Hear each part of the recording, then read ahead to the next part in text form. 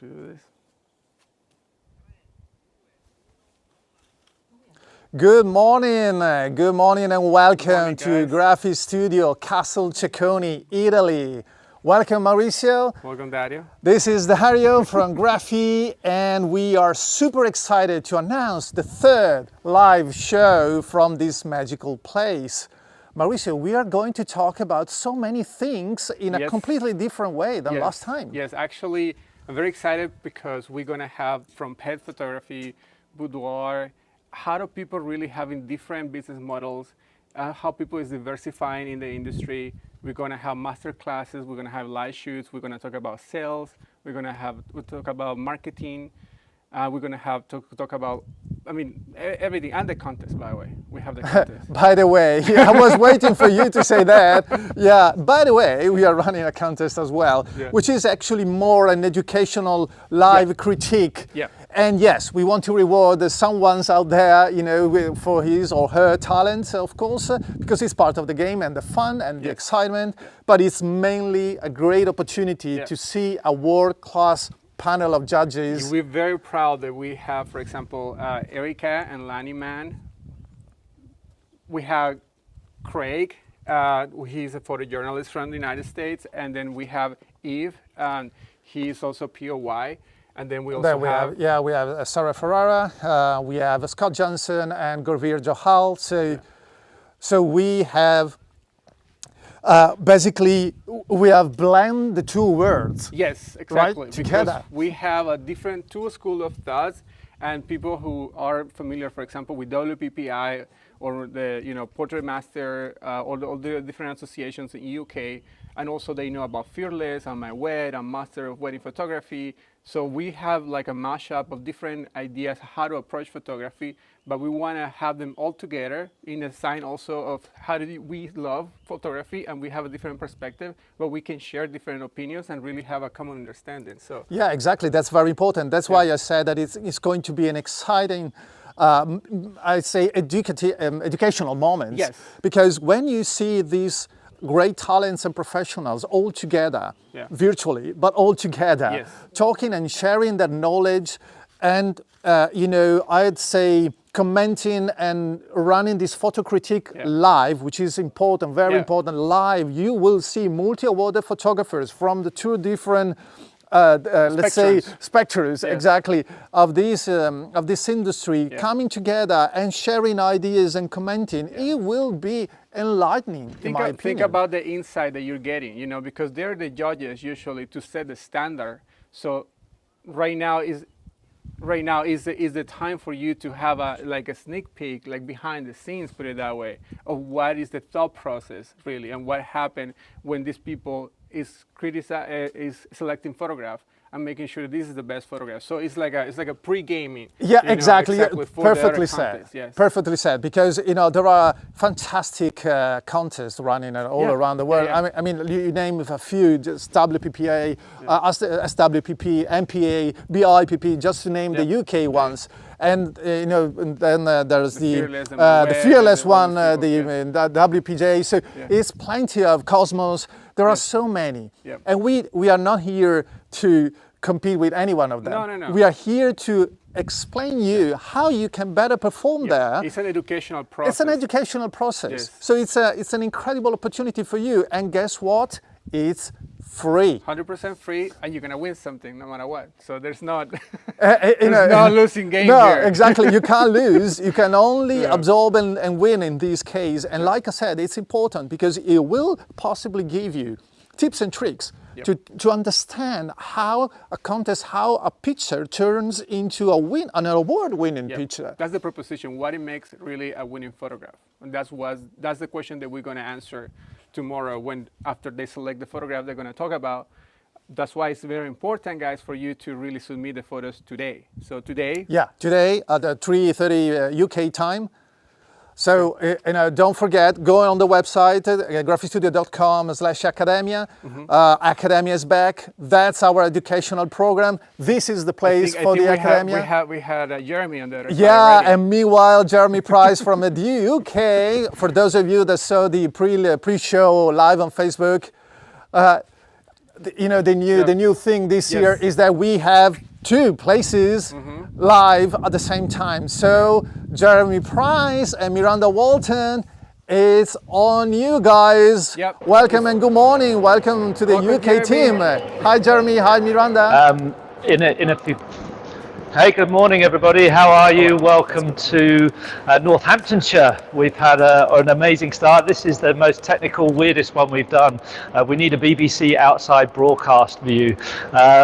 Welcome to Graphisudio's live weekend. Thank you, Dario, for that great introduction.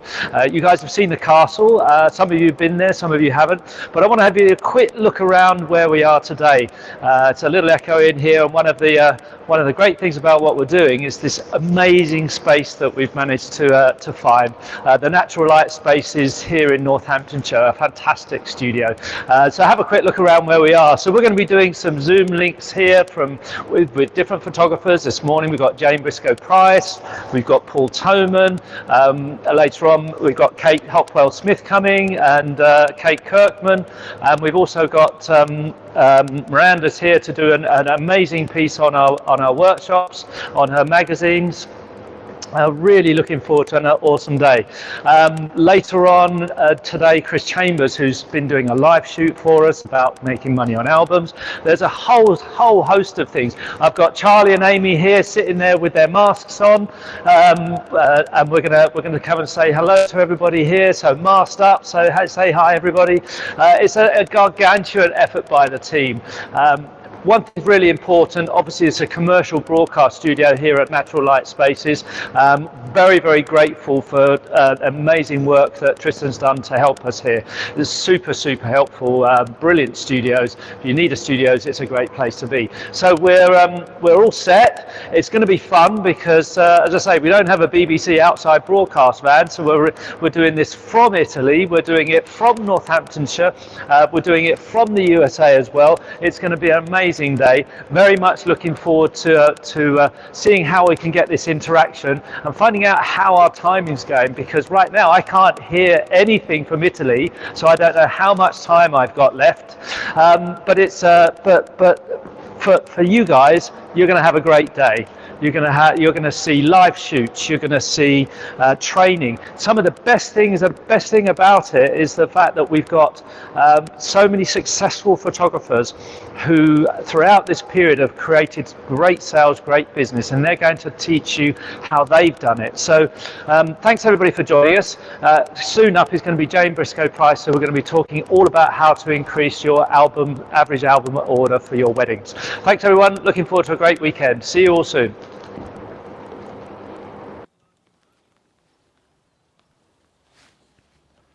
Dario, activame el audio. Good morning, welcome back. Welcome back. Thank you, Jeremy and Miranda. It's great. I mean, I'm so excited. Being here and being in the UK at the same time. Yes. I tell you, technically speaking, it's massive. It's complicated, but it's great. Yep. And as usual, we want to start from our products. And we are going to talk about so many things in these days, but not from our standpoint, but from the photographer's standpoint. Mauricio. Yes, I think I'm gonna play a little bit of the avatar of you guys, but at the same time, at any point, I want you guys to jump in during the show, so you can actually comment on YouTube or Facebook or Instagram. We have people really waiting for your questions about any products or the photo shoots or the speech that we're gonna do. The speakers are gonna be there also for answer Q&A questions. So I think from the perspective of a photographer, we know how I can offer this to my clients. Why how can I really showcase this, and what is this for, or what they could be for. So we're going to talk about all that. Yeah, definitely, because sometimes things are simply from the different point of view, and you need to rephrase the thing to make sure that we are communicating to you properly, and we want to give you all the tips and tricks that you need then when you are during your IPS or when you are planning the next season, because yes, ladies and gentlemen, there will be finally a new next season. Yes, things are getting better. Yeah.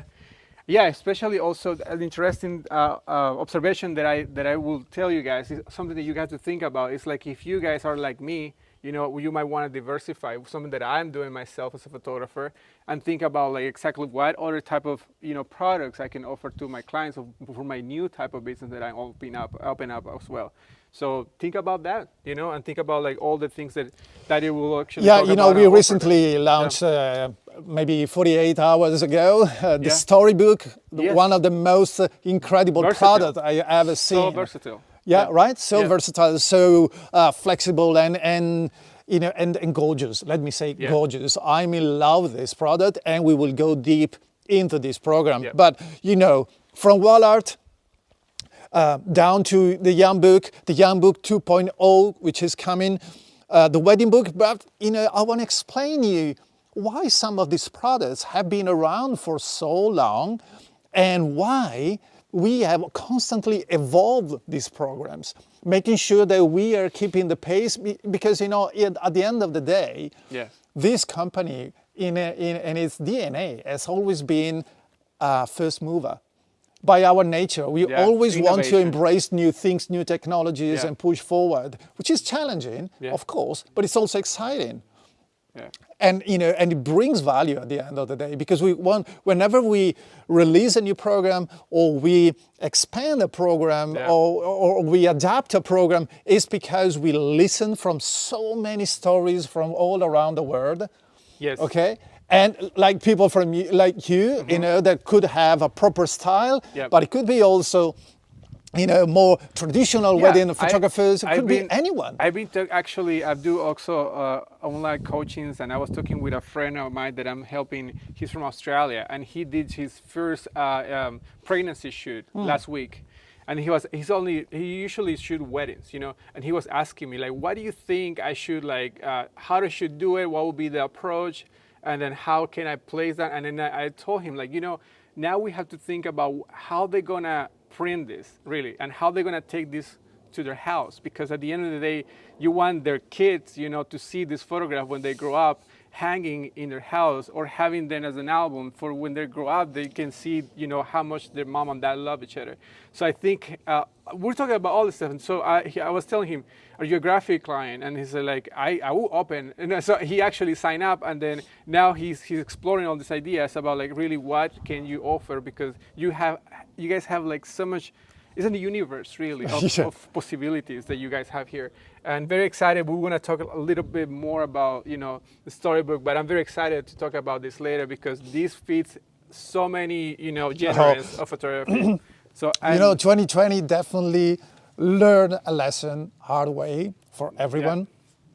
But there are also interesting insights in the market, and we will talk about this as well during these 2 days, because new phenomenon became quite popular. People adapt. We all have to adapt it to a reality that, you know, was just fictional a few years ago. You could have expected to see at the cinema in a disaster movie kind of. And in reality, we all find ourselves all together, which is important. All together, complete, you know, just jumped into a totally different world. Yeah, for better or for worse, the world is more united in a common goal of, you know, become better. Together, you know, so I think there's a great opportunity for everybody to have a fresh restart and fresh of rethinking everything, and a fresh, you know, approach to everything. So I think this is good for everybody to watch, so they can get ideas. Yeah, exactly. So you know, the same reason the first live was about, hey guys, alive and kicking all together, you know, we can move forward, we can get back to normal at some point. The second live was like, okay, let's nail down some good stuff and, you know, try to find new energy and new excitement. This third one is, okay, now it's time. It's ready to go. It's ready to go. It's time to take our things and be ready for what's coming. Because in many economists, many sociologists, many anthropologists are foreseeing an incredible blast upcoming. So by the time this crisis will be under control, you will see the economy will be exactly like after the Second World War. Yeah, I feel like it's a process of adaptation we're going through, and then once we adjust and adapt, we move forward. So it's just a cycle right now, and so we are already on that curve to just jump up. It's like an inflection point that we're getting into it. We're not yet there yet, but we're getting into it, and that from that point, we're gonna like move forward. there's a special thing in human nature. We adapt. Yeah. For the good or We're the survivors. bad, but we adapt. Yeah. And businesses have to adapt. Exactly. No question. And it could be any business, the top-notch brand in the world, down to a single person doing his stuff. Yes. Right? So we need to adapt, and that's what we are trying to do. To help you adapting yourself. Sharing knowledge is in connecting with everybody, because even we're from distant, Jeremy in UK, we are here, everybody in the United States, we are connected no matter what. Yeah, oh, definitely. So, it's like if we are one single body, and like we said, this castle embody, the home of all the photographers, and all the photographers should be here with us now, today. So thank you for this introduction, and see you soon. Enjoy. You guys. Ciao. Hi, when we're back, and it's going to be one of those amazingly fun days. We love doing something different, having all these exciting new bits of technology that we've never used before, and try them out for the first time live. Yeah, brilliant. So I'm really privileged to have Jane Briscoe-Price join us today. Jane has been a customer of ours for 20 years. Can you believe it, Jane? It's amazing. And Jane is one of the early adopters back in film days when we first started our business here in the UK. Jane has been through all of the ups and downs of the business, from the switch from film to digital and everything along its way. And throughout that, Jane has managed to build some incredible businesses, not just one, but several in the world of photography. And Jane's going to share so many of the different ways that she's created a successful business, and specifically how to improve your average order value for your wedding sales. Jane, good morning. How are you? Morning. I'm good, thank you very much. Thanks for inviting me. It's an honour to have the graphic hat on today. That's good. Well, you know what? It's an exciting day. We've got a lot to get on with. So I'm going to let you do all the talking, and then if there's any questions that people have got and they post them into Facebook or wherever, then I'll ask those towards the end. So thank you for joining us, and I'm going to let you do your amazing things, and then we'll have a little catch up in a short while. Thanks. All right. Okay, thank you. Well, I think it's been such a difficult year, or well, certainly 12 months, and the next few months, all I see on forums is people saying, oh God, I need an associate tutor, or oh, can someone cover this wedding, or oh God, I'll have 5 inquiries for the same date, which made me recognise how so many photographers, they're great photographers, but they're missing a trick, because if they could be at 3 weddings earning 3 times the amount, they would, but they can't. So why not stop selling digital files and releasing both your control over the quality of what's reproduced and how it's reproduced, if it is reproduced at all, and actually double up what you can earn by just shooting on one wedding. So on those days when you're turning weddings down, you could be doubling your wage with just that one. Yeah, I've noticed, I'm sorry, Jane, it's one of the things I didn't mention actually, is that we still see that there's a huge number of photographers that are shooting and supplying files only. And I think this is one of the key things for many photographers to understand, how you can actually really make some serious money by selling more than just files. So that's one of the key parts of your talk today, isn't it? It is. I mean, in the 20 years I've been working professionally full time, I have never done disc only shoots. Not for portraiture, not for boudoir, and certainly not for weddings. So I might not shoot 70 weddings in a year, but that's great, because I might shoot 35, but I'm still making the same money as someone shooting 70, but I've got a bit more of a life at the weekends, and that allows me to do my other photography elements, which is portraiture and the equine business. So what I wanted to sort of really cover was why it is better, and I've really drummed down the figures. I'm not a figures person, I'm not an accountant, but when you take out, let's say an average disc only wedding is £1,400. Now there's people out there shooting them for £500, and there's people maybe shooting £2,000 weddings on disc only. But let's say 1,400 is a mean average. you're not getting £1,400 for that wedding. You've got your VAT, your tax, your insurance, your second shooter potentially. You've got the cost of making and acquiring that business, whether it's commission to your venue, whether it's sample albums, whether it's attending wedding shows, large ones, £2,000 for a wedding show. You know, when you do the GMX in Manchester or you do the London ones, it's £2,000. So you are not making £1,400 out of that wedding. You are probably working for about £800, £900 by the time you've taken all your costs, your time for post-image preparation. So you're on less than £100 an hour, which is still a lovely figure. But wouldn't it be nice to be working for double that or even a bit more? You're also giving away the rights to your imagery and the way it's used, the way they're shared. You know, and we've all seen pictures where people have actually put horrific filters on images, and you just want to cry, because you know probably intrinsically they're a great photographer and they've got great skills and it was a great image. But your client, who is not an artist, they might be an accountant, or they might work in Sainsbury's, or they might, you know, work in a travel agency.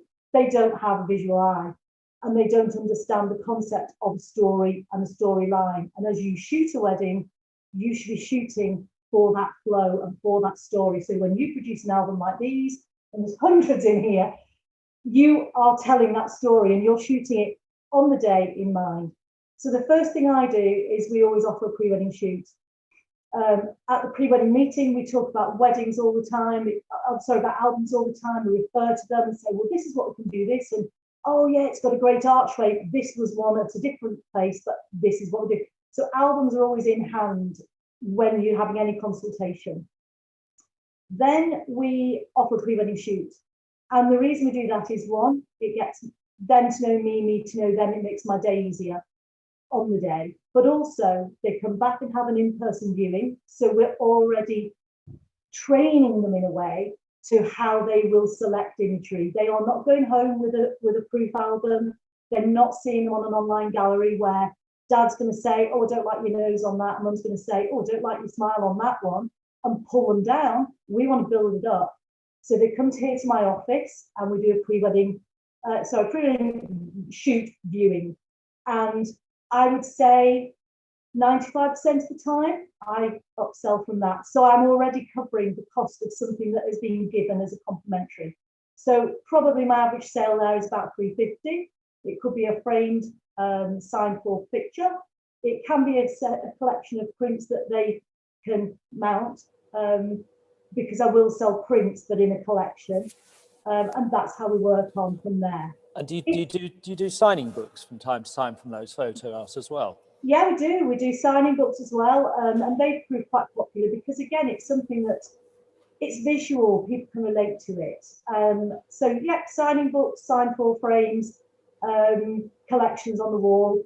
And weirdly, I had to do some Zoom viewings, obviously before Christmas when we weren't allowed to view properly.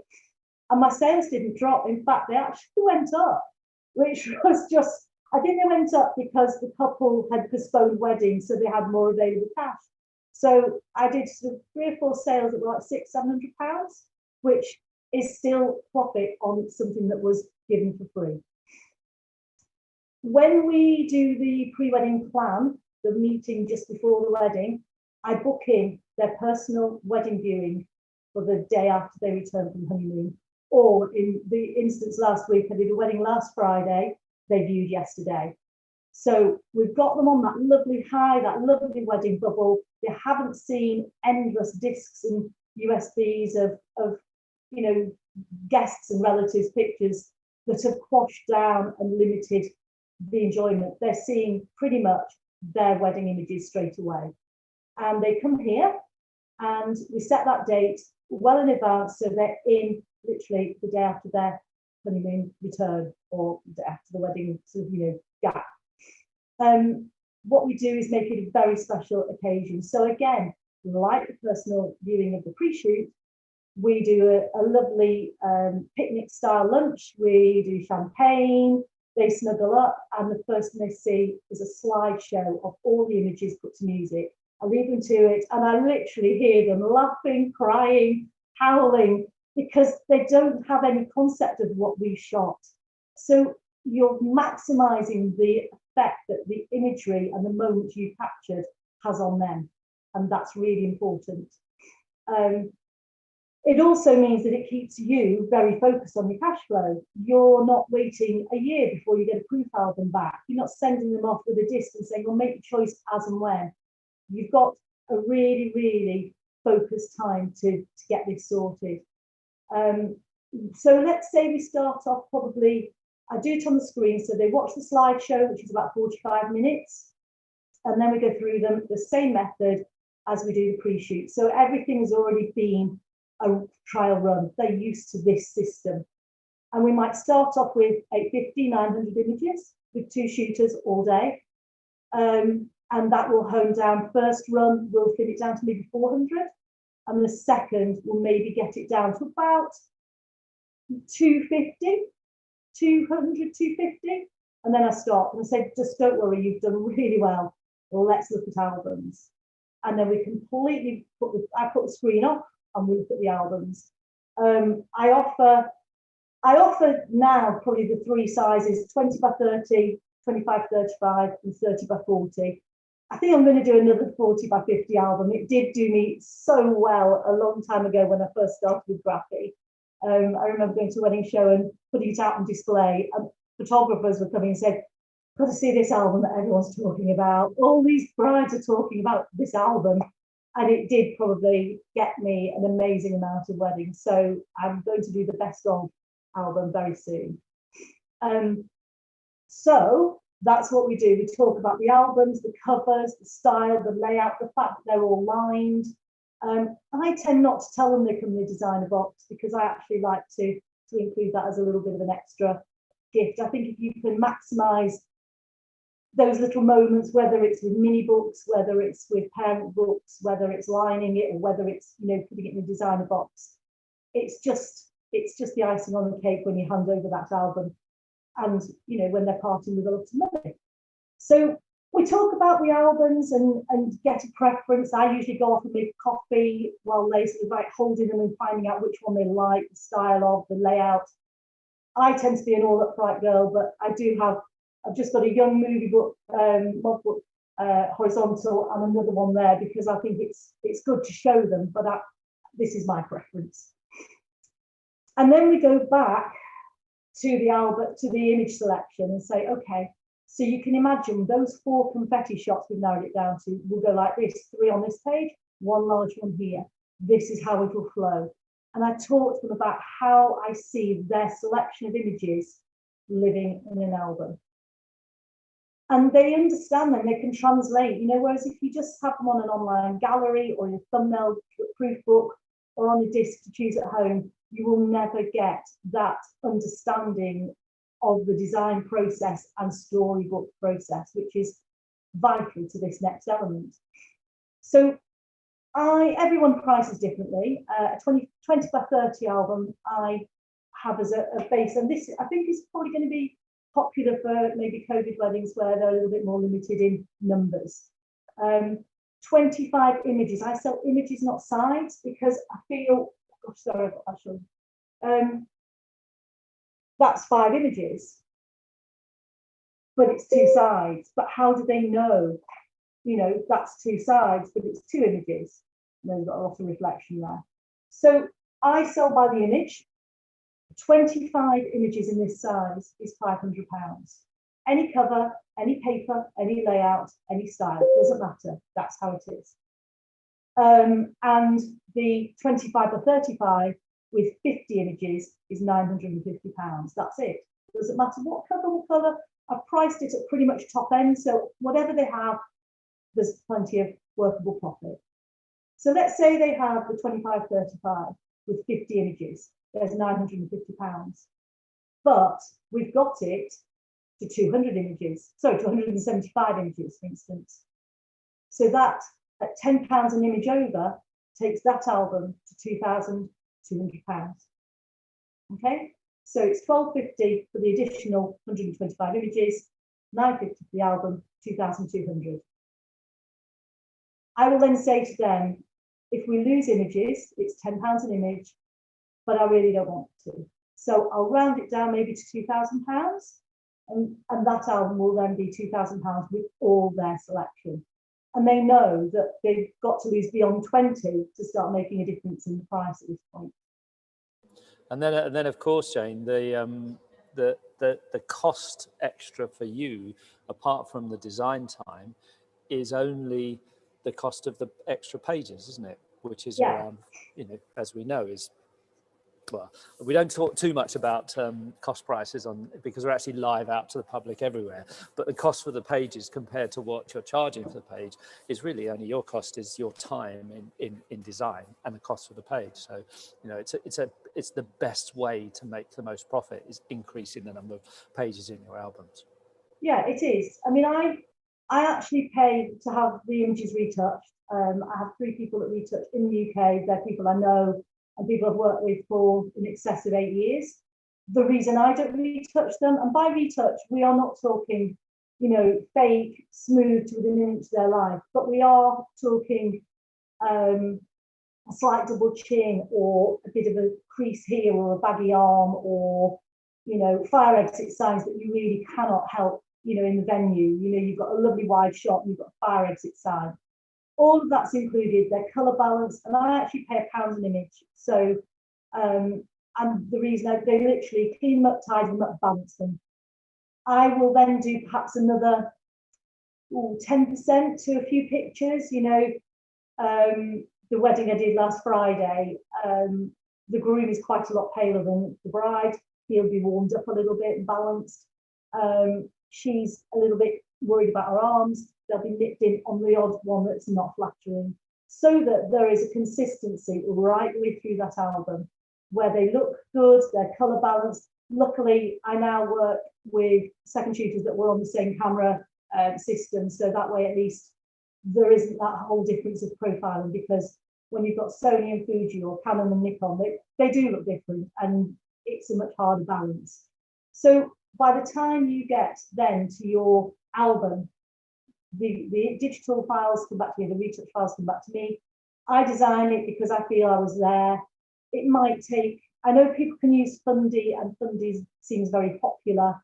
I am a little bit more, I don't know, I'm just so used to using the software that Graphic produce, and I like it because it flows and it sits with what I've got. It's not as boxy as maybe Fundy might be, and my clients have booked these albums, therefore I design it. But basically, you've got the cost of your album, plus any retouch time if you farm it out, and your time to design. But you are well into 4-figure profit.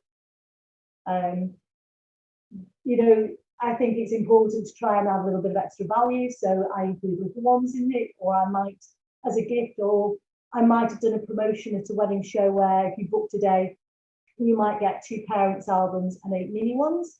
I'll include them. So obviously I've got those in my cost, but that's in my booking cost anyway. So I think the profit margin on your albums can be way more than your profit on your shoot. So why put all that time and effort into getting the client in the first place and then losing all opportunity to present your work the very best way you can and double up the profit? And that's my philosophy, really.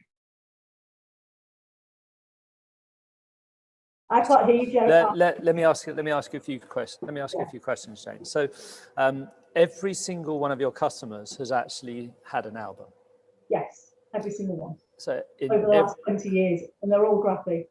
Cool. And even though they've seen the photographs in the slideshow, when you've helped them choose the right ones to go on to design the album, so that means what you were saying earlier is that it means that you're not actually having to wait weeks, months, years for them to come back to you at a later date to be able to design the album. You're controlling it from the very beginning. You're giving them the guidance on what's going to make the great picture. So once you've done that, you then design the album, and then it's at that chance that you give them that chance to actually even have more in the album. Was that right? Did I understand? I don't. Once they, sorry, just let me move something here. Sorry, something got in the way. Sorry. Once I have, I think that there's an amazing amount of trust that you build up with your clients over the period of time, from their initial booking. I'm definitely not a remote book, see you on the day girl. And I think that's again where so many people can leave themselves wide open to poor interpretation, because all our clients were using the word reportage or relaxed. But so many people will look at my... I don't want to be posed. I don't like posed pictures. You know. But I like all these. And you say, but I've had input in all of those poses. Oh, so you want me to leave your double chins and your flappy arms and all the things, of course, that nobody's got them at all. You know, they never appear in anybody's photos because they're not posed, you know. Exactly. So, you know, there's that you have to find that very, very fine line. Oh, we've got Paul joining us here Hi, shortly. Sorry. That was a bit premature, wasn't it? Hi. Paul's joining us with his weekend name, Louise. Paul's joining us shortly for another talk. So we're just having a few technical glitches on how we work this whole live from the. Yeah, they're quite tight together, I think. Yeah, they are. So what this means then is you haven't got people sitting waiting. Your cash flow works better. It gives you a far better way of actually managing your business. You get to upsell to everybody. They buy so much more than they would have done if you just left them. And in fact, because everybody's got an album, they've got that family heirloom as well. What about when they actually collect the album? What about when they collect the album? How does that how does that feel? You know, it's so. You know, they are your friends by the time you've gone through this process. You've spent a great many hours with them. You have got to, some clients you'll hand the album over. It's an end of a cycle. That's that. Others, we'll keep in touch with you for years to come, and that's lovely. So we always make sure there's fees. I mean, obviously, lockdown's been difficult. I've only done 2 weddings in 17 months or 16 months. So I was a bit nervous last Friday. But you did some small weddings, didn't you? I've just done 2, that's it. Just done 2, but just out of point of fact, hang on. Here's what I prepared earlier. This was COVID wedding, 30 guests, and they had 185 images in their album. Wow. And they loved it. So what we're trying to help people here is people who've not really sold albums, and to give people the chance to understand how you can make more from their albums. Mm-hmm. But we've also, I know, during the whole lockdown period, I was giving people some tips and tricks on how to generate some revenue during lockdown. Now, for those that had never sold albums, pick up the phone and speak to your customer. And we're going to talk to Paul Toman about that in a second, about how he generated some amazing cash flow. But you actually flipped that, didn't you? You flipped that. So you phoned all your customers. Tell me more about that. We've got a few minutes just to before we finish up, and we may have a few questions to ask. But just tell me a little bit more about how you flipped that in the reverse side. Yeah, well, I think everybody got to it and started to spring clean their computers and redo their offices and so on and so forth. So I made an approach to my past clients and offered them the digital files as a security, and just so they've got them. And most of them wanted to buy their album images, so high-res album images. Some wanted the whole set because 5 years on, Auntie Betty might have left this earth, or Granddad's not looking too good. And they wanted that. I think the beginning of lockdown, certainly, everybody became very family orientated. They wanted to cover that they loved around them. So I offered the sale of that, and that gave me a great cash flow for the first few months when we all thought we'd be shooting weddings back in September, October. But going back to workflow and cash flow, so if the wedding is, say, the 1st of March, they will view their images on the 16th of March. They will be back from retouch on the 20th of March, and then the album will be designed by the 22nd of March, and it will go to Graphy. So it will be back for the 1st of May. So wedding 1st of March, albums in their hand about 1st to the 5th of May, and the money's in the bank. Because it's one of the things that I've certainly come across. There's a number of photographers who have a lot of albums sitting in the wings waiting to supply. And unfortunately, they've already spent the money from the client. And so they're in a catch-22 situation where they don't have the money to pay for the album that the client's already paid them for. And that's a tragic thing to do, you know, to be in that situation. So hopefully we can help people to get through that too. So, so actually then, you know, did you find that phoning those clients reconnected you in a way that enabled them to think about other work? Because I know you do horses, you do pets, you do all sorts of other photography rather than portraiture, rather than just wedding. So did that reconnect you with some of those clients, you know, with those phone calls? I mean, I'd also moved premises in July 17. I downsized because I just didn't want to have 4 staff and huge overheads. So it was a nice way of reminding them that I do other things, to say hello. I initially did it by email and then followed it up with a call when people said, oh yeah, get in touch. You know, I let them know in the email how many images there were and rounded it up. So, and I let the longest distance since the shoot, so say 2010, they were a little bit cheaper than maybe 2016. But yeah, you know, it worked well. And it gave me something that was sitting on a hard drive in a cupboard. It turned it into money. And that's when I think you should look at everything as a potential, not to police people, but to give the very, very best you can. And if that is designing an album and making it special and giving them something not only that they've got for generations, but actually that album is going to be shown to potential couples. How many people during the lockdowns, unfortunately, if they lost a loved one too during that time, be it through COVID or not through COVID, they weren't able to go to the funeral. They hadn't been able to see them. But sadly, my dad passed away last year. Fortunately, it wasn't during one of the lockdown periods, and we were able to have a small funeral. But you know, the hundreds of people that stood outside in his village when they drove through, and it shows if you can't see, he didn't die from COVID, he was 96 years old and he had an amazing life, but you know, it was just amazing celebration to see those people standing outside. But if you can't see and talk to your friends, your family, you know, the close ones that you have, the first thing you do is you go back to that album, don't you? You go and look at those photographs. April and May and June, people were, you know, posting pictures all the time.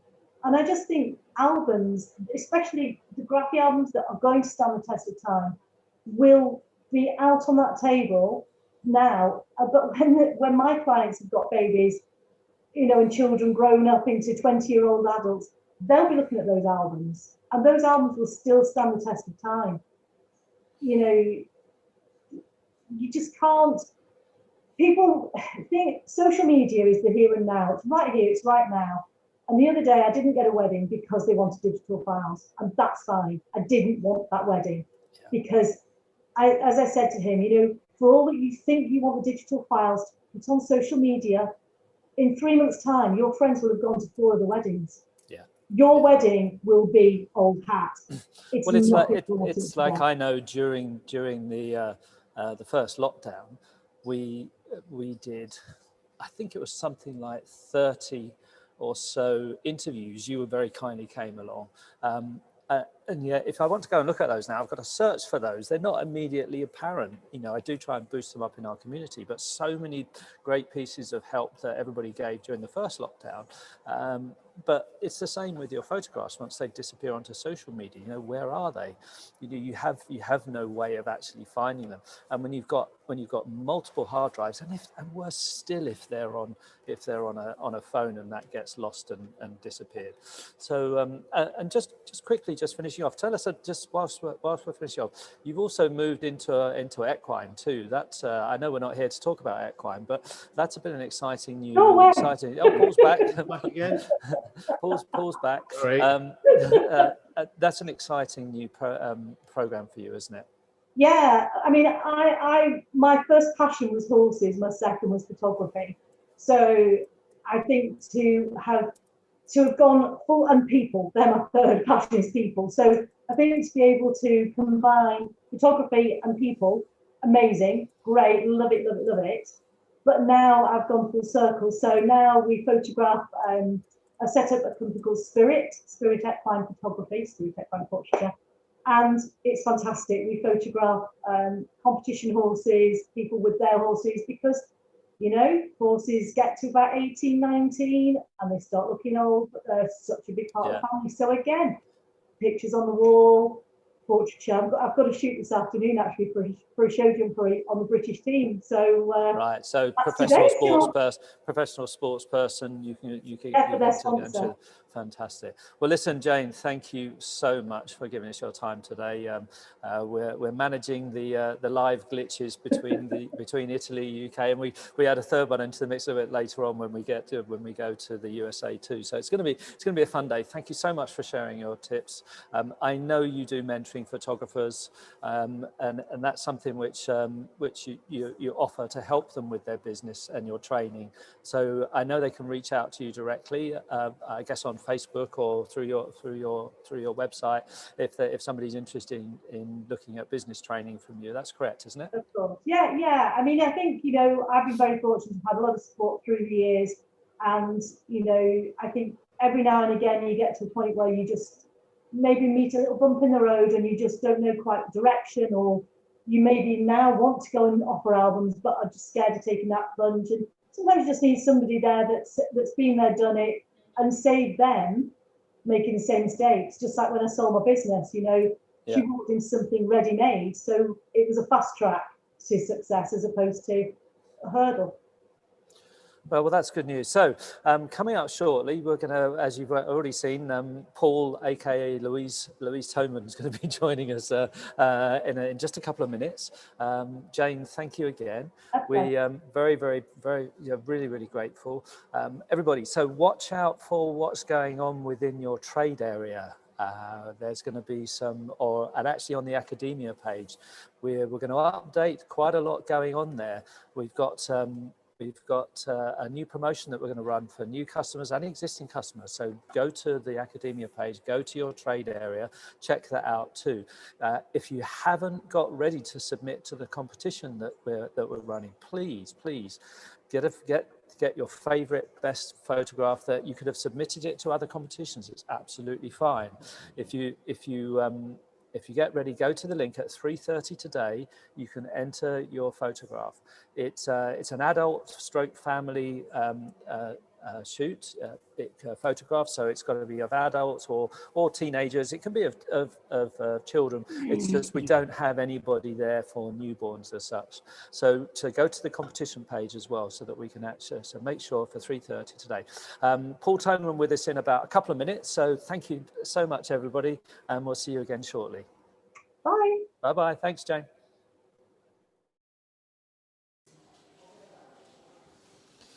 So let me talk about the original wedding book. We have said many things, but possibly not all of you are aware about the story behind this product. First and foremost, we have literally invented what is now known as the wedding book some 25 years ago. And since then, with new technologies, developing the program, adopting new materials, new techniques, we have evolved this program in what it is now, which is basically the widest range of covers possible with the highest level of quality in terms of printing and manufacturing. So, you know, this is possibly one of the most classy example of the wedding book program. It's a sequoia, it's a gorgeous sequoia premium leather with a spine, with a square spine, with the crystal glance insert on top of the cover, and a beautiful linen in a hearthy color inside, and fine art print, in this case, beautiful wedding shot by Jerry Gionis. So, when I say classy, classy doesn't mean old. It's on the contrary, it's possibly the program that have evolved the most during these 25 years. Now consider that when we started these, and when we have envisioned this program, everything around us were just prints pasted on top of papers in traditional albums, with all the limits that this implies. But in this case, with the technology and even this bright idea of the panoramic spread, we have kickstart a program completely different. There wasn't nothing like this before. So it's basically like if there's a before and after the wedding book, a before and after Graphistudio. Now, I'm telling you this not because we want to boast about, oh, how cool we are. On the contrary, I'm here to explain you that when you are handing these out to your clients, you are giving them possibly the most well-established product in the market. You can guarantee that this is the original one, the most, I'd say, complete program, the highest quality in terms of finishings and materials, and possibly the most important part is a superior quality in terms of print and longevity of your pictures. So basically, when people are buying a wedding book, they are looking for something that will, last forever, basically. So you can guarantee them that this is exactly what they need. It's the best in class product in terms of all of this. All right? So be, I'd say, proud to offer the only original wedding album in the world from the company that actually invented the thing. All right? So see you soon. Thank you for your attention. So I think. Can you hear me okay? Yeah, hear you perfectly. Sounds good. Hey, I think we're back live already. Oh my gosh, I've got this great team here that their mission's to go 5 seconds, 4 seconds, 2 seconds, and did I get that? I said, no, you're live. Go on, get on with it. I think it's the directions from the lag between Italy and Northamptonshire. Everything runs a bit slower here, and they're an hour ahead. So welcome Paul Toman. For those of you that don't know Paul is only a relatively recent customer. Jamer's 20 years. Paul's been working with us for about 18 months or so now, really, isn't it? Actually, probably slightly longer. And when I met you, you were doing some albums, but not that much. You did a lot of digital files. So one of the things we're going to talk about today, and I want you to share, because you are an amazing success story, both in terms of your previous business that was very, very successful, driving through for your wedding customers, but also the change in your business that you've moved to print. And so you are almost a perfect example of what Jane was talking about, being really, really busy, doing lots and lots of weddings, but actually you could have done a lot less weddings and made a lot more money. And that's one of the things that we want to talk about. But first off, I just want to ask you a little bit about your market. So you work a lot of the North London, particularly the Jewish market. You're quite strong in as well, isn't it? That's your kind of area. Yeah, very much so. Very much so. Since 2009. Right. And I know you have a background in marketing, so you've had a strong marketing background. So you brought kind of business and marketing skills to your photography business. So yeah, I'm very much a marketing guy who's found himself in photography, rather than a photographer who's doing really, really well in marketing. So, I'm the only person that will be on this 2-day weekend workshop that would put his hand up and say, I'm not really a photographer. I'm actually a marketing person first and foremost, but still. Well, you've done a great job, and actually, you found us in a way through the Christmans, Ben and Erin, didn't you? And their workshop. Absolutely, at the Castle, end of September 2019. I went over there really just to learn from Ben and Erin how to improve my craft, make it more creative, make it more fun, really sort of get myself out of my comfort zone. Because I had, as you were talking about with Jane, I've been doing a lot of weddings and it was starting to get a little bit predictable. I was starting to feel a little bit stale. So I signed up. I've been following Ben and Erin online for years, got to the Castle, and very quickly realized that this was going to be way more than just a photography workshop. Way more. And there was so much more. And obviously you met Steve there, and that grew a lot of of your understanding about how to interact with your customers. And that's become a mainstay of what you've done for your success. Tell me what you did during lockdown, the first lockdown. What actually happened for you? Well, the first lockdown, I picked up this instrument which sits on the desk, which has got this wire that comes out the end of it. It's called a telephone. And I literally phoned, I'm being facetious, but it's amazing what happens when you do something as old school as picking up the phone and speaking to clients who you haven't spoken to since the wedding day. So we're going back to probably 2015. 2014 maybe. So I kind of picked about 5 years worth of wedding clients from my database. I wrote out lists of all of them that I felt would be open to a conversation with me. And I picked up the phone and I literally just had a conversation with them about how they are, how the family's coping with this weird new world that we're in. It was very light. It wasn't salesy. It was just there for them. I'm thinking of you. It would be great to reconnect because I haven't seen you since the wedding. Is that kind of tone? Yeah. Yeah. So just as a, this is, I'm connecting with all my past customers because I'm sitting here not doing any work, and I thought I'd just say hello and find out how things are in your world. Just being human, nothing more than that. But from that came a lot of conversations with these clients where they basically said, because my name brought back what we had been doing at the wedding. And they were thinking, never got around to doing that album. And I said to them many occasions, what have you actually done with those digital files that I gave you on that nasty little bit of USB plastic, which is not going to work in any computers from about 5 years from now?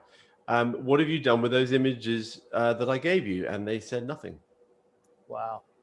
I heard a statistic. There's something like 2 million weddings in the US that have never ever had an album, and I don't know what the numbers are in the UK, but I bet it's high. I bet it's really high. I'm sure, and I think to a degree, and I don't really have any stats to back this up, this is just a hunch, I think we as an industry have done a really good job at educating the modern client that what they should expect from their wedding is a little USB stick with a whole bunch of digital files. Well, the press have done it too.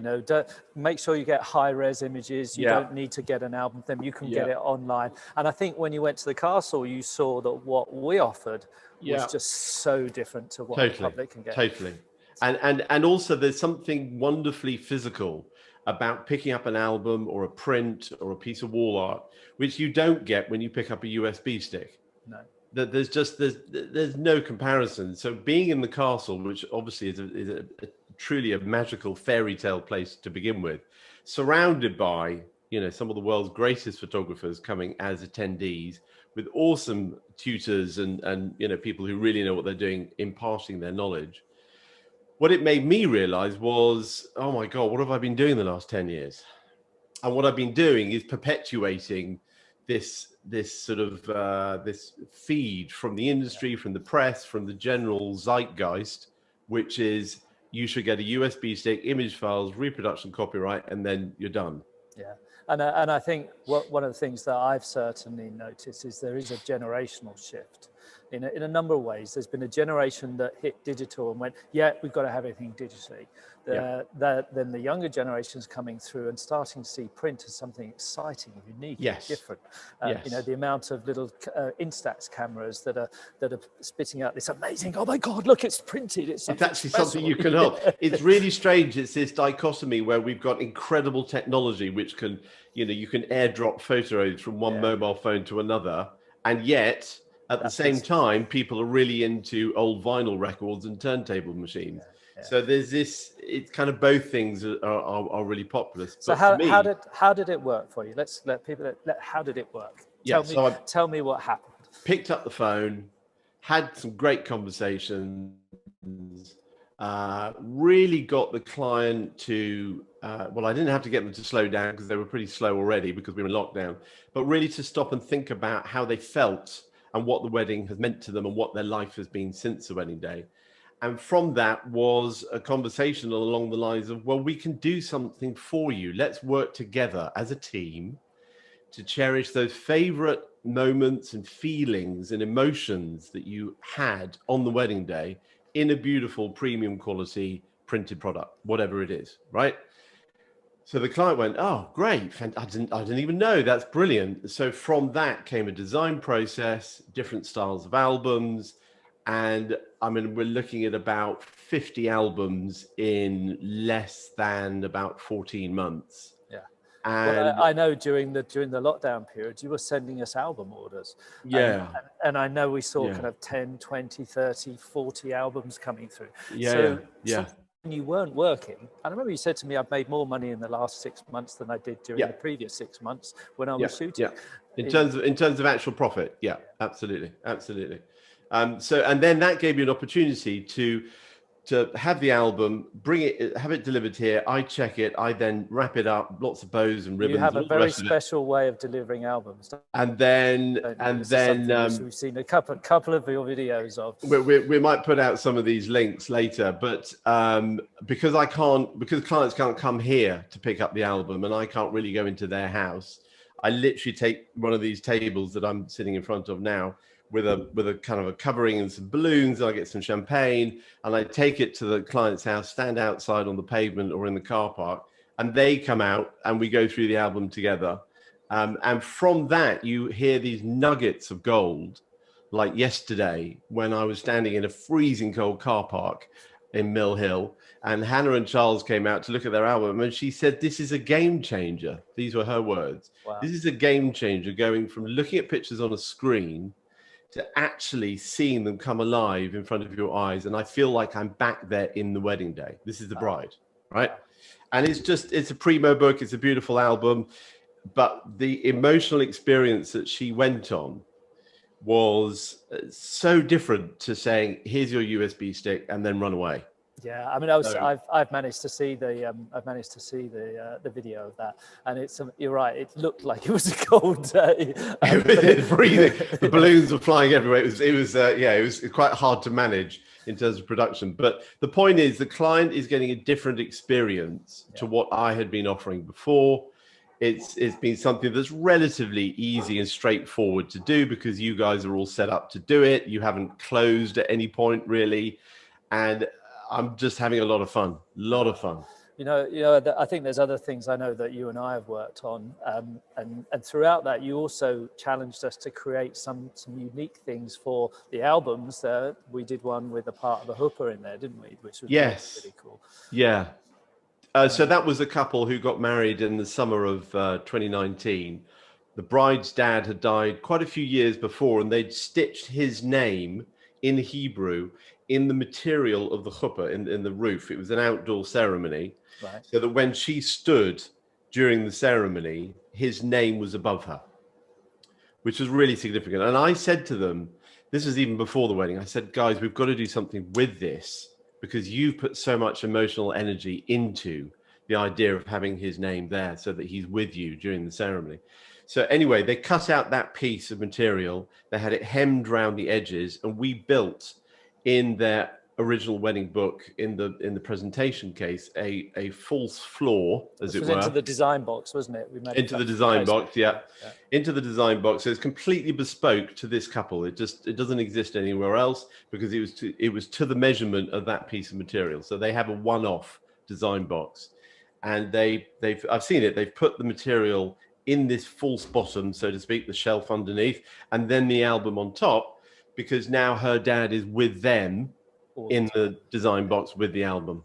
I think one of the things that I know certainly has helped you is that emotional connection and connecting your clients emotionally to the photographs and giving them that opportunity to see how they feel and how those photographs, and that's very much driven from the workshop, wasn't it, initially, and then subsequent workshops receive. So do you feel photographers miss a trick by just giving them the photos or just sending them the album and not connecting them with those photographs? Yes, completely. I think that look, my background in marketing and advertising in particular, where I was in between the creative team and the client, was and that was sort of a 15-year career, was I was able to see how art directors in particular would put a portfolio in a beautiful leather case in front of the client and then stand back and go, I don't need to do anything, right? My work speaks for itself, okay? Now, to a degree, and I'm not naming names or pointing fingers or anything, but to a degree, photographers are also guilty of that they have a beautiful website, beautiful work, and they put it in front of the client, and they expect the client to go, oh, well, because of that, I'm booking you. Yeah. And it's not enough because, as we all know, everyone's a photographer now.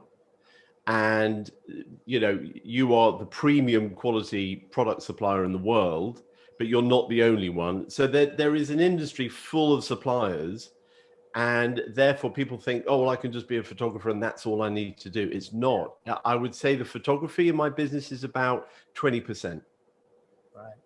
So do you find then, so that your clients, as you connect them to their photographs, they want to buy more from you?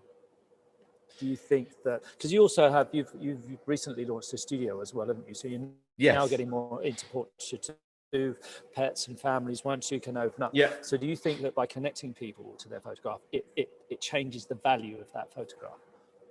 Yes, absolutely. It changes the value. But even before that, and this is very much what I picked up in the first workshop and subsequent workshops with Steve, is the emotional connection that the client has with themselves, with their family, with their kids, with their grandparents, with their dog, whatever. Now that experience, that connection, that relationship, that's what we're photographing, but we've got to kind of make the client realize that that emotional experience is worth being photographed. Yeah. Now, once we've done that, which predominantly is on the phone, the client is then saying, oh God, yeah, you're right. My kids have been absolutely brilliant during lockdown. I do want to capture how they are now, so I'll never forget it. From that then comes, okay, well, I'll photograph it. And that's really the philosophy behind Cherry Studios, and our hashtag, which is positivity through photography, is whatever it is that's in your life that you look at, it's going to be positive, because if it brings you joy, then that's what's important to you. And then that's what we photograph. That's our brief. So just talking about that, moving into this new studio, I know you've been a big fan of our Amalfi panel. Yes. Because you have a lot there which you show, and there's some up on the wall there. Yeah. I wanted to do a world preview with you whilst we're here. So this is a world first for us, a world first for the product, influenced by you. You know, we might even tag the name of this Cheris panel. Tell me about what together as a partnership we've put together. Yeah. So in essence, one of the things that I've realized is that people can go and get their most favorite photographs done as a canvas or an acrylic anywhere, and God help them if they buy them anywhere on the high street. So let's just leave that there, right? Let's park that. What our job is also to show to clients that there is a way in which a piece of wall art can be manufactured for them that they can't get anywhere else. Now, if we can get to that point, then they are completely reliant on us, and we can then serve them properly. Yeah, and I think that's just in terms of our world. That's why we encourage photographers to want to create something unique and different for their album for every single client. It just, you know, the cost from us is marginal, but the effect to the client is so much more. You know, even within our wall art, we did things differently to everybody else. Correct. Just so much better quality printing, different way of mounting the whole thing. So sorry, I just wanted, just for those that don't know us for wall art, because many people think about us for albums. You know, we've created not just the same as everybody else, but you're absolutely right. The horror stories I hear and see of people that have gone off to the high street and they get this photograph that's green. You know, and then phones the photographer saying, what's wrong with the picture? Well, it's like, anyway, so let's leave the negative stuff. The positive thing is that when I saw the Amalfi panel at the castle, at that workshop in September 2019, what I saw before me was something that was genuinely unique, because it has this backing panel which can have one of three coverings. It has a fine art paper for the actual photographic print. And then it has this effectively an aperture around it, a frame around it, made out of 200-year-old hand-milled paper from the Amalfi Coast in Italy as a piece of art, which can hang, and it's really thin and it's light and it just needs one nail and it's done, right? And I'm looking at that thinking, okay, that's actually really interesting, because what that is, it's the tradition of the Amalfi paper mixed with the modernity of wall art. Now that combination of tradition and modern is completely right up my street, and I've adored it. And pretty much every single family photograph I now have in my own home is an Amalfi panel. But when I thought about my clients and spoke to my clients, they loved the idea of having multiple photographs in one piece of wall art. Very similar to the Steve Saporito collection, which Graphi has, of these storyboards, okay, where you have 5 photographs all lined up, one piece of art beautifully produced in acrylic or canvas or sheet metal or whatever. Now, I thought about that and mixing that with the Amalfi panel and spoke to you last summer. And I said, could we do something where we actually design one piece of Amalfi panel, but it has multiple Amalfi panels on it? And you said, design it for me and let's see what we can do. And that's exactly what I did. Yeah. So we, but in fact, it kind of got parked a little bit because we all had lots of other things we were working on, and then lockdown came, and then you came up with a design only earlier this year. I mean, already into March, and it always seems like the year's just started. Yeah, it was January. And it was 5 photos, and the factory came back saying, well, this is a bespoke piece. We've never done this before. We're not sure whether the backing panel for a 5 photograph Amalfi panel will be something that we feel confident enough, especially with the shipping. So we're not sure. Could we do 3 photographs on one panel? It was an experiment, and one of the things that concerned us was, would we be able to produce it, ship it, would it stay what we needed it to stay? So we needed to do a test. So we together we worked on a 3-panel version as a start point. So, and here it is. And here we've got it. So this is very exciting. So this is a world first, everybody. This is the first time that this has been seen. So this is a triple Amalfi panel. It has an aluminium core to it, so it keeps it rigid and strong. As Paul said, you can have the fine art print. I think we put a luster print on that one. Look at how thin that is, and yet the aluminium that's inside it is what keeps it rigid.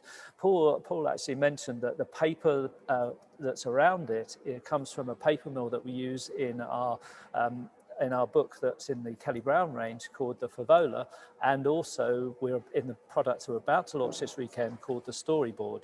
So the storybook. The storybook, sorry, that's the storyboard. Yeah. So that watch out. Hopefully, we're going to be able to get that into production. It looks like it's arrived okay. It looks like it's gonna do the job. I think that's fantastic. Thanks, Paul, for showing that one off. It's a fabulous piece. Now, tell me then. So you're well into portraiture and the client connections that you create. How does that affect your sales I know you haven't had that much time to get your portrait business going, but how does that affect your sales in terms of the portrait client? Making those physical phone calls, does that make a big difference? Or is it, because a lot of people don't like using the phone these days. Oh no, I don't want to talk on the phone. Is there a way, do you find that phone call makes a difference? Yes, the phone call makes a huge difference. Otherwise the client's walking in and they're just walking into a shop, right? And it's very transactional.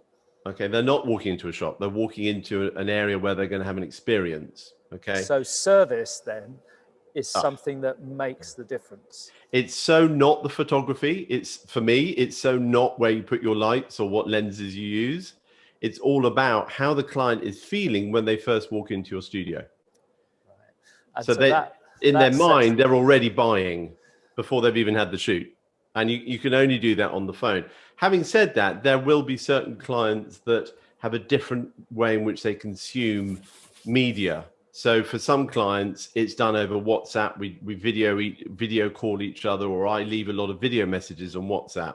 People like to see people, especially now. Yeah. But most of the time, it's over the phone, so that by the time they walk into the studio, they've thought of one emotional feeling and takeout that they want because of how they feel about their kids. They've identified one place in their home that they want to display that feeling, so they can soak it up every time they walk into a particular room. And I'm sure you remind them about that when you're talking about how will this make you feel every time how crappy your day's been, Exactly. So when you get home after struggling home on the tube, and then there's that emotional feeling. So I don't talk about product as such. I talk about how would it feel to have that feeling, that emotion on the wall, proudly displayed in your home, so that every time you want to, you can just look up, see it, and feel awesome again. Yeah, or if it's a picture of your child, yeah, you know, reinforcing how cool and how strong and how wonderful they are, so that every time they look on the wall, it just as a reminder of how, you know, of what a great person that they are. Yeah, so. yeah, totally. Cool. And we've got to be positive, because a lot of clients are not positive right now. And if we can't get our positivity through to them because of what we do, then we're not listening to them properly, you know. Well, do you know what? It's been, you know, it's always a pleasure, and to listen to you explain how your business is working. And for those that you know, check out Paul's website. He's gone from, you know, a digital only photographer selling JPEGs to a product photographer who I think you value your work so much more now because of the connections that you get giving people the albums too, don't you? Totally. We're gonna share quite a lot of. We'll share some of your videos a little bit later on after the weekend.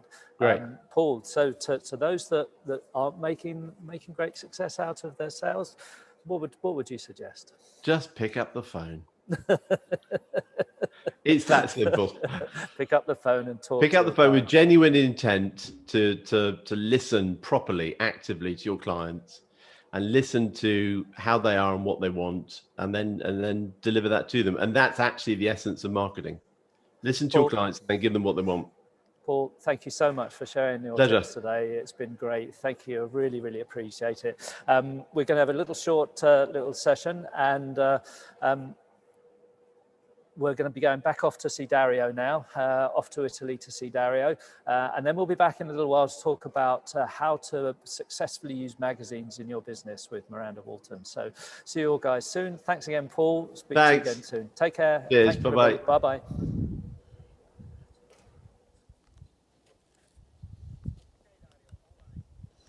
Welcome back in this beautiful terrace on top of Castle Ceconi, Italy.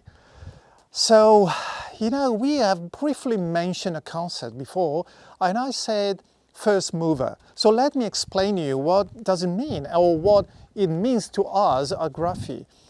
In our DNA, being a first mover has always been the paradigm to follow.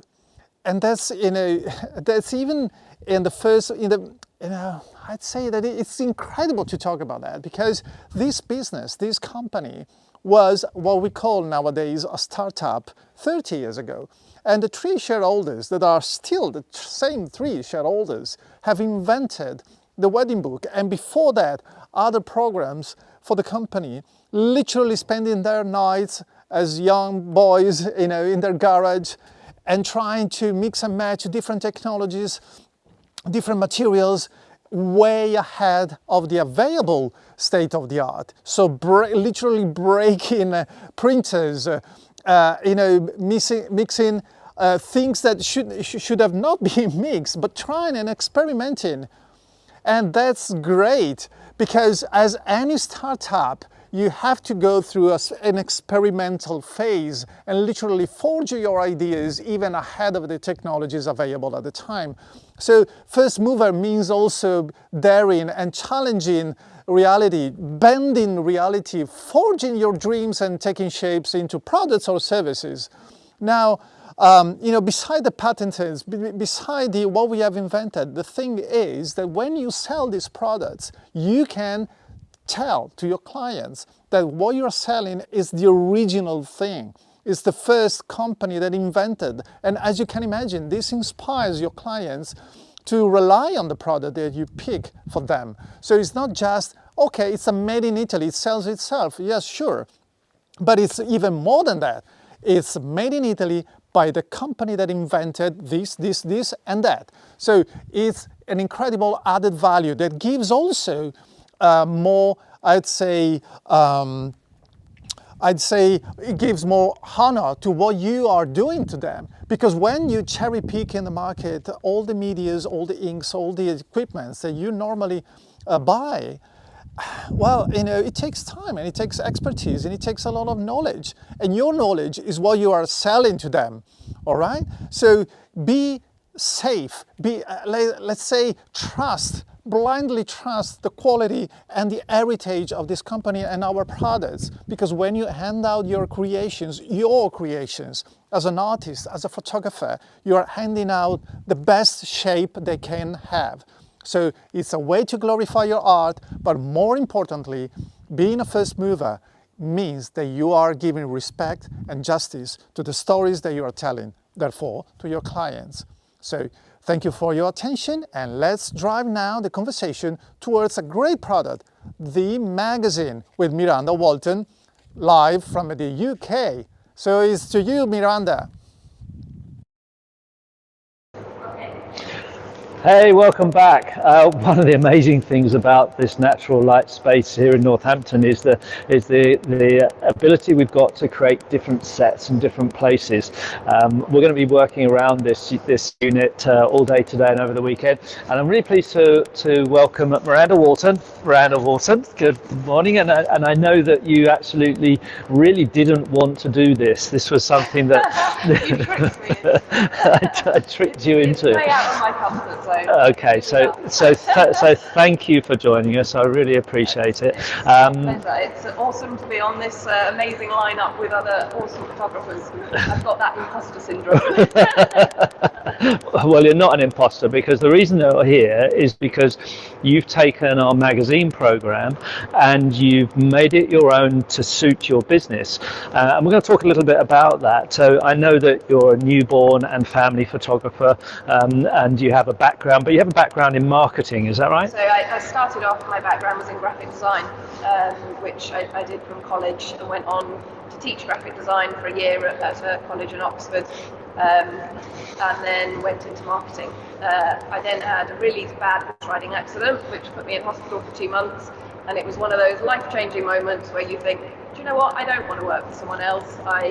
I was told that I was lucky not to be paralysed, lucky that I should still be able to have children, and it changed my mind. I wanted to have children, and I wanted to work for myself, and so lying in the hospital bed, I started. You became a photographer. Well, that's brilliant news. So I know you had a family, and so during that period, it helped you to work with both, be with your family and to start to build up your business. Is that right? There's not many jobs you can do and still be around for your children. It's not easy to do both. My children are just sort of secondary school age now, so it's only in the last year really that I've focused more on my business. So one of the things that I know that you've been keen to do is to market, to make sure that product has become key in your business. Because I know your early days, there was digitals and prints and things, but you've kind of grown your business with a little bit more product, haven't you? Coming from a graphic design background where everything is printed, it wasn't any digital work. Printed products are really important to me. The real changing point for me was I used to sell mostly digitals with some prints. But I did a shoot for a friend, and I gave her the digitals, and then I went round to her house for a coffee, and I saw that she'd printed this amazing collage out on the wall, and it looked terrific. And from that moment on, I swore that I would never sell digitals on their own. So yes, I sell digitals with a piece of wall art, with an album. And I think that goes to show, doesn't it? If you leave the control of your finished photograph to your client, you have no idea what's going to happen to it. She thought it was amazing, and everyone else saw it, and that reflects my work, and it wasn't how I wanted it to look. And so I guess you showed her how it could look. I did, yes. Yeah. And then did she appreciate it that bit more? She didn't see it. They had a huge green colour cast over everything that she had done herself, and she didn't see that until I showed her how it should look. And I know there's a lot of stories like that. I know we have a very good photographer who had a similar horror story with a wedding album that he normally doesn't ever do digitals, but he was persuaded to for this one wedding, and they complained bitterly on Facebook about how bad his work was and how poor it was. And it was only when he actually produced something themselves that they actually realized what the quality of the print was from him, because I think they'd had it made at Costco or something like that. Anyway, so we're going to move on. So we're here to talk about magazines, and in particular, Graphistudio, we launched a magazine program quite a few years ago, a couple of years ago now, initially to help photographers create their own brochure. Now, you've created your own brochure, haven't you? So for me, this is really important that my clients see and believe in printed products before they've even booked me or before I've started shooting. So if they get one of these in the post, which has all my products, the fact that this is printed means that I'm serious. I'm talking about them having printed products. Okay. So this has been a real game changer for me. Everyone gets emails now. Everyone sees PDFs coming through the email inbox, and the fact that this is printed. Means that, should I turn that on? Is that no, it's just it needs to be a bit higher. It's a bit. We can't hear you so well. No. It's because it's echoing here. They couldn't hear you. So having something printed shows that everything I'm talking about is the end product needs to be printed. So you, because you've got your own graphic design background, you've created this magazine. You know how it should lay out. But I know you also use other softwares and some of the other things. One in particular, I designed myself in InDesign. It's very easy if you know the program. It's super easy to do. But you can also use Fundy. Fundy is amazingly quick. The templates that they have in there are brilliant. And then the other thing you can do is you can buy Photoshop or InDesign templates just off the internet to do yourself. So they're very, very easy to design. I know we're having a little bit of problem with the sound. Can I just check? Can you hear Miranda okay over there? Okay, so what I'm going to do now because now we're going to let a small confession here, because Miranda's also my partner and we live together, we can get close on the sofa. We're just going to point this out now because we're having a little bit of problem with Miranda's sound. I'm just going to go and move over here, all right, so that we're allowed to do this, everybody. We're okay. You're not allowed to do it with anyone else. Okay. Oh, really? Oh, okay. So let's have a look at the magazine. So we're getting a little bit better sound. So we'll fix that mic later for the next interview. So you created your own magazine for your own business that shows, and I don't know if you guys can get a bit of a close-up in here. I don't know if you can get a close-up in here, can you, Amy? Apparently, no, we can't get a close-up, but we'll share some photos of this later on. But you've actually used magazines for other things in your business, haven't you? Yes, so I work with a couple of local schools. I'm not a school photographer. I don't go in and do the portraits, but what I suggested to them was to have a yearbook. So for their year 6 leavers that are going off to secondary school, it's the sort of last final memento of their time at primary school, where I go in for about 2 hours. I shoot a class picture, individual portraits, which I think you can see a couple Okay, of. let's just open that up here then. Yeah, so individual portraits. And then group pictures. They also give me a piece of artwork to scan in. Okay, so there's a nice piece of artwork that they've done during this school year. Then we ask questions. What do you want to do when you leave school? Yeah. What's your funniest memory of school? Yeah, so I'm just looking at it here. When I grow up, I want to be, and Ruby has said, a fashion designer. Yeah. What was my favourite school trip? Kingswood at Isle of Wight, and favourite subject, art. So it's just a really lovely thing for the kids to keep. So for me, for my efforts, I go in, I shoot for 2 hours. I don't actually edit any of these. It's just a quick Lightroom edit, so I don't spend much time editing. And then I produce the magazine for them. So for this particular school, the PTA actually purchases a copy for every child in the class. So the PTA actually raises the funds through the families and the things that they do, the fundraising, and then they buy the magazines and the parents will get them. So instead of kind of like the tea towel or the sweatshirt or whatever. So I go in knowing that I have sold 20, 25 copies of the magazine. So that covers all of your time, was it? How long do you spend at the school? 2 hours, and then I design these in Fundy at literally the sort of fairly click of a button, and they're done. So you have some great pictures of the kids all together with their best friends. So they've got their own double page. I can see that the teacher, the head of class, gives a little piece about their year as well. So that's really nice too. And of course, what's most important is your branding's on the back, isn't it? So because I don't have contact with I don't send them out directly to each child. I take the magazines, take them into school. I also include a gift certificate. Right. So I include a gift certificate so that every child then has that to take to do a family shoot. So, and what sort of percentages of uptake do you get? I get about 15 to 20%. That's just really good, isn't it? Shoots, well, especially as you've already been paid. You've already paid. Really so obviously during last year we had the kids were in lockdown virtually completely until the end of year, and you do this for year 6. So this is when all the kids go off to big school, and all those friends that they're never ever going to lose touch with suddenly disappear, and of course they lose touch with them. So this is an amazing reminder for the families and for that child when they're grown up to look back on their life. I've done this now for the last sort of 4 or 5 years. So actually before Graphy started doing magazines, I found someone else that the print quality was just not as good, and you couldn't customize it in the same way. They had very fixed templates, and they were more expensive. So and they had very pleased when Graphy started. So hang on, let me get this right.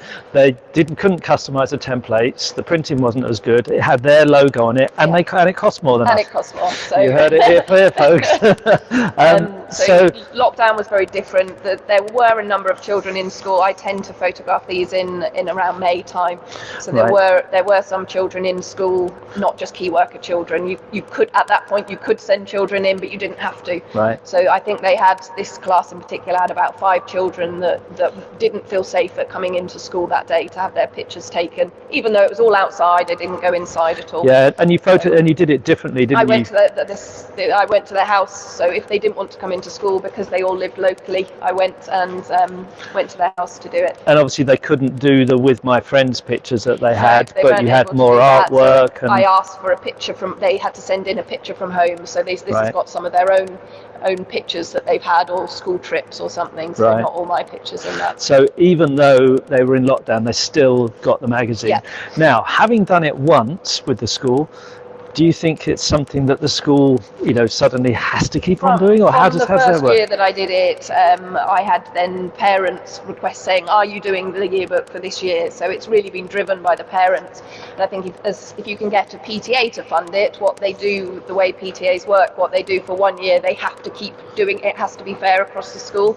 So they do actually then need to keep doing it. So it's almost self-generational, isn't it? So you, let me get this straight. So you get however many kids, families getting the magazine, which the PTA have paid for.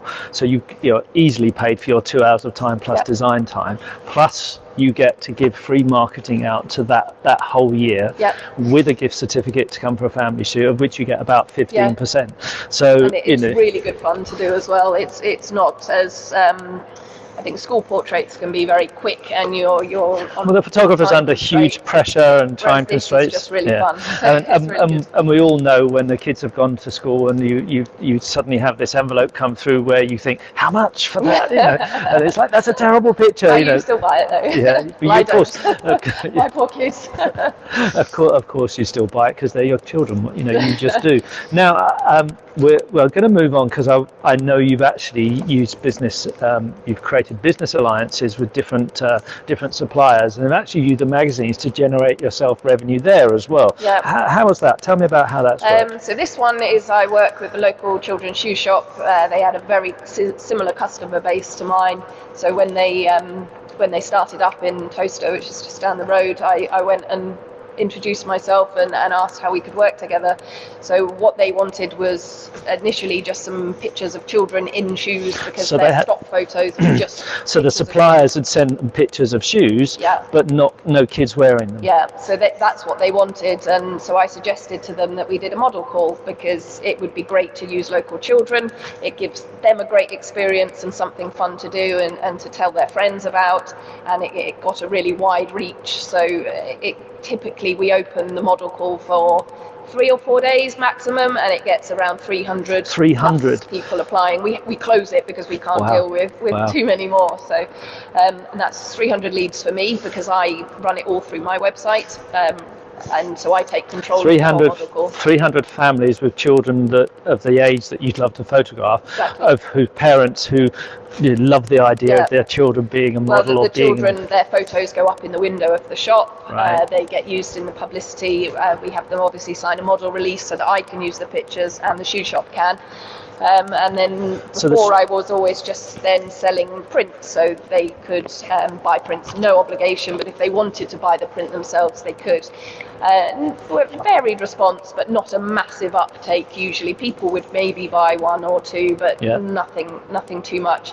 So because of the excitement that is generated by the model call and it's modelling. It's mini models of Toaster is the magazine, which is really cool, isn't it? Which sort of captures that interest in the children wanting to do an actual modelling. Right. So I then sell that to the families that have done it, and so they tend to buy copies for grandparents and friends and family. Of course, why wouldn't you? It's your child's in there, and oh look, little Johnny's been a model. Now, let me ask you a question. Do you filter the children in any way? Do you ask for photos? No, absolutely not. And actually, we've generated some really good positive PR by not asking to see photos of the children that entered. Both of mine and Zap and Toes' ethos is that all children are wonderful. Most of the time, and they all have their moments. So it's why do we need to see pictures of them? So we ask about their personality, and if they're shy and timid, then maybe this isn't the thing for them. But if they're confident and love the camera and love sort of modelling, then they don't need any experience. But I mean, you can see here, it doesn't matter who they are, they come. She was wonderful. There's a little girl who's in her electric wheelchair there, and I think children would not get the opportunity to do this under normal modelling circumstances. Modelling world can be very pressured for children, and this is a really relaxed, fun shoot. And if they sit there and didn't want to do it, it's not the end of the world. Right. They all do. They all really enjoy it. So you pick 20 to 30 or so that are going to be in the magazine. You explain to the families, so you find out their shoe size, of course, because obviously they've got to have the right shoe size for when they come there. It's all, I set up a portable studio in the shoe shop for the afternoon when it's closed one weekend, and we take all the pictures in there. So the one that we've done just before the lockdown, but when the COVID was still around, we only had one family in at a time. We sanitised everything between, which was hard work. Quite a lot of work during the day. But it was for this one, but normally it's. But does the shoe shop pay you for your time to do that? I get my day rate from the shoe shop, which then gives them the rights to use the images and things in their marketing. Yeah. So I make my money on the day, and then you sell magazines. I'm sure for a good profit as well, because these are, if you work with us and you're in our trade area, you have a very clear indication of how low cost these are, and yet beautifully printed. But of course, the shoe shop itself also gets their advertising in the front. And guess what? You've got yours on the back. So you've got your advertising on the back of the magazine. I also send out gifts. So you include, and because you send these to the families that've been there directly, you get to the personal interaction with the gift certificate. And of course, you've got those 200 to 300 leads as well at the same time, which you can then send gift certificates out for. So you'd say this is successful for you? It's been amazing, I'm also looking now to do an alliance magazine with the shoe shop and a couple of other local children's brands, where we'll all have articles written by ourselves, with my photographs mostly, which we send out to all of our customer bases. So as long as we've all got a similar customer base and we're targeting the same customer, so you actually work with so you find the right kind of business alliances that have the same avatar of customer, the same really kind of expectations, life thoughts, changes. It's not about how much money they've got. It's about whether they're the kind of people that about what they're prepared to spend that money on. So the shoe shop, for instance, they are marginally more expensive than Clark's and the traditional shoe shops, but not much. But they really fit shoes to the individual child. So they have a bigger variety of shoes. So if the kind of people that care about that are my kind of clients that want to spend money on wall art and albums and things like that. So I think identifying who your client is very key to you then.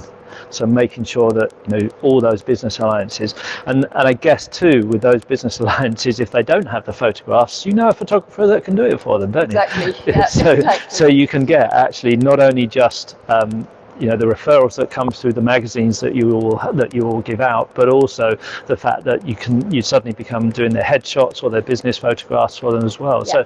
So you actually gives you an opportunity to generate revenue in so many different ways. And it makes it very easy. I think when you go into a business cold, just say, hi, I'm a photographer. This is what I can do for you. That's quite a difficult thing to do. But if you can go in with a magazine and say, look, this is what I've done for the shoe shop down the road. And how many, I know the answer to this question, but when you first designed this, how many of these did you order just to check on it? Two. Two, just to make sure I hadn't gone wrong. so you only minimum order of 2, and obviously the price goes down the more you order, but it's hassle-free. It makes it very safe. Well, you know what? For me, it's understanding that Graphistudio is so much more than just an album supplier. How we give you that chance to kind of generate revenue for your business in so many other ways, not just as a publicity vehicle for you. The magazines, they're brilliant earners for you too. So anyone that's interested in using our magazines, you can see them on our website. If you're not a customer yet, you can see them on our website, and you'll see all the different features and details. Because we're a trade-only supplier, you can only actually order them from us or find out the pricing by registering with us. If you're not a customer and you want to register with us, go to the Academia page and you'll see a link through there right now. We're going to be interviewing Kate Hopwell-Smith, or Kate Kirkman as she's known now, in a short while. I want to thank everybody for watching for this session. Miranda, thank you so much for helping us through the magazines. Really appreciate it. I know it's a game changer for her business. I'm sure it can be for yours too. Thanks very much, everyone. Thank you.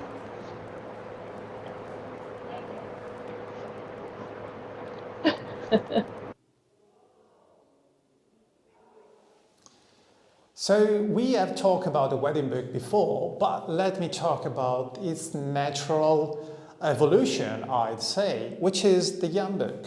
Now you can see here 2 different versions of the yarn book. The yarn book has been a groundbreaking new concept that we brought to market some 8 years ago, and it was the first time that a minimal design was approached. So a minimal and molded design was approached to the wedding book industry, which by tradition is quite conservative. So when we first introduced the yarn book with this clean cut, with this very light cover, with the concept of a bundle between the box and the book that you can see here, we were looking for the new generations. We were looking for a younger client profile. We were looking to actually offer a bundle, a presentation concept, which was completely different than the traditional wedding book. Now, long story short, the whole program evolved into the yarn book 2.0, which is here close by to me. It's an amazing evolution. Literally, it's lifting the whole program to the next level. Because, for instance, with respect to the classic yarn book, you will be able to use different colors and different materials inside and outside. There are, as you can see, the whole thing stays open by itself, and inside the glory of this incredible HD printing. Now, like I said, evolving, adapting, trying to take the design to where your clients are, because actually you move in a context that even more so now is absolutely tough, complicated, articulated, but there are new trends emerging out of the 2020 weird season that we all had. So, for instance, people are definitely stepping back to the fundamentals, to their loved ones, to feelings and emotions, and families are, thanks God in a way, are again back to the heart of the matter. But it's incredible to see how this program and these products can easily adapt and can be adapted, in your tactic, in your strategy, in the day by day. So competing with a product that actually speaks the language of your clients is much better. For instance, since the beginning, the Yambu came as a canvas. You can literally design everything inside and outside the box, the presentation box, in this case with a beautiful MOV module, as well as a book. And I say this because it's quite important to consider that very often your clients come with a specific pattern in their head, with a graphic, with color, with a theme they want to follow. And the traditional approach with the black or ivory thing might not work as it used to. So the powerful concept with the Yambook is that you can literally design and make it their own bespoke object, their own heirloom for their family. Sometimes we have used personal objects engraved or wrapped around the product or the box.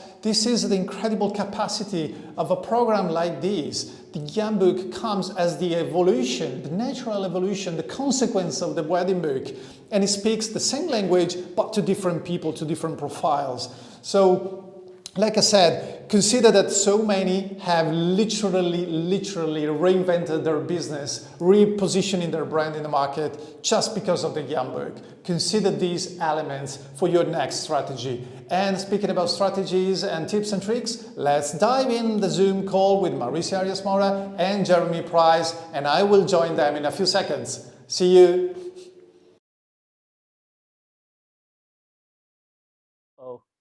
We've lost. But Lydia, let's just set up, show that a little bit about the setup, about the behind the scene. Are we live? Are we live? Jeremy, are we? Are we alive, Jeremy? No, Charlie normally tells me you're live now.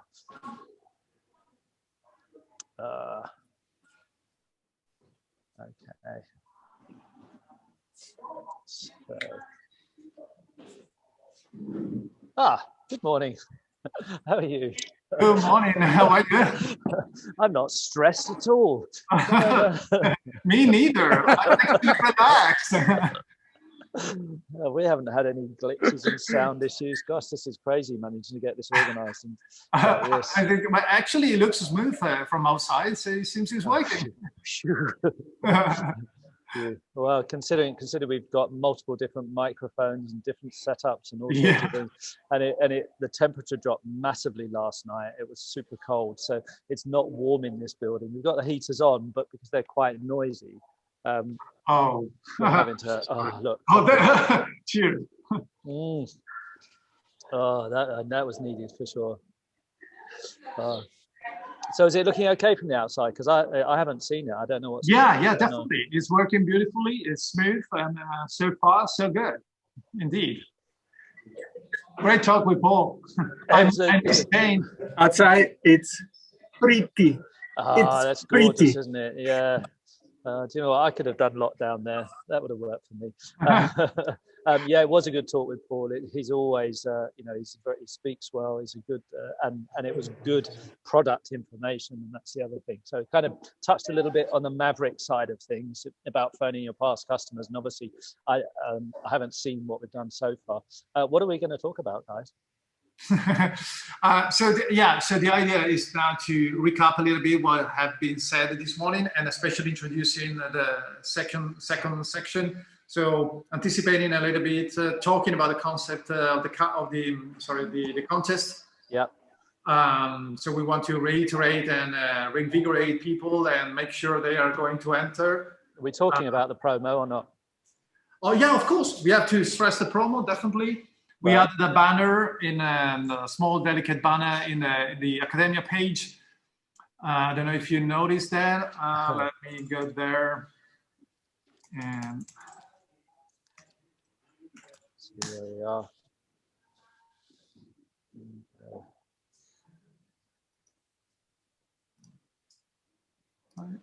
Is it all in place? There we go. Academia page. Yep, 70% discount. Sign up here.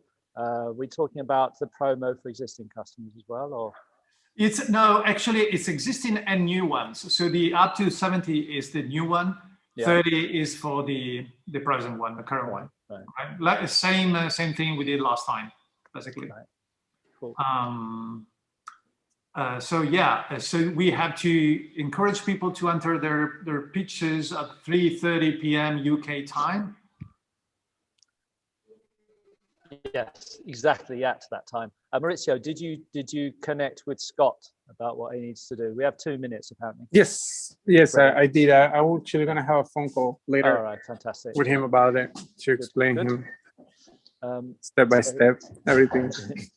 Yeah, everyone needs their hands held at some point in time, except us. There's nobody to hold our hands. We just have to do that. I have two pairs of wings in the car. And they're especially for days like today when we wing it a lot. So I've got my wings ready for winging it. So cool. Okay. So who's going to start? You, Darren? Hey, Jeremy, only somebody who really enjoy jumping out of a plane really can deal with these situations. You know what I mean? Like you build for this, man. Don't worry about it. You're good. Okay, we have 1 minute, guys. Okay. The thing is that nobody's going to die as a result of this. That's it's better than usual. You should be even more comfy. Exactly. The pressure is less than if it was some other. But there you go. It's always fun. It's always fun. You know, these are always good.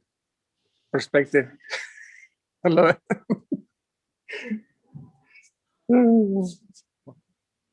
Oh, apparently we're live on Zoom. We're already started. Obviously, you guys are there in Italy. They should be telling you that we're live. I've got Amy and Charlie telling me that we're live. So welcome back, everybody. We're back. We're here live. Maurizio, Dario, and myself, and we're going to give you a few minutes to talk about what's happening during today. A little recap what's happened and the exciting stuff that's happening. So over to you guys. So actually, I wasn't supposed to be live yet. I heard a countdown, like 20 seconds, 10 seconds. But yeah, we are scrambling all over the place at the castle, as you can imagine. And it's been frantic, but super exciting. And you can tell behind Maurizio, something else is happening, someone else. Yeah, the next live shooting is about to happen. And it's plenty of things, and already we have discussed quite a bunch of very interesting topics. Well, I actually want to just jump in a little bit and then give a sneak peek to the people that isn't at home, and walk them around a little bit. This is going to be Valeria. She's going to be doing the photo shoot later here, and then also I want to walk a little bit here just so you guys see a little bit of the beauty of this. So and then we have the competition. I keep calling people, telling everybody, be ready for the competition. It's gonna be between 2 p.m. Italy time, 3 p.m. UK time, and I think that this is great because we getting close into everybody without putting anybody in risk, and more, everybody's getting used to the idea of being away but keep the human connection. So I'm very excited about. Keep that connection. I just look at that. Look at the weather. Oh my God, it looks beautiful out there right now. As I said earlier, I would have been happy to do lockdown for 2 weeks in isolation over there. Perfect place. Yeah, it's chilly but beautiful. And anyway, guys, 3:30. Remember 3:30 UK time to enter your pictures and join this contest, which is really an exercise. It's an educational moment. It's more than it's more than. It's the way we want to share. It's a first for us too, as well, isn't it? Because we've never done anything like this. And I think particularly because Maurizio, you brought together a whole team of judges from very different schools of photography for people to judge this. And I think that's really exciting. Those different worlds are gonna join together, or they're gonna collide. And I'm looking forward to seeing which one it is. It's a first time I feel in general, like if ever that we have the opportunity to bring this is an exercise. I think it's more than anything an exercise of diverse points of view.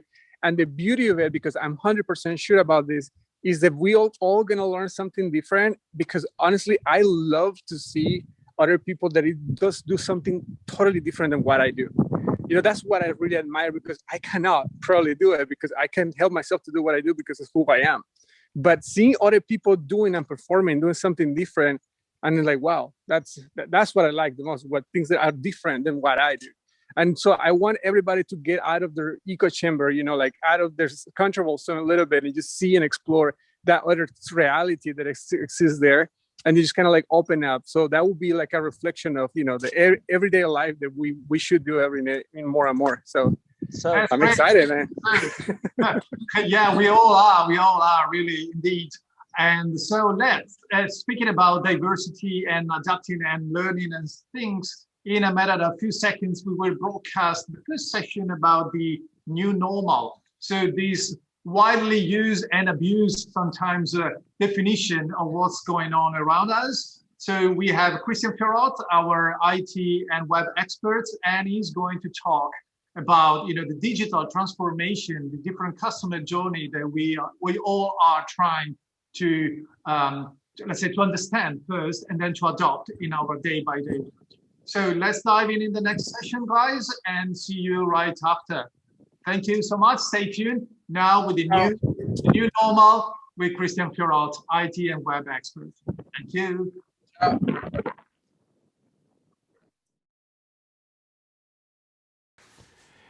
Hi guys, I'm having the pleasure to introduce to you guys Christian Pierrot. He's been working with Graphistudio for more than 15 years now. He's been working very closely in different projects. So he's very familiar really with the art industry, and as in general with the work and the market that we are in. Now, what he does is, if you allow me to talk a little bit about his background and why he's talking with us, because his company works with digital strategies. So he creates and supporting tools, for different industries, not only, our industry, really, on the broad and a spectrum of many approaches. So their company creates marketing strategies for new business models as well. So combining innovating technologies with strategic approaches. Well, today, this is very exciting, really, honestly, because he's the real deal, right? And we're going to talk about his analysis and approach, and he will give us a little glimpse of what we can expect in this time and the future. And it's very exciting for us to have him here. We're very happy to have you here, and having you in the live and also as a part of the Graphistudio family. So we're very grateful to have you and to learn, really. I've been talking with him quite a bit, and just by changing a couple words, I think it's got a lot of value you're gonna share with us today. So thank you. Thank you, Mauricio, and thank you, Graphistudio, giving me the opportunity to talk about the way we can face the change that the pandemic is, of course, impacting on the everyday lives. And then today's agenda starts from a very, very quick scenario that we all know about, and then thinking about the change curve and the emerging customers that the change curve is fostering, and the problems to solve for them. Then how be ready for the new normal, and then the business model innovation. So basically what is happening, we know that pandemic has changed the way people relate both to each other and to business. And then every company needs to adapt to the new normality, otherwise they will out of the market. Then the way we want to be successful companies is that we need to adapt our business model, the way we do work, with the challenges that COVID presents.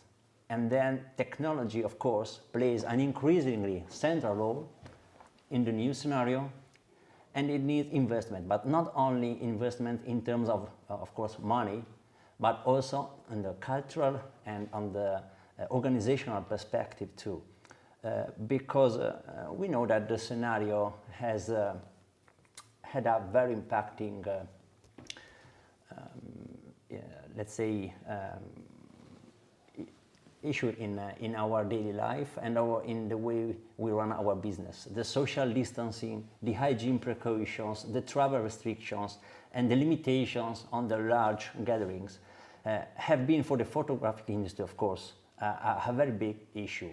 Now we are looking on the availability of the vaccine, and the measures that government are placing are starting having a good predictions for the economy to restart. And then we need to be ready for this.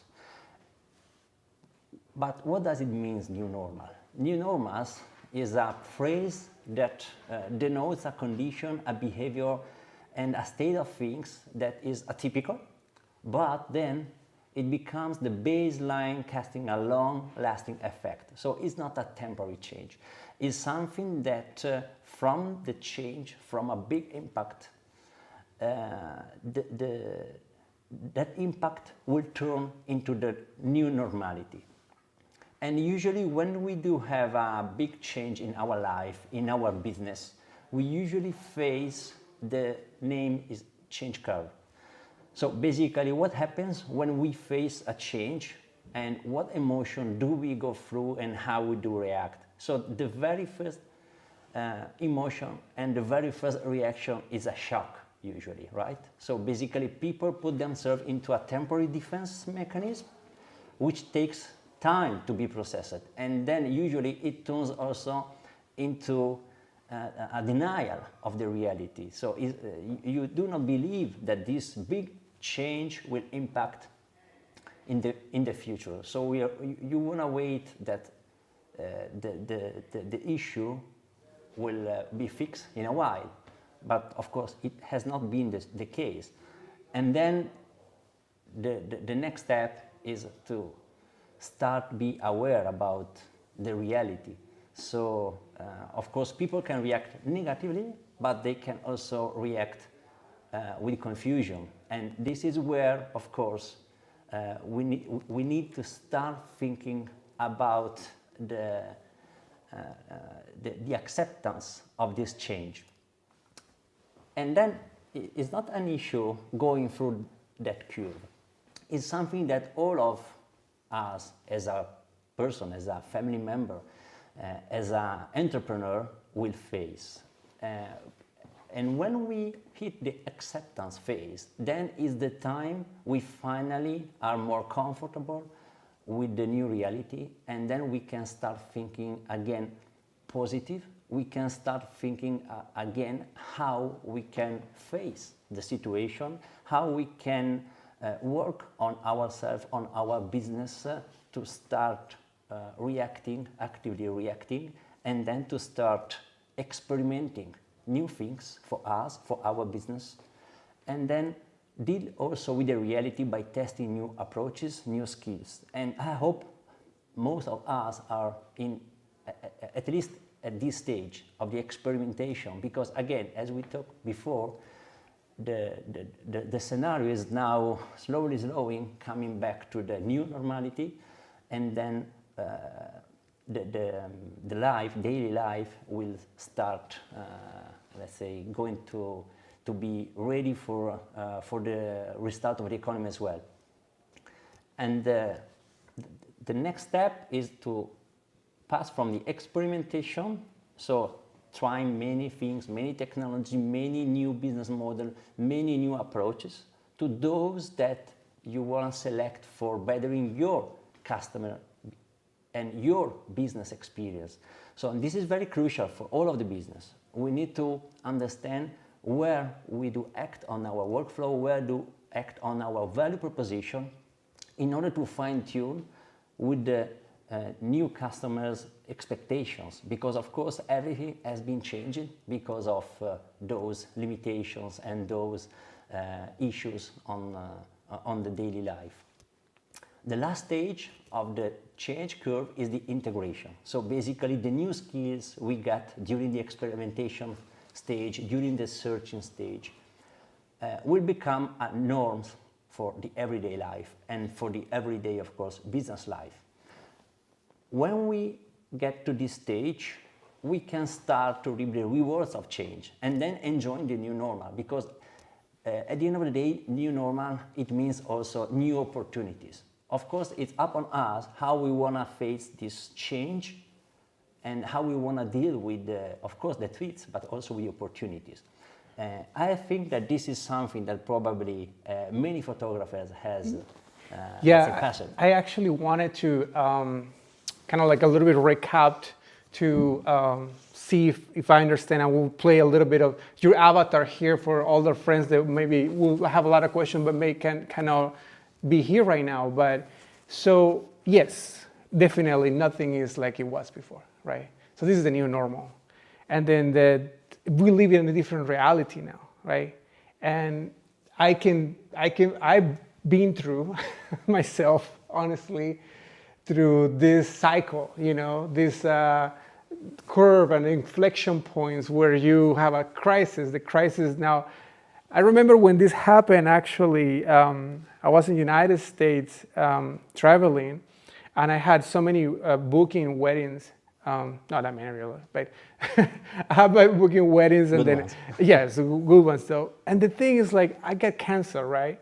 And then I have, some people was asking for the money back. Some people was actually just saying, you know, we're not gonna have anything. And it was terrible, it was devastating, really.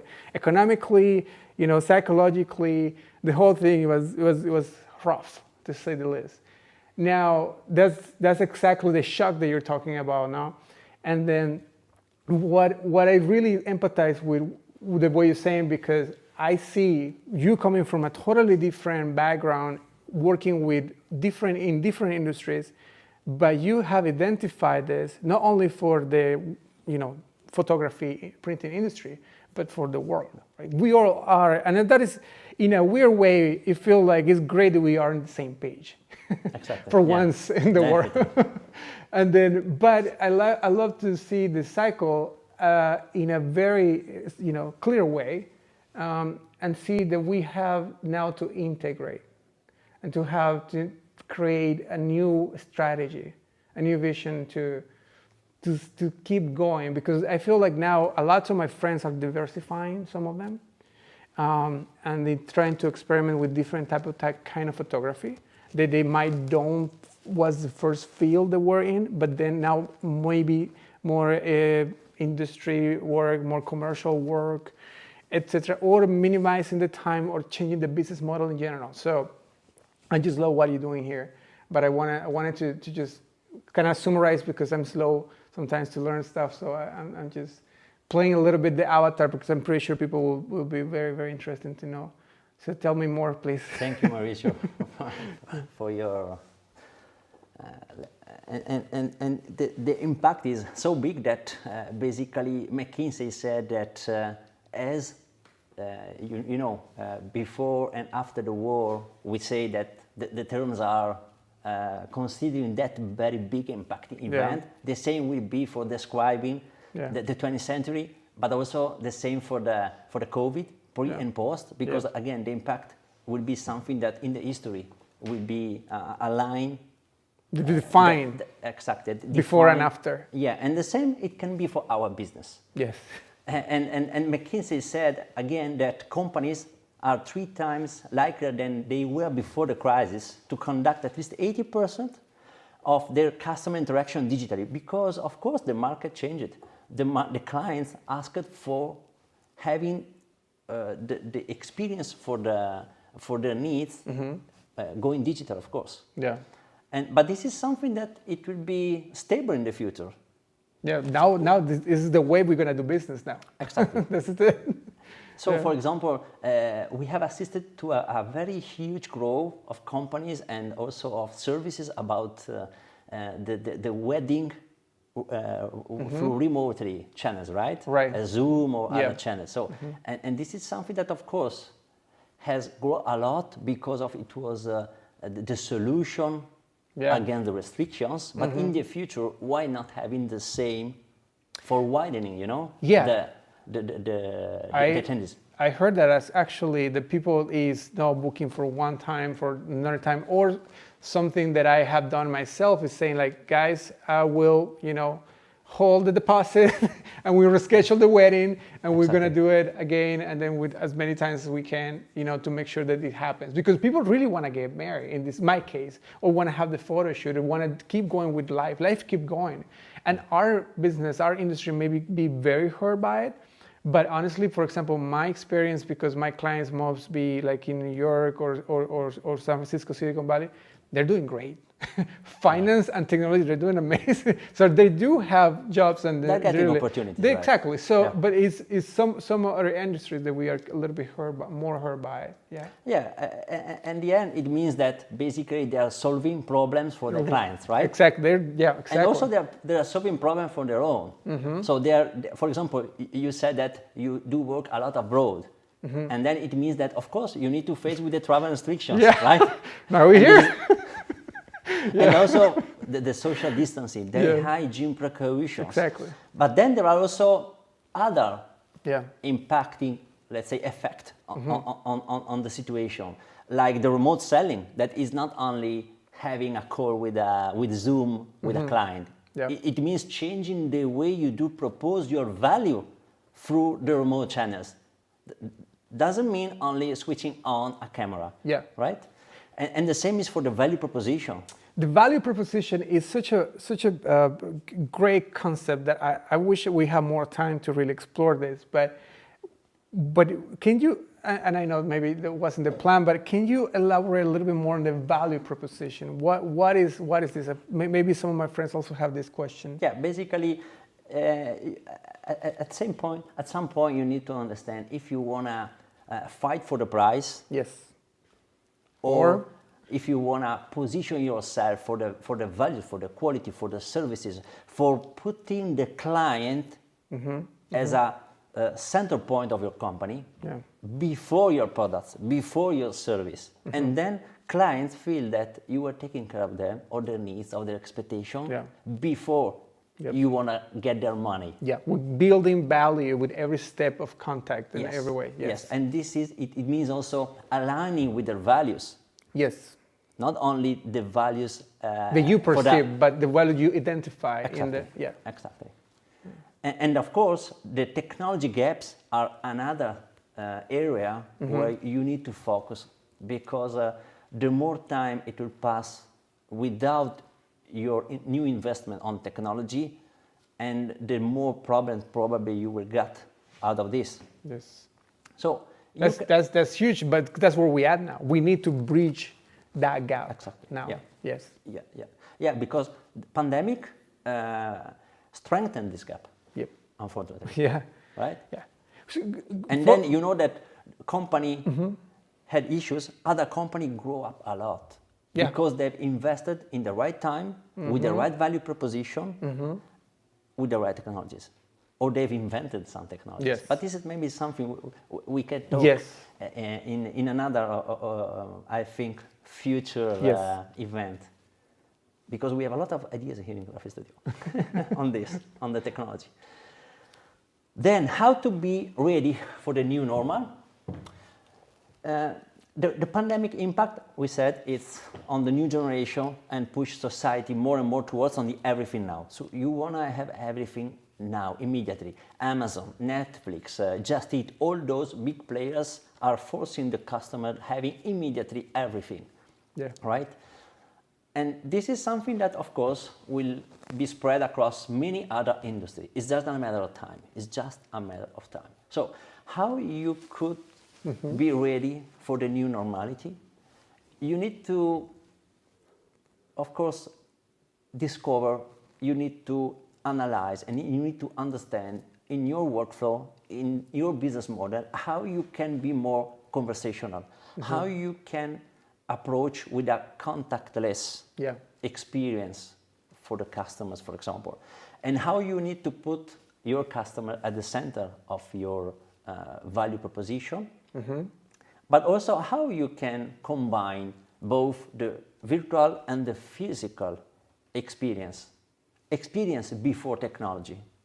Okay, because the technology is just the medium, it's just the way you can mix. But the human contact at the end is what makes the difference. Definitely, yes. Technology should, let's say, better in the human experience and tool. not vice versa. Yeah, it's a tool, not the end, right? Exactly, yeah. Exactly. And then, let's say that the more you act in real time, the better is for the client, of course. Yes. So just going through this, so basically conversational, it means that customers expect the possibility to connect, talk and interact with a company in a one-on-one and bi-directional way. Yeah. So basically they want to have the possibility to choose when and how to connect with you through social media, instant messaging, video calling, live chat, chatbot. So now, for example, of course, all of the websites has their own online forms, contact us, book a meeting, and other way to contact the photographer, for example. Yep. But in the future, this won't disappear, of course.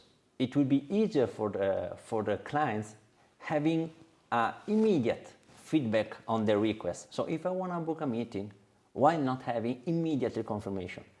Avoiding back and forth many emails, phone calls, and maybe you will lose the opportunities.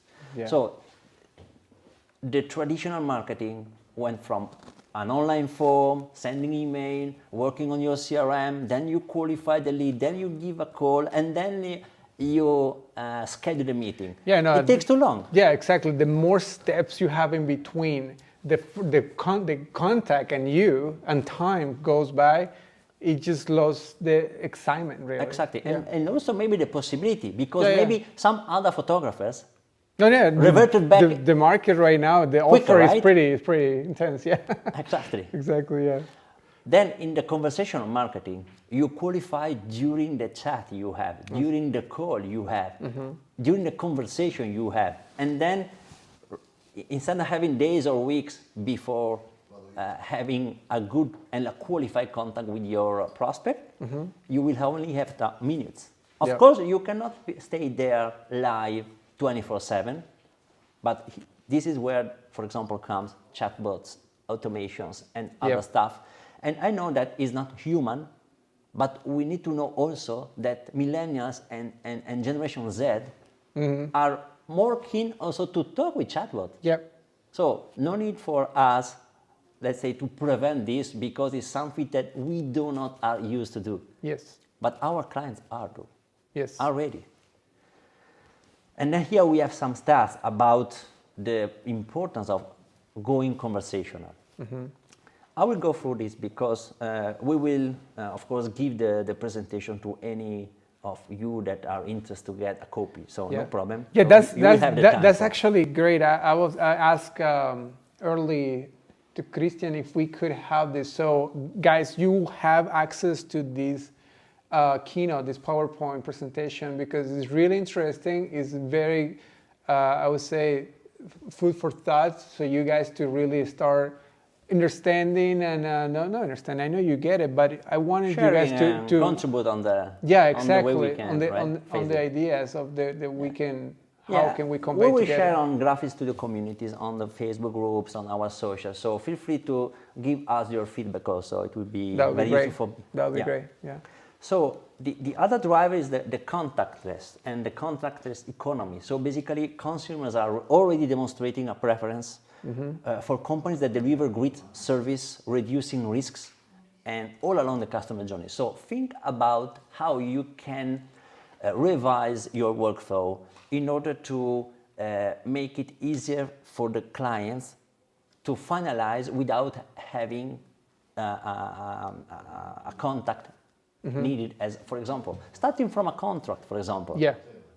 Starting from sharing the files, for example, but in a more engaging ways rather than just giving a USB. Yeah, so, of course. Contactless, but of course also human-centered. That's very interesting, because you don't want to compromise one or another. No. You know they need the tool right now more than ever, because it's essential for the new normal. But at the same time, you want to connect that to the human experience immediately. Always. So what you're doing really is shorting and really building a bridge and shorting that gap as quick as possible, more efficient as possible, for us to really start those conversations with those leads, with those people, to start business. Yeah, you know how it's said that people is on live. Yeah. Is online during the live seamlessly. Yeah. So they are used to pass between virtual and digital. Now it is, yes. Right? Yeah. They are enriching their way they live. So we do have two ways to, let's say, divide the contactless economy at home or outside the home. And then we need to understand during our workflow where we can work with the client depending on their needs. Yeah. Do they want to have your services staying at home or on location? On location. Yeah. Both ways we can do this contactless. It's true. True. And then start assess how your customer needs and behaviors are evolving with the contactless economy. Determine how many of these emerging customer segments you can target. So those that do prefer staying at home, those that do prefer come to you, but still reducing the contacts. So it's also said like a low-touch economy. Yeah. Okay. And develop new value proposition for the customer segments that they do prefer contactless economy, because many users are very paying attention to the hygiene precautions. Yep. And then contactless for them is making them more happier to do work with you. Yeah. Yeah, for example, like so many people now, they're doing something that's called it's like quick photo shoots, small photo shoots with family photo shoots outdoors. And they also, some people might do like elopements. Some people might do corporate works, which elopement is like a wedding, but like a very small group. Or some people just decided to make a trip and then you only have the photographer and then go around, in a beautiful place to do this. And then also, because for me, for example, I never have, because I used to travel, I never had the condition of having a physical studio, a location. But for many, many people that used to do the location needs to bring that experience in a way, and that value, that same flavor, let's put it that way, to now the new business model. Yeah, I'm thinking about portrait photographers, newborn photographers. Exactly. You are visiting the location. You might go with there. Your family, with your kids, and then you want to feel safe, right? Yes. And then the more contactless ready you are, the better is the market response, right? Yeah. And then another very important driver is the customer centricity. I think I named it many times during my talk today, but because I really think that this is a very important point, because I do always talk with entrepreneurs, and basically they are more, let's say, keen to talk about their companies rather than their clients, right? And then I always talk about this. Look, of course it's important you present your products, you present your services, you present your company, the heritage of your company, the experience, the know-how. Of course, are good selling points, but the main thing is how you can solve, how you can support your customers, how you can meet their expectations. This is what usually customers want to hear about you. And then, of course, your services, your experience, your products can be the answer. Then going to a customer centricity model means having many, let's say, focus meeting together. I think that the chart is pretty clear. So basically, you should not, let's say, pay attention only on your, let's say, customers because they are paying your bills. No. Okay? Yeah. You need really to start from their expectations, from their needs, and then build the experience for them with you, within your location. Or if you are a destination photographer, with you when you are at the, at the venue. The workflow, all the strategy you're doing it is not like from you to whatever I think might be best, because whatever is vice versa really. You study really the person and the circumstance and the context, and then you go back and reverse engineer or restructure everything based on the needs of you identify. What's the value you are giving the customer at this stage, Yep. and how easy it is for the customer to get this value and to work with you. So this is customer centricity. And then, of course, there are several challenges on this, because usually it's a cultural leap. Yeah, it is. Right? Yeah. It is jumping on another way to think, because again, we need to think to our customers first, and really not saying like, okay, what are your needs? But you need to analyze their needs, because you have the experience. Think about your best clients. Best, I mean, those that have been more satisfied from you, and ask them what values you gave them. Because maybe it's not only the quality of your pictures, but also maybe the values you share with them. Yeah. And many other things that probably you are not expecting they will give you back as a response. And those are probably very strong points to communicate also to other clients, rather than saying that, of course, you do your business the right way. That analysis is, I think, is key, and many of us are guilty to don't ever even put attention to this feedback, this really analysis of just having a conversation with your past client. You know, why did you choose me? Yeah, exactly. Like how was it? Do you like it? Why? Yeah. Because we hang out, because we got a great time together, and the photos were awesome. Maybe that would be the third, fourth team that might answer, but the first team is say like, we like each other. And then you identify really like how much your personality and your energy plays around your business, you know? Yeah. And that is key also to understand how to approach and who I'm talking to and how I can talk to them later. Yes, and also ask every client at the end, of course, of the work, what they think you could improve. Sure.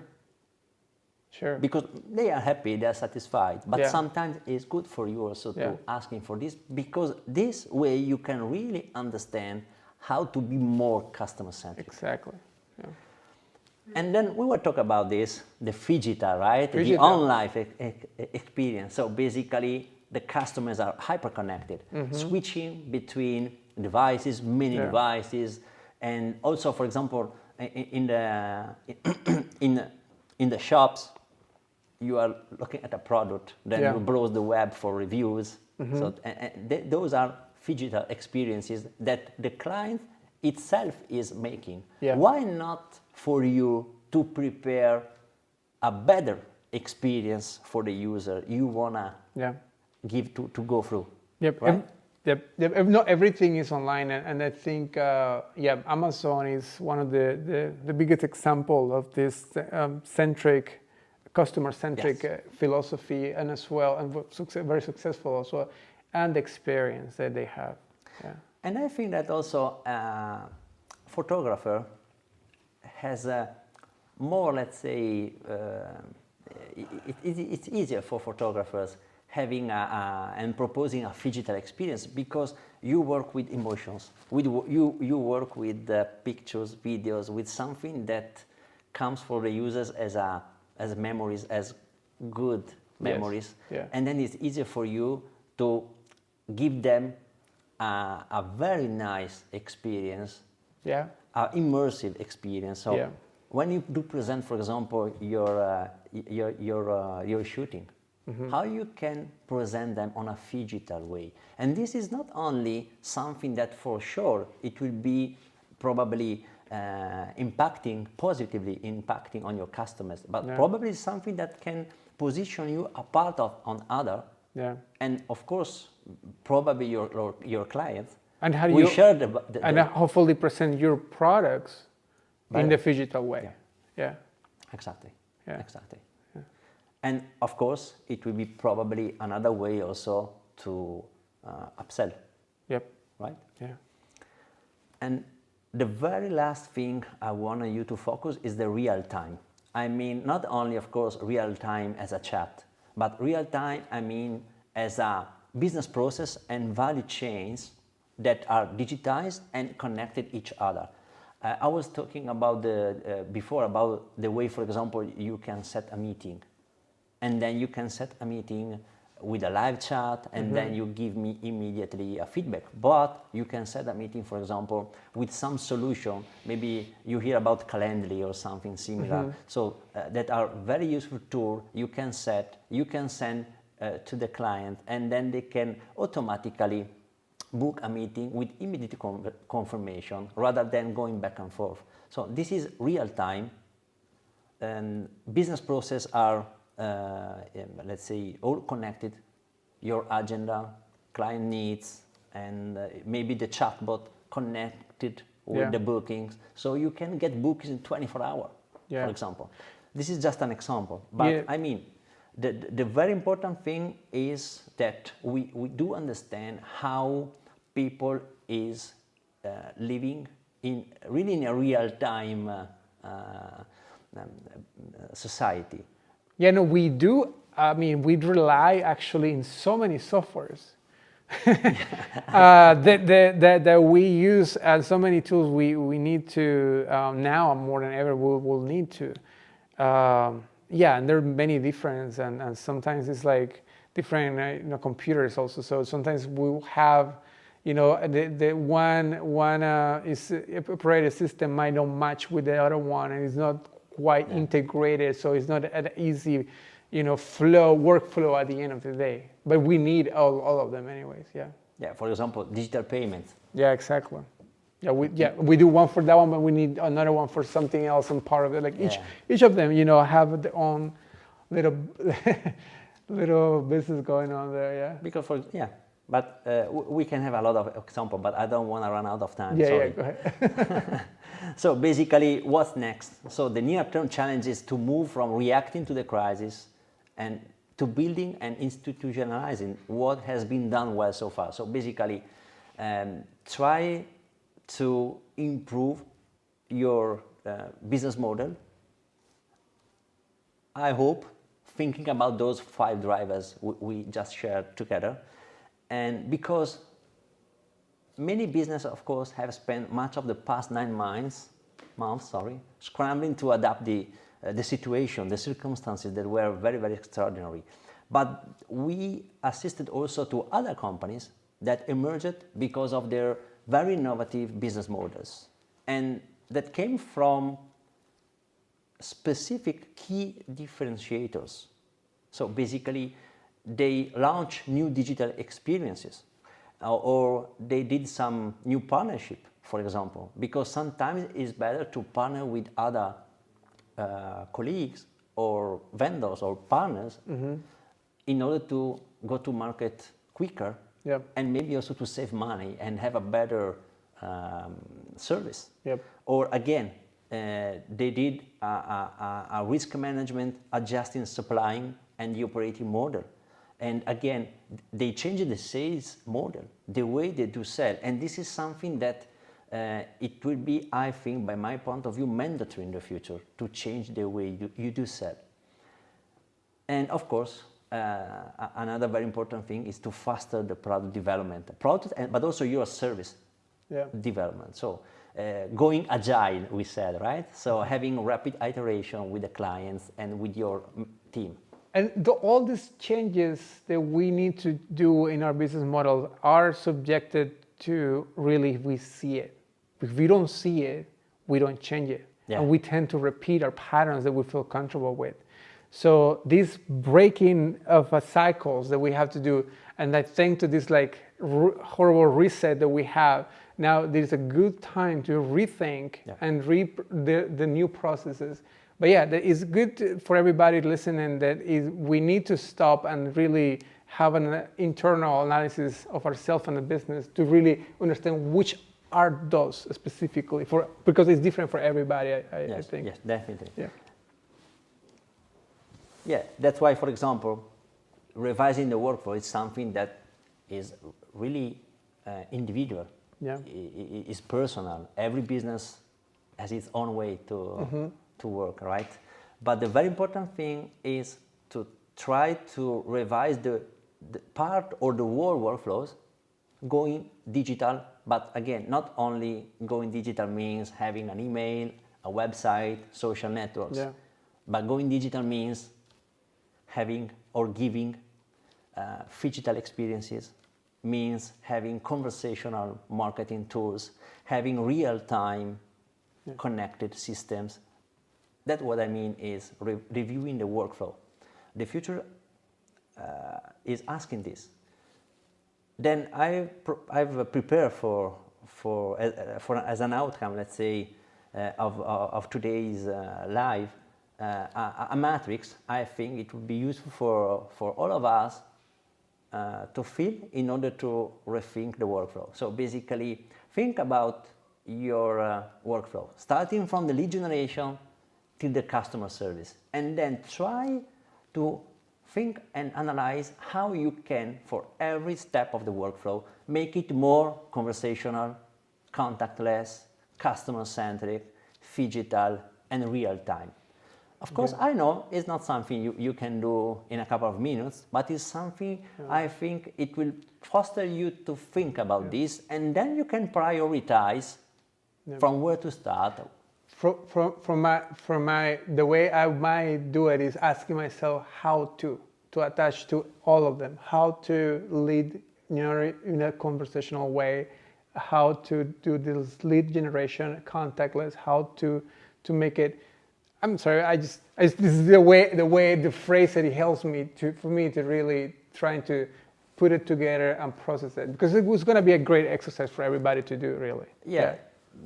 Tomorrow we will have another live, and we will go through also some best cases that I think can answer your curiosity and probably the same request from other photographers. But what I wanna and what I hope is that after this half an hour talk, that all of you have, let's say, come with an idea for your own workflow to change, to update, to make it more innovative.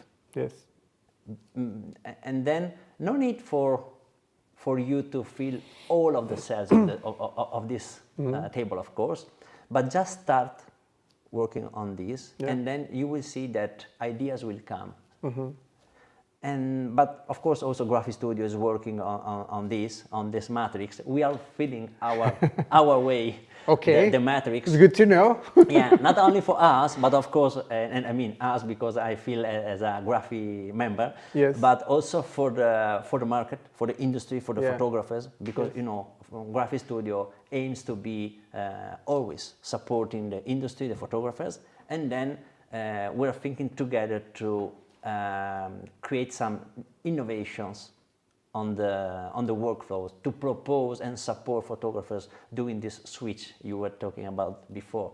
As we did, for example, for the 3D configurator, for many other products that have been very, very innovative. Yeah. And that they are changing the way photographers can do. A 3D configurator is very difficult to create for a photographer. Yes. But it is very useful as long as it is available. Yes. And the same will happen again with other very, very new tools. We will release. This is very exciting, honestly, because I cannot anticipate more, but yeah, this is very exciting. I can wait to see more, man. Then, next steps, basically, is to consider 3 immediate steps. Okay. For quick wins. So basically something that we turn immediately as a beneficial result for you all, I mean. So start analyzing the behavior of your customers, because every company has different customers. Yeah. So there is no, let's say, one fits all recipe, right? So, and then understand which new customer segments you can attract, or which customer segments you had that are now changing the way you can attract them. Okay. Because maybe people is still the same, but the way they are interacting with you are changing. Exactly, yeah. And then accelerate the capability to start with new technologies. Yeah.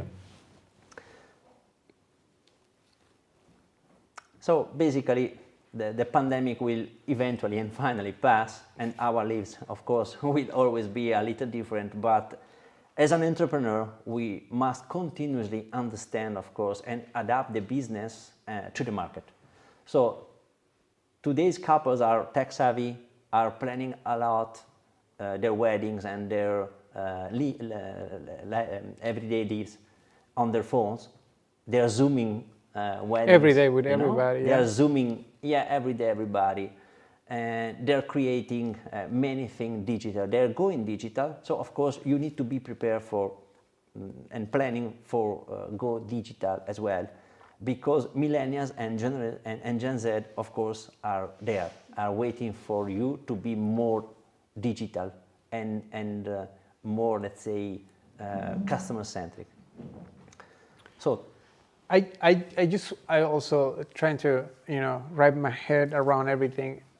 It's like we're playing now in two different planes of reality. One virtual reality in one, tangible reality in a way, you know what I mean? So, because like when you make the distinction between being online, it doesn't mean just send an email or, etc. It actually have a virtual presence where you can interact right away with the public, with your avatar, with the person that you are talking to, your audience. Yes. Yeah, basically that's the everything now society, right? So and we need to consider this on our daily life, because you as a photographer still are acting like this, right? Yeah. How many chat you did last week? Oh yeah, so right? Every day, man. So and then sometimes it's not the same you are offering as a business, for example. Of course, in your case you have the live chat, but maybe not all the photographers has their own live chat, for example. But they're appreciating live chat when they are the client. Yes. And they are using the supplier's live chat or chatbot or the scheduling a meeting with a click. Yeah. So we need always to think that when we are clients, we are appreciating the way other companies, and again, big players, but also small shops are revising the way they do use digital, and they do put the clients at the center of their business. So this is the way I think we need to consider to face the restart and the new. No, I mean, it's the reality. I don't think it's only your perception of what's happening. I mean, people, everything they do it online, and more people now, the millennials and so on, they will be more like click and go, Exactly. I want to click and I want to go, right? Yeah, it's the instant gratification, It's an instant gratification. Yes. That's a new culture. Yeah, but it's a new culture, but instant gratifications has two different, let's say, sides.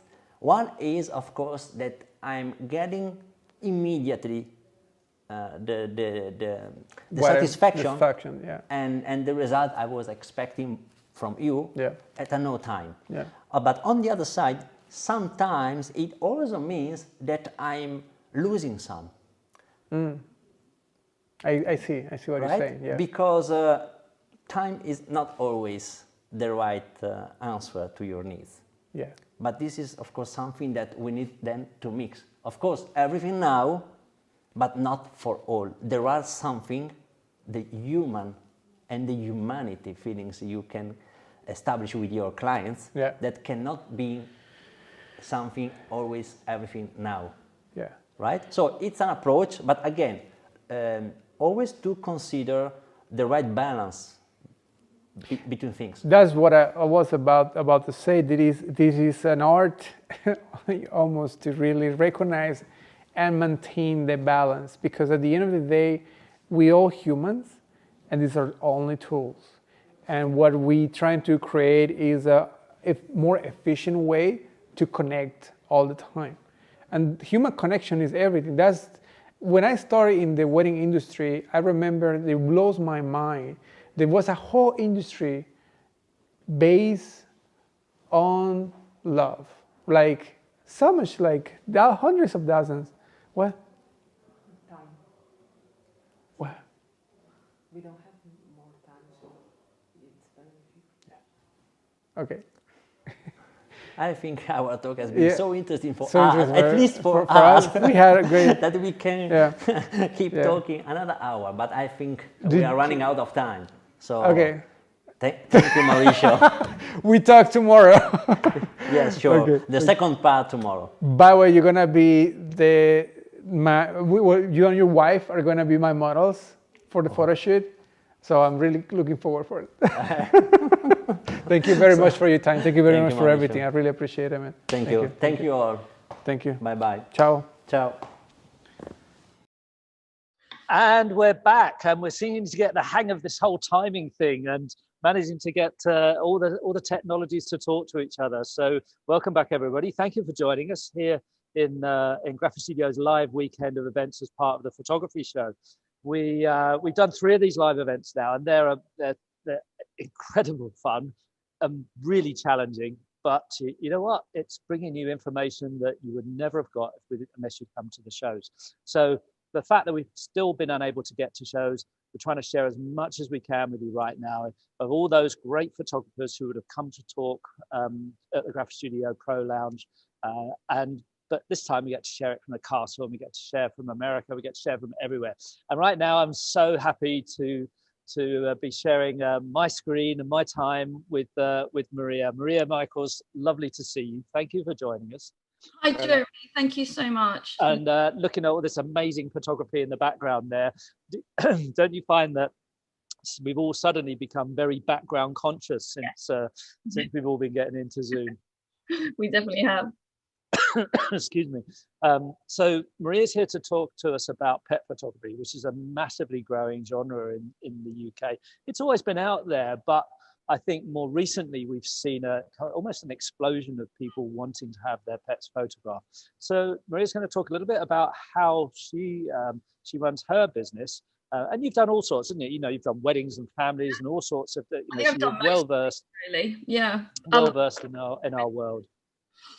So Maria, tell me a little bit about your business. Tell everyone about what you do, and then we're going to work out how you actually generate great sales through actually doing particularly albums as well, which is very important.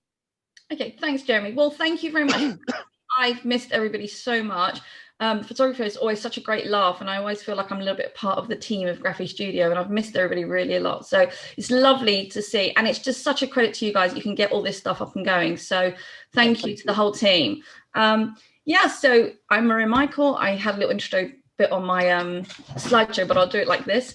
I've been a specialist pet photographer for all about 10 years, just over 10 years now. And like Jeremy said, I kind of did everything. I think a lot of people do that. So I think I started saying I'd never do weddings, but within about a year, I fell into that as well. And actually, slowly, I just got rid of all of it because I knew where my talents lay, really, I guess. I still do some other bits. I still do commercial work, but a lot of my commercial work is tied into pets. So I'll often do work for big pet insurance companies or veterinary groups, things like that. So some of it's not pet related, but a lot of it is. And yeah, that's me, really, I guess.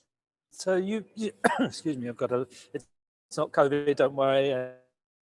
We did a lateral flow test before we got here, I was trying to rush a sandwich down in between the sessions, so that was a mistake by me. So you shoot specifically for products, don't you? Your mission is to get a client to buy a product. Really strongly, and I know we've talked about this many a time, and people who know me will know how passionate I'm about this, that I place the same value in what I do with animals as anybody would do in any other genre. And as somebody who's done, wedding photography, boudoir photography, families, for me, there is no difference. The value of the images that I take and I capture is so powerful, and it's years later that kicks in. And how I present those is so important. So for me, product is really key. And I do go into that actually in the talk about how important that is and why. So yeah, it's key. It's what I'd say. It is very rare that I have a client. We've all got them, but it's very rare that I have a client who doesn't buy anything. Very rare at all. And I'd say 95, maybe slightly higher % of my clients will leave here with an album. So for me, I kind of feel like my job is done in a way, because I know the longevity of those images. So yeah. I guess also that the fact that the client can sit and look at them either on their walls or in an album, does supplying the different products give you more scope to make more money from your clients, better sales? So will you sell more photographs in an album? Of course, you make great sales from a wall art, but does it give you more capability? Jeremy, if I'm honest, and I may not say this too loud because they're over there, but I'm a parent, okay? And outside of this room, all right, that's my daughter there, you can see, but that's because it was an image for a competition. But outside of here, we've only just put pictures back up after like 4 years. Right. Let's be honest, clients will come in and they're surrounded, they're immersed in this, and it's so much an inviting environment for them to purchase in. But how many pictures are they going to put up on their walls, especially of their pets, right? Yeah. So the reality is, we do these lovely shoots, we spend these hours editing, we get these amazing images, but the client is only going to have 1 or 2 on the wall. So what do you do with the rest of them? And that's what I talk about is, look at these images, they have so much scope, but they have meaning. They have so much, there's a reason why we capture them. So if we're going to put all this effort into doing it and saying it's really important you have photography, what are we then saying, well, but don't bother printing it? That makes no sense at all. That's like buying a car and saying, but don't worry about the tires. Yeah. It doesn't work. So we've got to be marrying everything we do. We've got to tie it together. Otherwise, it's really disjointed. So for me, it's worked. I hear so many people say, oh, my clients would never buy all of it. I've been there, done it. I've said exactly the same. And I can prove to you now it's completely opposite. They don't want to buy an album. They don't want to buy a book. They can get it themselves. Yeah, and they may not. Same arguments. They may say to you they don't. They may not. But I promise you, you can sell them and you will sell them if you change your attitude to it. Yeah. We had Paul Toman on earlier, who made great sales during lockdown when he was phoning his clients up to ask them what they'd done with their files. Yeah. Well, we've done nothing. We've done nothing at all. It's like, that's madness. So that's too crazy. often we as an industry don't give people that opportunity to buy. We make an assumption that oh no, but they won't buy, especially if we've never sold product. And it's actually more to do with us, Jeremy. I did a lot of soul searching at the beginning because I spent time doing all this work and no one was buying. And I thought it was my images. And then as time progressed and I was winning awards, I was thinking, well, that makes no sense. How can it be so different? Yeah. And I realized that I had this real hiccup about people asking me pricing and me feeling sort of unsettled when people say to me, well, how much is that? And I'd go, well, it's £200. Many photographers find it very challenging to sell because sales is a dirty word. Selling, but ultimately, the moment somebody looks on your website, you're selling to them. Exactly. And also, Jeremy, we've got to change our mindset. It's not, I don't see it selling. You've asked me a question, I'm giving you an answer. If I went into a high street shop and asked them how much this blouse or this shirt was on a hanger, they're not going to go, oh, it's, they're just going to say that's the price. It's a factual answer. 2 + 2 is 4. You're not going to say, well, actually could be.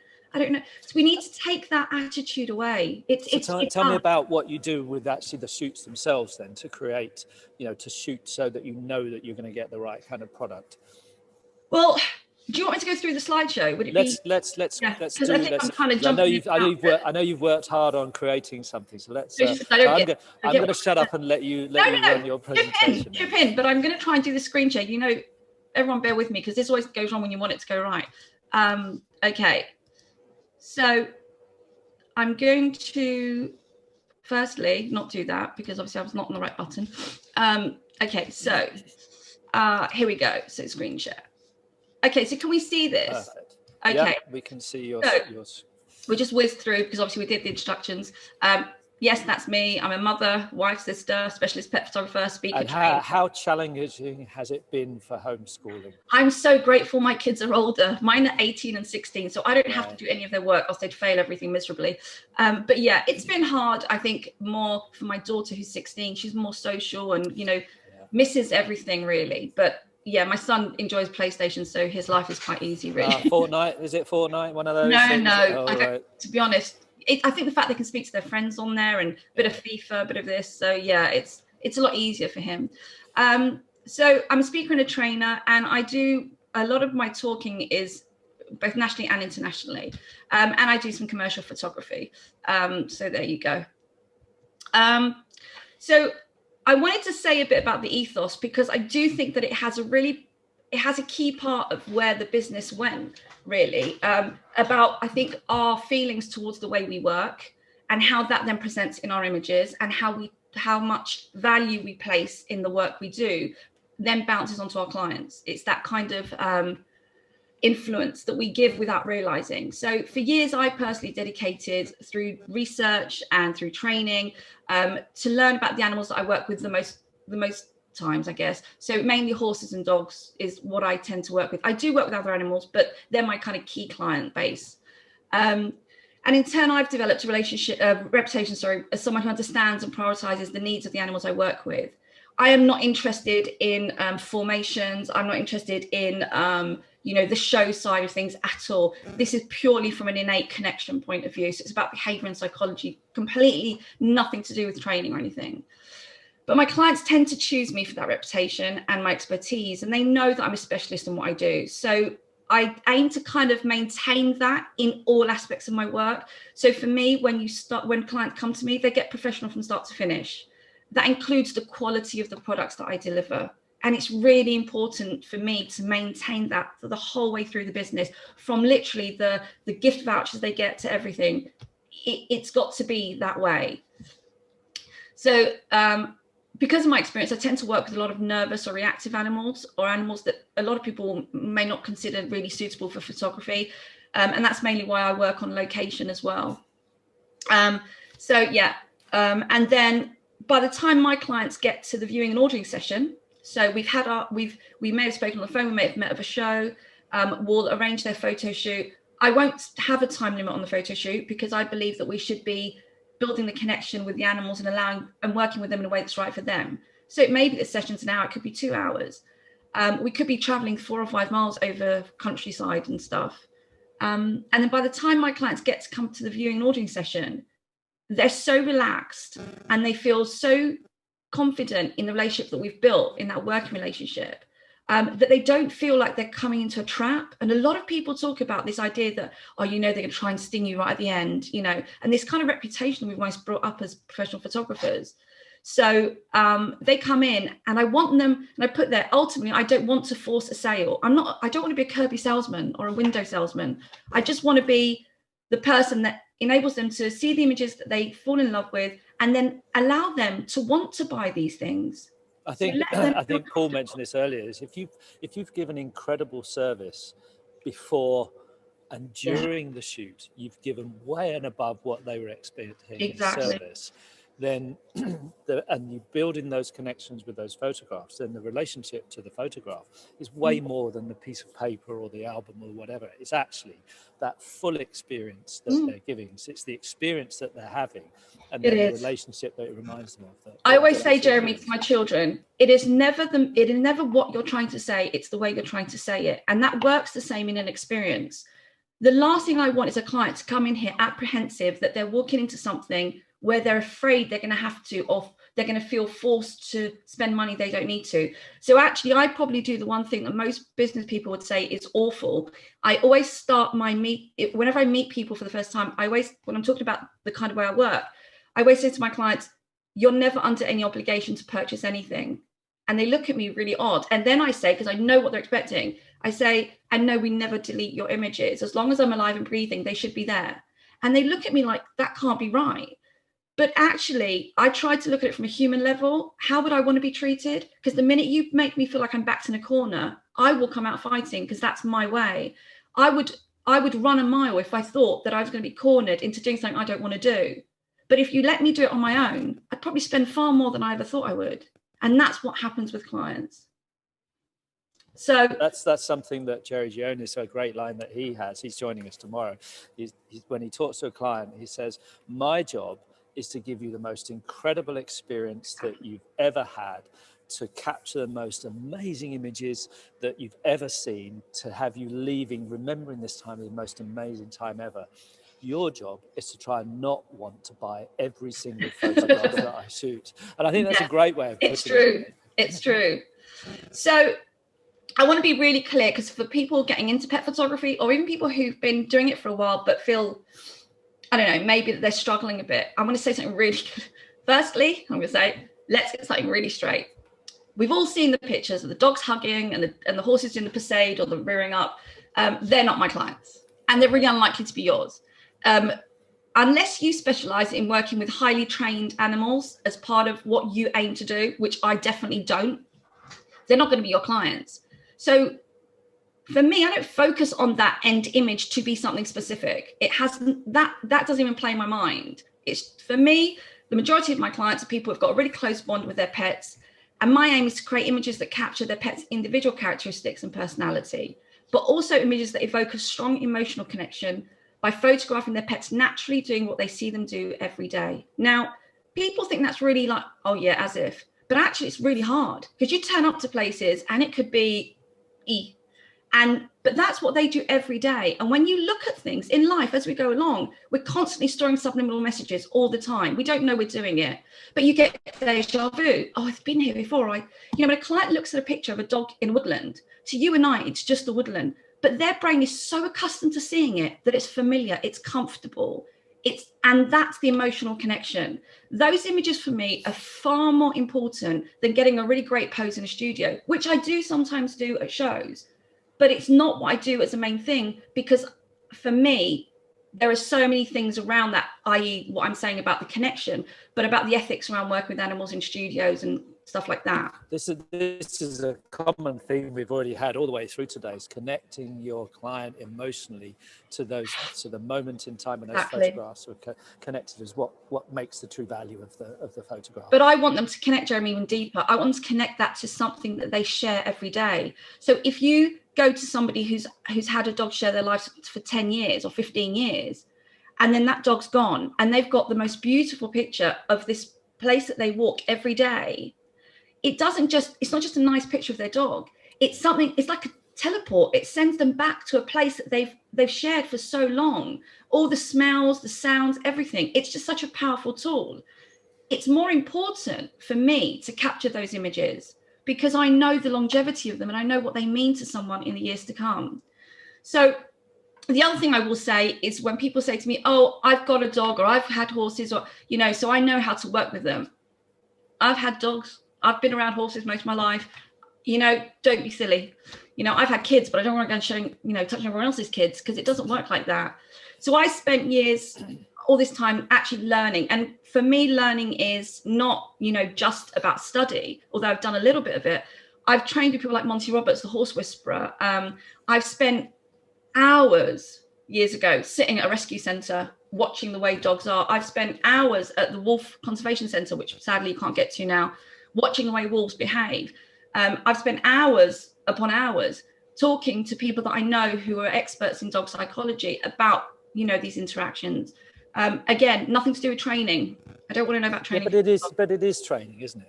It's my training, not their training. It's training for you, to understand how to create that time, that special time. It's about a respect. I have a high respect for the animals I work with and the people that I'm working with. And so I want to make sure that all points in my work is never causing a negative reaction or a stress factor. That's the main thing. So I would ask anybody who's doing pet work, even if you've started it already, please take time to learn some basic body language and psychology around horses and dogs, if that's what you're working with, and commit to always building on that all the time. Being honest is a really key part of your business, in my eyes, and especially when you're working with animals, because you bite off more than you can chew, you will know about it. It has some serious ramifications. And equally, be careful about promising specific shots. Even if animals are trained, they can still have an erratic moment. Something could trigger a reaction. And at no point should any animal be put under stress for photography. So making sure your clients know that you'd always try, but you can't promise is better than setting yourself up, really. I wanted to put a little slideshow here to just give people an idea of the kind of work that I do. It's about 2 minutes. Is that all right? Yeah, absolutely. Go for it. Okay.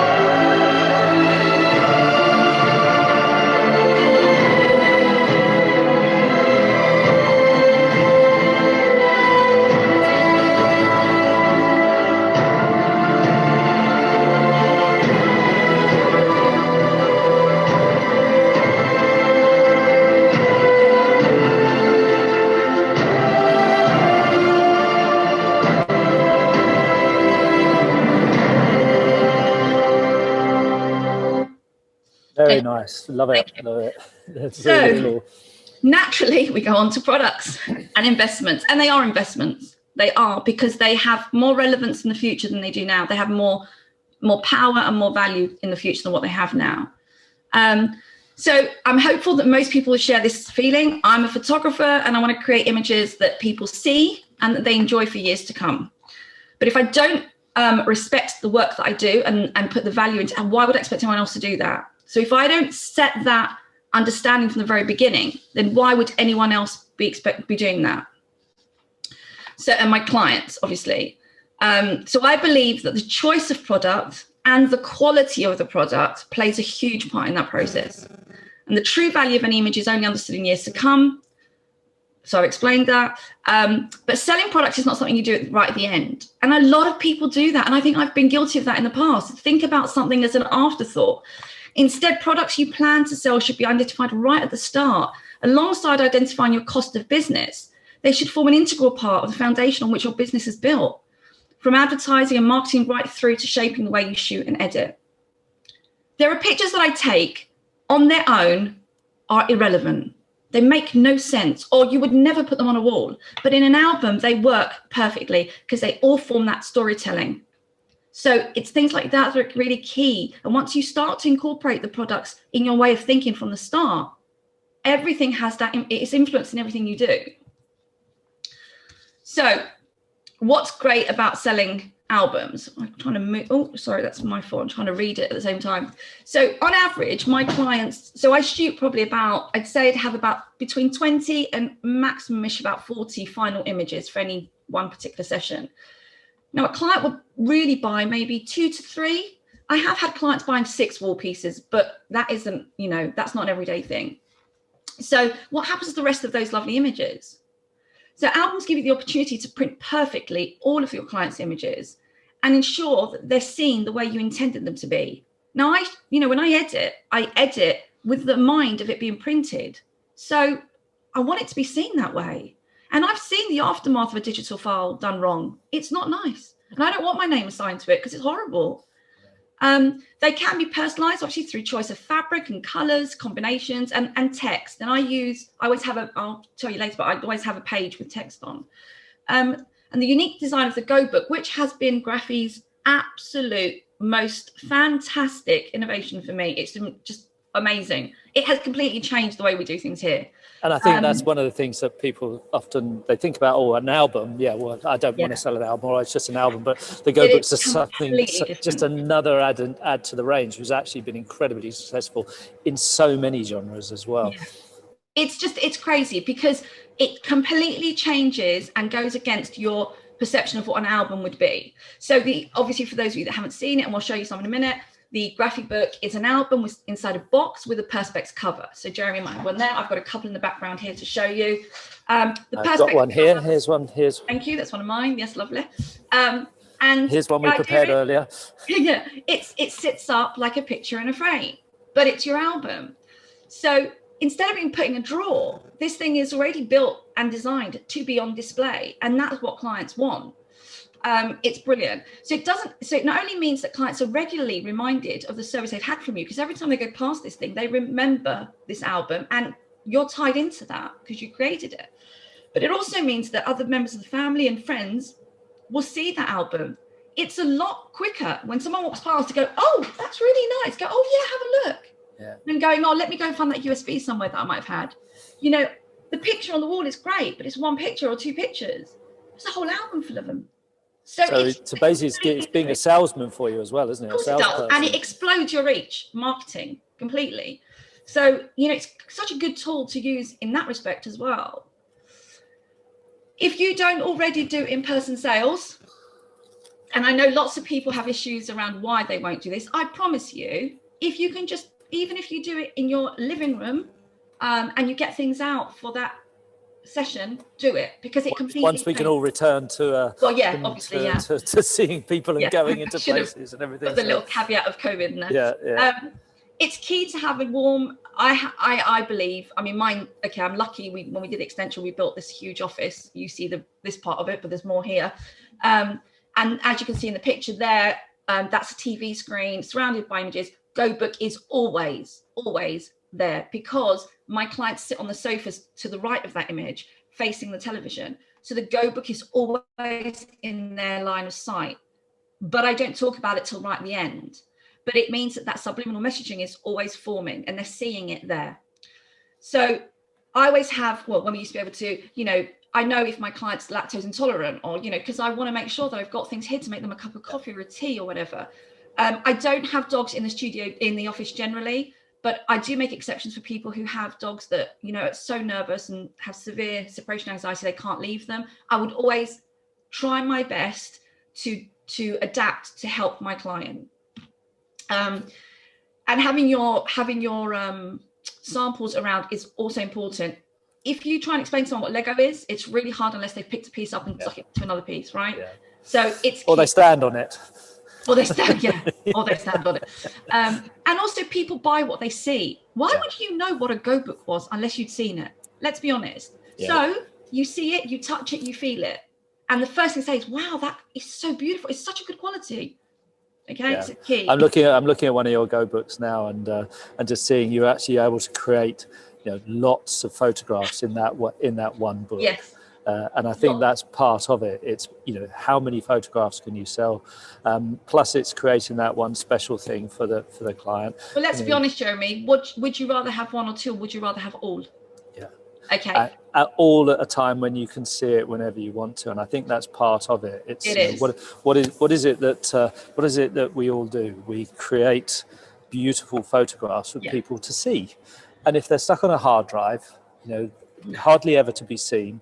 Possibly hard drive crashes, gets lost, USB sticks get lost, chucked in a drawer, stop working.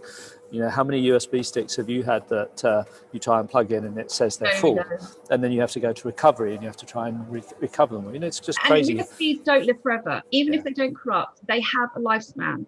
Yeah. This idea that they don't is silly. And also, I grew up with my mum driving a Jaguar with an 8-track. It's like this big, the cassette. You know, I've seen floppy disks and mini disks, and, you know, let's be realistic. USB won't be around forever. So it was originally it was DVDs for some time. You know, where do you put your DVD?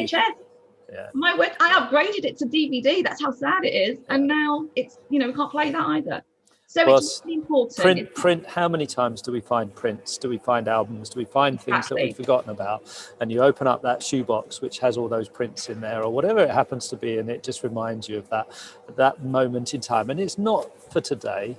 It could be for tomorrow, or it's actually for a year, 2 years, 5 years, your children, your grandchildren's years. And that's why print's so incredibly important. And don't forget, every time you put you show a digital file, dependent on what you show it on, it will look different. Therefore, it's not a finished, in my eyes, and I do talk about that, but soon we've got to it quicker, I'll whiz over that. But it is not a finished product, because unless you can see it the way I want you to see it, then it's not. If you look at it on your phone, on your computer, then on a TV, not your photograph, is it? No, it's not how you've created it. Yeah. So therefore, that is not the finished article, and so that's what I always say to my clients. So you shoot for. We're probably scooting across your slideshow here a little bit. But don't worry about it. So you actually shoot to be able to sell an album as well, don't you? You actually create your shoot.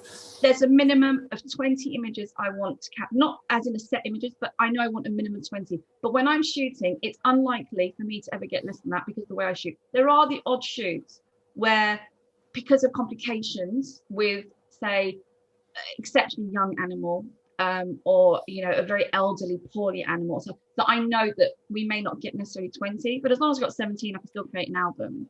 Right, so I aim for that, but I edit every final image before my client comes in, and I present that in a slideshow with music, which I have got next, but I'm going to whiz past it in case we run out of time. So we're running. I've probably nattered too much to take it out. So yeah, also guys, the upgradable option of albums is great. So always leave the gate open for people to go further.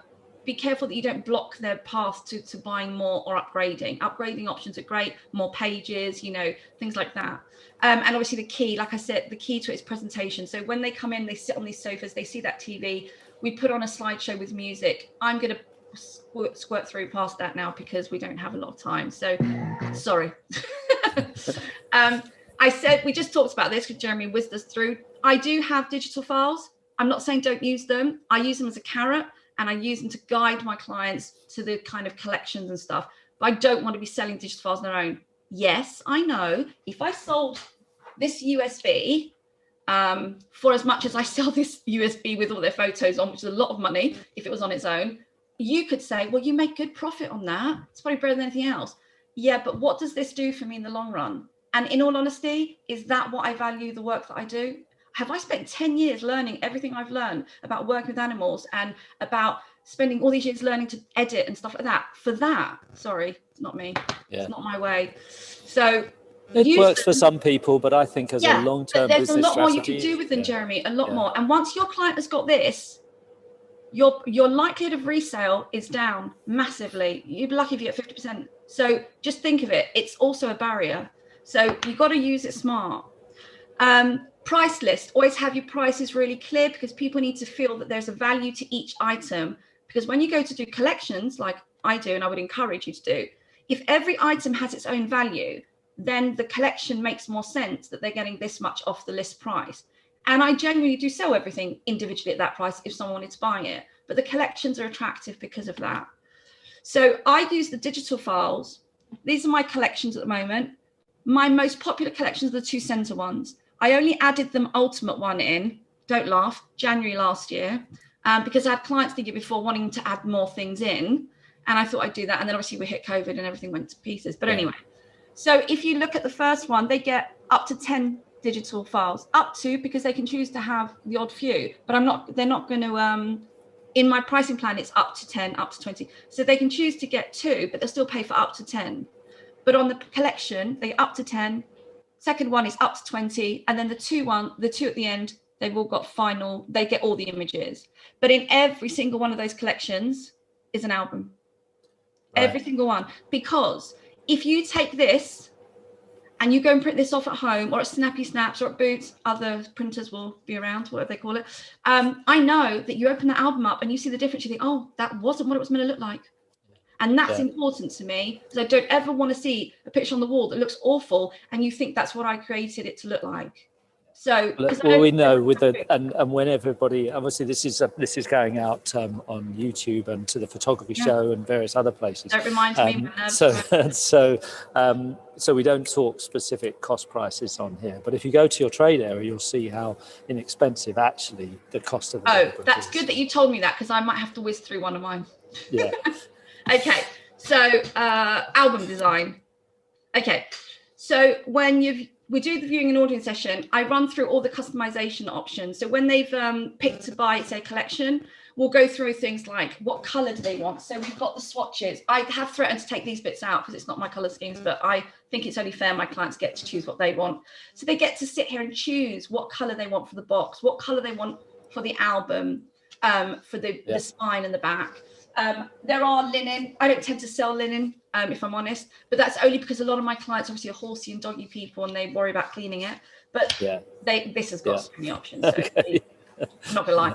So, it's giving you that chance to create that uniqueness for the client, isn't it? Exactly. And then also at the front of the album, I think this client's one might have, but I could have got it on here. At the front of the album, I'd suggest them they put a bit of text, and then they always choose the font, the type of font. So say, do you like it swirly? Do you want it more modern? And then the color of the font.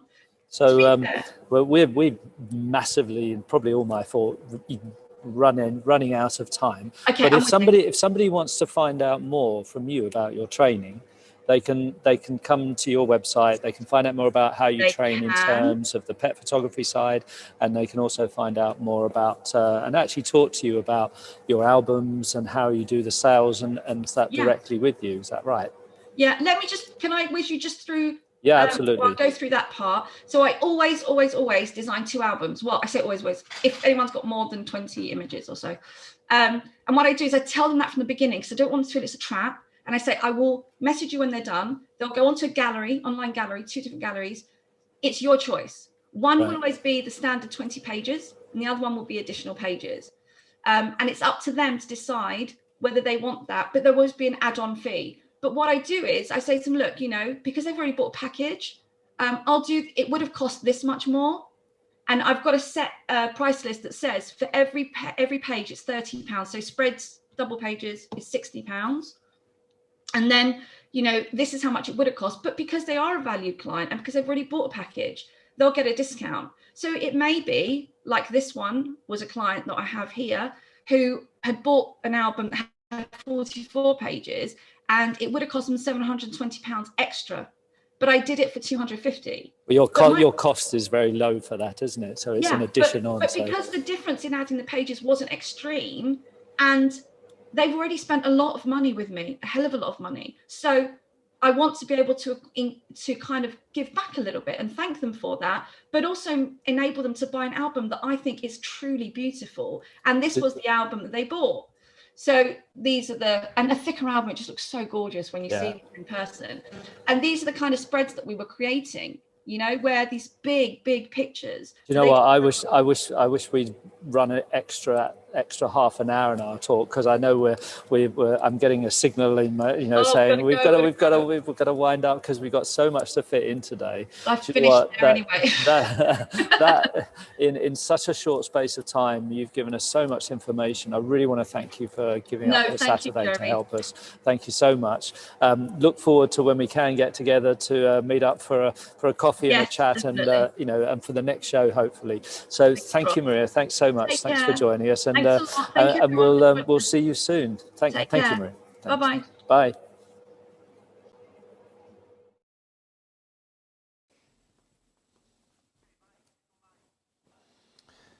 Welcome back from one of the towers of this beautiful place, Castle Ceconi.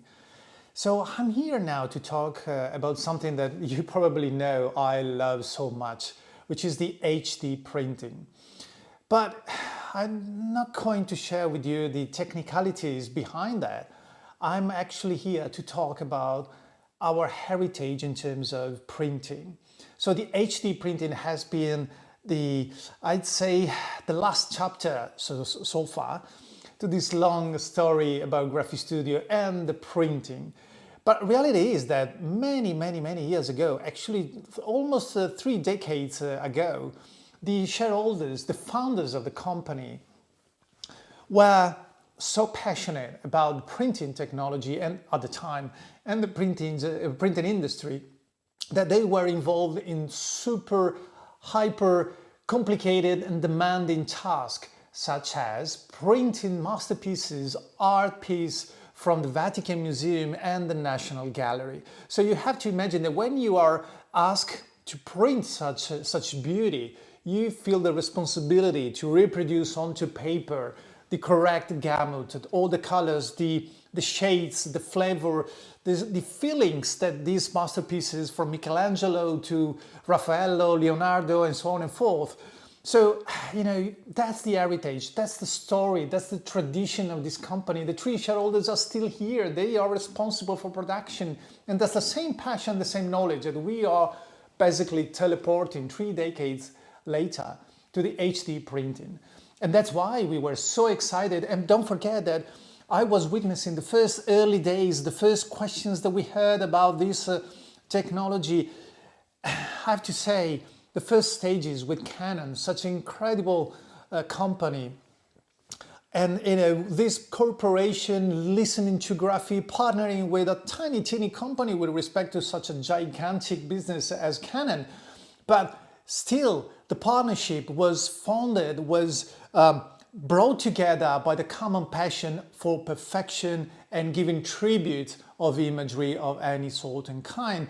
And that's why, with the same heritage and the same passion that brought the shareholders to print these high quality volumes for museums that everybody loves around the world, you can find in every single picture, every single page of your books, every single frame in your boxes, everything on your walls, every wall art, everything printed in Graphy comes with this heritage, with this knowledge, comes with this passion that we share with you guys, because the HD and the partnership with Canon was just meant to be the sharpest knife for you to go out there and be as profitable and as professional as possible. The HD printing is the professional way to go. The HD printing unleashes the colors, the true colors of your imagery.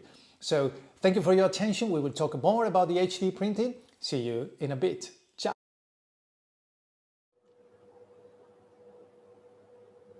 So we've been given the gift of time. How amazing is that? I love being given the gift of time. It's something that we all rarely have. We have some extra time with Maria. We've had a little advert going in there. So we were in the middle of just closing off and discussing the final parts about the sale and about giving people the chance to spend a little bit more. Tell me how else you give people those chances, but also from a marketing point of view, because I know you use our magazines too, don't you? I do, yeah. I have mine here and in the background there. So magazines are amazing. I mean, I remember when I first saw this and I cried the first one that you did for me. It's just so lovely. But it gives me a chance to really share the ethos of the business. And I think that's actually a key part of the way I work and the kind of clientele that I attract. So it allows me to give them something that is a little bit more deep and meaningful, I guess, and a bit more that they can read in their own time and actually digest. Because a lot of the people that I meet at shows, I will make time to speak to, but while I'm shooting, it's really hard to dedicate a lot of time. And actually this really helps to get them to understand. And a lot of my clients tend to come to me because of the way that I work, not just specifically for the images that they see. But let's be realistic, I'm not the world's best pet photographer, and I don't proclaim to be. And there's always someone better than yourself. So whoever thinks they're the best, I'm sorry, there's always gonna be someone better than us. You're only as good as your last picture anyway. But the reality is you're your USP, right? So getting across is hard when it's limited time, or you sit and talk to someone for an hour each time. So taking this away and being able to look through it and actually understand, and I think they get a feel of who you are as a person, as a photographer, which then adds to the way they feel about wanting to come to you for a service. A lot of my clients are with me for a long, for the future. They don't come in and go out and I don't see them again, which is so repeat business, which is actually, if you do it right, your repeat customer is the one that's easiest to get the work from, the one to get the best sales from. People often forget that the customer they had is the easiest one to get more. And they're the ones that do your marketing for you. Yeah. It's great if you can tell 100 people about your business, but if they don't then speak, you've only hit 100 people. That's it. What I like about your magazine too is you've chosen, you've talked about you, but you've also chosen some amazing photographs. And I know that, one of the key things for us is to give the best quality print so that when it goes into their hands, they're already, you already said the psychology of building into the business to show this is the best quality that, you've got to expect something printed. You want something printed. So no, I love your magazine, and I think it does a great job. Quality that Graphi produce. I'm not just saying with Graphi, because genuinely anyone who's ever trained with me or knows me knows that I'm so anal about the products that I have for the business, because if they don't replicate the kind of the quality that I want my business to be known for, then that eats at me. I can't do that. So I spent years researching what company I was going to work with. And the thing I love about Graphi stuff is the quality. It's so good, even down to the magazine. I felt when I got this the first time, I actually felt like I was buying a magazine. I was like, oh God, that's my work. And my clients, when I give it to them, oh wow, they're like really amazed at the fact that I have a magazine like this about my work. They're just like, so even something as simple as your magazines are so good, so lovely, and really useful tool. But yeah, I think you've got to, Jeremy, I actually know, I've heard of photographers who their choice of supplier is based around purely their profit. And people need to realize that actually every little bit of the messaging that you give to clients has an impact. I buy it because it's cheap. Does that say the right thing about your business? Exactly. Yeah. Why would I come to a professional person to get something I can get my hands on myself? Yeah, I think that's also really important. We are a trade-only supplier. There's no route for the public to buy anything from us, and so you have the confidence that you're getting the best quality to go to your clients. And it's essential for me. It's essential that my clients know that part of that authenticity and that honest part of the business is that filters through in everything we do. So I don't give you cheap rubbish because I want to make more profit. Yeah. I give you exactly what I said from the very beginning, and that is really key for me. I think what we need to regain is a respect for the client. We are effectively a service provider, and without those people, we would have no business. And we're a luxury. Yeah, let's be honest, we're a luxury. Oh, without so if somebody wants to find out, so we've used up our gift of time. Somebody wants to find out a little bit more about you and how you market stuff. They can come to your website. Yeah, I'm on Facebook. Yeah, I'm on Tetheo.co.uk, isn't it? Yes, Tetheo.co.uk is the website, or Tetheo Photography is on Facebook, on Instagram. By all means, get in touch. Yeah. Brilliant. Thank you again, Maria. Thank you, everyone, and enjoy the rest of your day. Thank you so much. Tell your friends to come and watch too. Thanks, everybody. Thanks, and we'll be seeing you again in a little while. Thanks, everyone. Bye-bye.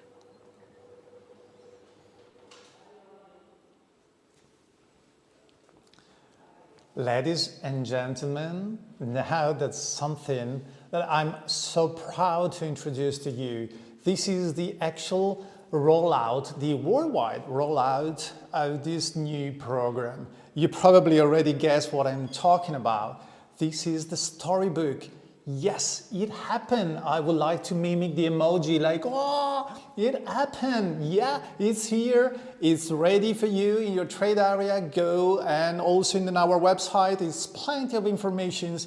This is an amazing program. I tell you why.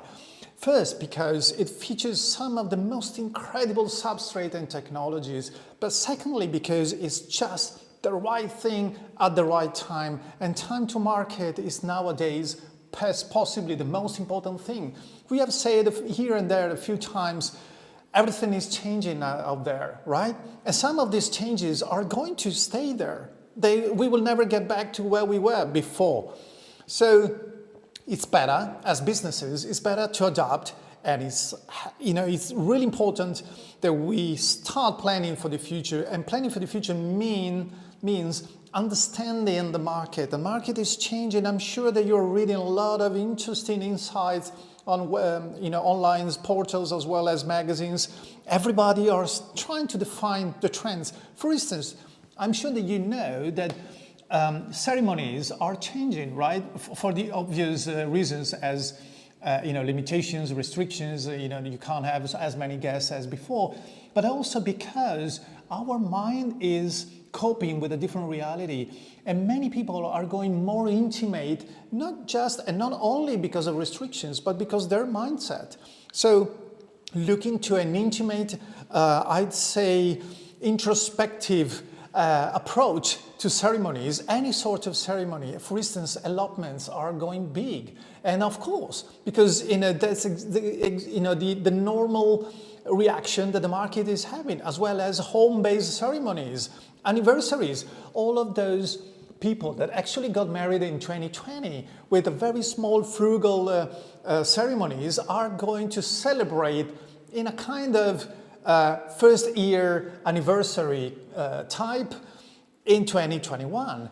And what's better than a nice, gorgeous product like the storybook, which is made of incredible materials like the sequoia leather as well as the distressed leather. Both are genuine Italian leather.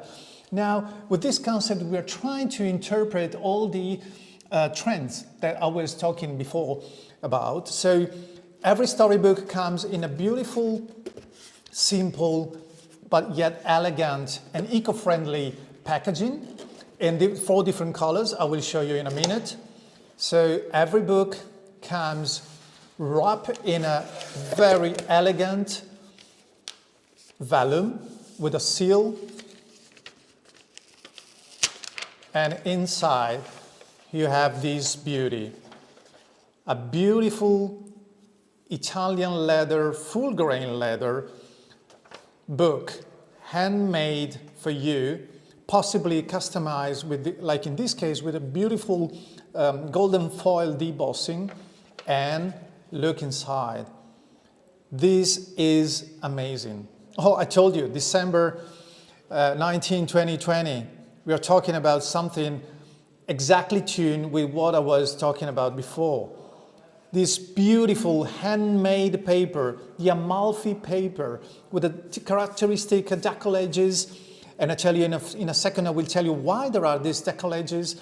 This very nice and interesting texture that you can perceive. So everything in this product, everything in this paper speaks directly to your heart, but not through your eyes, but even more importantly, through your fingertips, because everything touching here around is made of textures, is made of tactile feedbacks, and the colors, and the mood, the incredible look and feel that you can have with a product like this.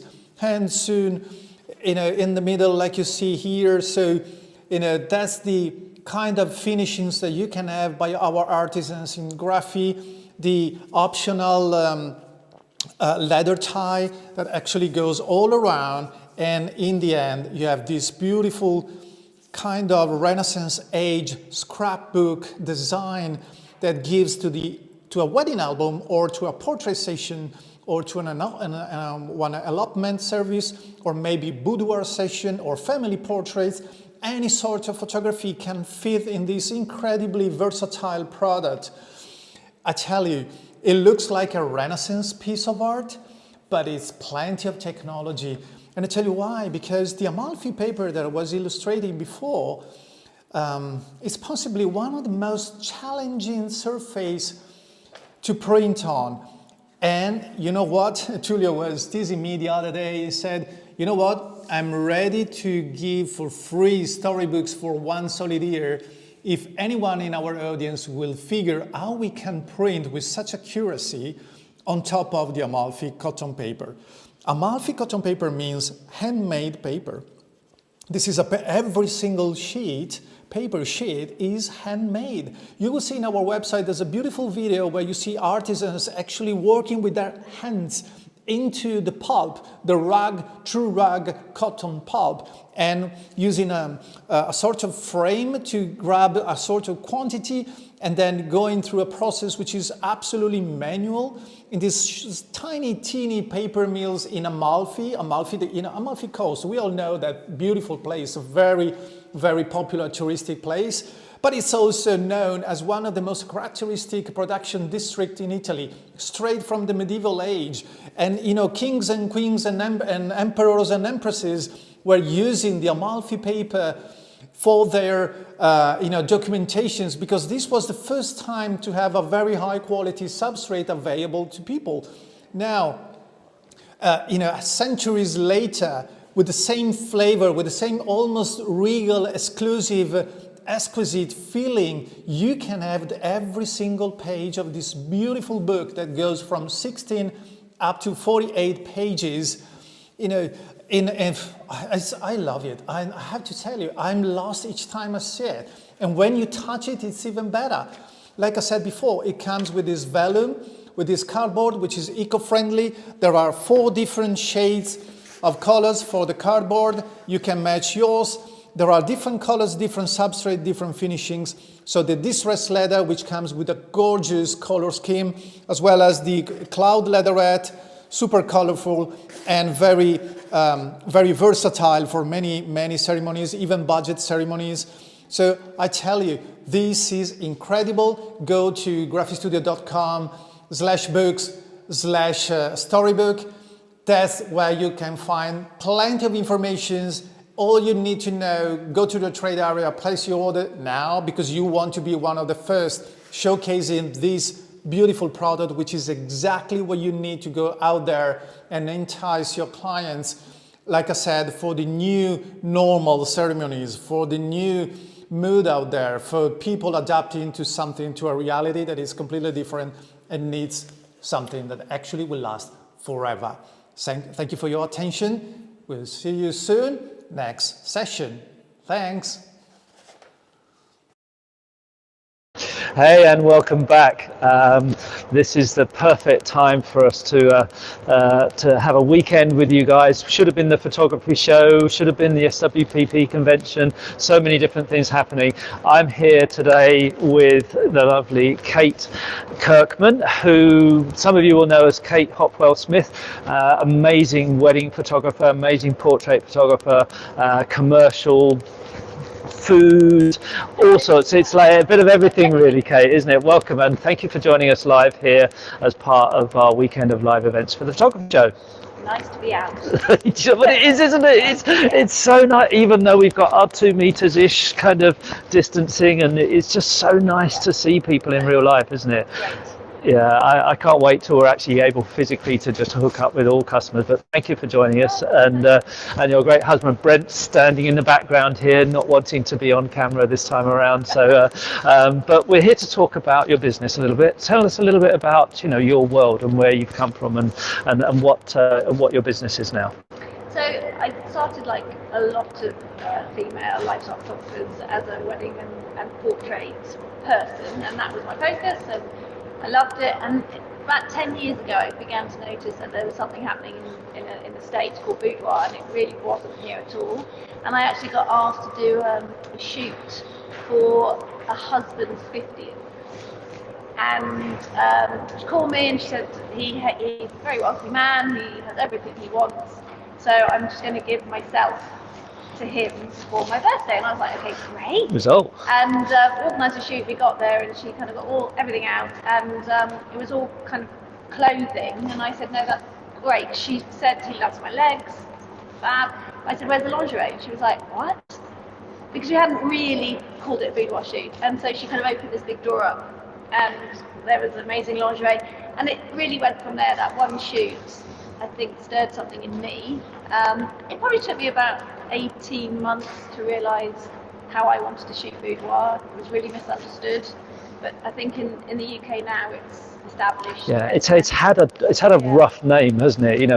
It's kind of the word itself is almost, you want to reinvent the word, don't you? But I think it's happening certainly through people like yourself and others that we work with, and across the board, that whole change in perspective, because it's not actually about the photography, is it, really?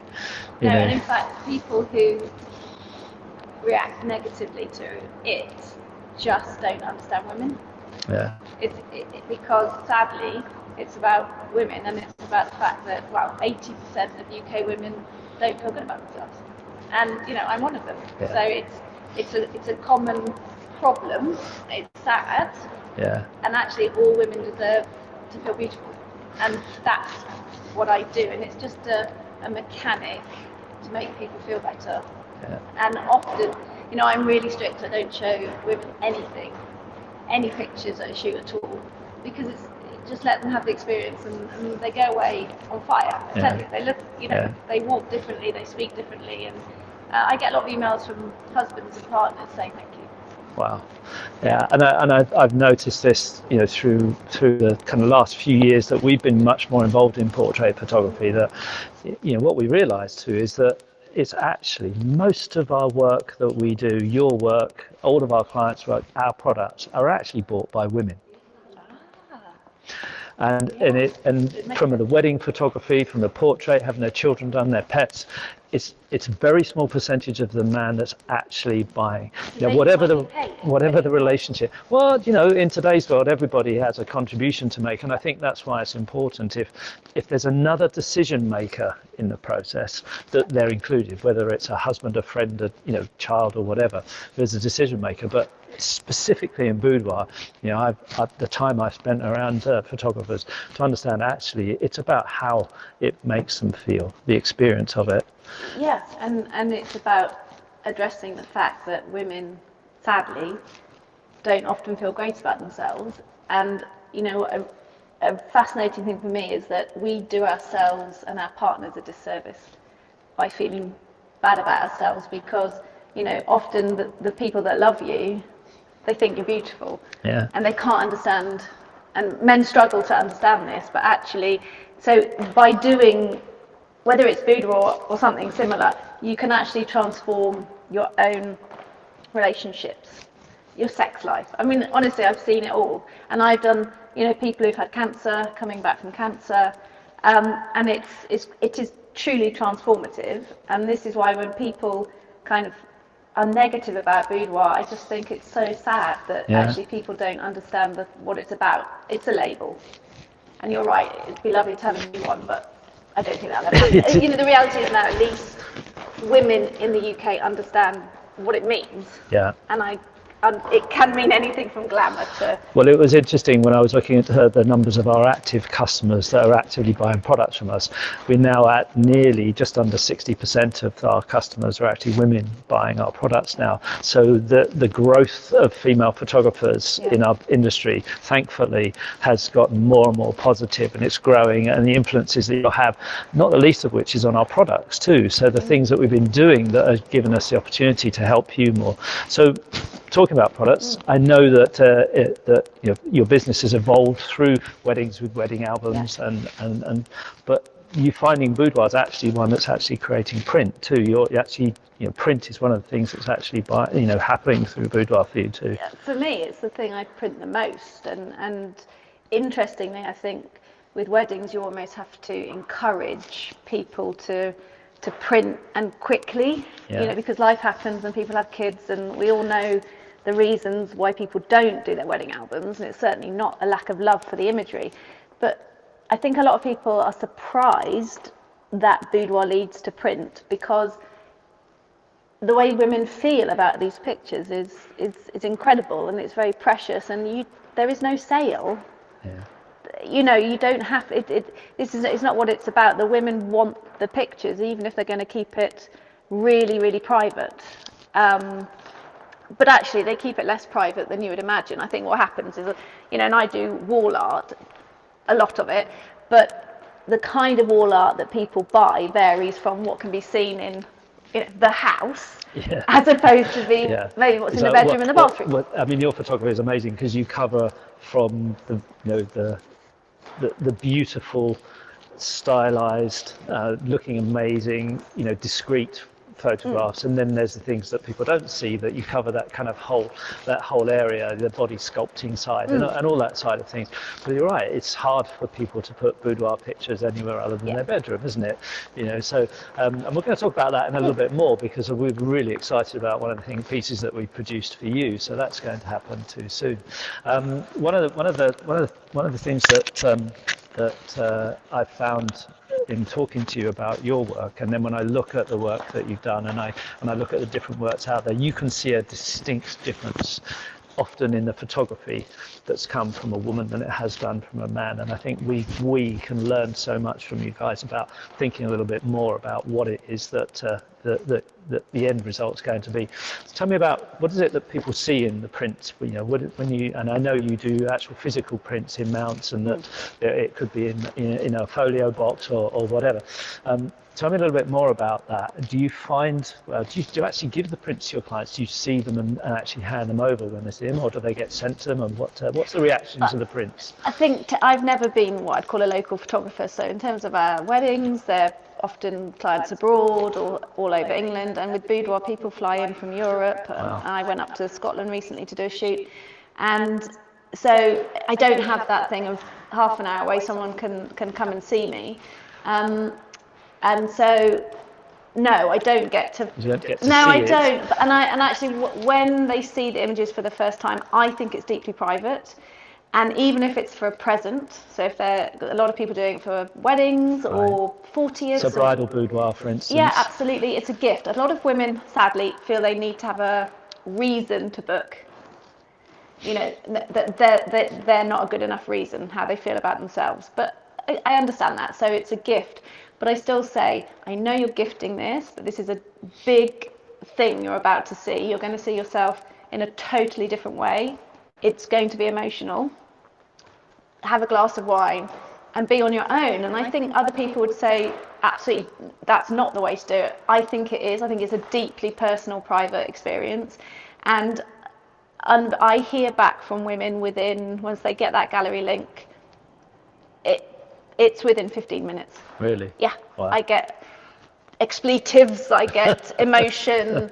No other thing that I shoot gets the same fast, emotive response, and it's hugely rewarding. Yeah. And just going back to the point you made about gaze, I think it is really interesting, the male and female gaze. And what I say is that it's the woman is in control of her image.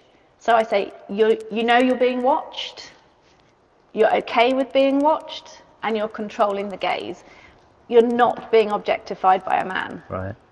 And there are men that can shoot boudoir well, but they shoot it like women. So we've got to get inside your heads then. Well, I think you've got to allow the woman to own her own image and how she wants to be seen, because the other reality is, if it's a gift, I do say to them, don't say that an album. I say, my advice would be, do not finish the album and hand it over complete. Because men and women will choose about 50% the same images and 50% different images. Interesting. Yeah.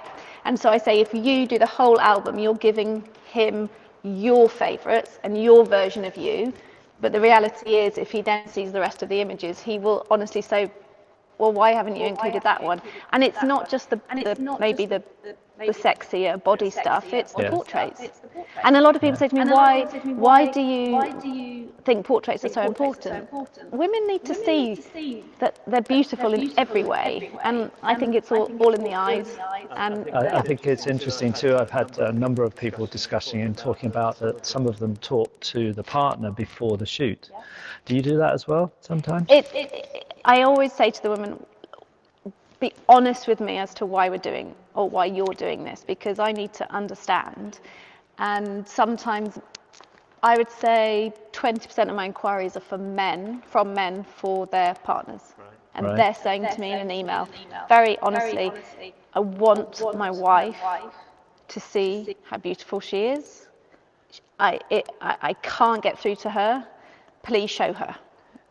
That's really interesting, because it's hearing and seeing and reading some of the different things involved in some of the training that's gone on about understanding how your partner, be it a male or a female, sees you compared to how you see yourself. And I think often we forget that, particularly when it's a couple of whatever gender, that partner will be thinking in a very different way, and what you hate about yourself or I hate about myself could be the thing that they love the most, and you don't know that, do you? Brent had to teach me. He said, he's a very interesting phrase, he says, it's my lens. When I look at you, it's my lens. Don't put your lens onto my camera. Right. Because he says, because you both shoot. You're both in the business together. You both shoot. It's from a weddings point of view, and I was very lucky enough to be at a wedding where you were both shooting, which was brilliant to see. So you both shoot. Brent's obviously an expert in video as well, which is good. And Sony ambassadors, is that right? We both are. Yeah, which we love, absolutely love. And but he was the one that said to me, or showed me really, that the people that love these women think they are absolutely gorgeous. And he also said a very interesting thing, which is men look to the positive in their partners. Like, they love this woman or this man, whatever. You don't focus on the bad stuff. Women focus on the bad stuff of themselves. It's deeply negative, but we're not going to change women. So it's about understanding. You need to understand. And the first thing I say at the beginning of a shoot is, so I ask are they in a relationship? Okay, great. What's their name? So let's say it's John. And I say to them, what does John most love about your body? And she'll say, okay, so he loves my boobs. No, they'll always know. He loves my boobs, but it could be my back, it could be my neck. And they think, and they come up with something. If I say, so Joe, what do you most love about your body? She'll say, well, I hate my upper arms, I hate my profile, I've got really fat thighs. And I'm like, I asked you what you like. And that's the psychology of women. So again, you have to be really careful how I communicate, otherwise I'm immediately dragging up the negatives. And that's part of the service that you're giving, isn't it? And we talk about this quite a lot, that it's not just about pressing the button. It's like I'm an untrained psychologist. But the reality is, I'm very much heterosexual, happen to be. I think women are absolutely bloody gorgeous. I think they are stunning. And so when I'm talking to my clients, what I'm saying to them is totally genuine. I think all my clients are absolutely beautiful, and I do get all shapes and sizes. People think, they say, oh, your galleries, they all look like models, and I'm like, they're real women who don't look like that when they come in. It's their best version. Yeah. And we all need to be reminded of our best version because we don't see it very often. You know, that's the reality, and it does take an effort.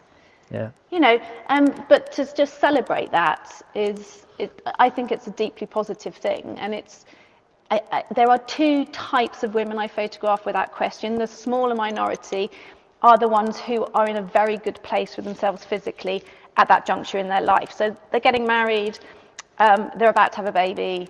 They look great. They know they look great because they've worked hard to look great. I'm going to capture this moment right now. Because maybe they're never going to look better. Yeah. But that's the minority. The majority of women who know they're not looking their best, but just need a confidence boost. Yeah. And they know that the trust they put in me, Jeremy, it's enormous. And the reality is, I do think Boudoir, you can make or break a woman's self-confidence. So I do actually talk and train quite a lot in Boudoir, and I'm like, if you take this on, please understand the huge responsibility you have, because all women remember the terrible photos. Yeah. Right? It doesn't matter if you see 20 good photographs of yourself, the one that stays in your head is the bad one. And you have to be deeply critical in the sense of, I know that I will not show an image and it's because I've got it wrong. You know, this is the reality. There's a lot to think about, and I sculpt with light, and I of course I pose to the nth degree, and sometimes I get it wrong. I miss something. Well, they're not going to see that picture. Yeah. It's not worth the potential damage. No. You know. I want to see all the pictures. No, you don't. No. Yeah. No, you want to see the very best versions of you, the ones that when you wake up in the morning and you're feeling like, oh, do you know what? How great! I know that I am good enough. I can be that. Yeah. I can. You know, and that's it. I can be that. And a lot of people talk about some boudoir photographers really massively changing and manipulating people, and we come, you know, I have a 16-year-old daughter, and I see the younger generation that are constantly posting fake pictures, that, you know, they are changing themselves, so they're all getting this distorted view of beauty. It's not just the pictures, you see it in reality when you look at some of the television programs, the pressure that they feel to get fillers and collagens and, you know, whatever else that's added in there, and it's a tragedy because and you see the difference between when before they had all that work and what they are now. I think, no, you should have stayed as you were. I actually think there's going to be a problem in the next 5 years when that younger generation begin to get married, because they're all so controlling of an image that is not necessarily true, and I'm not quite sure how wedding photography is going to work with that mentality. And also, you know, of all the women I photograph, I've had one that definitely I now realise had body dysmorphia, and she, you know, she's the only person that's ever not loved all of the photographs. Wow. And that hurt me, because I thought, you know, I failed, and it took me a while to realise that she actually needs help. Right. And not even the photos could, you know, it's deeper than that. But for most people, it's a massively positive, you know, transformative thing. And that, I think, again, controlling that finished product, we're going to pull it back a little bit to product too, that you know that what you're giving into their hands is exactly as you want it to be, rather than letting them have a file which, if they print it themselves, and it's not how you want it to be, it's not how they really looked in the photograph. It's very key. Interesting, they don't seem to want the digital files. This is this wonderful move from what's been happening in the wedding industry that is, I think, finally back on, the tide's turning in the right direction. But honestly, haven't found that with Boudoir. They're quite precious about touching it, right, and being able to keep it somewhere that they can get it out or see it. And it's a different mentality, which is hugely positive, but it is different to weddings. Let's have a look at a few of your pictures. I know you've got some there sitting in one of our reveal boxes. I'd love to see, pull some of them out, because it's key for me to see that printed product as well, and to know what you do. And you've got a little ribbon at the end just to pull, just to lift those out there. We actually did print a whole load of your photos. They're currently sitting in Bavaria. Apparently, heavy snow in Bavaria has stopped planes from moving. We were missing several boxes. We've got a few products I wanted to show, and a few that were sent due to be straight to photographers. So my apologies. So you've kindly brought some photos along. Fine. So your style. Let's have a look at your style. Let's show it. Just show it. So, I mean, in terms of how do you want me to literally? Just show it to the camera so people can see it there. So this is what I would call a portrait. So it's not a typical portrait, but the focus is on the face. And this is what I always say. I'm going to do lots of photographs where it's all about your body, where I'm sculpting with light, and then there's going to be photographs which focus on your eyes and your face. And these are the ones that people can have next to the bed. They can have them downstairs. Yes, she's got a bra on, but it's not. That's what it's. Unless you're in America. Right. Yeah. And they're probably 20% of the shoot. I get them done first when everyone's looking great.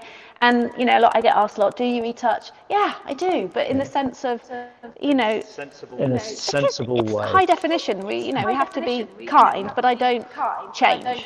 And I'm very clear with the women about this. I use light. So you have a good conversation. You get it right in the camera, using light the best way, and posing if the right way to use it, to get them to stand in the right place. I had a little conversation earlier with one of the Zoom calls where, a particular wedding ones, oh no, I don't want any posing. Well, you know what, you might not think you do, but actually just a little move onto one foot, or turn your head this way. I think that's posing, but it gets the very best version, doesn't it? I think it's the word posing that gets to people. So even in our wedding where we talk about directing, but just saying we're going to, and then in fact with Boudoir people desperately want direction. I think that's one of their greatest fears, and almost a barrier to booking is really. Yeah, because you see, if you've ever seen models on TV, every click they're moving, aren't they? They're doing the work for you, and they're paranoid. They wouldn't have a clue what to do. So I just said, God, no, that's my job. And the other thing is that bodies are bodies. They have to go somewhere. And I have to really hammer it into my clients that the only angle that counts is the lens. Yeah. So, you have to read body language to be a boudoir photographer, because you really will see them. The minute you see them feeling uncomfortable, glancing, you're like, okay, stop. And we kind of go from there. So in terms of the actual, let's say in terms of an album, most people they get from me probably too many photos. It can be around 80, and I think people are really shocked. I know, and actually often tiny changes, but to them they can't, and really similar pictures go into the album, but I think, well, it's fine, it's what they want. It's more photos that they buy, the better, isn't it? Absolutely. And it's their decision, and they will just want as big a range as possible. One of the secrets, I would say, with Boudoir, and I have decorated our home, with a lot of care to give me range. So you actually shoot in your home? I do. So that's quite interesting. So you've created the right kind of locations inside your home to actually shoot. So I started by going to other people's homes, that classic, maybe booking a hotel room, which just always feels a bit sleazy and a bit like, you're in there for 2 hours, and the hotels can be a bit like, what's going on? A photo shoot for 2 hours with lingerie. They don't necessarily understand it, and so I want to control. The thing is, I am trying to produce what I would describe as editorial style imagery that you could see in a magazine. So everything counts. The wrong lamp, the wrong satin sheet. I realised really quickly that everything in that image is working towards the feeling of it, and I want to attract quite high-end women. Right, that's my. So you've identified your client base as well as who it is you're after. People forget this. They try and get everybody to come to them, but you actually don't want everybody. You want specific people that are going to have the right feeling for your business. And you don't want a whole shoot close in. You want some environment, you want some mood. And so, we've got basically now 3 rooms that I can shoot in. And, the great thing is you get to put everything through the business, nice new throw from the white company. It's in the pictures. And so I give people the choice. I say, do you want to come to me? I can come to you. So as I said, I went up to Edinburgh in September, so it was kind of between lockdowns. Is this the picture we're going to talk about in a minute? Yeah. Cool. I have just so that everybody knows, we're going to show a picture. We're going to show a picture a little bit later on, just before we finish, that Kate took not that long ago, and it's going to get shared from my laptop on Zoom. So you're going to see that one in a minute. So you're shooting people's homes, but you prefer to shoot in yours? Well, I think they prefer it. Right. You know, the reality is they love the fact they come and they know they're going to get a gorgeous environment and not have to worry about what their house looks like, or they haven't quite got the right, you know, looking home. But so now I differentiate between, and it's a result of the shoot that you're talking about, I have now differentiated between what I'd call a normal boudoir shoot and an art shoot. Right. Yeah, I did notice that you've come up with this whole art category for you, and we'll touch on that towards the end. Let's have another look at a few more pictures, and if you can show them to camera, that would be fantastic, so they can see them. Maybe. So in terms of style, I like to shoot what I'd say quite dark and moody, and that was my whole style. That's what I have always kind of done, and I realised I'm potentially ignoring the more feminine pretty girls. Right. Okay. So a lot of the women that come to me are quite kind of rock chicky, strong, independent, successful women. So right-hand diamonds, as they call them. Right. And I realised and it's actually because my hair and makeup artist is quite a girly girl. Right. She's brilliant, but she's very feminine, very light and airy. So then I redecorated an entire room then to give much more of this kind of look, which is actually not my aesthetic. Okay. And still, I would say 80% of women go for the much moodier, kind of dark, sexy look. But they might start in here with a white shirt or, you know, white vest. And it just gives me a bit more range, and it means that, you know... More to sell, too. Well, the reality is, I've learned women will choose photographs from every, what I'd call, set. Right. And that could be lingerie set, or it could be a portrait set, or wherever you've done it. And they won't want to lose photographs, and so the more variety you can offer, the more you're going to print. And ultimately, if you're selling by the print or the page, or you know, then that's more revenue. It's an upsell that they do for you. Totally. Yeah. Totally. And it literally is a case of they will not want to not have these beautiful images. Yeah. And so lots of women went for albums because that was probably the easiest thing to hide and get out. Yeah. But actually, I think as people are understanding boudoir in the UK, people are they're braver. Yeah, we've seen quite a few. The reveal box has been a good one for us, particularly when the photographer does a couple of safe shots. Yeah.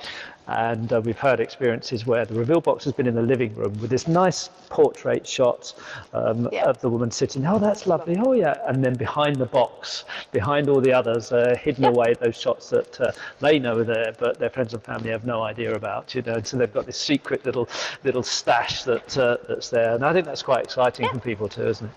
Definitely. And actually, women are deeply proud of the pictures, and you can't underestimate the power of that for them and for you as a photographer, and in terms of a business, because it's, as I said, there is honestly isn't selling, and so, but you have to do it well. Yeah, I think what's coming across today also is, so far, yourself and the other speakers, like, this isn't about high pressure sales, it's about high quality of service as well as the image making that gets people to want to buy from you. You know, it's not about putting lots of bums on seats, it's about choosing the right client. Yeah. Totally understanding the reasons why they want those photographs. It's that, Jeremy. It's not enough photographers understand what we're doing. We're not giving photographs. That is just the physical vehicle of what we do. I know to us we are, but you have to understand why they're, you know, humans are apathetic by nature. They won't, you know, they need a really good reason to part with disposable income, which Yeah, is what and this is. we're a luxury. We are a luxury. Not a necessity. So we don't compete with other photographers. We actually compete with other luxury items, don't we? You know, if somebody's got to consider, what am I going to spend my money on? And in the past year, it's not been holidays. No, that's no, actually, Boudoir has kept me going. I think Really? we haven't really touched on that. I shot a lot from that period, the kind of autumn, and I've currently got about 20 shoots on hold on ice, and there's definitely disposable income that's sitting in people's pockets. So how do you market to get your clients? What have you done to create that? I mean, not in big detail, of course, because that's your own secret.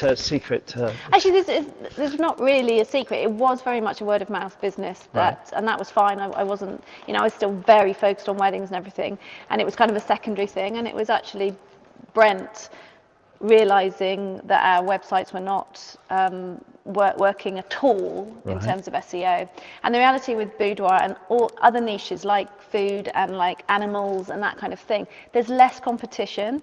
So the reality is if you get your SEO sorted, you will be able to see an impact on Google. And I get probably 5-6 Boudoir inquiries a week. Wow. Yeah. And that's because you've set your website up right, because the Google. search engine optimization's right, so that and understanding what it is that people are searching for. Yeah. What you think they're searching for is probably not necessarily how they're searching, and so you might think, well, if I type in Kate Hopewell, yeah, no, so they're not finding me. Yeah. And it is absolutely pure organic traffic in the sense they do not know I exist. Right. And he's taken me from page 15 to page 1. So check on your SEO then, make sure your website structure and everything. It took a lot of work, and it was deeply boring. I mean, I'm the first to say, I was a bit sniffy about SEO. I kind of thought you were either word of mouth or SEO. Yeah. And just I can't say it enough that Brent, with his technical background, kind of he became, you do. Brent does offer a service as well to actually do that. From what he's learned, he became SEO certified, and then we've got a really good community of photographers because of the training that we do, and they started coming to us. I mean, they noticed that I was kind of banged onto page 1. Yeah, how'd you do that? Yeah, without paying a penny. Without paying a penny. Now that's interesting, isn't it? That's a key thing. Google must hate you because you've managed their system. But the irony is, they start giving you keywords. Yeah. Google has given me about 50 keywords that I have never tried to particularly be found on, and it's led to commercial work. So, I did an interesting shoot last year, which was for killing kittens, which, I mean, some people will know what that is and some people won't, but it was, and they were looking for a boudoir photographer, and it was a completely above the board, lovely boudoir shoot, just with masks and everything, and they found me on Google. Wow. Yeah. Interesting. And I think, we often forget about all the different parts of what our business is. We see so many people going, well, I'm going on this training course and that training course is how to take a better photograph, and they don't understand why they're not making loads of money. Yes, they're taking the best photograph, but actually this is a business. We want to pay our mortgages, we want to have everything else, all the nice life. It's about actually making sales. So I'm going to need my laptop if somebody can bring that over, because I want to share something now, just in case it's died. You mentioned you went up to Edinburgh to do a shoot, and you mentioned you went up to Edinburgh to do a shoot, and I know it was a really good experience for you. How did that client come to you? Google. I got an email just saying that, and in fact it was a boudoir shoot and a family shoot in one, because he said, look, they had an 18-month-old, 2-year-old, but it was, and the shoot really went from full-on beautiful boudoir to just some gorgeous portrait shots. And she showed me an image she liked, and actually from the start, Martin, who had booked the shoot for his wife, said, Kate, I want a big piece of art on the wall. And I said, well, how big? I'm going to ask Italy to share this, because this is again the fun of this technology. And we asked Italy to share this picture. So we're asking Italy to share this. Hopefully you guys can see this any second now. This is the biggest piece of it's a Chromolux panel. It's the biggest piece that we've ever made, and it's the first time we'd ever done it. Huge piece. So everybody's looking now at the size of this piece that you've done for this client on their wall. I know how big it was because we had winter Christmas deliveries and all kinds of scary stuff going on to get it to them. And I was always going to drive it to Scotland, but couldn't get it in my car, and we weren't allowed to drive to Scotland. And also, but what a stunning picture, and how amazing is that? But he started from the position of, Kate, a lot of these pictures will remain private, but I want just some gorgeous shots of her that we can put up. And there's that massive one, but they've also got a series of another multiple 4 others, didn't they? So wall art, amazing to have on the walls. I mean, that's a black and white on a Chromlux panel, and it's just gorgeous. I mean, I got that through this morning. We're done. Oh, we finished. Oh, okay. So slightly mixed messages here from my team saying that we've actually closed, but now it's roll-up time. I want to thank you for joining us. It's been an amazing insight, really, into your world. We always have a good chat, but sharing all of that information, I think, hopefully is going to help so many of the photographers we're with. Thank you so much for joining us. Pleasure. Absolute pleasure. Thanks, everybody. We'll be off. We've got more to come this afternoon. Loads of different things to talk about. Kate, as always, was amazing, and looking forward to sharing the rest of things with you today. Thanks, everyone. Test mic. Mi sentite?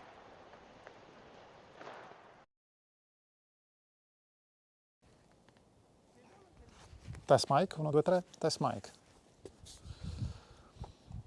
Welcome back once again from this gorgeous terrace in the castle. I wanted to be here as much as I can today because it's a beautiful sunny day, although a bit windy and chilly, as you can tell. But before the sun goes down, I wanted to give you again a beautiful sight of this incredible magical valley. It's silent, but it's magical. It's an enchanted place that many of you visited already, and many more will come in the upcoming future. But back to the matter now, I want to tell you what's going on from a technological standpoint at Graphistudio. Like I said before, we are all adapting our production flows, our technologies to the new market, to the new world that actually is itself adapting and changing in order to work properly, in order to be competitive, in order to be productive.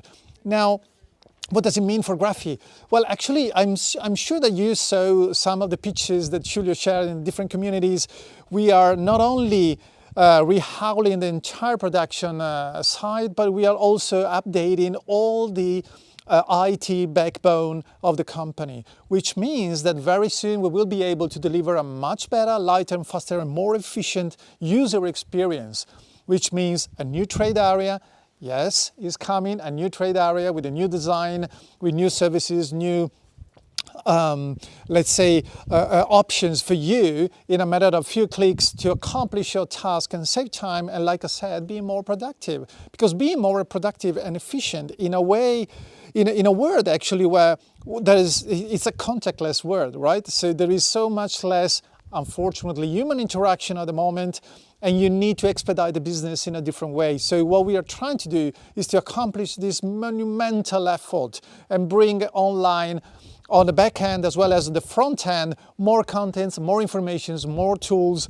more features for you in a matter of few clicks, which means also the ordering system, the production system, the efficiency inside the company, acquiring new technologies in order to be ready to deliver new products that as well are meant and designed to match the new market out there and make you even more competitive. So quality in printing and manufacturing build around a new ecosystem which is much more up to speed in terms of technologies and features.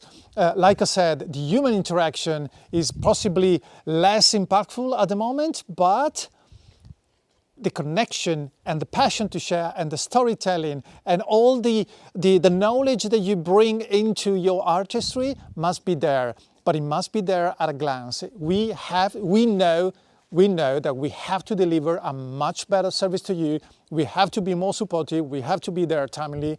That's what we are trying to do. That's what we are trying to do. That's what that's our polar star. We have our task, and our challenge for 2021 is to make sure that we are, let's say, giving you the best support and help possible. Because if we don't, you know, there's no future for anyone. So we have this mission. We want to be at your side as usual, but even better. Like I said, new technologies, new interface, new features, new services. And by the way, let us know, should you have ideas, should you have, tips and tricks, should you have requests, special projects, exactly as you do when you send over fabrics and cowhides or fancy details, and you want to wrap your products with these, just feel free to share with us your information, your needs, your visions about the experience, the user experience that you would love to have. We are full steam on that. And you will see quite rapidly, in a matter of a few weeks after this live, you will see the new trade area. You already have seen the new storybook that we recently launched a couple of days ago.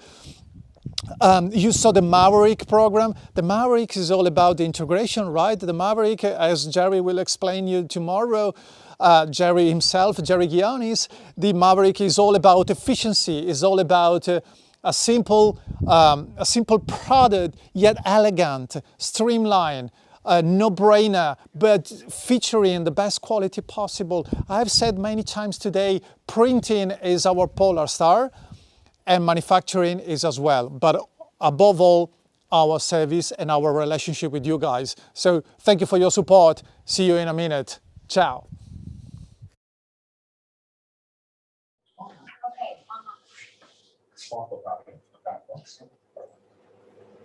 So we are apparently back live again with you. Welcome back to our afternoon. Hi Maurizio, how's it going over in Italy? It's super excited, actually. I just want to give you another sneak peek around here at the castle. This is going to be amazing. Yeah, and then she's over there. She's getting ready for the photo shoot right now.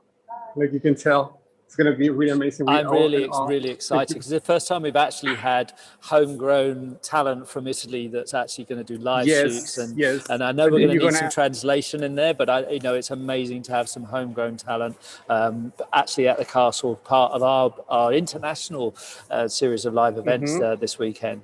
So that's coming up shortly, isn't it? Yes, actually, it's coming up very shortly, and well, I hope you guys also take notes and can maybe ask some questions, because it's going to be very exciting to see this happening live. And well, I personally couldn't resist myself, and I took some photos of her because it's so beautiful. The setup. Dario's just run up from his previous station. Gosh, you're getting fitter and fitter today, aren't you? You're going from one workstation to another workstation and just rushing about. Welcome back, Dario. Thank you for joining us. Maurizio's just looks like he's just frozen up a little bit as he's been walking. Oh, he's back again with us. So just asking, how's it going there this afternoon? Oh, it's great. It's amazing. There's such a good energy. And while Valeria is preparing her setup for the next live shooting, and as Mauricio was illustrating, the weather is still amazing. And it's great because, as usual, a lot of things are happening. And I can't wait. I'm super excited. And by the way, guys, in 10 minutes, we're going to open the contest upload system. Right, Mauricio? Yes, we are ready to go for the... I don't know. I think possibly walking too much around as usual. There's no way you can force Mauricio in a single place for more than 2 minutes. He's always wandering around looking for things, shadows, lights. It's a little bit fragmented. We're only getting a bit of you there, Maurizio, as you're walking around. So, we're about to open the contest right now, and we already have a lot of people commenting and texting me and telling me about it. So we're gonna just gather a specific amount of photographs. We're not gonna get too many because we cannot open it for too long. So, but those are the photographs that the judges are gonna have to score, and then after that I think it's gonna be very, very quick. So everybody has to be online. I have to be all the time. Okay. Hello, can you hear me? Yeah, we can hear you fine. Oh, perfect. So So yeah, as I was saying, so everybody have to be like online, ready to go, because the window for you guys to getting the contest is gonna be for 1 hour the most. So you need to make sure they stay tuned and then be ready to join the contest. Okay. So yeah, it's gonna be in a couple minutes, and yeah, we're ready to go. We will see. I'm gonna go up there again. Yeah. I can't wait. I can't wait. Actually, I can't wait to see our judging. Going actually the live critique tomorrow, going live and explaining and disclosing what's the kind of level of conversation that multi-awarded judges have around the picture, and it will be amazing. I know nothing but amazing. And speaking about amazing pictures, and behind you, I can see. And we've launched. I know. Look at that. That's from the lovely Sarah Edmonds there, sitting there. Beautiful. Oh, you say that. I didn't. Yeah, do you know what? And it's an award-winning picture too. That it's in our Canvas Pro. I'm so lucky to get surrounded by such incredible photographs that come from all over the world. And I think that's what the competition's about, isn't it? It's bringing people from all around the world from so many different schools of thought together to see how those photographs are going to be judged, to see live tomorrow, what the different schools of thought are in terms of photography. And I love the fact that we're bringing this all together. Thank you, Maurizio, for organizing this.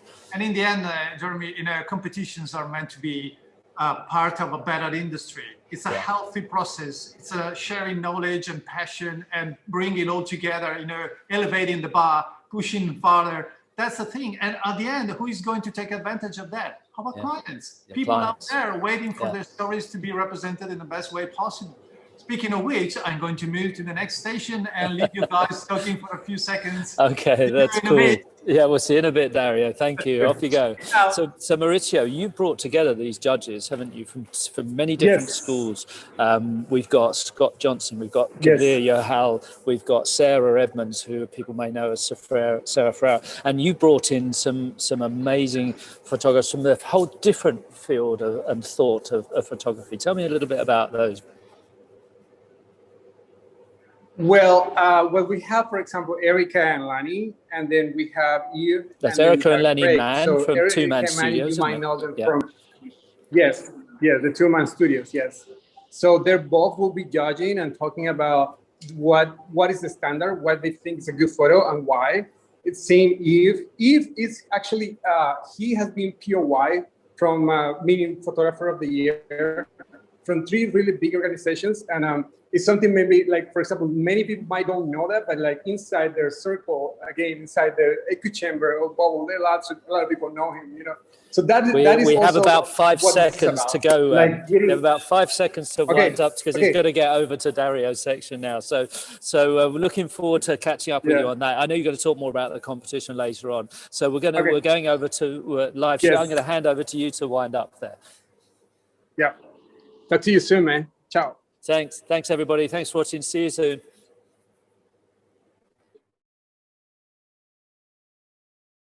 Welcome back. I promise you it was a matter of a few seconds, and here we are in another beautiful station here talking about wall arts. But before that, I have to clarify one thing. I just said before that in 10 minutes we were going to open the contest online, but actually, I'm sorry, my fault. It was the Italian time, but it was meant to be the UK time. So it will take another hour and 10 minutes. So pardon me, sorry, my apologies. I didn't want to mislead you guys. So another hour, but stay tuned, stay ready. As Maurizio said, it's going to happen. It's just an hour, enter the contest, because more than a contest is sharing knowledge and passion and taking advantage of this incredible educational moment that will take place tomorrow afternoon. But back to the wall art. So I'm surrounded by beauty. That's what I am here to say. Beauty at 360, definitely, because everything about our wall art program speaks about beauty, design, quality, and durability. You know what? More and more customers from all over the place are sharing with us, guys, you know what? For the first time, I'm feeling confident. And this confident factor, brings me to the consideration that so far, for those of you into the portrait industry or high-end fashion industry or family portraits, newborns, babies and bellies, any sort of, or even pet photography, why not? You know, all of you have the opportunity now to give justice to an incredible artistry that you have developed for years maybe, but you couldn't deliver properly. So now, I tell you what, either you go with the fine art print in the Canvas Pro, or the incredible Acrylic Pro, or the Cramolex metal print, you are going to deliver the best quality in the industry. I'm not talking about the graphy thing, I'm talking about the technological heritage behind these. You can tell and you can see, you know, firsthand the accuracy, the gamut, and even the manufacturing level of perfection that you can see in these products is just beyond imagination. And the reason why we wanted to do that is because we want to give justice to your artistry. You put efforts, time and money in what you do, and where's the point in delivering in a tacky, inexpensive PVC kind of canvas thing wrapped around a wooden rough frame with staples behind? No, forget about that. We want to deliver the best quality. We want you in a position to say to your clients, okay, I'm charging high, but I tell you what, there's a reason for. These prints are going to last forever, A. B, the finishings and everything, basically it's an interior design. It's not just a large print, it's interior design. And I'll show you in a second how it comes to your doorstep. It comes in this beautiful package, you know, which is sturdy and robust. It's courier proof in a way. You can see the seal, open it, okay, and inside there is this beautiful piece of art that I'll show you in a minute with, you know, all these elements that, like a Lego bricks, you know, keeps everything in shape and delivers to you the best quality and fine art printing. Every single piece is sealed, and like in this case, in a collection, they comes in multiple packaging, ready to go to your doorstep. Now, again, you have to touch and feel the gorgeousness of the Canvas Pro. It looks like and feels like leather, but there's the fine art accuracy and the Adobe RGB gamut here. So every shade, every color, every pixel of your monitor will be represented completely, fully, and richfully on the surface of these beautiful wall arts. So confidence, remember this word confident. You can go to your clients and be confident to deliver the best possible experience. But talking about experience and talking about the imagery that usually takes place in these beautiful wall arts, let me introduce you to the next live shooting taking place here at the Castle Ceconi, Italy. I'm so pleased to introduce you to, first and foremost, to our young model today, Sofia. Welcome to Castle Ceconi. Benvenuta, Sofia. Grazie per essere qui.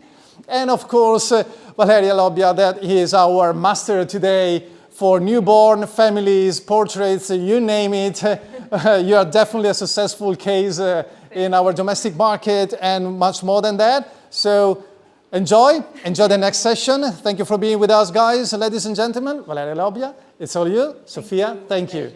Thank you so much. Hi, everybody. I'm Valeria. I'm an Italian photographer. I've been a photographer since the last 10 years. And I specialized in family photography, especially motherhood, pregnant, newborn babies. I'm a mother myself, and as my two daughters are 4 and 6 years old, I started to develop my own language, my own session, and because I want to provide them with beautiful memories of their childhood. So, to study a different way to give my client something more artistic and more fashion.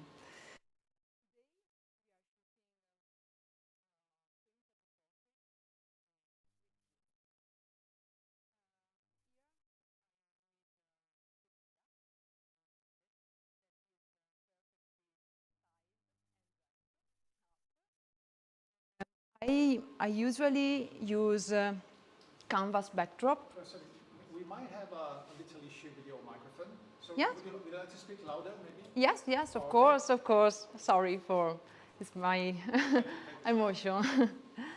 I usually use backdrop canvas backdrop that I paint myself because I wanted also the backdrop matches with my whole composition and style.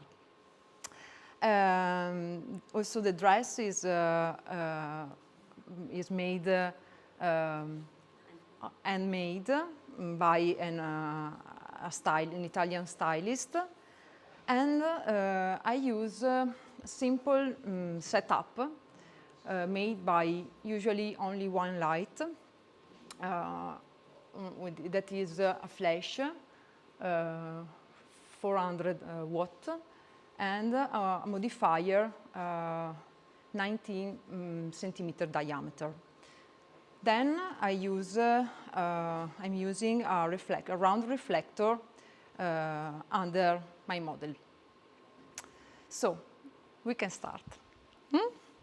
Ok, allora Sofia vieni in mezzo. Yes, and just starting. Okay. I'm shooting with Fuji GFX camera, that is a medium format camera with the 63mm lens that corresponds at 50mm in full frame format. I give Sofia some simple posing instruction. For me, it's important, photographing, it's important to be careful about posing because and I don't want she looks like a woman. So it's a fine line posing woman and posing childhood. Okay, so every about posing, outfit and styling my model. Prova a mettere le mani, bravissima, bellissima. Right up, ok, relax. Relax your shoulder, rilassa le spalle, bravissima. Adesso spingi bene il viso verso di me, ok? Bravissima.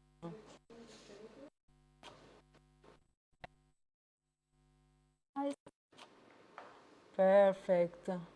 And I reached, just in camera, this extremely painterly effect. So, I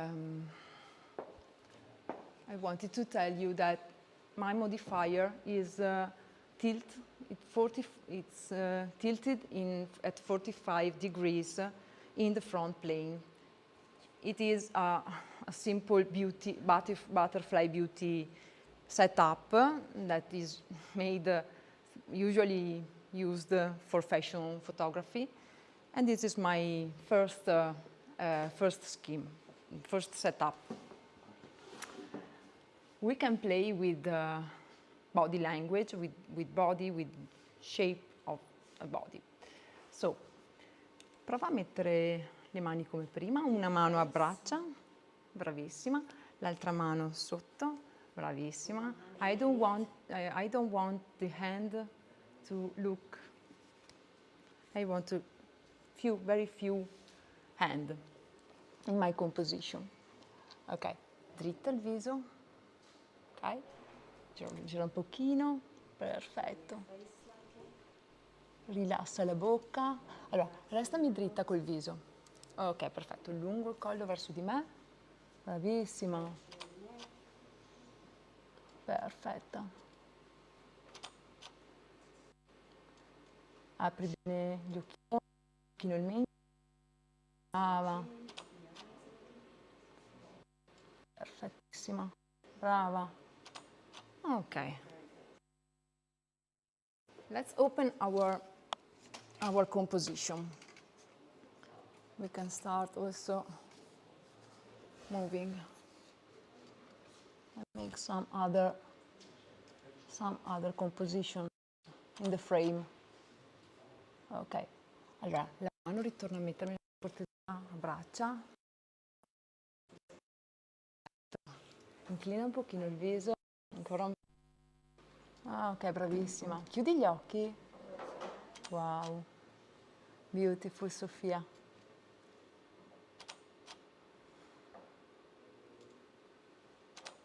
Okay, perfect. This is the result. The shadow is very present in my composition, but it's not so hard light. I like soft light because we are shooting children, so it's important light setup. Ok. Possiamo cambiare un pochino. Yes. Vai. Tu resta pure dove sei. Ti faccio girare. Turn. Ok, turn a little bit. I style myself, my model. I usually make styling and no makeup because they are children and it's important to keep them natural. For me, it's important. I wouldn't like my daughters to be makeup. So, ok. Adesso gira leggermente il viso verso di me. Brava, bravissima. Ancora un po', more. Bravissima.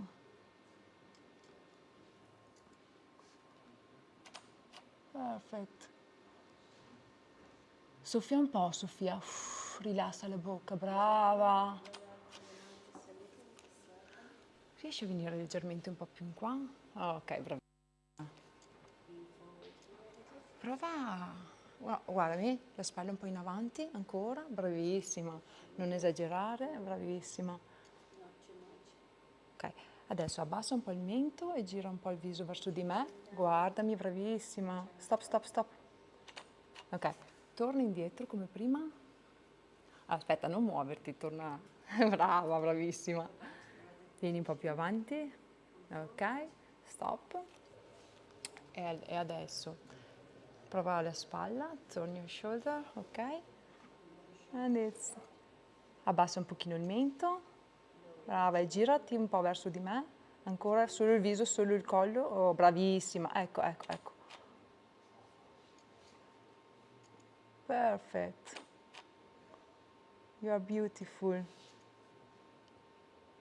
Ok. Proviamo, ruota un po', ruota verso di me. Ok. Prova a mettere, non troppo, va bene così. Prova a mettere qui la mano sul collo. Brava. Ok, allora, let's check the air. Ti ricordi come abbiamo detto prima? Ok. Don't touch the neck. It's only near. Dita chiuse. Anche queste belle morbide. Perfetto.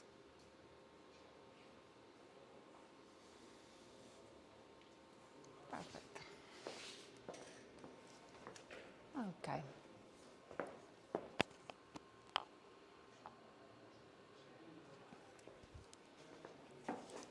Benissimo. Morbidi le labbra. Bravissima. Perfetto. Alza un pochino il mento. Brava. Perfect. You are beautiful. Bravissima. Girati dritta. Ok, ancora. Riesci a mettere sotto. Bravissima. Ti risistemi i capelli. Resta pure dove sei. Ok. You can also keep your... Ok. Embrace yourself. Beautiful. lungo il collo verso di me, lungo il viso verso di me. Perfect. Wow. Can you keep your finger a little? Ok, not too straight, non troppo. Ok?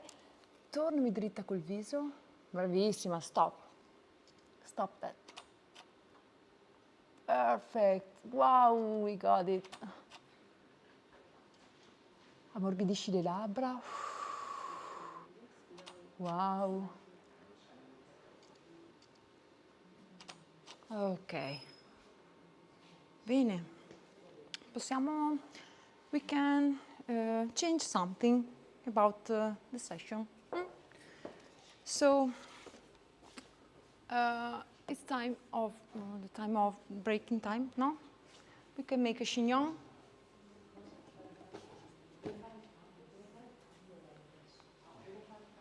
Okay. Sofia, vieni, come here. We can change something about hairstyling. So we can make a chignon. And my styling is simple and fast, usually very fast.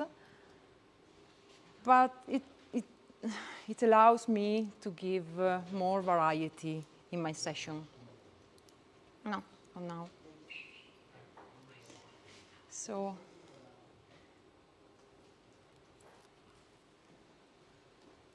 Ok, abbiamo finito? Sì, nel senso. No, perché non riesco a capire se siamo giusti o no.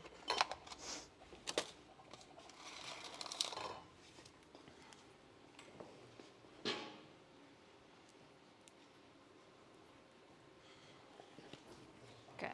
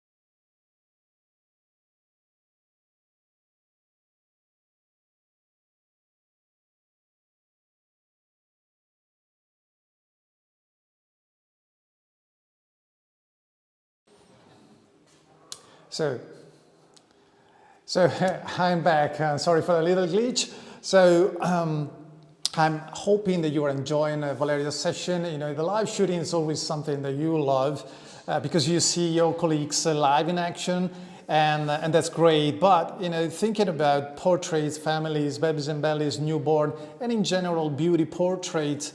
How can I not speak about the Sue Bryce collection? And how can I not speak about Sue Bryce herself?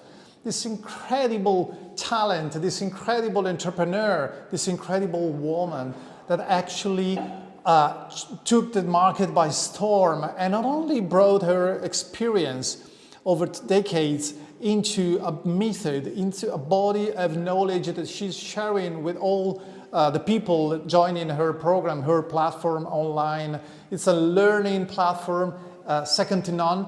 I can't stress enough how important it is that you give your time and your energy listening to Sue at least once in your life, because I'm pretty sure that you're going to bring home something useful. She's a force of nature. She's also, like I said, a great entrepreneur, but also, and especially, a great photographer, a beauty portrait photographer. So her thing is about women portraits, and you can tell all around here is plenty of beautiful images by Sue. We have been lucky enough to develop this incredible relationship with her, and the relationship and the mutual passion for these.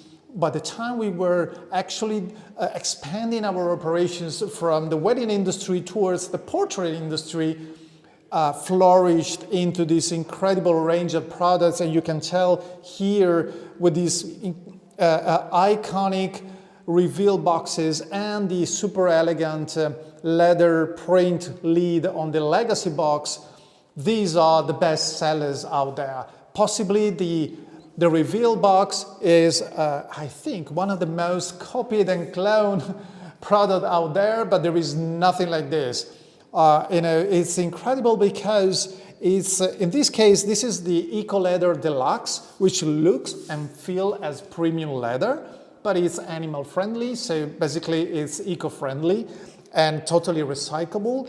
The Legacy, the Young, and the Folio box here, I can tell, I could talk for hours speaking about these products, but the thing is, just consider that the look and feel that you are deliver to your clients is the same of a brand new car, to use Sue's famous words, but also this is a nice presentation, useful for you to showcase products for people now looking for a portrait for their families, for their partner, for their beauties, for their pets. So just enjoy this program and keep enjoying Valeria's shooting here at Castle Ceconi, Italy. Thank you for watching. Farfalline, le metto davanti. Okay, we are finishing the new style. We made a very elegant chignon and then we decorate it with some other butterflies. The beauty of this dress and all these accessories is that we can change. It's important to have something to create variety, and you can change. And you can change very easily. Very easily, yes. Thank you. Is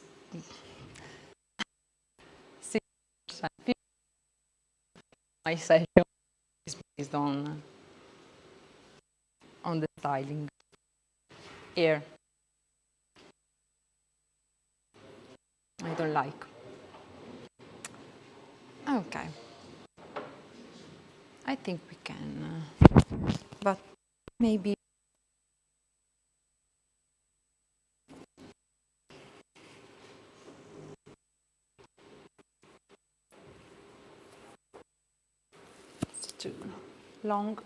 Long hair, and I want to fix it just a little touch.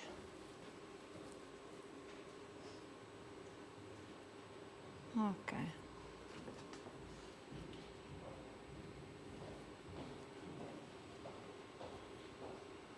Ok. Pronta? Un momento che, sorry. Taste of spray, just in case. Because this little hair then in post-production make me cry.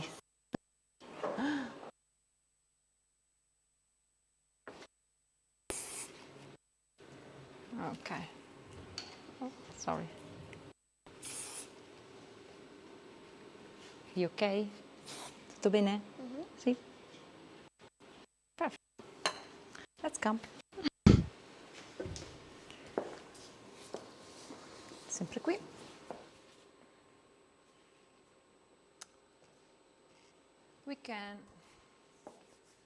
We can surely continue with this setup, and we can make some extra poses and then change our lighting setup.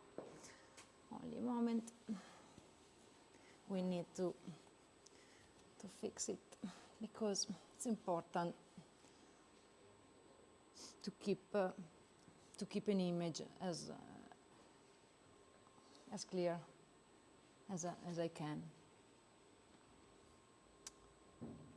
Okay, let me see. That's beautiful. That is beautiful, and everything is okay. And we have a really different mood and a really different kind of style. Just to add variety to my gallery. So, Sofia, bella. Perfect. Relax your shoulder. Stai su bene dritta, bravissima. Lungo collo verso di me. Brava. Un momento. E qua. Sorry. Perfect. Ok. Soffia un pochino. Okay. And then we can also play with hands. Yes, of course. A little bit near. Okay. Come back with. Bravissima. Ok, restami dritta, lungo il collo, avvicina un pochino la mano. Ok, bravissima. Abbassa un pochino il mento. Perfect, sorry. I want to make this to have two beautiful catch light into her eyes. Oh, look at me. Thank you. You're beautiful. And restami dritta con la testa. Bravissima. Stop here. Stop here.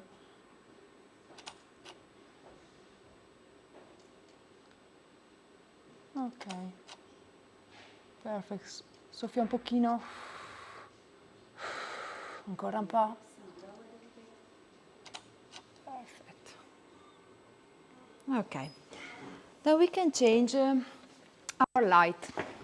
And I want to try something more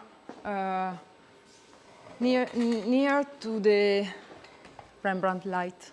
So I turn light into feathered light, and I make work this part of my octabox, the edges of the octabox.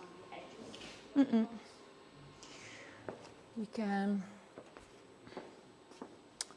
Allora, possiamo girarti verso di qua. Questa volta metti giù le braccia, mi torna così, ok? I'm sorry that I have to try it out. Ok, gira il viso verso di me, and here there is the triangle with the beautiful Rembrandt light. As in the Rembrandt style? As in the Rembrandt style and in the Rembrandt paintings.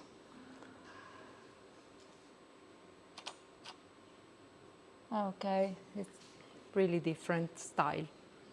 Okay, let's work on it. Bellissima sei, stupenda. Ok, girati ancora un po' verso la luce, gira solo il viso verso di me, stop, stupenda. Oh wow, we can also shadow by using this reflector, so we have very soft shadows. Piega la testa in avanti, guardami, così, bravissima, stop, stupenda. Apri bene gli occhi, brava. Wow. Ok, adesso torna dritta, ok, perfetto. Prova a mettere una mano così, brava, bravissima. Prova con l'altra a abbracciarti, wow. Prova a abbracciarti sul braccio, bravissima. Un po' più bassa, Stop. Apri bene gli occhi, bravissima. Bravissima. Okay. And here you can also give, I don't have here now, but you can also give a flower in her hand, so that you can create variety, much more variety. Let's play with rotation. So turn, ok, turn, gira, stop. Adesso gira il viso solo, ok, bravissima. Ok, allora guarda, invece di stare così, dritta, e girami un po' la spalla verso di te, così. No, non così, ma così, bravissima, stop, stop, stop. Alza un po' gli occhi. Ok, guardami qua. Bravissima, bravissima. Ok, prova a mettere la mano qua, no, questa. Here, brava, stupenda, beautiful. Ok, gira un po' verso di me. Stop, stop, stop, stop. Ok, beautiful. Attenzione alle dita, non mettermele troppo strette, non troppo... ok, soft, soft, soft. Ok, you can also play with, yes, some exercise with the finger of your model. Ok, come burro, come un mollusco. Beautiful. Ok, gira un pochino ancora.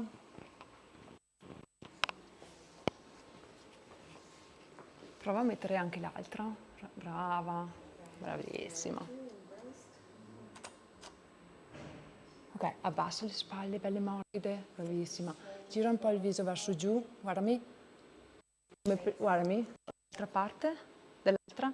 Ok, perfetto. Guardami qua, un po' più su. Perfetto. Wow, beautiful. You rock. You rock, Sofia. She's perfect for this movie. She is really perfect. So, oh no, after we can change. We can change something. I would like to change the setup, the entire setup. So backdrop and also the dress. Can I change? Yeah. So we can starting with taking butterfly off, because this time I want to make something very different. I want to show you the fashion side of my work. And it's very... Here we have a dress, a complete dress. Instead, in the next set, I want to show you how you can use other things like fabric, like many other things than a dress, like you use a dress. So it's important just in order to use something different. And if I were in real session, I probably could have created some more variety by using something like this piece of tool, simple piece of tool, the same color as now. You can use in many different ways. I'm in love with the tool on the air. I'm in love with the tool used on the shoulders. Over the shoulders. Around the boost. Yes. Maybe I shoot. Can I shoot? I shall shoot. Also. Okay.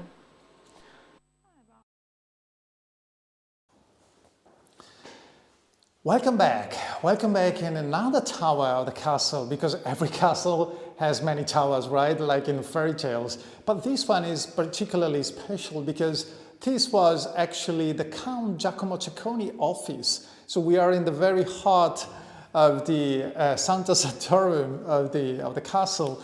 And I'm here now to speak about the GoBook. GoBook is one of the programs that I love the most because it's versatile, it's affordable, it's super flexible and easy, and especially it's unique. When I say unique, I mean it came from basically the blend of two different ideas. One was to create a program that would make you more efficient, having the same quality, the HD printing quality of the wedding book, but actually everything featured in a simpler program with maybe less cover options, but like I said, the same look and feel of a high-end book. You can tell here that there are different finishings on the leads, so the transparent, the non-reflective one, and quite a wide range of colors, because you can tell that the program, the Go Book, has this incredible feature to become a frame, a tabletop frame with a picture. In this case, for instance, kind of a contrasty choice here. We go from newborn up to Boudoir. So you can tell there's such a variety, large variety of applications for this product that it works like a frame on your tabletop, but it's of course also a very, very nice, perfect bound book. So, the whole thing comes from the idea to give you a flexible and versatile product that you can use and offer to your clients to reach different results. Now, like I said, it's a flash mount album, which means same quality, same binding system, same glues, same everything as the wedding book, just in a simple program. When I'm insisting a lot about the printing quality, but I tell you, this is our DNA. This is all about Graphistudio. It's our polar star. We want to deliver, no matter what, no matter is your choice in our program, we want to deliver the best printing quality, because that's actually your added value. When you go to your clients and they might possibly say, you know what, I'm fine with the files, thank you, I don't need to print. Yes, you need to print, because unless you print with me as a professional, you're not going to have the result you think, or your result is going to be vanished in a matter of a few years. And I say vanish. It's not an analogy, it's not a metaphor. Physically vanish. It's gone. And when it's gone, it's gone. But this is going to last forever. And it's super nice and easy. Now, like I said before, the market is changing. Anniversaries, low budget ceremonies, quinceanera, communions, anything could be the perfect fit for this program. So the most versatile kind of Swiss knife in your hands. Go enjoy the Go Book.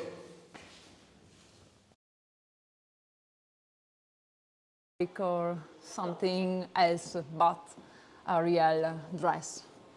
This is no, this is not a top. This is a skirt. A short skirt. A short skirt that I'm using like a top. I want to play with the texture of this beautiful texture, in gold and bronze color. I really love this mood. It's something I adore, and it's something very simple but very moody. So it's a pleasure for me.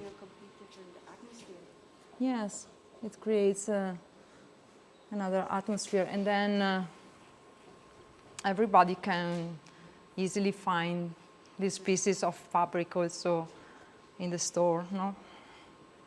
In market, in open market. Lots of different types of materials are available. It's important, the texture, to play with this other.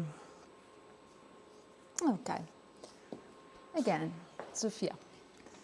I came back with the first setup, so it's butterfly, simple, beauty light. Un po' più avanti, e un po' più, non troppo, un po' meno. Ok, perfetto. And central. Vabbè, adesso metto a posto. I'll fix it. Perfetto. So, Sofia, prova a mettere le braccia, ok, come prima, metti le conserte con, questa mettimi da sotto. Okay, and this here. Okay, it's important. You can play with the same. Okay, I'm sorry. I want to fix it because it's delicate. The texture is beautiful, but it have to be. Must be right. It must be right.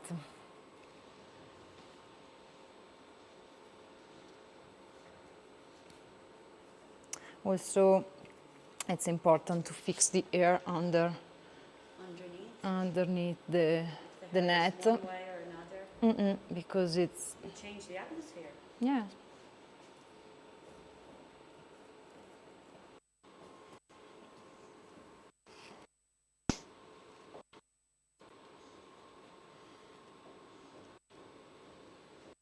I have to look at you from. Okay. Sorry for the. Okay. And then I have to fix the air.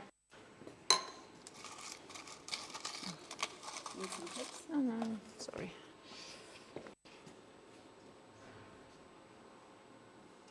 Just a touch because I don't want to work in Photoshop too much. Okay, remember to put the end in this way so that I can see every finger. Only 2 finger, ok? Solo 2 dita. Devo vedere, va bene? Perfect. I can cover also. And then I'm started again. Dritta, dritta. Ok, bene le spalle dritte, apri bene le gambe. Resta dritta verso, guardami, questa è la fine del fondale. Ok, questa è la luce, apri bene le gambe, aprile bene ancora. Ok, così questo ti fa stare stabile.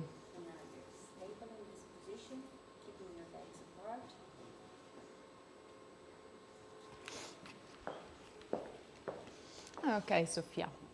The hand, please. La mano, raccomando, grazie, bravissima. Ruota un pochino. Ok. And I check the composition through my lens. Ok. Allora, la mano, mi raccomando, Sofia, mettimela così, ok, che la voglio che sparisca. Benissimo. Lungo il collo verso di me, ancora. More. Perfect. You are beautiful, my gosh. Ok. Prova a rilassare la bocca. Brava. Sei bravissima, you're beautiful.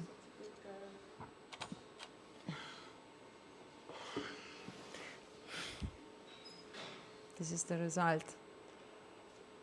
Right in camera. Ancora un pochino. Sei bellissima. We can also play with this sort of scarf, no? We can texture in contrast of texture.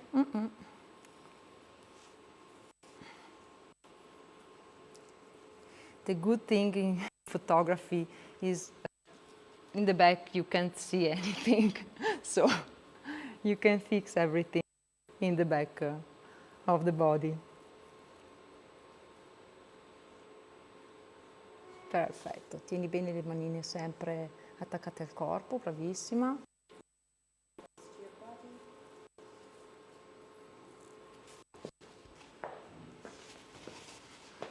Ancora più vicine.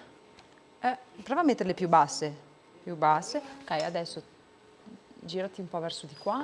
Non troppo, non restami dritta, Sofia. Ok, perfetto, bravissima. Perfetto. Lungo il collo verso di me. Ok, la bocca un po' più rilassata. Brava. Oh, sorry. Brava.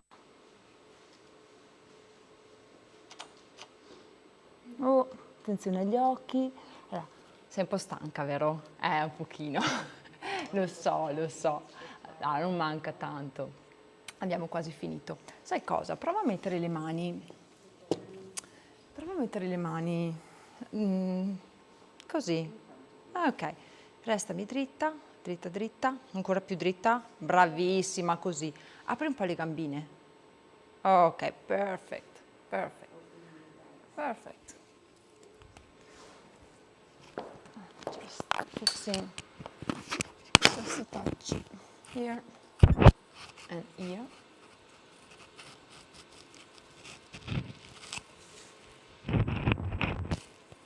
And Sofia, con le braccia, prova a fare questa cosa, cioè come a chiudere leggermente le spalle senza alzarle.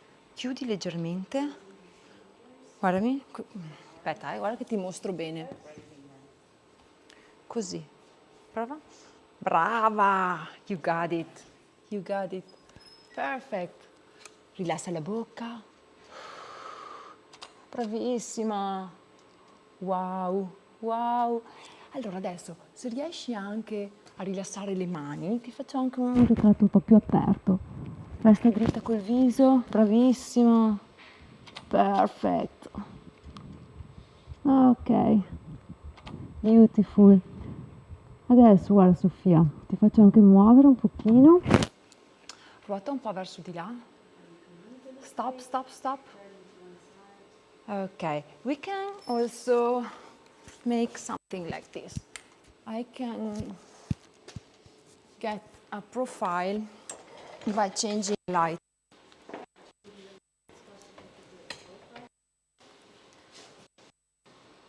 It is feathered light as well, but it's different angle.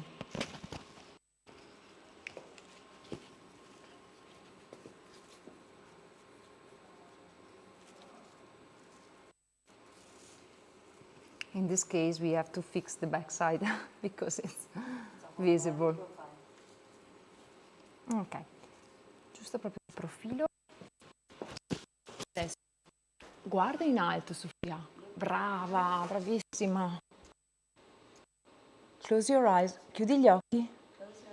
Brava, alza bene la testa. Bravissima. Wow. Ok, apri gli occhi. Sempre guardando in alto. Brava. This is the result. Right in camera. Ok. And we also can, ok, brava Sofia. We can make turn her face and get something different, even different. It's sort of Rembrandt light, like before. Using the Rembrandt as before. Prova a darmi un po' di spalla, bravissima, ancora. Ok, allora, apri bene i piedi, aprili bene, bravissima.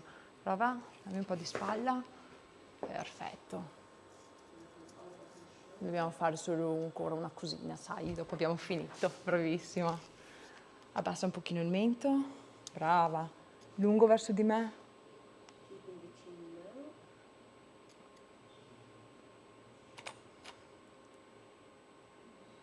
Okay, this is good, but this is sort of la ragazza con l'orecchino di perla. The girl with the pearl earring. The pearl earring, yes. Maybe because of the hairstyle and mood. It resembles that. Okay, let's work in this position some more minutes. Sei stanca? Un pochino. Dai, porta pazienza, abbiamo quasi finito. Su bene dritta, bravissima. Girami il viso da me. Brava, brava, brava, brava, brava. That's what I'm looking for.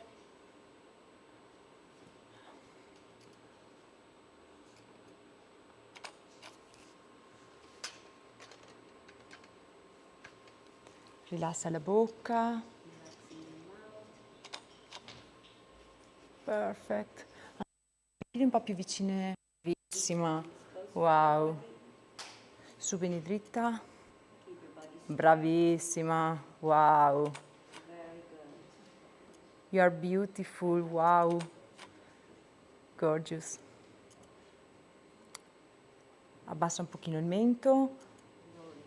Ancora un pochino. Gira bene il collo verso di me. Solo il collo, così.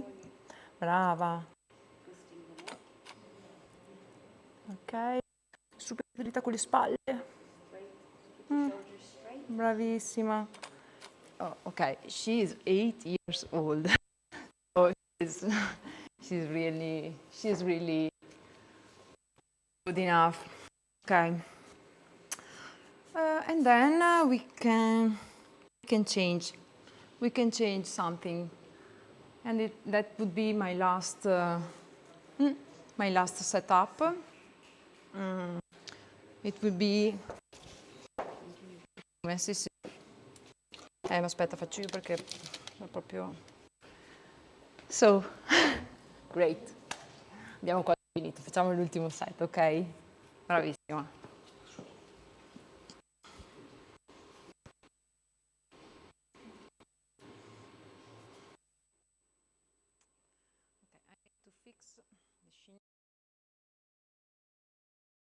Model dress.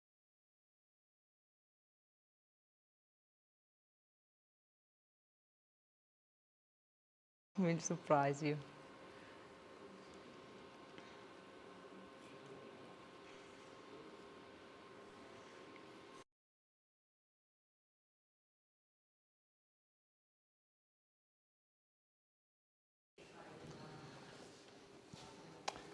So, you know, I'm behind the scene. I'm watching Valeria taking pictures of this adorable and so patient little model, Sofia, today here at Castle Ceconi, Italy. And how I cannot speak about these. So, mattes and mega mattes and 9-up, which is another of Sue Bryce's incredible idea. So you have to imagine that each single mat here is made a la carte, which means that yes, we have a catalog with sizes, the 11-14, 8x10, 8x12, depending on the ratio you like. But the thing is that each one is made a la carte by our artisans. They all are cotton paper frames and mats sealed for you, or you can buy the single mat and the print and you can mount it by yourself, just in case you want to go with your IPS with the typical technique taught by Sue Bryce, the reveal wall, the reveal session. But other than that, all of these pictures are printed on fine art HD paper, which again, the HD paper, the HD printing comes from our incredible partnership with Canon Ink and unleashes every single detail of your pictures. So when you put big money on monitors and editing, well, you should also pay attention to how you're going to print that, because there's only one technology able to reproduce the pixels of your monitors into atoms of inks on the paper, which is inkjet. Now, HD printing, it means inkjet printing on the finest precision of this beautiful fine art archival paper and either the fine art archival mats. This print is going to last 300 years, which means it works and it has a longevity that goes way beyond the human lifespan, right? Because that's what photography is meant to be. It's meant to be an heirloom. It's meant to be a piece of a moment that perpetuates itself over centuries. And that's what we are doing here with this incredible quality. I know, oh, by the way, in case you don't know, we have recently added one more option, which is the Arctic white. So it's a different point of white, still without any whitening agent, because it's paramount for archival papers not to have any chemical agent there that over time can yellowish or affect the color and the purity of your prints. So I know that many of you feel comfortable to buy everywhere, and that's okay, don't worry. But just one thing, when you buy a Graphi, you know that each single of these prints have been cut out mount and print a la carte for you, piece by piece, one by one. That's the value. That's the incredible added value for your clients. When you talk to them, when you address them, this is the accuracy that you want. You want a piece of art made one by artisans with a lot of knowledge and expertise, because there's nothing less than perfection for your artistry. You should be demanding, you should be definitely passionate about the result on paper, because that's what actually are going to be on your client's home, in their hands for the generations to come. So enjoy the lineup, an incredible concept brought to market by Sue Bryce, as well as the Mega Mat, so the largest version of our frames, and this beautiful, adorable, incredible print, the HD print on HD fine art medium. So that's the passion, that's the way we envision your imagery. We want to give you the best. We want you to give the best to your clients, because your clients deliver something that will exceed by far their expectations. Thank you for your attention. See you later. Mettiamo questa qua. Okay. I'm just improvising. It's really important to be able to improvise. Okay. Other style, I have these two sort of wings made by feathered, and I like to make this real cool image for. It's also fun. Yes, fun. It's fun. It's yes. Lively. Yeah. I like this texture, to add this texture to my image. So I used to style my model only with a few lip gloss, just a little in the lips, and then just a little touch. It's really, you have not to see, yes, a drop here, the nose and here. On the cheekbone. On the cheekbone. Just a little touch to make it more fashion. But you don't see by eye. It's only a fact that light catches the light differently. And then I use this. It's a simple mascara that have no color. It's transparent, only to make definition in the lashes, and also over, yes, also here. On the eyebrow. On the eyebrow, yes. And on the lashes. It's just you know, water effect. Water effect. Bravissima. Ok, you're perfect. Allora, piano, mi raccomando. Don't breathe. Non respirare. Don't breathe. Fly away with those feathers. Okay. And thank you, Linda. Again, for me, it's important to keep it simple with lighting where you're working with child, because no to look at, to consider. Yes. Yes. Ok, proprio davanti, mettiti proprio davanti ancora, apri bene le gambe. Ok.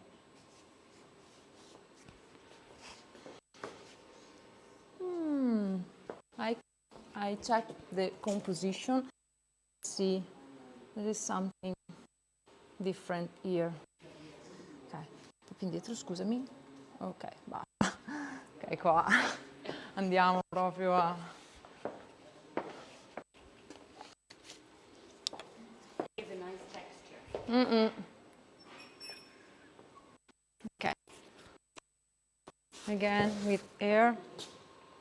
I'll try to fix it in some way. Fixing the hair now, and less work later. Yes, of course. It's important. Perfetto, bravissima. Ok, rilassa bene la bocca, su bene, bravissima. Le spalle, abbassale. Ok, sorry. Va. Allunga bene il viso verso di me. Allora, torna dritta col viso, sei un po' inclinata verso di qua. Bravi, no, dall'altra parte, ok. Gira un po' tutta te verso di qua. Gira un po' tutta. Stop, stop, stop. Gira un po' il viso verso di là. Ok. Here it's important, the symmetry. It's important, yes, here it's everything is symmetrical, lighting setup, and also in my head, this will be all about symmetry. So it's important she keep this position very straight on. She holds it. Yes. Holding the position straight. Yes. Works for the symmetry. Ok, bravissima. Gira un po' il viso, solo un po', stop, bravissima. Anche le mani, se puoi, mettile proprio dritte, brava. No, era giuste. Però sei leggermente ruotata verso di là. Prova a spostare quella spalla, la spalla di là, esatto, leggermente, bravissima, perfetto. Stop it. It's beautiful, beautiful, you are perfect for this. Lungo il collo verso di me, allunga bene il viso, brava. Soffia. Ok, ancora un attimo, bravissima.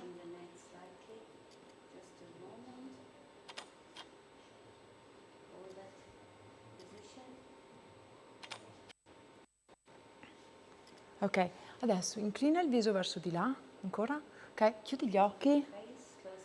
Oh, she dreams. Yeah. Abbassa un pochino il viso, il mento, abbassa il mento. Stop, no. Ok. It's beautiful. Wow. Alza un pochino il mento. Brava. Wow. Yes, I love, because this is important. We have hair head in this way. I want all the feather that way because it seems to keep some kind of support. Yes, equilibrio. Balance, yes. Ok, la riproviamo. Try again, okay?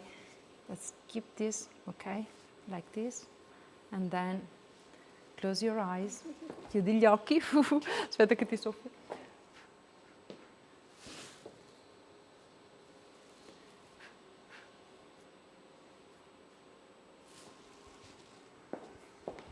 Ok.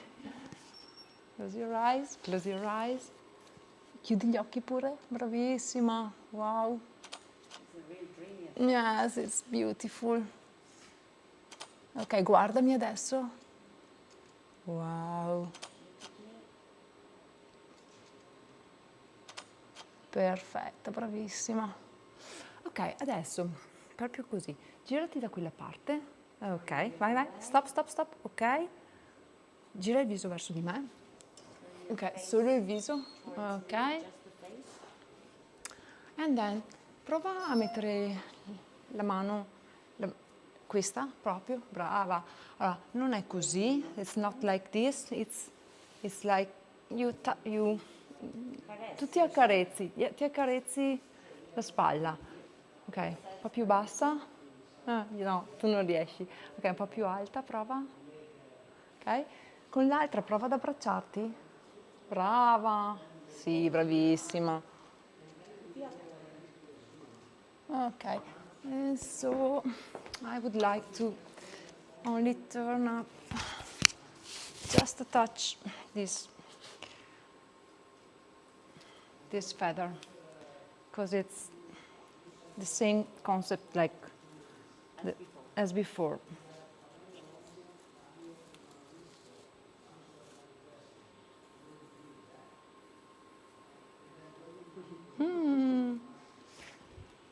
I don't mind this. I like it. It's part of my idea.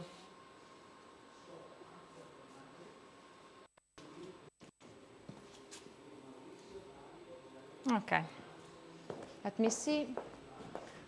Beautiful. Ti prude? Un pochino. Ok. Wow. Wow.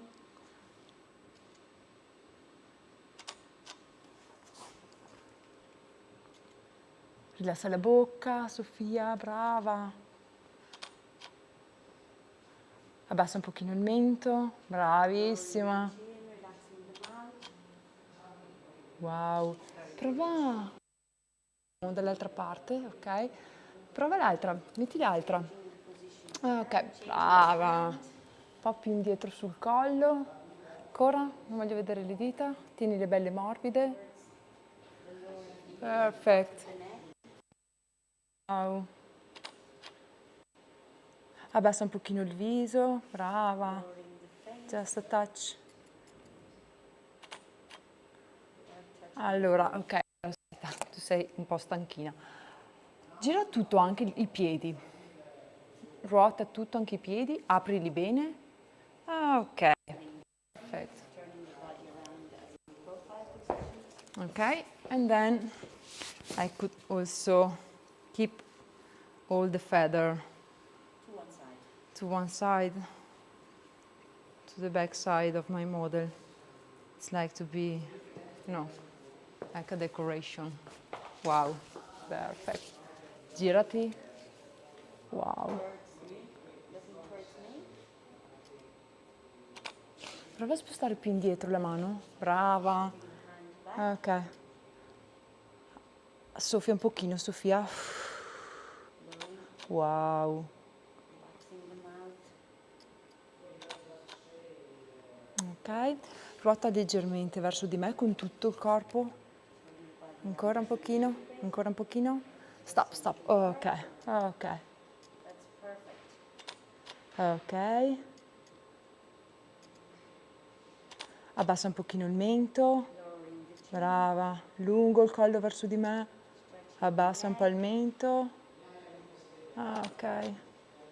Soffia un po'. Ok. And then girati verso di me tutta. Proviamo un'altra posa con le mani. Let's try one hand. Copiami. Così. No, guarda, verso il centro, ok? Un po' più vicino il gomito, brava. Questo proprio verso il centro. L'altra mano la appoggi, guardami, con le dita sul palmo della prima. Bravissima. Tutto un po' più basso. Ok. Questa mano un po' più piegata, bravissima. Non troppo, un po' meno. Ok.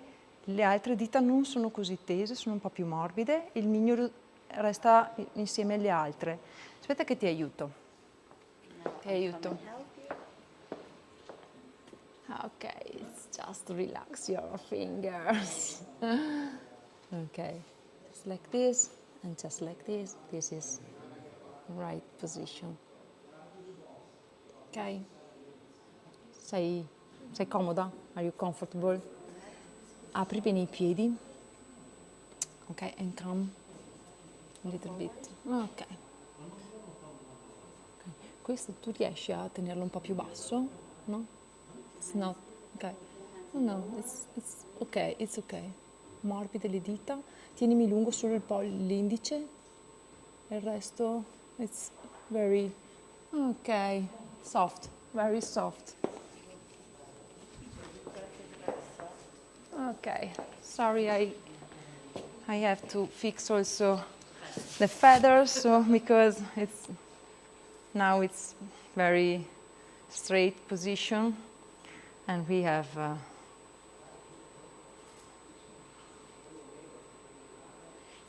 ok. Lungo il collo verso di me, Brava, guardami, bravissima. Apri bene gli occhioni. Perfect. Oh, sorry, it's really too... Alza un pochino il mento, brava.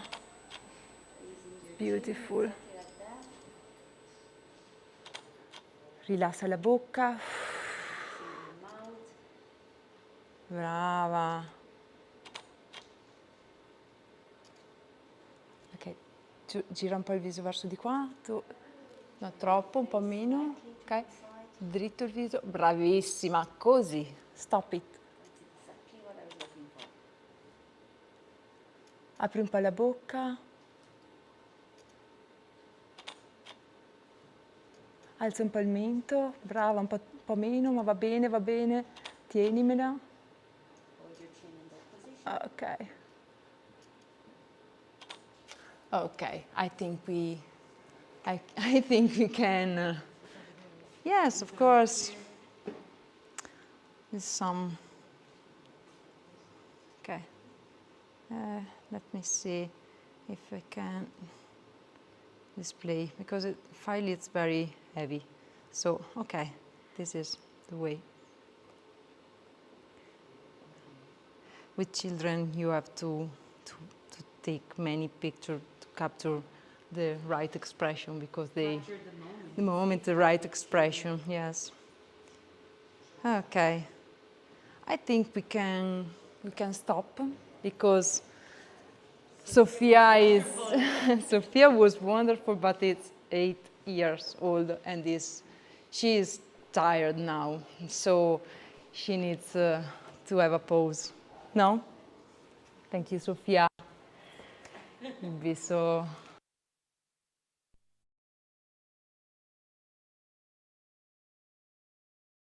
And welcome again to the studio of Count Giacomo Ceconi, this incredible place where I'm honored to be. So, well, I'm sure that you're enjoying Valeria Loba's photo shooting. It's so nice, it's so cozy, it's so delicate and sweet to see this young model posing and listening and following Valeria's direction. And since we are talking about children portraits, why don't we talk about the Kelly brand collection, which is the range designed by the queen of newborn and family portraits, I'd say. Kelly is such a talented photographer and incredibly talented entrepreneur as well, very much as her dear friend Sue, but in a completely different genre. And you know, you can tell that there is her incredible taste for textures and colors if you look and feel the texture and the range of finishings that you can find in this collection. All around me there are mats with beautiful HD prints, but there is also what I consider possibly one of the most gorgeous products in our range, which is called Favola. And Favola basically is a Japanese binding hardback cover, in this case with natural linen wrapping the panels, and again the luxury of the fine art cotton true rug paper, handmade paper in Amalfi. So it's almost an alive matter. It's kind of a creature. It's as alive as the beautiful babies that are represented inside, and everything is gently and I would say warmly wrapped in this thick leather, which is handmade in Tuscany. It's called, in fact, Etrusco, and Etrusco means it refers, let's say, to a very old and ancient civilization even before the Roman Empire. So we are really diving deep into the Italian culture in the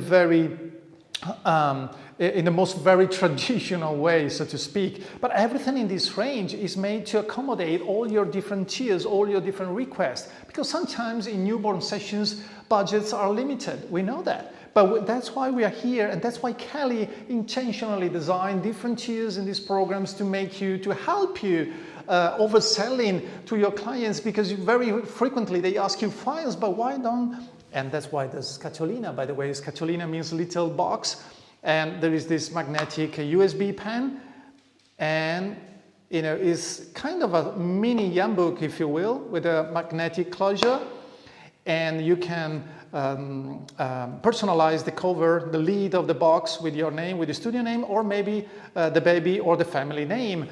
But you know, we go everywhere. We go everywhere from scatolina, so the very entry level for files only clients, up to Her Majesty the Countess. Here, a beautiful wood, solid wood cover and sequoia spine with linen leaflet, and this gorgeous matted album with fine art print inside. So there's everything in between. The showcase, a solid wooden made a la carte box with HD prints and mats inside. Kelly did a miracle. She cherry-picked colors and combinations to give you the feeling, the earthy mood, the organic feeling, the rustic feeling that we want to have when we think about our loved ones, families, babies, and partners. So enjoy this collection for all your sessions, like Valeria. And by the way, Valeria is a great fan of Kelly. So speaking of Valeria, let's go back to the final shooting. Thank you. Quella o forse gli uccellini, magari gli do il nidetto con... Yes, of course. We have another look, another style. I want to play with these really good accessories. And they are some little bird. And yes, it's... Yes. Le tieni così, con le manine così, un po' vicine, ok? Un po' più avanti ancora, ok? Un po' più in qua, sorry, it's important, ok. Ok? Keep this near, ok? E mi guardi, ok? Io ti fotografo sempre da là. Sì, adesso lo tolgo. So we turned up the set again in Rembrandt light, feathered light, to simulate Rembrandt setup. Ok, Sofia, gira tutto il corpo verso di là, bravissima. Tieni gli uccellini vicini, ok? Gira un pochino, bravissima. Bravissima. Perfect, you're beautiful. Apri bene gli occhi. Brava.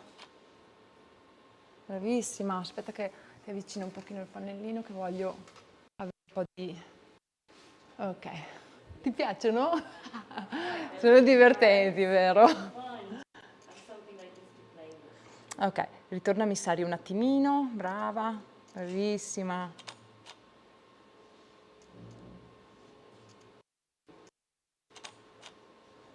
Sofia. Brava. You're perfect, beautiful girl. Ok. Gira la testa in avanti come prima. No, guardami. Avanti così. Ancora lungo il collo verso in avanti. E adesso gira verso di me. Proprio così, guarda. Così e poi gira. Ok. Vieni verso di me ancora. Stop it. You're beautiful. Open your eyes. Apri bene. Perfect.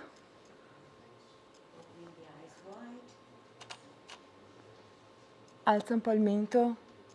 Abbassa un po' le spalle. Ok. Guarda avanti. Ok.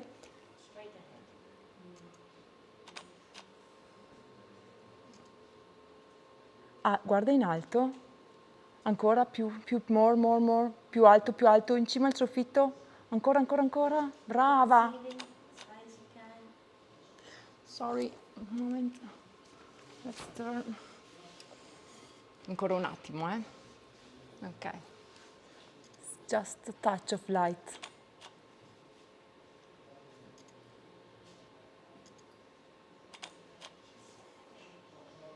Ok, this is very... Adesso guardami, stop. Soffia. Abbassa un po' il mento. Guardami, guardami, guardami. Wow. Ok, inclina un po' il viso così. Bene. Chiudi gli occhi.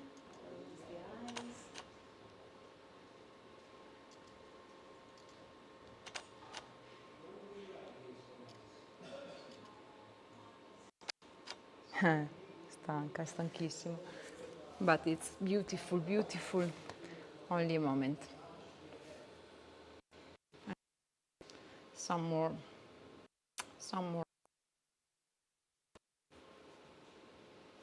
And we can play with little birds on this volume, on the, you know, Lady Bird. She is Lady Bird, yes.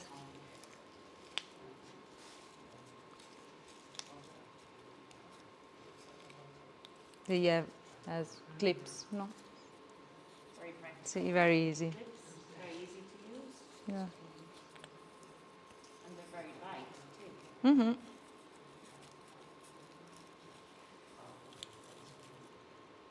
See, everything is not fixed. Everything is so... In movement. In movement, yes. Position. Yes, I would love to bring it, but we need maybe a different dress. But I think it's beautiful like this. So beautiful. Prova a mettermi la spalla un po'. Brava, stop, stop, stop. La bocca.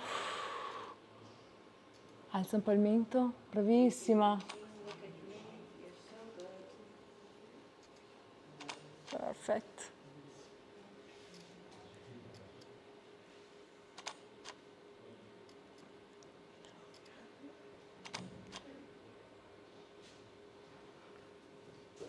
Okay.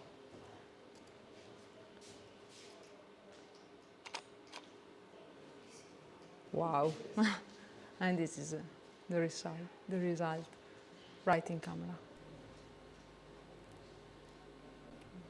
Okay. I think we can stop, you know. Very. Okay. So,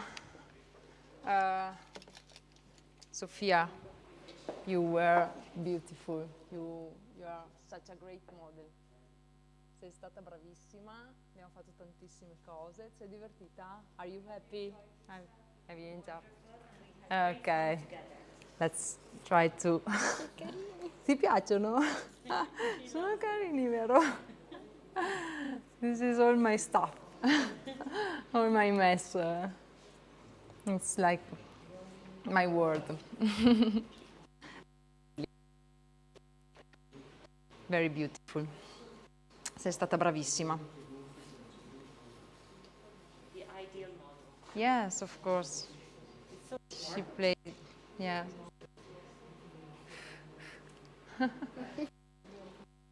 Hi. Hello. Oh my God. Do you want to take the camera? No. Okay. Are we? Yes? Well, no, Valeria. Well, actually, I just wanted to thank you. Oh, no, I thank you because for me it's very great opportunity to show my work. And it's let me get been funny. It's been such a great experience for me. Well, I was telling you early, I really love your photography. I don't do what you do, and that's what I love about it. Mm-hmm. You know, the difference of it. Like I approach things in a different way. So as a photographer, I really appreciate what fascinates me, what is a mystery for me. Mm-hmm. You know what I mean? Yeah. Because it's new. Yes, it's exactly. New. For me, it's different. Yes, yes. And also, thank you very much, Sophia. Yes. Thank you very much, because she has been great, honestly. She's a pro.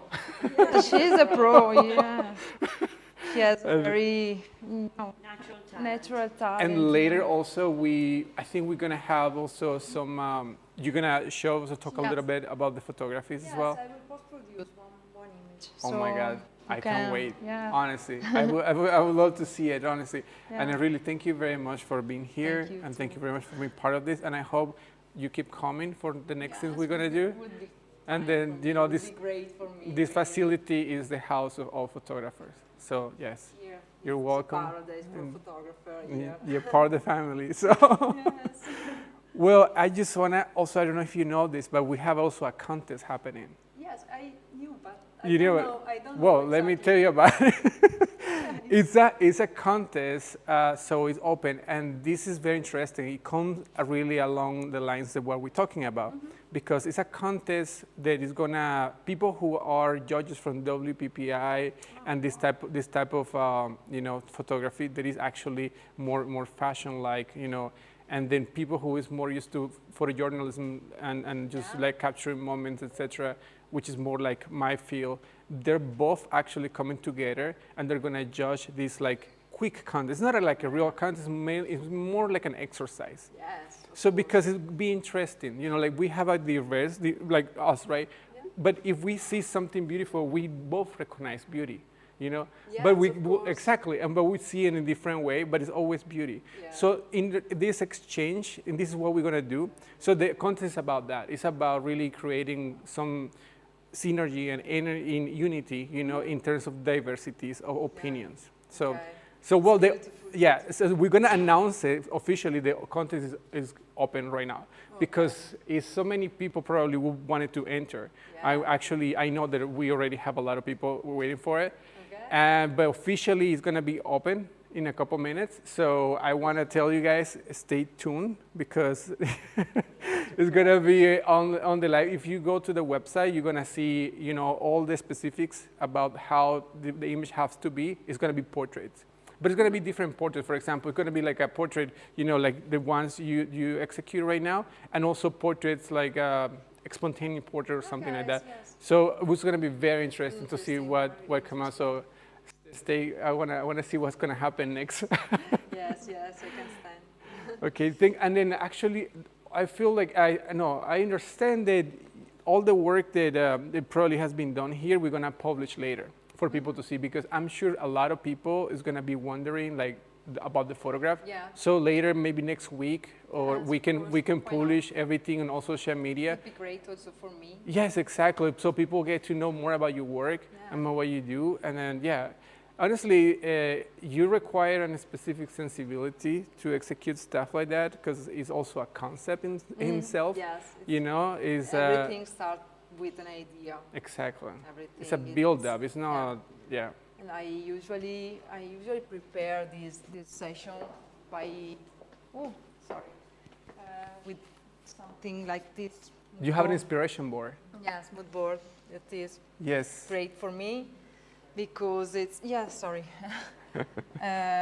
keeps me on my way with colors, with textures, with something I like to use. I love this. Yes, it's funny. And also my client loves it because they know. So you go through a process with your clients, right? So you interview them, you know what they're about, course, you know. And then you build that idea together, so it feels like it's them and it's yours at the same time. Yes, they understand that. This is another made for another session I did some times ago. The theme was flowers, and those colors, and I developed my concept through this inspiration. Wow, Valeria, I love it. Yeah. Thank you. Thank you very much. Thank you very much. My inspiration photographer, my guide. There are some my favorite photographer that I follow and I admire so much. Yeah. And then I create at every moment of my life. Okay. Okay, perfect. Thank you very much again. Thank you for your patience and your kindness and everything. I love it. You did great. You did great. Okay. Don't feel like it. You did great. You did great. I was watching all the time when I was on the computer.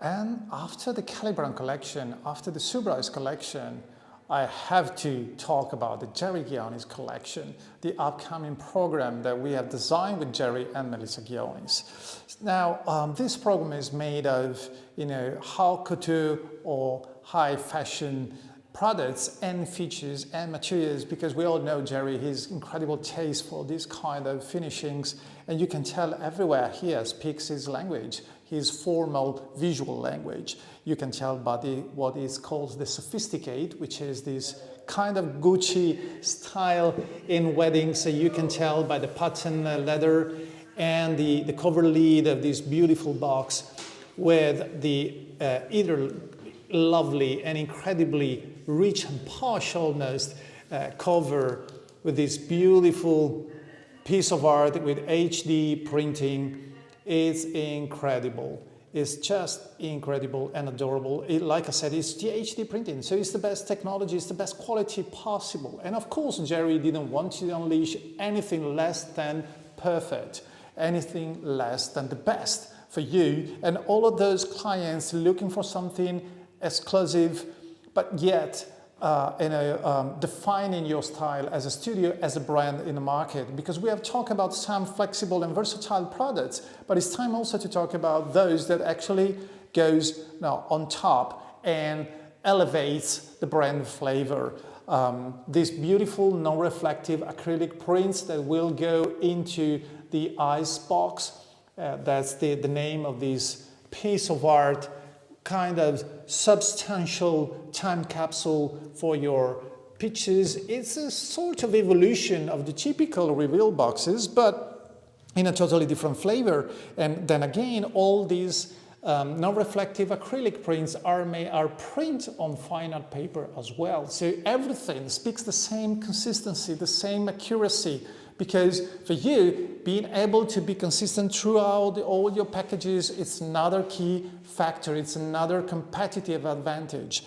And speaking about being versatile, well, we recently released the Maverick. And the Maverick, I have to give merit to Jerry, because he believed so much about this program, especially now after a season like 2020, where basically few or none weddings and ceremonies have been shot, but actually many of you, thousands, possibly dozens of thousands out there, have a long backlogs with weddings and other ceremonies shot in the previous seasons, but for some reason kept in hard drives and digital formats only. So the Maverick is an incredible concept that goes way beyond the simple book.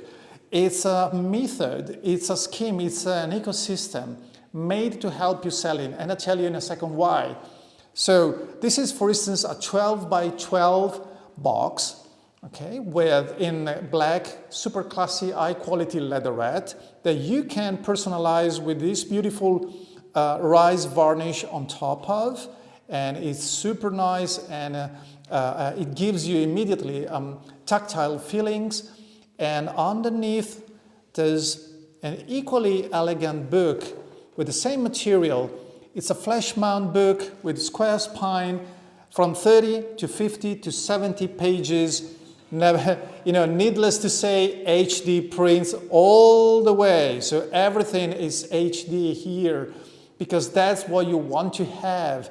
And this is the look of something that is super easy, because with the Maverick program, Jerry is explaining you everything, every single script, every single step, from the first phone call to your past clients that you shot maybe 1 year ago, 2 years ago, 3 years ago, and how to warm them up, how to bring their attention back to their wedding or the ceremony, whatever was the project, and explain them that in a few steps, you grab their pictures, you put online in a gallery, they pick their favorite, they send it back, the feedback to you, you pick those favorites, go directly on Fundy or in a graphic designer, Autoflow, that's it, place the order, no brainer, we drop ship to your client's doorstep in a very, very simple way. So it's meant to be easy, it's meant to be a no-brainer, it's meant to help you converting people from digital only to printed products, because this book, HD printed, this book will last forever in your client's home and memories. So the Maverick, we will talk more about that with Jerry tomorrow. Thank you for your attention. See you later.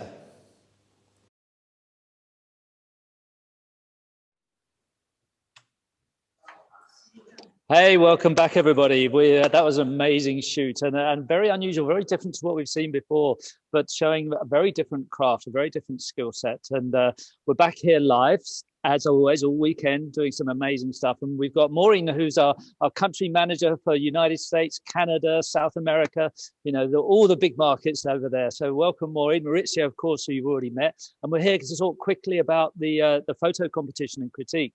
Maureen, welcome. Thanks for joining us Thank here. you. I know Thanks for having me. You've been listening in all morning, and since 5 a.m. you told me you've been up and painting a house at the same time.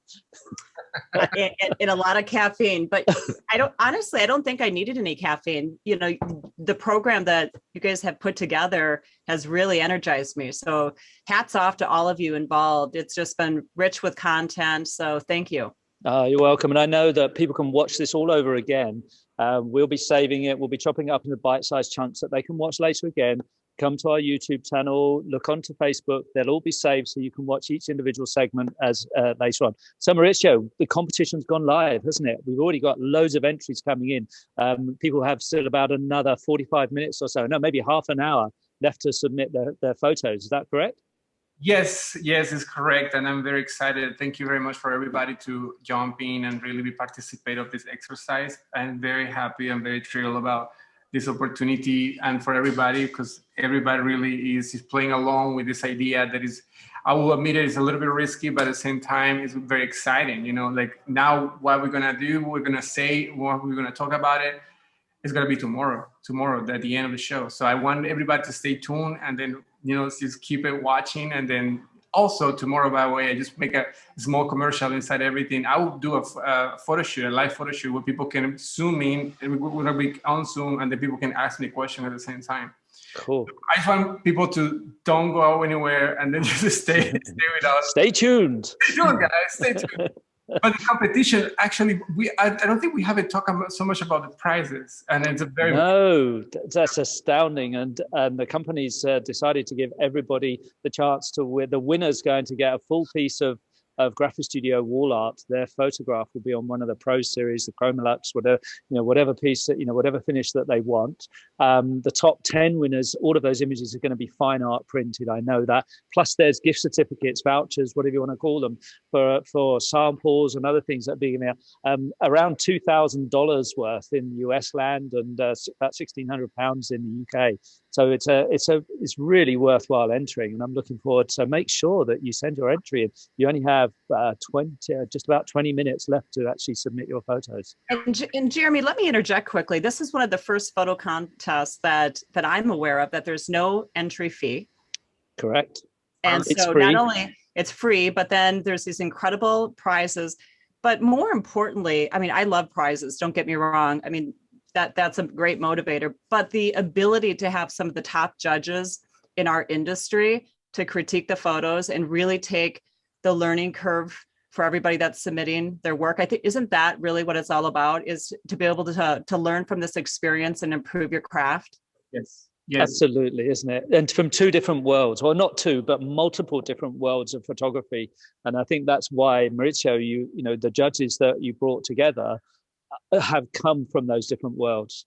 Yes, it happens, in my life that I've been around the world for quite a bit, and I meet so many people, interesting people from different realities, I will call it, and then seeing everybody the same. Everybody around the world is really, humankind are pretty much the same everywhere, but it's just the different diversity all the time is the flavor, the salt of the world. So I love that diversity, and I love to see, because it's going to be so interesting when you have these two intercepts, of in the understanding of beauty and different standards. But at the end, it's going to add up to a specific amount of photograph, and then we're going to talk about it. So it's going to be so much value in this information that people will give away. The judges, the professional judges, they actually are influencers in the industry. They have creating trends in the industry. They are photographers that recognized for many other organizations around the world as well.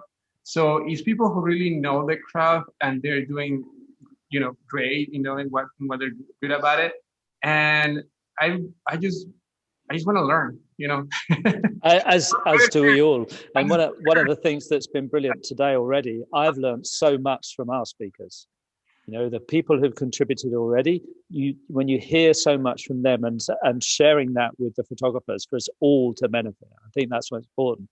Yesterday, Maureen, and hopefully we're going to share it in the UK, you had an incredible meeting with 2 of your customers that had some great success. And I'm going to mention that in my own community tomorrow. But it's that sharing that makes a difference, isn't it? I agree. I mean, when we share, we grow. And if we're not sharing, I mean, that's why we have our community. And I think we have one of the best Facebook communities, but the ability to do these events from the castle, now we've just opened it up and raised the bar even more. Now that we have the ability to have some of the best judges, the most amazing influencers for speakers, and all from Graphistudio. But we've proven, I mean, Jeremy, you're in the UK right now, so we can do these events anywhere, and then tie in the castle, tie in the factory. That's what I love. I'm excited about that. So we got to wrap up this session now because we're moving on swiftly and getting. Thanks, guys, for joining us. So please, everybody, submit your photograph. You've got just around 20 minutes. Go to the website. It's on Facebook. It's on YouTube. It's Instagram, is everywhere. So, or share this with your friend and then tell them, just check it out, come here, there. So I hope to see you guys later. Yeah. Thank you very much. Thanks, everybody. See you guys later on. Thanks. Ciao, bye. Guys. Yeah. Bye-bye.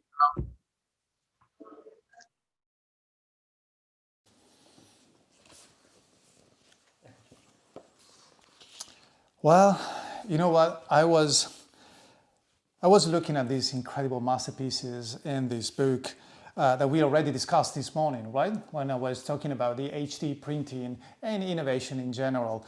And yeah, when you see this accuracy, when you know the story behind a book of this kind, it's incredible to know that the same expertise, the same people responsible for a project like this are actually, your colleagues, are actually the founders of Graphistudio.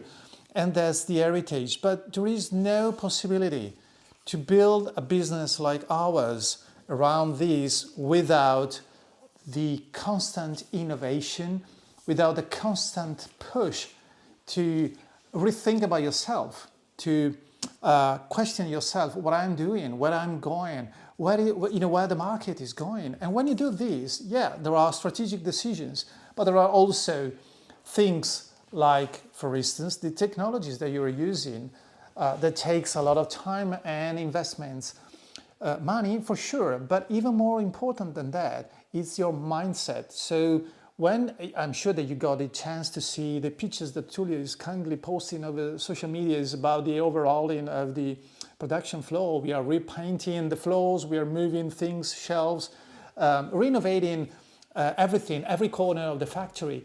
But the thing is that that's the physical, tangible part. But possibly the most interesting thing is renovating your mindset even more importantly than the space where you work. Because if your brain doesn't switch and doesn't welcome the new reality, whatever is the new normal we were discussing this morning with Kristen, so whatever it is, good or bad, it is what it is, and we have to adapt. But adapting means also trying to foresee the future and take the right steps, move in the right direction, anticipating everything in order to be ready to support you and give you the products and the tools and the services that you need. So from these paintings down to the pages of the book, and in nowadays, it takes a lot.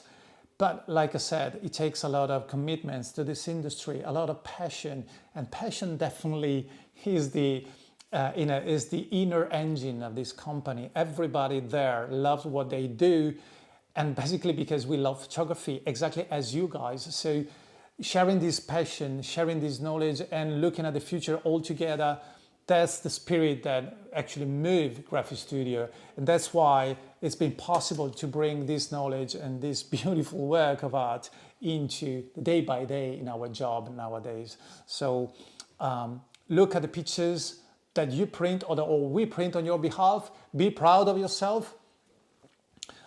Be proud of yourself be committed, be happy, because we are blessed with photography, and photography is storytelling, and there are so many stories out there that need and are waiting for you to tell. So painting the floorings, moving shelves, moving spaces, looking at the future, and in a way clearing up our brain, our mind, and our soul too.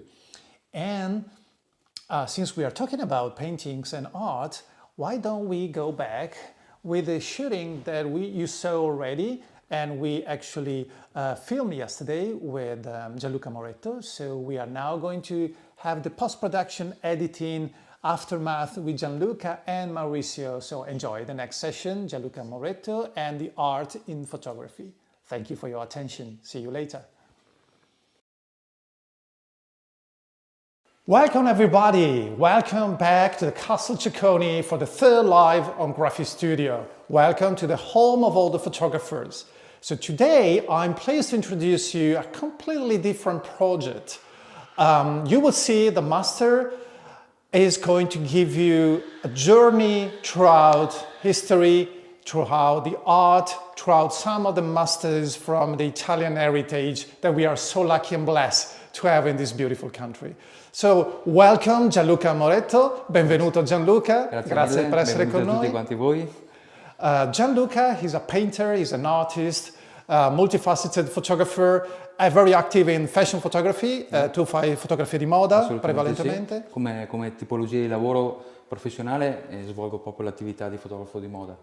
Poi per un gusto personale vado sull'arte, quindi un'ispirazione artistica in tutti i sensi, insomma. Decisamente, io ho visto alcuni dei tuoi lavori, decisamente l'arte è preponderante. Preponderante sia come posa sia come luce, quindi l'ispirazione è sempre rivolta verso ai miei pittori preferiti che vanno dal 500 all'800, diciamo, quindi dal barocco al neoclassicismo, diciamo, quindi quei pittori che partono da Caravaggio fino ad arrivare alla scultura del Canova, diciamo. Okay. Okay, so we were just mentioning Caravaggio, Canova. I'm sure that these names resemble beautiful masterpieces to all of you. So Gianluca was explaining that his journey as a photographer, as an artist, and as a photographer, although as a profession, is mainly driven by fashion photography. In his personal projects, in his exhibitions, personal exhibitions, he shows up what he calls artistics. Let's say pictures, especially with this beautiful, gorgeous model that we are going to introduce you today, Ivana Sammarco from Naples. Welcome, Ivana. And so we will see lighting and posing in a very classic way, but reinterpreted. So here and there, you will see elements from Caravaggio up to, the neoclassicism, as well as Canova sculptures. We will explain and let's say debunk all the in and out of all these pictures, the posing and the lighting, in order to explain your personal approach to photography and to explain you maybe elements that you can revert on your day-by-day boudoir, portrait photography, and whatever you find appropriate. It's incredible, it's completely different than usual. I can't wait to start. Questo appunto è un modo differente di approcciarsi con delle luci molto semplici, però con la gestualità classica dell'arte italiana, quindi un'esaltazione della donna e della figura femminile che può essere interpretata in diversi settori della fotografia, sia il boudoir che il matrimonio che la ritrattistica vera e propria. Yeah, Gianluca is saying that actually these elements, especially the posing, the expression, you will see he interacts continuously with the model. They have a very nice empathy. You're working, tu stai lavorando da molto tempo, vero, con Ivana? Yeah, they are very acquainted with each other, so they know exactly. So each single word means something specific. And as I said, the lighting is simple in a way, because it resembles the paintings, the oil paintings that we admire in the galleries. But on the other hand, the posing is so meaningful. And the incredible and interesting part is to reconvert this into any other sessions. It could be a wedding, could be a portrait, could be a family portrait, could be anything you like. You will see these elements which are classic but reinterpreted.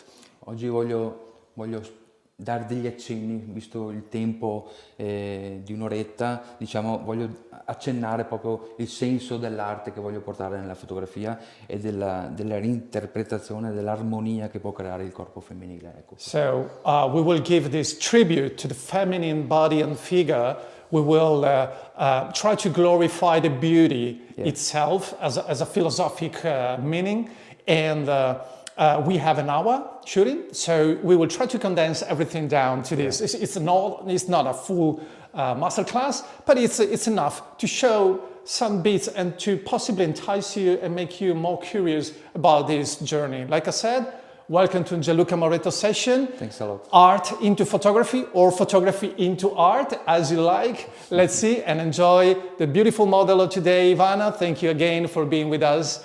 And let's have fun, Gianluca. Grazie mille, grazie mille. Posso procedere allora? Yeah, sure. Ok. Quello che dicevo prima, la mia è un'interpretazione della figura femminile, la sua armonia, le sue curve.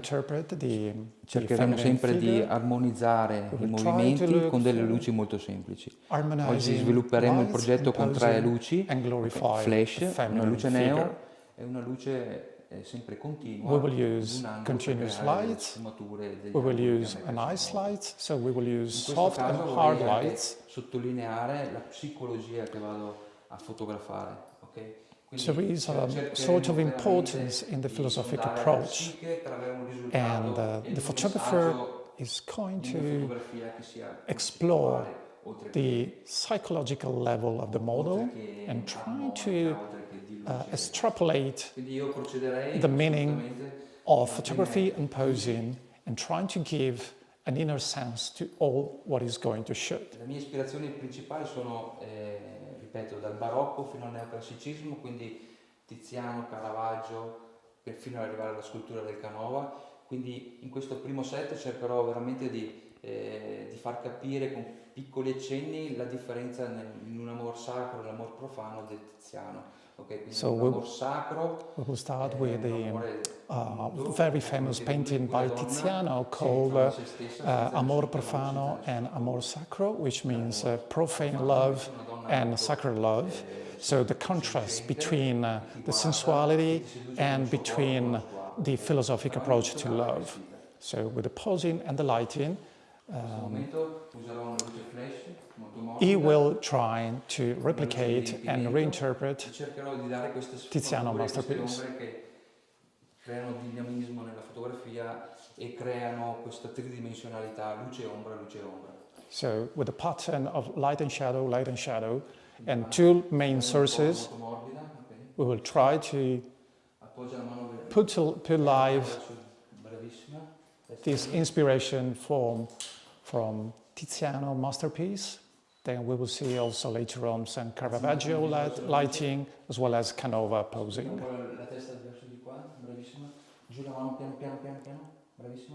So as we said, there is a lot of interaction between Gianluca and his model because they need to be connected. They need to know exactly what he's looking for, and they need a very strong psychological connection. La schiena verso la luce. La schiena verso la luce, Ivana, bravissima. Guardami adesso, bella, così, ferma. Viso leggermente in luce. We will try also to show you the back of his camera as many times as we can in order to give you an idea of what he's looking for.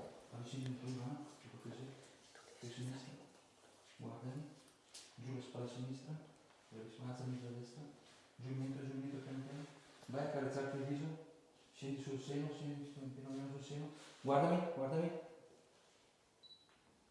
entrami poi il viso in luce e guardami.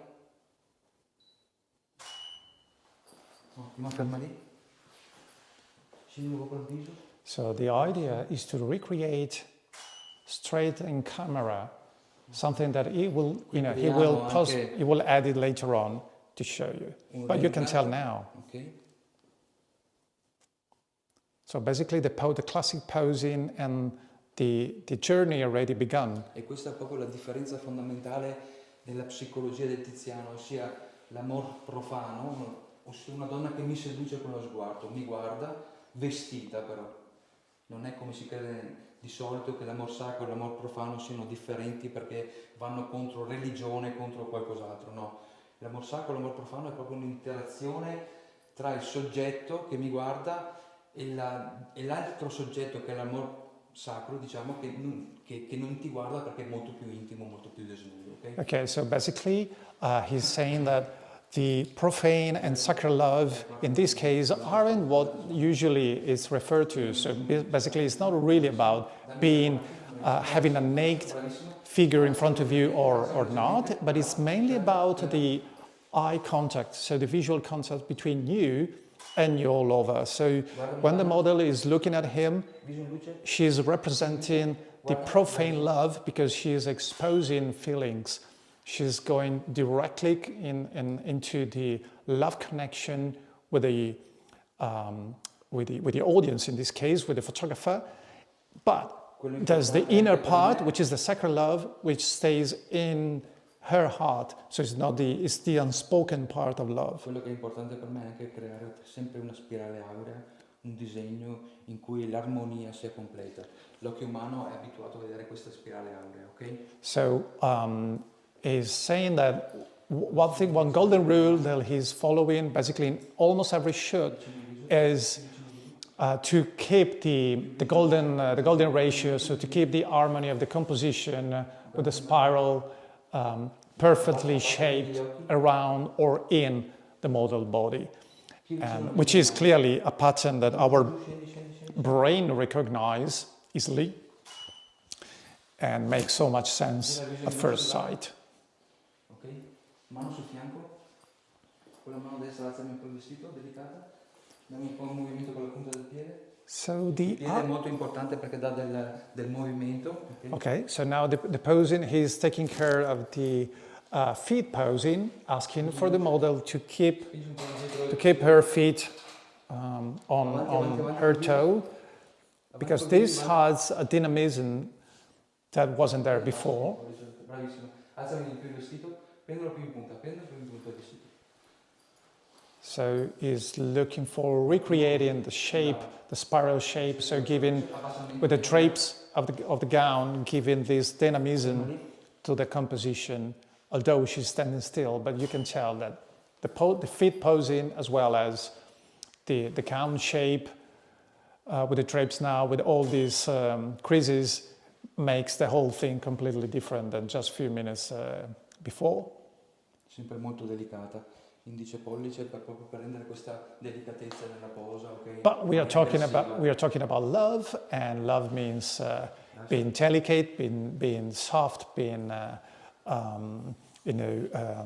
meaningful in everything you do, and therefore even the posing of the hand where she was hanging basically the dress, the hand was very, very delicately keeping the gown up with her thumb and index, but keeping the rest of the hand released. So everything must be delicate. Now in this hug, she's protecting her heart, and the symbolism is again back to the sacred love.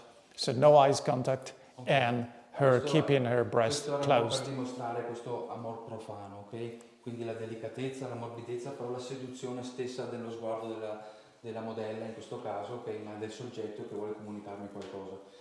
A questo punto farei un attimo sposterei un attimo il puff per creare tipo un Caravaggio, un movimento un po' più classico, diciamo. Okay, so now we are going to transition to the second section, and we will add a couple of props in order to have a different posing, and we will look for a more Caravaggio lighting and setup. So back soon in a matter of a few seconds.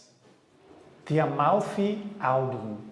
Amalfi. You probably are familiar with this name. It's a beautiful place in Italy, isn't it? So why Amalfi album? Because in this concept, which is not yet available to our clients, but actually we printed quite a few already because some of you couldn't refrain from ordering this beauty.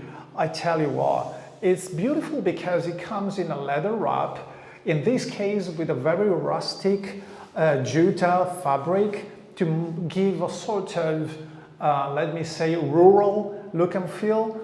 But it's all about the printing on this beautiful handmade paper. We have quite a few products featuring the Amalfi paper. And I tell you, it's incredible because first, it's a handmade paper. I tell you, it's a handmade paper. It means that every single paper sheet is made by an artisan in Amalfi. And in Amalfi, there is this beautiful district with family-driven paper mills. Small, tiny, coming directly from 4 centuries ago. And they are still producing the paper in the same exact way. It's incredible how they do it. We will show you more about that with other products. Or you can take a look on our website where we recently launched this storybook which also featured the Amalfi paper. It's a secret how to print in this cotton paper, true rug paper, but we managed with our experts to print in a beautiful way and to give you the tactile feeling of this incredible media. You can tell maybe with this light that we have set up today, there is this quite noticeable texture that gives more value, if you will, to the page, and the whole book is bound without a spine and the classical cover. It's incredible. It's so nice. In this case, featuring the amazing pictures by the two men. So, Amalfi album. All right. So, welcome back for the second setup. As I said before, we are looking now for more like a Caravaggio lighting and posing. The tribute will be different, will be to Bacco, so meaning something more about the sensuality. But you know, sexuality, it's something that the classic art explored in any form and shape possible in a beautiful way. And respectfully, we will try to mimic a little bit some of those elements today. Clearly, we are live on YouTube, so we won't use nudity as he normally does in his workshops, but we will, as I said, pay respect to everybody, sensibility, but at the same time, we will want to show you these classic archetypes about art. So the lines, the shapes, the shadows, shaping literally this feminine, beautiful body of the gorgeous model Ivana.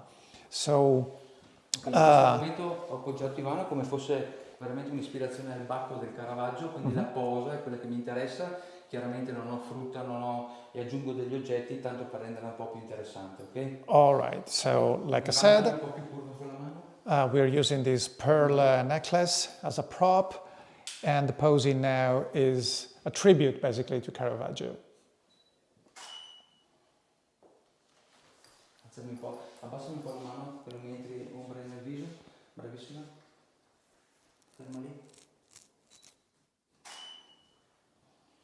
Ok, come nel Caravaggio l'importante non è molto la luce ma le ombre che crea la luce, perché nelle ombre il carattere del Caravaggio esce e nelle ombre mi ritrovo anch'io, ok? Quindi cerco sempre molto l'ombra per dare tridimensionalità, ma anche perché nell'ombra riesco a trovare me stesso, psicologicamente.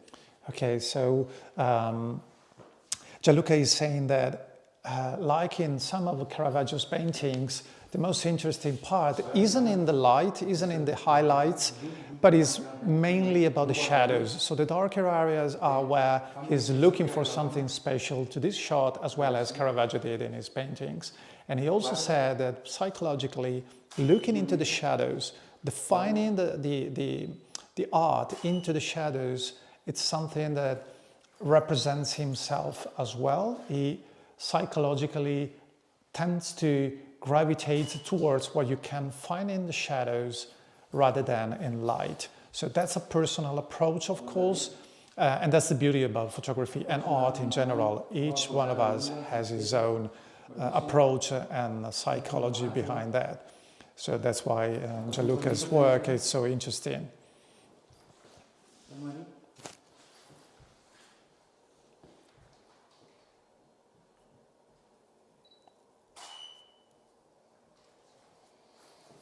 Ed è proprio questa tridimensionalità che creano le ombre che è molto importante, molto interessante. Abbassa un po' il mento, Ivana. With the pattern light, shadow again, we can create this three-dimensional effect that he's looking for and give depth to the composition.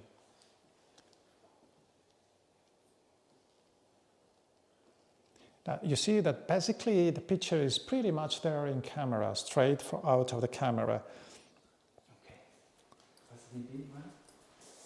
Continuiamo con la diretta perché voglio solo far vedere la posizione.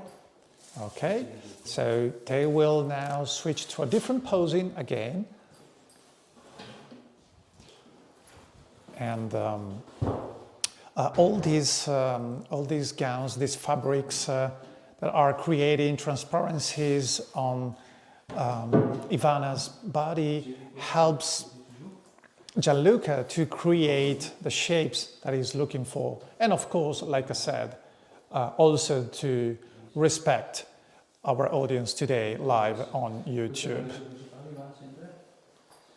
Ok, scendi giù con la spalla sinistra, destra, bravo, chiudi.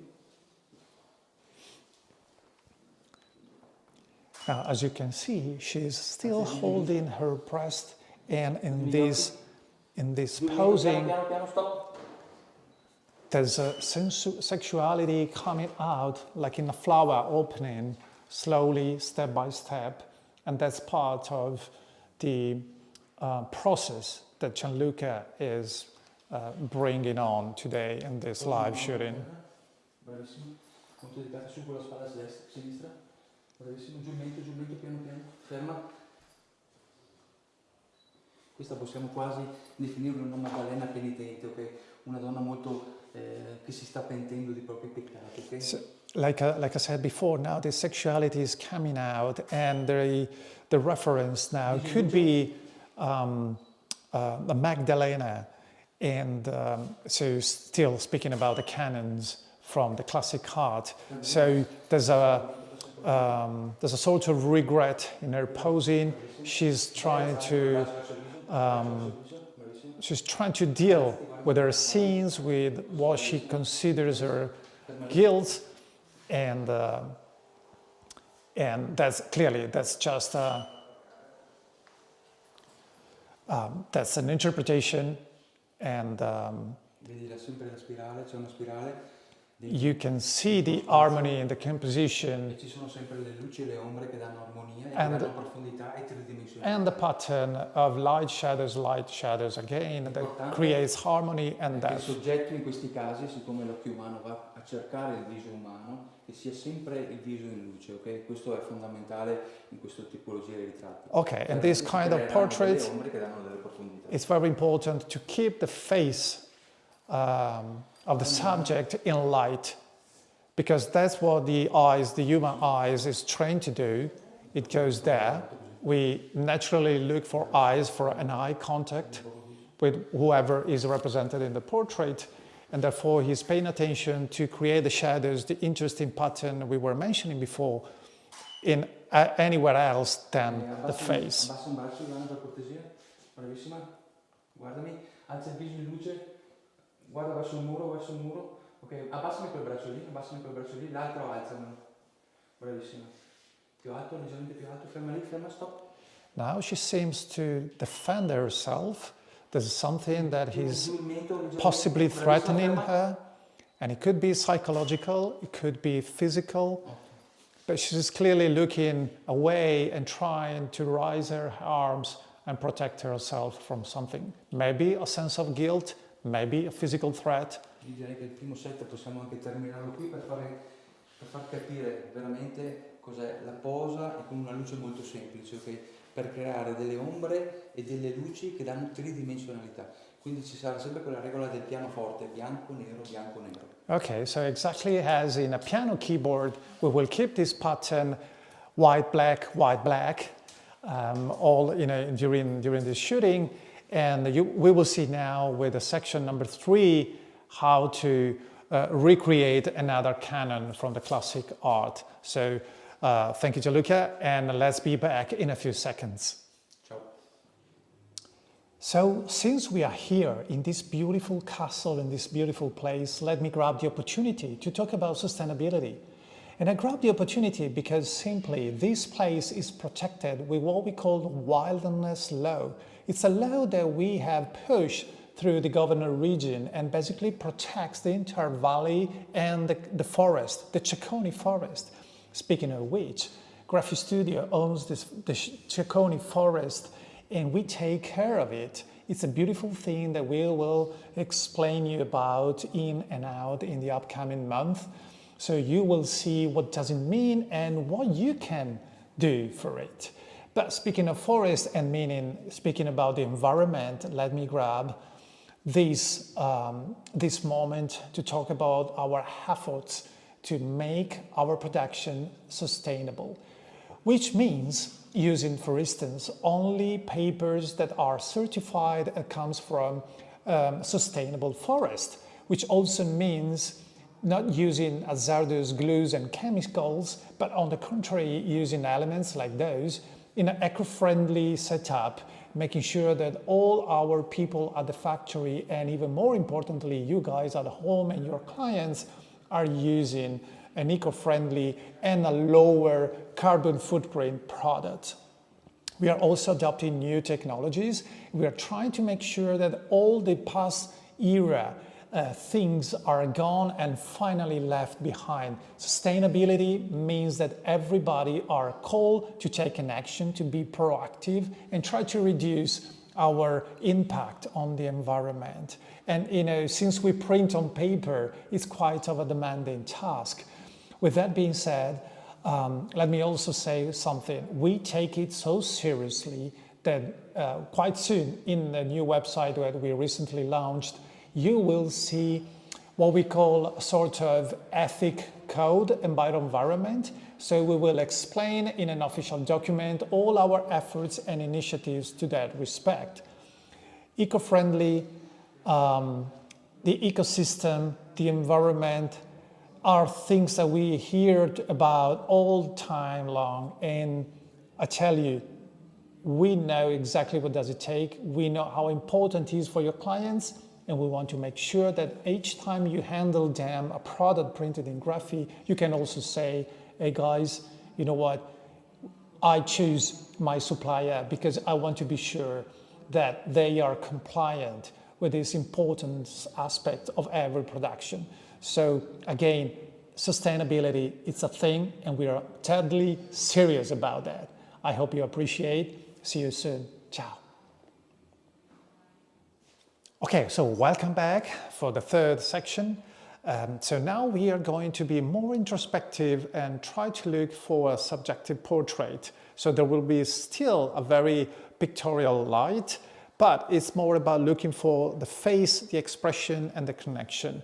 So as we were commenting before with Gianluca, this lighting setup isn't complicated at all. And actually, he wants to stress this is something that you can do at home as well. And I tell you why. It's a neon light with a diffuser. So it's basically things that you can have at the studio or at home. And you can try to look for this sort of composition and lighting really in ABC. It's not rocket science. It's not that the thing. It's not the tool. It's not about that. That's what he wants to say. It's about the knowledge, the heritage of the classic art. So let's find this new posing. Grazie mille. Quello che voglio proprio sottolineare è l'uso semplice di una luce. Quando si conosce la luce si può scoprire dappertutto, ok? Con semplici oggetti, con semplici tecnologie. In questo caso andremo a sfruttare appunto una luce neon su un pannello diffusore e quello che mi interessa è il soggetto, quindi andremo a fare dei crop, dei tagli un po' strani, un po' artistici, per enfatizzare sia la curva sia l'empatia che può darmi il soggetto e che voglio ricreare. So basically, like I said, it's not really about the lighting or the, let me say, correct me if I'm wrong, but it's not about the tool, it's not about the technology you want to use. But the thing is, Gianluca just said, when you know lighting, when you know light, when you discover how light interacts and basically shape things all around you, you can have a completely different experience and you can start using everything around you to create pictures. Now, he is looking for some close-ups and some crops that he will do directly in camera, looking for some artistic compositions and portraits. It's just one source of light, as you can tell. It's quite simple, isn't it? But at the same time, it's great because he's looking for a moody, glamourish kind of portrait, and we will see in a minute.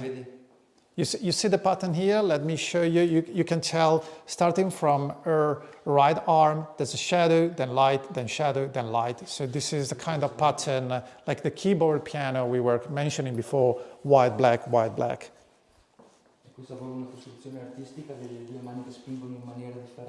So one hand to the other, so they are crossing, the two hands are pushing into the opposite directions, so twisting the body a little bit and creating this twist shape that is so typical in, for instance, in the sculptures by Antonio Canova, a master artist that lived 300 years ago.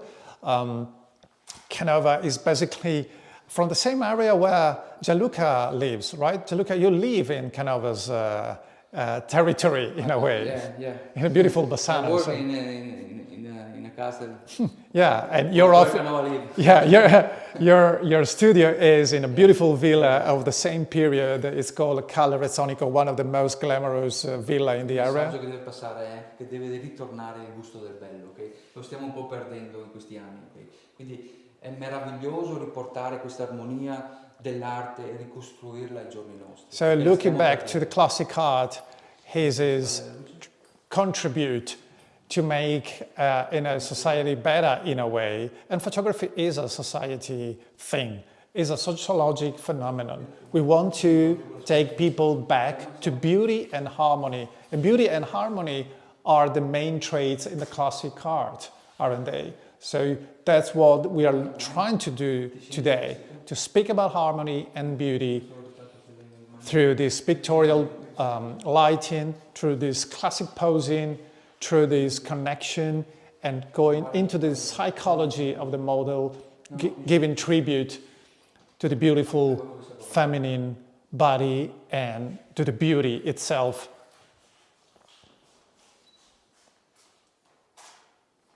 Questa è proprio una donna intima, ok?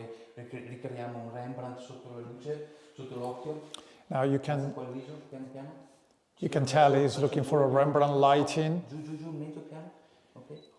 on his face that we will see in a second, and the typical triangle on her cheek. E qui addirittura siamo quasi come ombre, come luci, come Tamara Lempicka, un'altra famosa pittrice della Repubblica Ceca, che disegna veramente le linee delle ombre.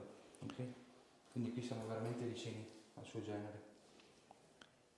So Gianluca is naming Tamara Lempicka, Czech Republic artist, and that used this very hard light and shadows to define feminine beauty.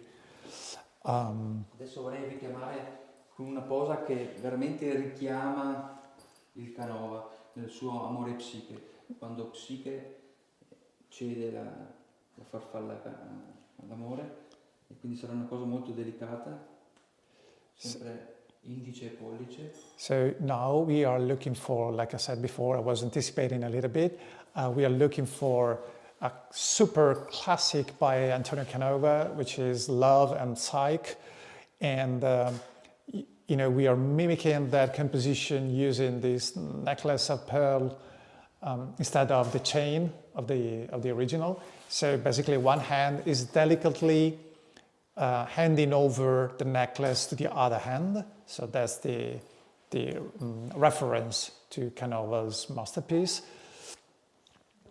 And you can tell that it's pretty much, again, straight out of the camera. Although the next session with Gianluca will be the photo critique and the editing, as well as together with Mauricio Arias-Mora. So we will talk about the post-processing that he performs on his pictures that helps him creating beautiful prints, large prints that he will later on exhibit in art galleries, such as the next exhibition, Gianluca, that you're going to be featured with in your next exhibition, la tua prossima mostra in Hong Kong, right? Sarà a Hong Kong, con delle stampe che chiaramente Graphistudio. Usciremo nella galleria Novalis Art Design, una galleria molto famosa che ha tre sedi, una a New York e una a Milano e una appunto a Hong Kong. So the Novalis Art Design Art Gallery in Hong Kong is going to feature an exhibition with Gianluca's work, printed by Graphi, needless to say.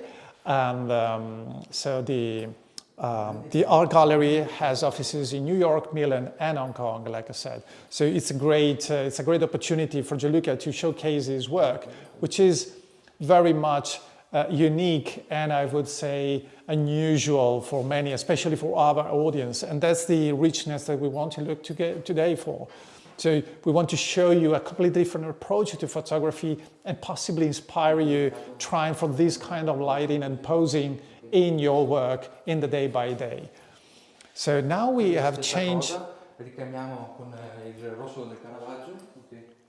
So we have changed again the settings and we now switch, we left behind the purity of white and we are now in a more punchy and psychologically intrusive kind of red. And this red now, it's powerful, it's communicating in a completely different way. It's something that resembles definitely Caravaggio work. And you see his looking to pose her arms. So now we see the red coming straight to us. Our eyes are looking for the spiral shape he's creating with the drapes, and still she's not looking to the camera. So there's something that the model is hiding herself. So it's very intimate, exactly, Gianluca, well said. It's intimate. There's no eye contact in this moment. It's all about herself. It's introspective portraits.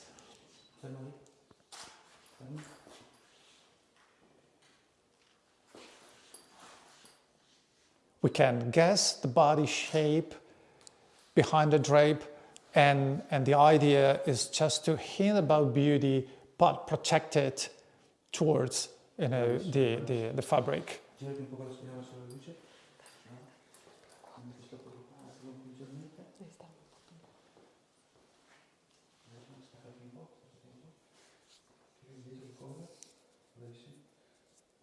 Voglio sempre ricreare delle curve, vedi?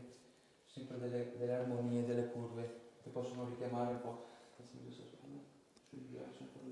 He's always looking for rounded shapes, spiral shapes, triangles, using light and shadows, of course, because all of these elements are the canon, the beauty canons we were commenting at the beginning.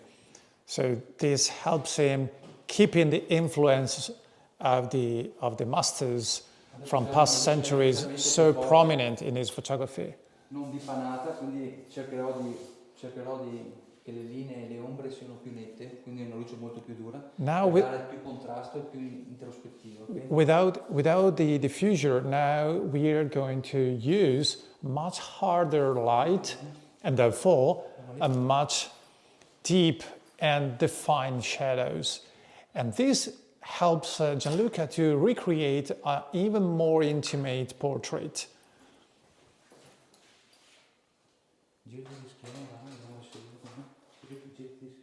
Non inquadrare lei, magari inquadra lui. Vicino luce. Bellissimo, ferma. So you can tell that there is a good chemistry between the photographer and his model. They know exactly what they are looking each other for. And it's great. This helps a lot Gianluca in this short time to look for what he wants to showcase to you guys.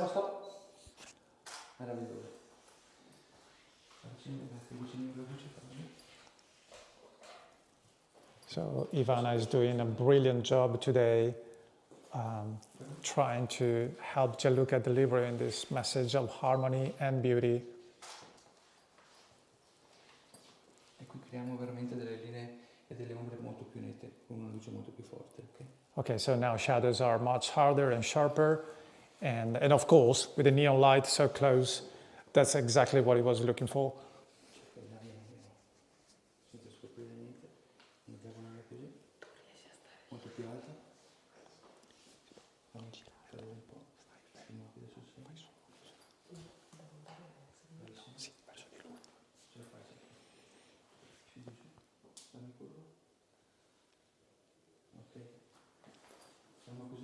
Questa avvicinala più verso il corpo, ancora.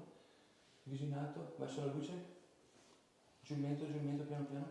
Girala totalmente verso di qua, Ecco, ferma lì, ferma.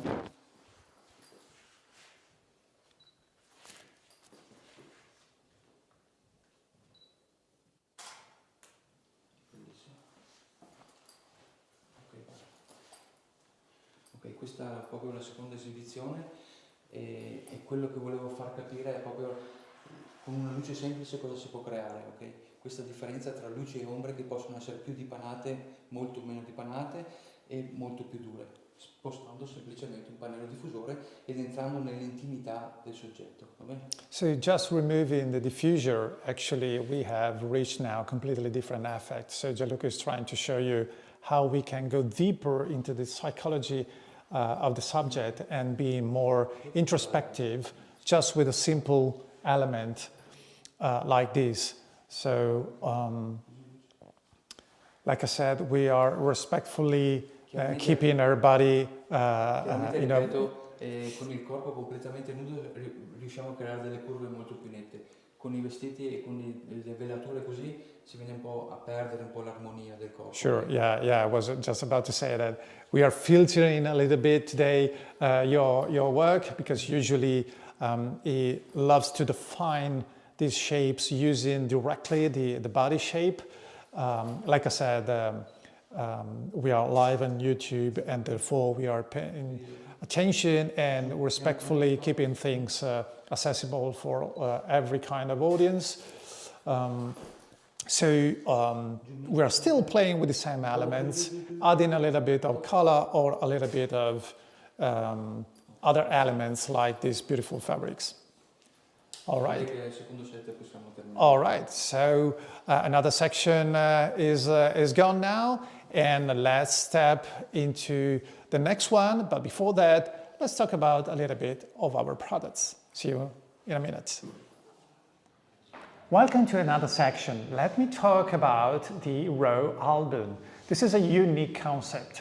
It's something that we have designed a couple of years ago, and it's basically under the purpose that we wanted to destructurate what's a classic album and give you something completely different, a totally different flavor to attract a totally different market share, especially younger couples looking for something more fashion-driven, if you will. In this case, a beautiful wrap in natural linen with a beautiful patch in Alcantara, laser engraved. It's a very nice detail that adds a lot of value to the whole thing. This wrap actually unveils a very nice wedding book, in this case with a classic hardback cover, wrap in linen, with the same patch in Alcantara on top, so you can tell it perfectly matches the finishing, and inside the block is printed in a super elegant and elaborated way. It's a timeless choice. It's fine art HD paper. You can tell because it's ultra matte, so there is no reflective surface. The colors are absolutely gorgeous. The entire Adobe RGB gamut is represented. In this case, in this very elegant service, it's a wedding ceremony that took place in Italy. But you have possibly noticed this vellum paper, so these intermediate pages literally splitting the storytelling into different chapters. It's so elegant, it's so different than usual, and we have delicately print on top of the vellum paper to add this sort of transparency of elegance text like these. So it's really creative, and it's up to you to use the features of such a nice, perfect, high quality print on this elegant wrap that could be linen, leather, leatherette, any choice of yours. So enjoy the raw album. Welcome back. So now we are entering the last section of Gianluca's masterclass today, and at this point we are talking about yourself more than the model or more than Canova and Caravaggio. So now we are looking to let's say your own soul, your vision, the way you feel about yourself and how you complete this journey. Ripartiamo. Ah, ok. Devi mettere giù il caffè. Welcome back for the last section today of Gianluca's workshop. So basically, Gianluca, we are now looking more to yourself. So we are trying to be introspective, but in this case, no more on the model or Canova and Caravaggio, but we are back to you. So the author, the artist. Penso che sia un autoritratto quasi, quindi cerco di portare in questo tipo di luce, e userò una luce molto semplice come l'Ice Light, cercherò di portare me stesso, ossia la mia intimità, il mio essere, che sono una persona molto timida, molto introspettiva, quindi cercherò appunto nelle pose, nella luce di portare questo mio essere. So in this last setup, Gianluca is going to try to represent his own nature, which is more, it's shy, it's introspective, it's somehow close up to the world, and we will see that the posing and the lighting are a physical representation of his nature. So basically he said, quite interesting, I'm going to take a self-portrait in a way, even though I'm not in front of the camera. That's interesting. And I'm sure that Jerry Gionis will be happy and delighted to see how you're going to use the ice light on top of the beautiful Ivana. Okay, let's have fun, Gianluca. Yeah. Allora, descrivo semplicemente un ice light che posso crearmi io gli angoli della luce che voglio. Quindi posso farla molto più chiusa. So with the barn door, we can, as you all know, possibly with the ice light, it's a simple but genius piece of technology. With the barn door, he can vector the light easily and recreate this journey into his soul. You will see later in a couple of shots, I already preview something. She looks on the bottom of a well, if you will. It's incredible the atmosphere that he can recreate with this posing and this lighting setup. It's already there, yeah. Sembra quasi una luce che scende da un... Yeah, it's like if the light is the daylight coming from a well and down to the... Questa luce quasi spirituale che entra in sé, okay? But it's also the representation of a spiritual light that is enlightening the body of the model. Or if you will, enlighten this spiritual light gently coming on top of her, and therefore representing the journey through art that Gianluca is taking. Vai più vicino al muro con la testa, Ivana, per cortesia. Bravissima, alzami il viso in luce. Bravissima. Scendi con la mano destra sulle gambe, la mano destra, bravissima. L'altra più verso la spalla, l'altra. Ok, dammi la diagonale delle due braccia. Bravissima. Più staccate le braccia, leggermente più staccate. Ancora. Guardami, Ivana. Deve essere proprio come prima, su e giù. Ok, bravissima. Più giù la mano destra, scendi. Bravissima, ferma lì. In qualsiasi caso la composizione è sempre fatta con queste diagonali, vedi? So the composition is, as usual, is still about the diagonal element. In this case, the arms are literally cutting the crop in two, creating an interesting angle, which is always great in terms of composition. Vedi? Proprio la diagonale di due braccia che va a comporre. E questo viso che va a cercare proprio la luce come fosse una luce che ti entra come quasi un'estasi, ok? E sempre per richiamare l'arte, ok? So back to the canon of the classic art, her face looking towards the light represents the ecstasy. So the journey, the search for light, for inspiration, for being better, and at the same time, the darkness all around her. So the sharp shadows represents the hard times in life, and the posing represents the protection of yourself. So the two arms crossing are protecting her chest and therefore her heart, which is what a shy person usually does. And like Gianluca said before, he's shy by nature, he's introvert, and therefore he tends to close, he tends not to express himself easily. That's what he's trying to represent with this setup. So the interesting self-portrait without the self in front of the camera. Questi sono ritratti molto intimi, molto suggestivi, che richiamano sia come posa come l'arte, però sempre in una gestualità moderna, ok? Una donna molto più sensuale, molto più delicata, però intima, chiusa su se stessa.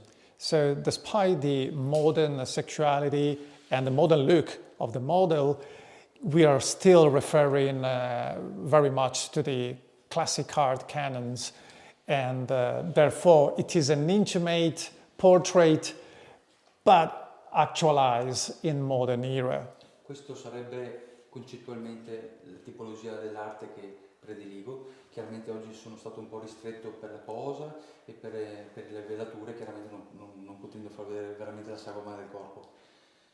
Il messaggio che voglio che passi è l'armonia e la raffinatezza della donna e riscoprire il gusto del bello della nostra arte che abbiamo in Italia soprattutto. So the message that he's reiterating today is beauty and harmony.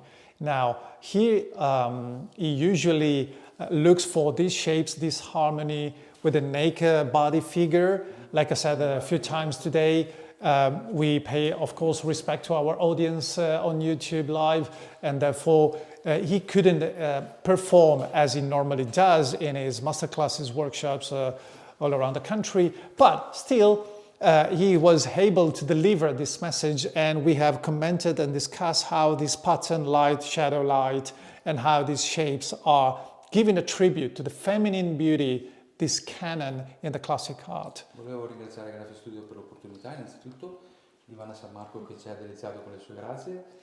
Volevo ricordare che insieme al mio grande maestro Damiano Enrico facciamo dei workshop in tutta Italia, quindi siamo sempre a disposizione per dare questo messaggio di arte che cerchiamo di introdurre nuovamente nel nostro ambiente. So he's saying thank you to Graphi for this opportunity today to be at the Castle Ceconi for this live shoot. Thank you, of course, to the gorgeous Ivana San Marco from Naples, this beautiful model, and he's also performing workshops all around the country. So you can check out your website or Facebook profile and see the next ones. Restrictions, given. So we are still in lockdown, as you can tell. But anyway, anytime soon, he will be hitting the road again, giving this beautiful opportunity to other enthusiasts about this sort of photography, which is quite different than our normal public. But I tell you, there are so many interesting elements that you can literally take to your day by day, either for portraits, weddings, or fashion, why not?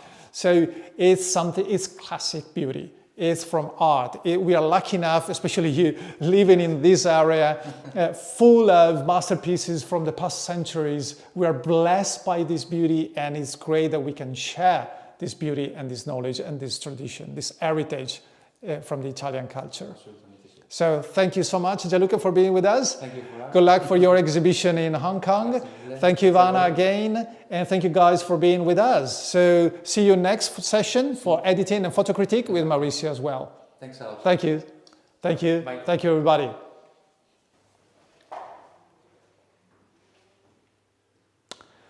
Welcome back again from the studio of Count Giacomo Ceconi. And now I want to talk about a kind of I'd say, contrasting programs. One is super creative and definitely original. The other one is super classic. I'm talking about the DMA, the Digital Method Album, and the Method Album. So, you know, one is kind of intertwined with the other, but also so different, and explain you why you should adopt one or the other, or even possibly two. I mean, both of them.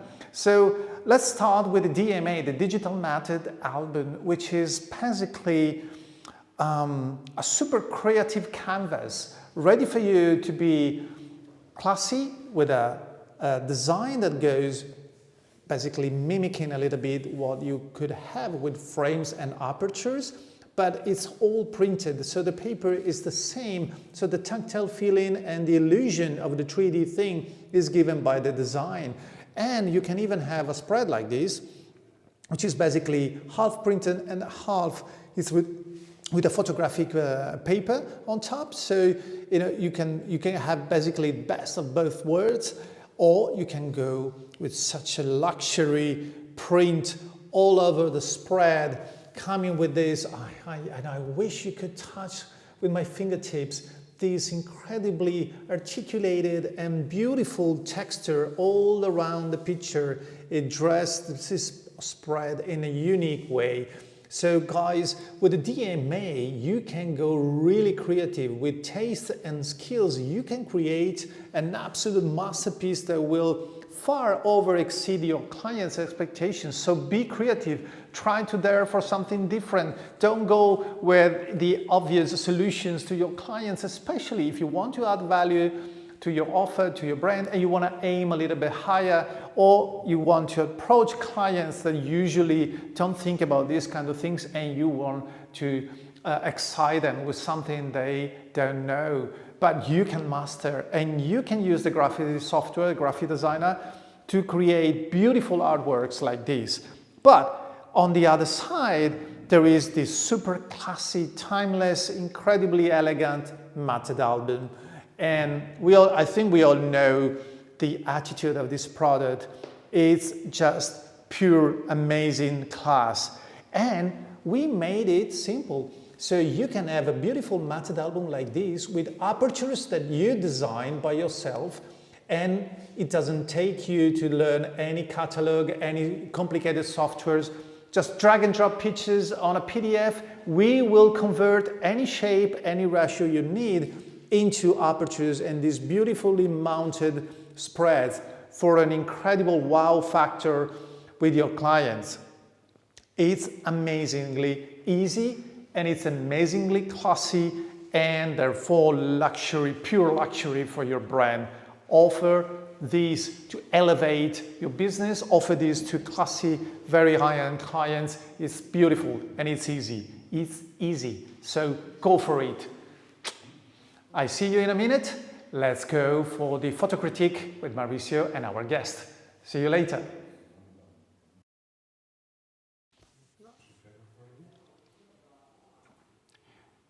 Hello guys, so yes guys, I'm here. So welcome again. I'm very excited. If you just saw this photo shoot of Gianluca. Hi. So Gianluca, we're gonna talk a little bit more about him and where he come from, a little bit of his story, a little bit of, you know, how and why he does what he does, his inspiration, and how really he, you know, come to do these concepts that he have. They're very interesting. I'm actually blown away because it's not something that I do, you know, and it's something that it really inspired me.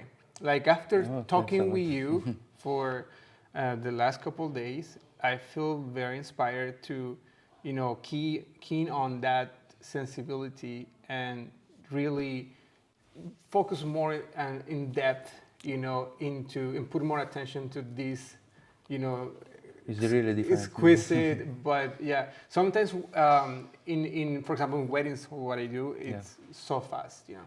So I want to, first of all, thank you very much. Thank you a lot for you. For being here. And yeah, so I think we're gonna have a little break, but before that, I just want to give you guys a teaser, a little bit of what what you're gonna talk about right now. So just tell us a little bit about your background before we got to commercial and then come back. Yeah. Come ero prima, no? Sì. Quindi il mio lavoro concettuale e primario è quello di fotografo di moda e ritrattista, però la mia ispirazione personale è quella di portare l'arte e il gusto artistico italiano del passato con la contemporaneità e con la modernità dei tempi moderni, chiaramente.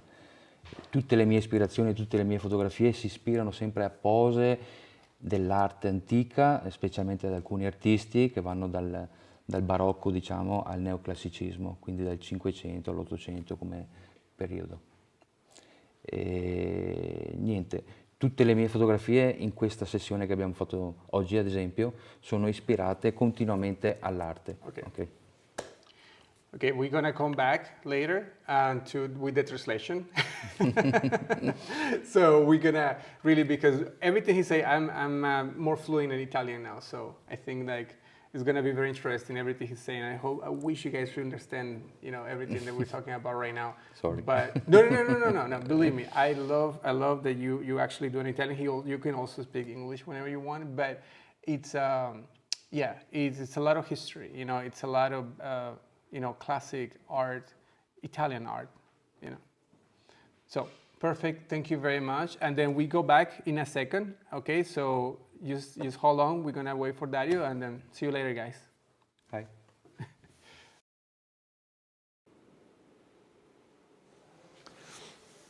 The original wedding book. The original wedding book actually delivers the entire heritage in Graphistudio, because we have introduced this program for the first time 25 years ago, but you know what? It evolved into something completely different than the beginning. So all the stages, all the major leap forwards that Graphi took have been condensed into this program, and we have added new technologies, new printing technologies, new materials, new fabrics, new leathers, new colors.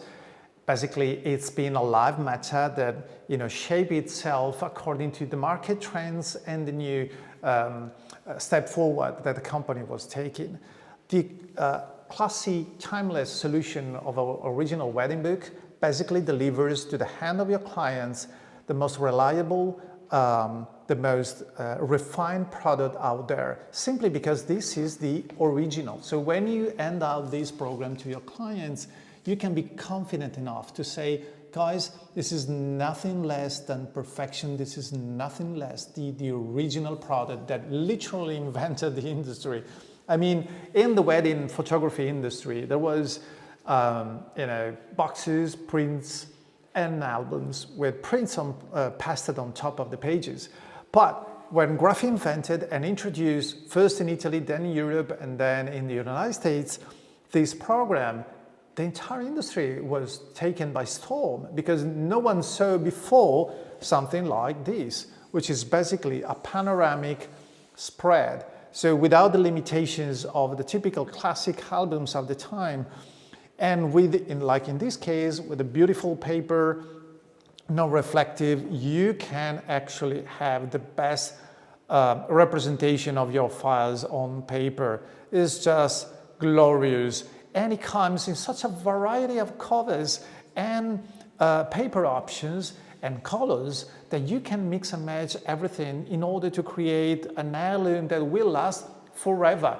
Because when people are willing to put money in an heirloom like this for their family, they are looking for something that actually will last forever and way longer than a human lifespan. And that's exactly how we have designed and thought this product since the beginning.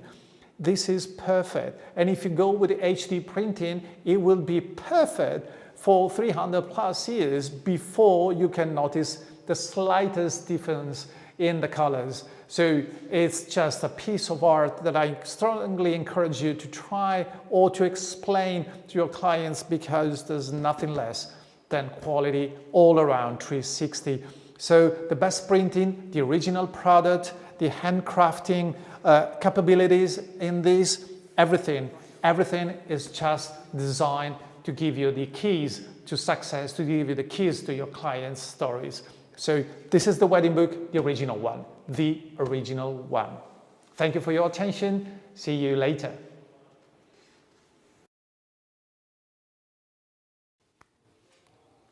Okay, guys, we're back here.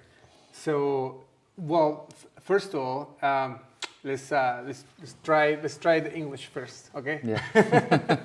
And then when Daddy is back with us, he's gonna help us out with all the concepts, because he's talking about art, you know, and it's not easy, you know, honestly. But I love the fact that here in Italy, people really appreciate this. You know, there's not everywhere people really appreciate and give the importance to this expression, to this language, yeah, and have the sensibility to see it, understand it, and it's part of the daily life. And I think Italy, you know, it's actually where the niche, you know, where a lot of art itself is, you know, always has been, you know. Tutti noi è presente l'arte, diciamo, Yes. dentro di noi, sì. And you guys really represent, you know, that side. Yeah, in Italy, you know, for us it's quite a common DNA. He's saying that all of us grew up surrounded by art. Whenever we are blessed in this country, we have, you know, we don't merit at all. We just inherited these, and it's amazing. Noi viviamo completamente immersi nell'arte, quindi tante volte anche il popolo italiano si perde questo gusto e viene veramente, non lo vediamo più. E abbiamo necessità che ce lo dicono persone dall'estero per farci rendere conto di quanto siamo. Yeah, sometimes, you know, he's saying that sometimes for Italians it's so obvious, it's so for granted that we don't even pay attention anymore. But then when we have people coming from abroad and for the first time admiring these masterpieces, we actually realize that we are missing something. Yeah. Quindi per me diventa veramente una necessità dal cuore riportare questo gusto italiano, questa forma, questa curva che abbiamo dentro di noi come popolo, come cultura. So he made a point of, you know, stepping back to this tradition and trying to find his own personal interpretation, his way to go back to this ancestral call in terms of classic art and bringing everything into his photography, into this relationship that he's building with other photographers as well. Yeah, I recognize a lot of the iconography, you know, that I am aware of, you know, but also do you your own interpretation of this and then your point of view and why and how you project yourself and your sensibility in your subject. And I want people to really, you know, dig more into you. Maybe we can do that later. But I don't want to hold back because people already saw the photo shoot, and I think they're also eager to see the results of this. So this is the part where you will show us, you know, like, you know, kind of like what come out, you know, out of everything. But I wanted just to start with this photograph that it was actually done a little bit later after the light went down. So I asked him personally, I say, Gianluca, you have to show this photograph, you know, because this photograph, the way you guys are looking at it, comes from the back of the camera. Exactly, it's the raw file, you know, like that. There's no post-processing, nothing. No, questo è veramente un file raw ed è proprio esemplificativo. L'abbiamo fatto ieri, dopo, prima, solo per far vedere la differenza e la mia luce preferita, ok? Quindi quella naturale. E volevo proprio dimostrare che le foto mie, sebbene poi le lavori, all'inizio il RAW deve essere perfetto, perché se non è perfettamente lavorabile la foto brutta rimane brutta anche se lavorata. So he's saying that actually, yeah, this was a test shot, and it was meant to show his preferred light, which is natural light. So it's been taken after sunset clearly. And he said, yeah, you know what, in my personal approach is that the raw file, like in this case, this is a raw, not unedited. The raw file must be correct, must be perfect. Otherwise, there's no way a bad picture could look good after any editing. So meaning it must start good to end better. Yes, and honestly, I do appreciate this point of view, you know, and because to me this is photography, you know, as his best, you know, as his core, being very curious about the approach, and at the same time very classic about it. So I really appreciate it. Thanks a lot. And then I want to. So if you can take us a little bit through. I'm very curious about the photograph. So I want you to come back and then show us the photograph that you selected from the photo shoot right now, and then show us exactly the first one and talk a little bit about the inspiration, the concept, and a little bit of the technical aspects that you can show us right now. And I'm gonna ask you a lot of questions. Sì, allora ti farò un sacco di domande e voleva intanto vedere un po' di foto di quello che hai fatto e perché le hai fatte, come le hai scelte e che cosa intendi farci. Allora, partiamo dal presupposto che la sessione che abbiamo fatto oggi è una sessione letteralmente ispirata all'arte e con 3 differenti luci. Quindi ho usato una luce flash, una luce continua di un neon molto semplice, delle luci che si possono utilizzare anche in casa, quindi è molto importante anche per i signori a casa, e una luce, un ice light, solo per creare un'ispirazione, quindi con delle ombre. So we used 3 sets basically to shoot. One was with one flash, one was with one continuous light, which was a LED, a neon light. Very easy. So he said, it's quite easy for those at home to replicate this, and so it's not expensive, it's not super complicated. And the last setup was with a nice light on top of the model, as we see. Questo ad esempio è una prima fotografia fatta nel set di oggi, un semplice flash. L'importante è sempre l'ispirazione per me, ok? Quindi qui ho voluto rappresentare il bacchino malato, ad esempio, del Caravaggio, solo che lui chiaramente aveva altri oggetti in mano, però l'importante è l'ispirazione, la posa. E qui era molto importante la posa del soggetto, e ho messo in mano queste perle per dare un po' più di lucentezza, un punto di luce un po' diverso. So in this case, the inspiration was from Caravaggio and the famous painting with a Bacco. So in that case, is a man, actually a boy, with grapes everywhere and some objects and props, we should say nowadays. And Gianluca was just taking inspiration and trying to recreate the mood. And instead of the objects in the actual painting, he used this pearl necklace to create the highlights and to create a connection between the hand of the model and the tabletop. Non deve essere assolutamente una copia la mia fotografia, deve essere the point is not to copy, but to take inspiration. Solo un'ispirazione. E qui faccio vedere velocemente dei passaggi che ho fatto con la mia post-produzione. So we see all the different layers with the post-production that he applied on this in this image. Questa lavoro la pelle qui, dopodiché qui do un po' più di nitidezza. Qui aggiungo il contrasto nei punti luce che mi interessano, è proprio un tipico passaggio pittorico, si vede sulla collana e sul vestito. You can tell that with this layer he was adding more highlights on the pearl necklace to create more contrast. Dopodiché aggiungo una texture per dare un po' più di profondità e modifico la curva un po' del collo per dare un po' più di grazia. And then a texture on the background and a little bit of a retouch on the shape of the neck. Just leave it there for 1 second. I want people to look at this photograph. Can you just leave it big, like? Okay. Yeah. Okay. And now tell me, how long you've been photographing?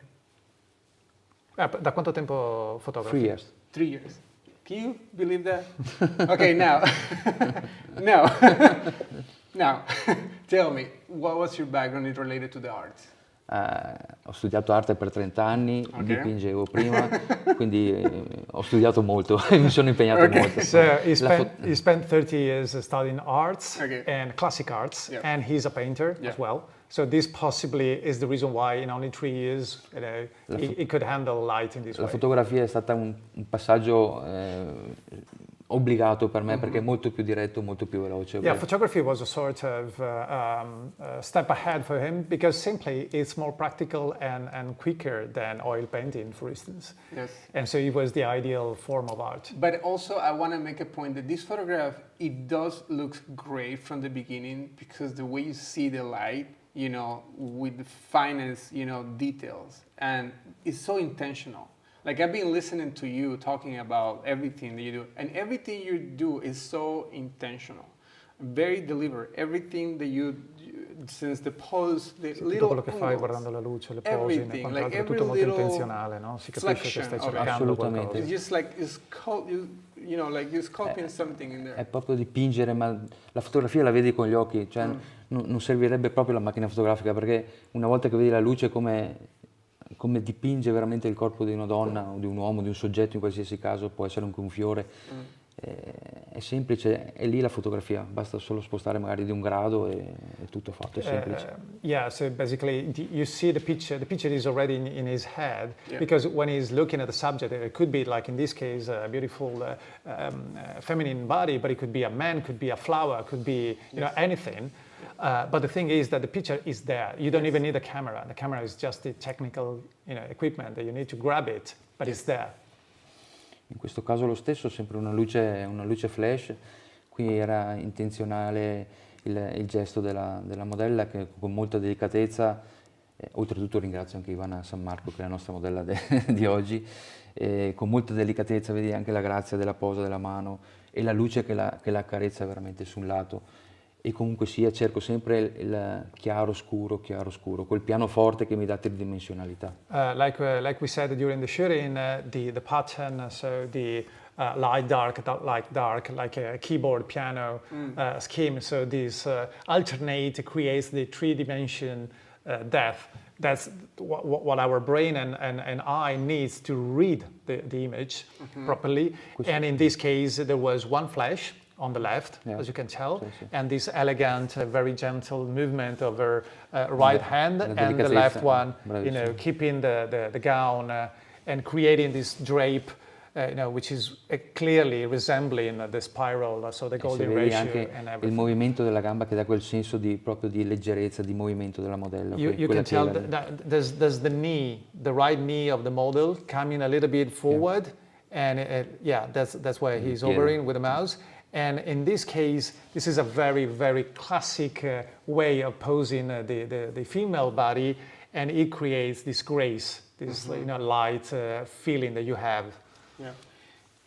Let me just also like I want to just because I do appreciate it in many levels, right? So it seems if you look at it quickly, like it might look simple, but it's not at all.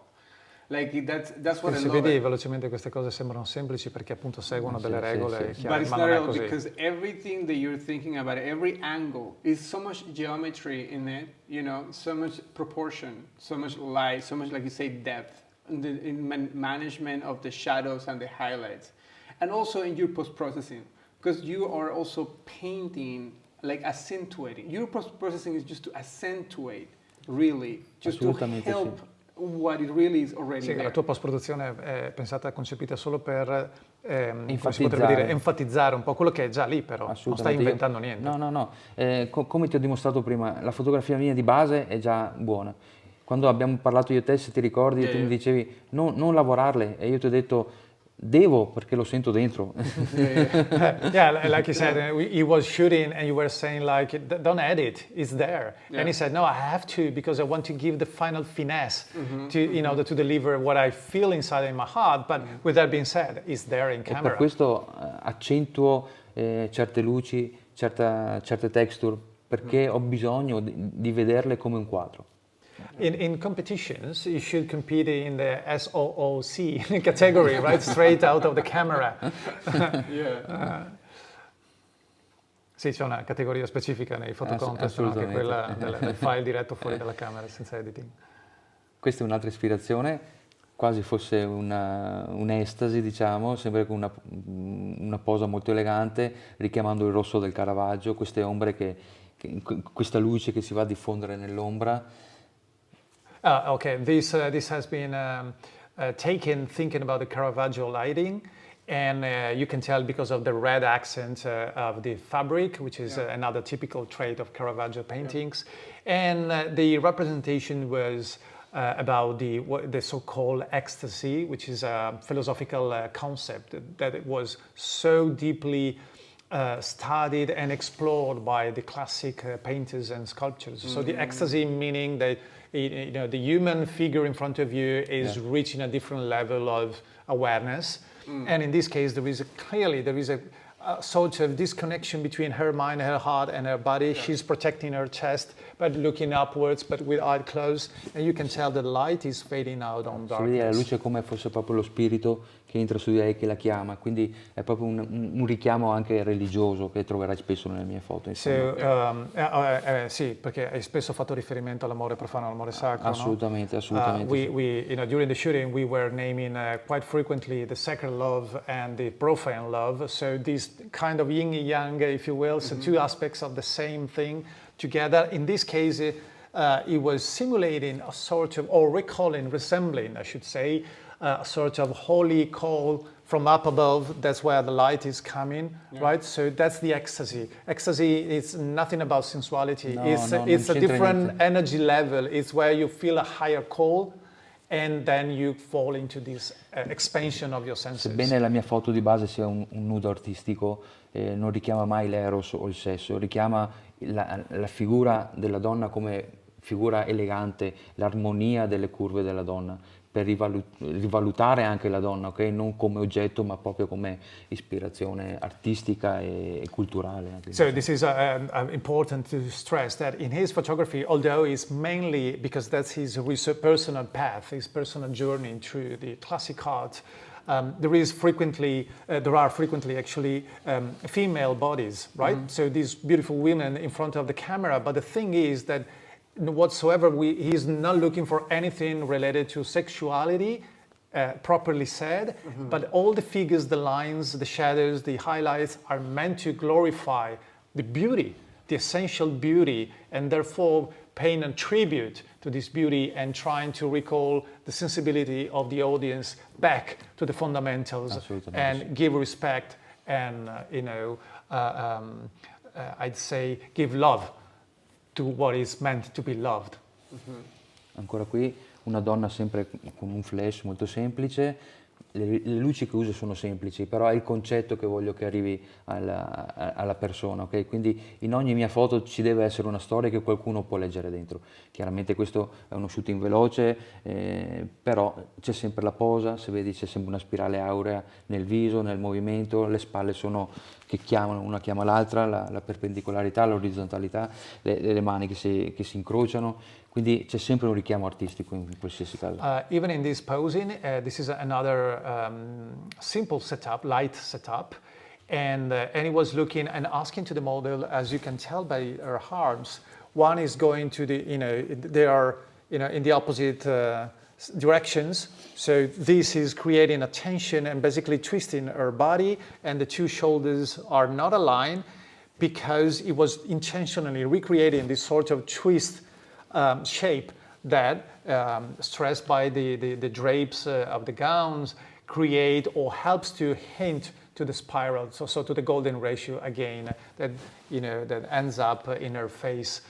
And this is another very classical posing that you can see very often in classic paintings. E la perla, questo punto luce, va proprio a coprire quel buco di buio, quel nero, ok? È proprio quel punto, il dipinto ad esempio di Vermeer che aveva fatto la ragazza con l'orecchino di perla, questo è proprio un richiamo, insomma. Like in the hyperly famous Vermeer painting where the beautiful lady with the pearl earrings.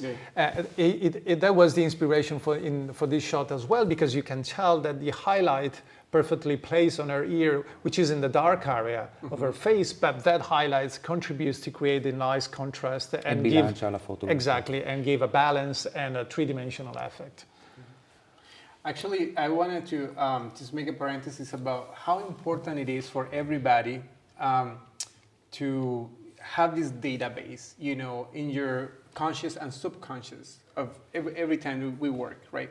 Because obviously this is very personal work, but lots of people who are doing photo shoots, for clients, etc., they need to know that this is also something they can apply, in their work, in their life, and they will be inspired by you, I'm sure. And also, I want them also to take away your thought process, because you're you know what I mean? Like, they will not be you, but they can recognize the thought process. One of the takeaways that I want to point out is that by having this, database, the library of knowledge, then you can actually pull from unconscious or very conscious on your awareness, and you recognize the situation and you see it, and then you be, okay, I know this, my body knows this, because you practice, because you see it, because you understand it. And then it's like everything just like come together, because I see that, you know, like how your experience also and yourself, you know, okay, is projecting let me that. translate. Go ahead. He knows. Not all. Quindi ti stava chiedendo sostanzialmente quanto è importante per te questo, lui ha chiamato, no, questo database, cioè questa conoscenza che hai nel tuo conscio e subconscio, e quanto riesci a convertire di questo in ogni scatto che fai, perché ogni volta che lo fai ci metti del tuo, no? Però tu sei tu, e lui dice io vorrei che invece quelli a casa riuscissero a portare a casa a loro volta anche solo un piccolo frammento di informazione da poter applicare nella loro fotografia. Penso che tutto ciò che viviamo ogni giorno ci porta a fare una fotografia. Chi fa fotografia ha un messaggio da dare, dal mio punto di vista. Quindi ogni fotografo è un artista. Perché? Perché deve dire qualcosa. So every photographer is an artist because he or she feels the pulse, the stimulus to tell something. Because photographers are storyteller, aren't they? C'è chi lo dice con la musica, chi lo dice con la scrittura, noi lo diciamo con un'immagine. It might be music players, and some could be painters, and some are photographers. But we have the same tension, the same intention to explain, to tell a story to our audience. Quindi se sento qualcosa dentro, in qualsiasi caso, qualsiasi mio pensiero, cerco di traslarlo nella fotografia. E quindi cosa può portarsi a casa uno da questa lezione di oggi, ad esempio? Mi piace la pittura, porto la mia ispirazione pittorica. Mi piace un certo tipo di musica, porto quell'energia della musica in un certo tipo di fotografia. Mi piace una lettura romantica, porto del romanticismo nella mia fotografia. So the two sense that one can grab today is, do you like the classic paintings? Okay, try to convert those into your photography. Do you go with music? Try to take this music, the spirit of the music, the mood that the music inspires you, and convert it into your photography. Are you fond of reading romantic novels? Try to recreate the same moods and feelings that you find in these novels that gives you goosebumps into your photography. So basically he's saying each one of us has his own sensibility. Just, if you like this, fine. If this is not your bread and butter, no problem. Find yours, but make sure that this is influencing yourself. Yeah. So can we say that one of the most important things is like you have to be you, and you have to be honest with yourself, right, and true to yourself. Quindi possiamo dire che la vera lezione è essere onesti con se stessi, essere veri e portare questa verità nelle proprie. Il messaggio mio, il mio pensiero è ognuno porta nella fotografia se stesso.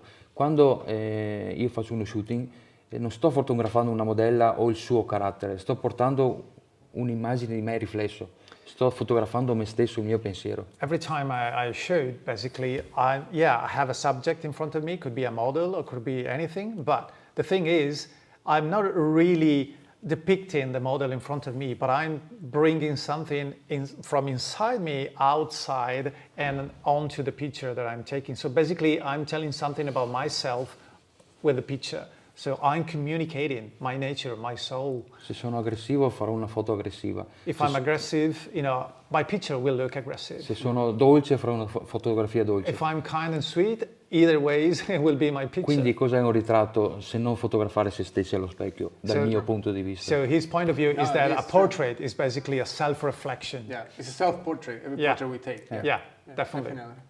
We speak about that. Do you remember? Yeah, what happened is that we've been talking about this for quite a bit, because it's great. It's great to meet people around the world that share the values and the concept, and it doesn't matter how different at the end of the result is. That's the beauty of it, really. That's the beauty of it. Questa è un'altra luce semplicissima, questo è solo un esempio, senza dare molto senso alla posa, solo per dare un accenno su questa luce molto semplice di un neon che può ricreare veramente una luce finestra. Questo è un neon con davanti un diffusore, quindi una luce molto semplice, con 5 euro puoi comprarla, quindi puoi creare delle luci veramente solo con la fantasia, insomma. So this was taken with a continuous light, which is, like I said before, it was a simple, very inexpensive neon light.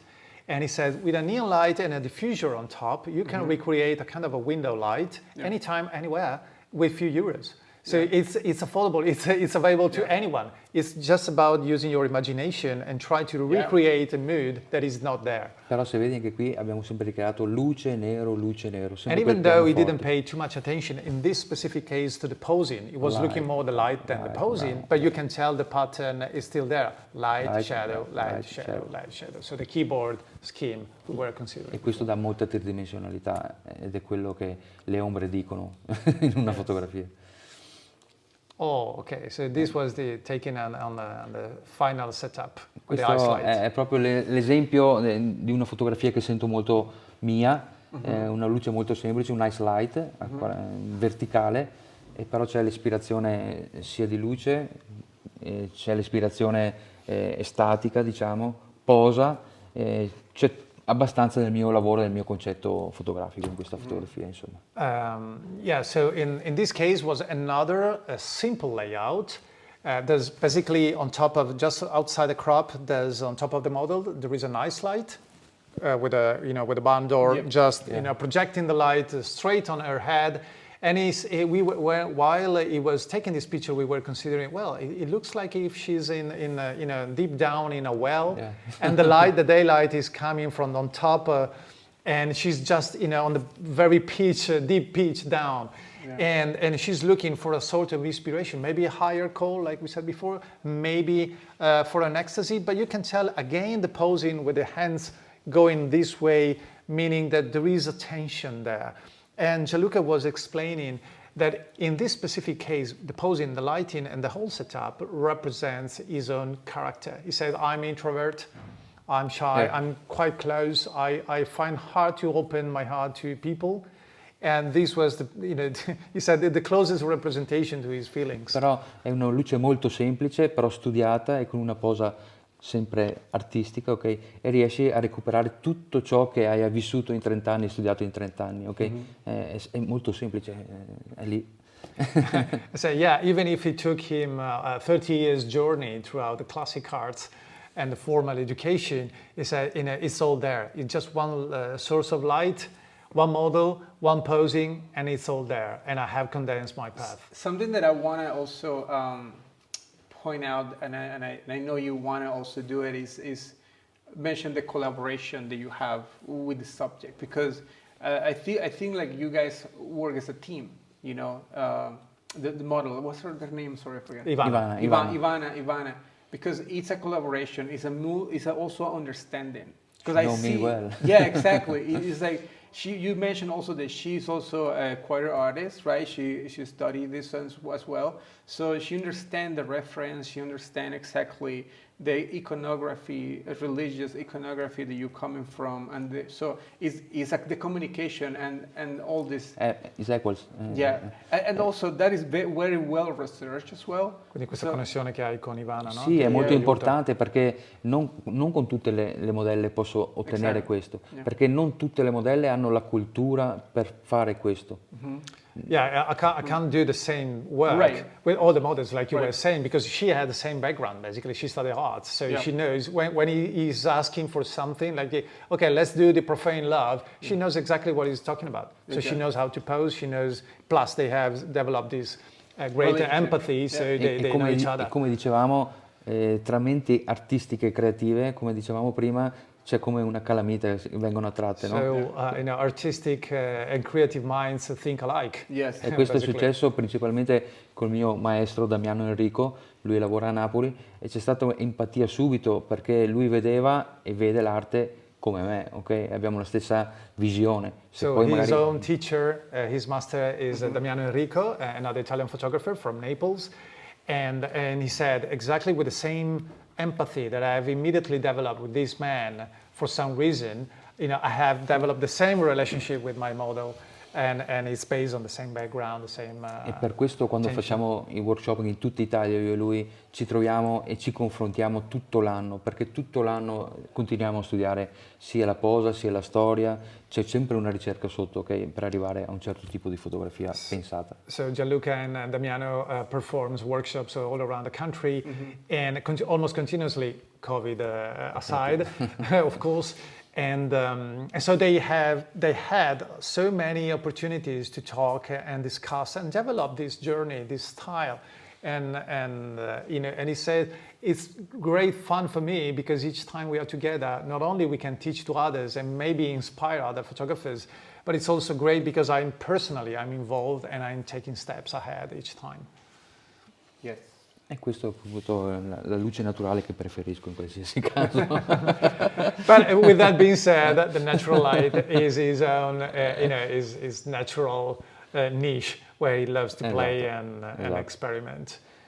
And yeah, it's there. The picture is there. E questo non ho lavorato per dire. Yeah, no, this is magical. I really like it, and then I can dissect this in many ways. In a psychological and ethereal aspect. I can see it also through, like you say, the aurea. How do you say? I said in Italian. Spirale aurea. I love that. So I start saying that, spirale aurea. So, and all the triangles that you make every time, because I love geometry, in the photography. So I really love in that picture every angle and the proportions around that you live in this negative space to breathe, to don't breathe. All the little subtle things that I hope everybody see it, but it's very, very interesting. C'è sempre una costruzione, chiaramente. Ci sono sempre delle linee e delle curve nelle mie fotografie, sempre, assolutamente, perché a mio avviso, se no la fotografia è piatta. So, curves and lines, and therefore triangles, like you said, in negative and positive space are always there.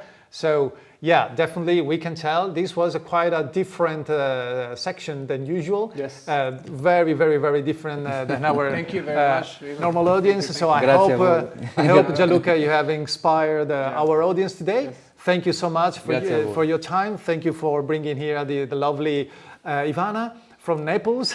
And thank you, Mauricio, for this great dissection of the shooting. And let's move forward with the program today. Thank you, Gianluca. See you soon. Thank you, man. Thank you. Ciao.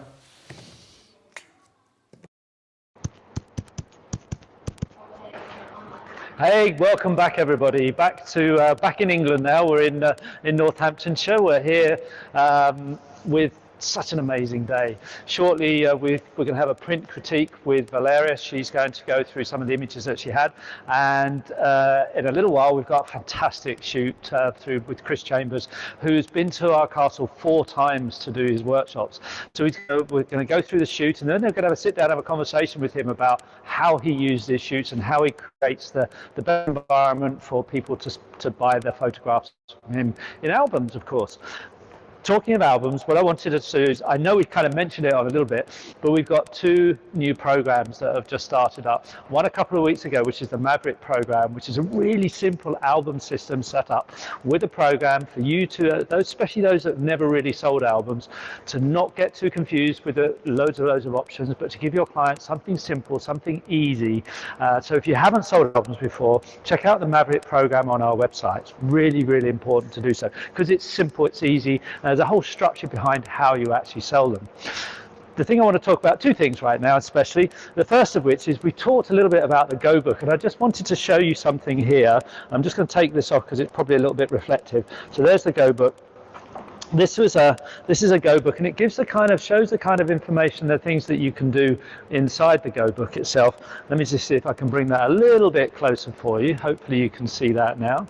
And if I take the Go Book out, this particular one, this was, as you can see, it's 060 with a little gun there, so not quite 007, but it's a great product showing not just your photography, but you can use it for so many different things. This was a birthday book that was done for me by my lovely girlfriend Miranda. So, but really, really important.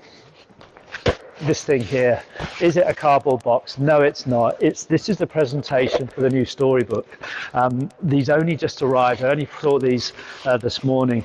So if I just take this out of its box with matching and complementary outside box, we have a lovely wrapper in here with the storybook name on it. And I'm just going to slide this out here to show you this fabulous product.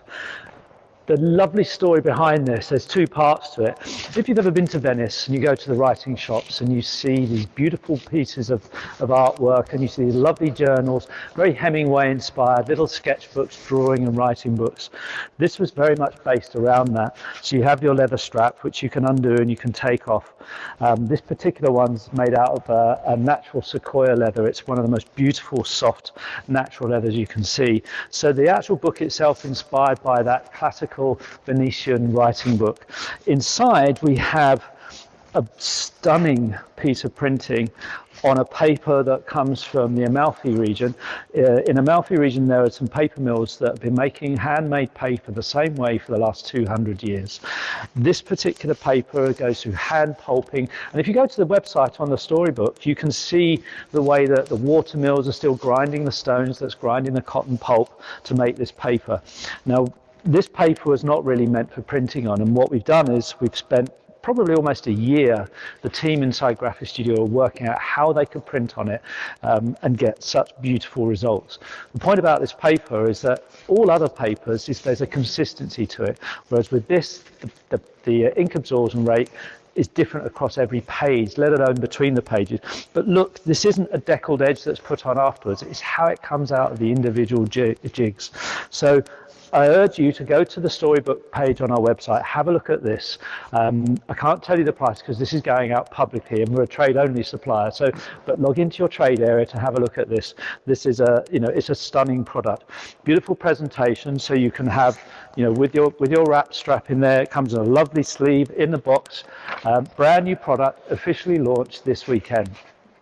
So, what's happening for the rest of the day and what's happening for the rest of the weekend? Well, the competition is now closed, obviously, and I know we've had loads and loads of entries, so thank you so much for entering. Those photographs have all gone off to the judges. The first 100 are being gone through, and then get taken down to 50. Then the 50 are going to be looked at, and we're going to get a top 10.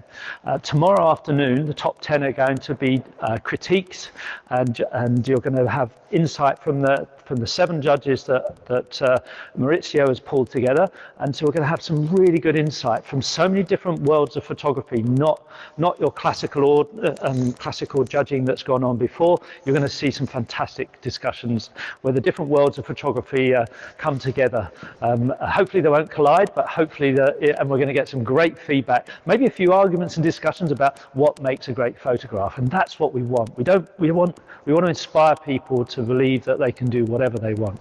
So with the competition now closed, looking forward to that. Tomorrow we've got more live shoots as well. Stay with us for the rest of the day, because as I say, we've got a fantastic shoot with Chris Chambers, and Sean LeBlanc's joining us a little bit later too. Sean, who worked for the industrial engineering company for many years, decided, I don't want to be in photography anymore, in engineering anymore. I want to be a photographer. So he made his choices and left his very highly paid job to set up this incredible photographic business, and he's created a really good success with it. He's going to talk about the shooting side and creating great artwork and how he's done that, and how he's made that leap into photography successfully and profitably. So I'm being told I've got a little bit of extra time. I love being given the gift of time. It's always a pleasure. I'm getting nods and shakes here. I don't have a gift of time. I've been told now to close up. So look forward to listening to Valeria's print critique on the images taken earlier, and then shortly we'll be with Chris to look at his shoot that he's done up in a castle in Yorkshire, and then we're going to go through all of the way he sells his business. Thanks very much for joining us. Look forward to seeing you a little bit later.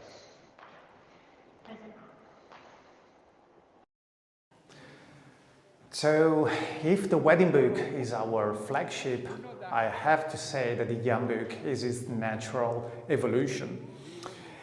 The young book has represented a breaking point, a change in our strategy, especially because the market was changing and the necessity of our clients out there was different, completely different.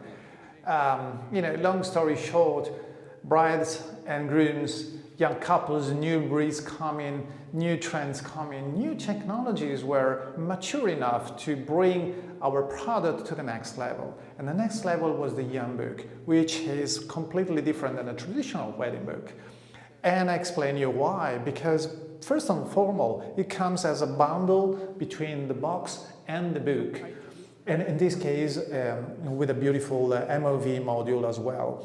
But you can tell you are able to provide to your clients a complete set and showcase box that comes with the beautiful books inside, and it's just elegant, timeless and simple. And young couples very often use or actually look for something that is completely different than the traditional album. They don't want to have big volumes, but they do want to have a nice representation like this.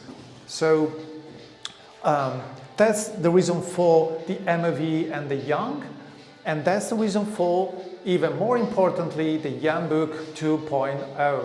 So the Young Book 2.0 is going to be live quite shortly. I would say in a matter of a few months you will see this incredible program taking shape. Young Book 2.0 is different. It's another evolution, another step forward. Same HD printing on top.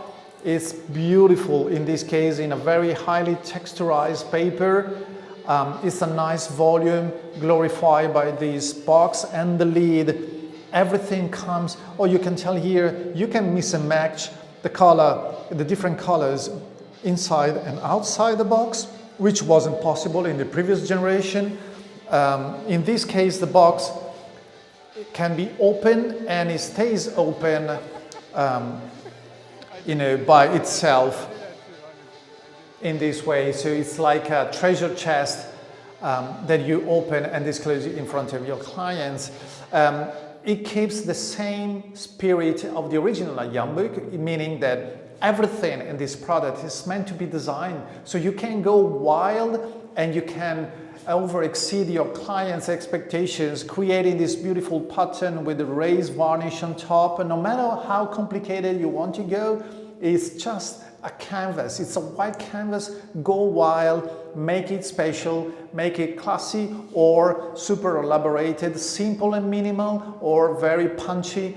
It's up to you and the style of your clients, because the main reason for the Young Book was to be sure to provide them something different. Like I said, a breaking point. If they go for this, surely they are not looking for any traditional album. And vice versa, if they look for a traditional album, they are not looking for the Young Book. So this is a different tactic, a different strategy for you there. So enjoy the Young Book, and very soon you will be able to take advantage of its natural evolution, Young Book 2.0. See you soon. Thank you for your attention. Ciao. Okay, I have to sit down. So you're staying? Hello, guys. Yes, so we're here with Valeria. Thank you very much. I'm very excited also. So I want to know everything now, because I didn't have the really chance to talk to you before. I was talking with Gianluca for quite a bit, so I get to know him a little bit more, But I would love to know really more about your background. About how do you come out to what you do? You say something early. You say, I love what I do, right? Yeah. And I can tell. Look at her. She loves what she do, and you show in your work. You take the time to take care of with every client, right? And then to build the story, right? Yes. To understand the needs and the look and the feeling, and be inspired and put together. That's a lot of time, that you invest in your client, and there's a lot of taking care of you're doing. You're putting a lot of value in this, right? Yes. Sì, tutte le volte che ho una cliente. Yeah. Do you mind? Please go ahead. Okay. I wanna see us online as well. Ok. Sì, per ogni cliente studio un mood speciale. Mi piace coccolarli con Coccolarli. Coccolarli. Take care. Yes. Take care about my clients with a special thought about their session. And I ask, sempre chiedo quali sono i loro colori preferiti.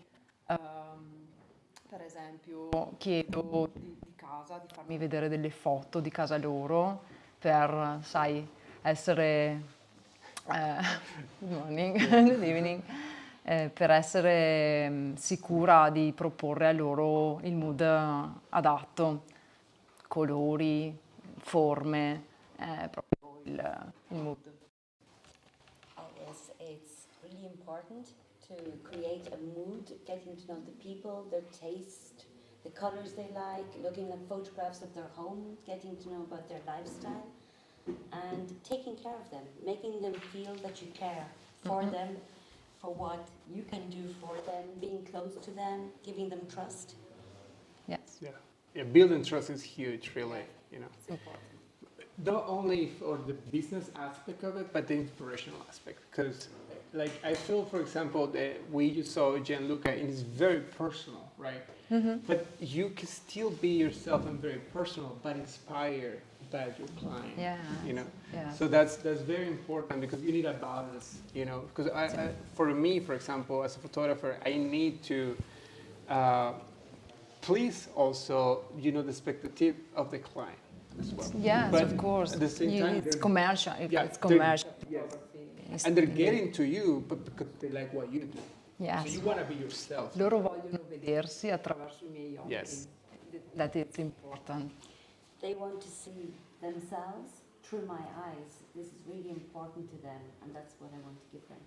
Ed è importante proprio perché una volta capita questa cosa io sono anche libera di creare per loro cose speciali. Exactly. When I understand this and there's a certain feeling between us, I can satisfy their needs. Yeah. Yeah. No, I totally get it because they trust you now at that point, right? So there's like, Valeria, go crazy. Do you. Ecco, io sono d'accordo con Gianluca sul discorso dell'autenticità. Yeah. È importantissimo, trovare un proprio mood e portarlo avanti e farlo svilupparlo e farlo crescere per essere qualcosa di diverso da quello che c'è in giro e perché i clienti a cui piace il tuo lavoro si riconoscano in te e vengano proprio perché vogliono te. Yes. No. The client comes to you for a special reason, and it's important that you're authentic in your work. You're looking for something, they're looking for something special through you, and you're trying to give them that service. So it's important to be original, not to be afraid of being original. No, I'm getting to know Valeria really because I didn't have the chance to talk to her a little bit more. And I'm sure a lot of people at home, they're waiting to see your photograph. Because you did, how many looks you did today? How many? Four looks. Yes. So you're going to show us today one of the looks, right? And then probably later during the week when we start posting everything, you can show us the rest of the look. But today you're going to show us one. I can't wait. Ok. We can, possiamo guardare di solito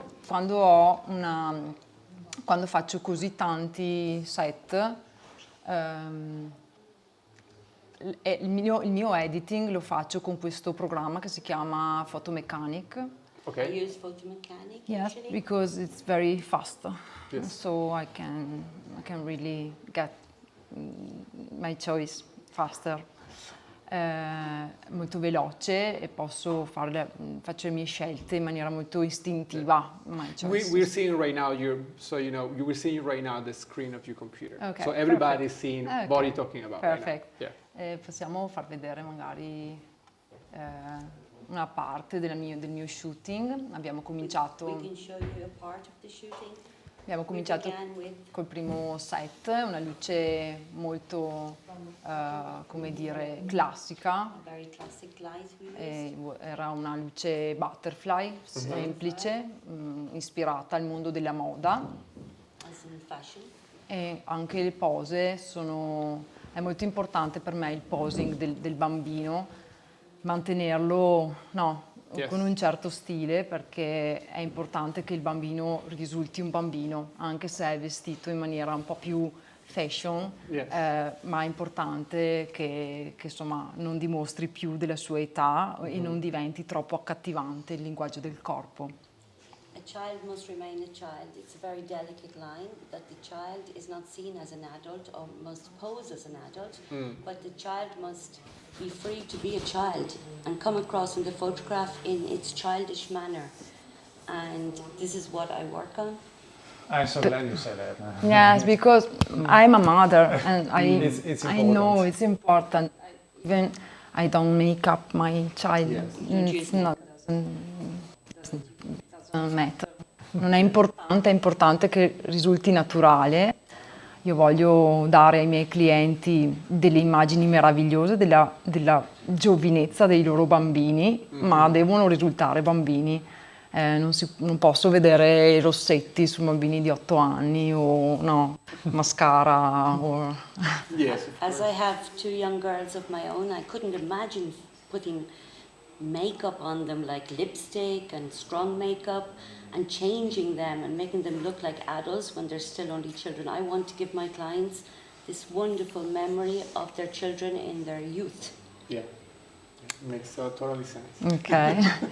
E poi un'altra cosa importante, anche sentendo prima Gianluca, anche per me nel mio background c'è il mondo dell'arte, perché siamo in Italia, respiriamo arte, siamo sommersi dall'arte e infatti io credo che nelle alcune delle mie fotografie, in alcune delle mie pose emerga questo legame che ho. Io sono un architetto prima di essere fotografa. So, I myself, as an architect, believe in the fact that we live in Italy. Italy is full of art, and we breed this art, and like Gianluca said, it's part of us.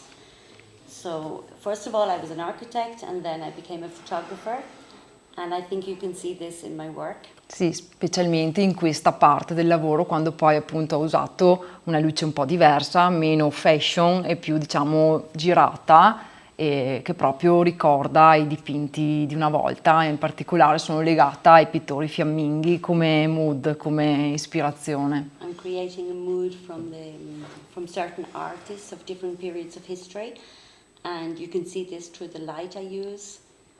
Yeah, the Flemish influence. The Dutch painters. It's Rembrandt.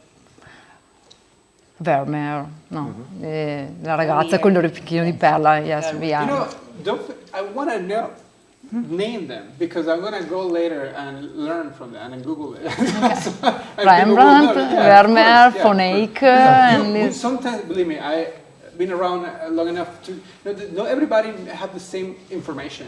No, and you know, like here in Europe, you guys have like you say, you grew up. In it. But not everybody has the same type of education that way. So it's good for people to know the reference of the inspiration and like how classic, I would say, approach to photography is always inspired and the greatest. Yes.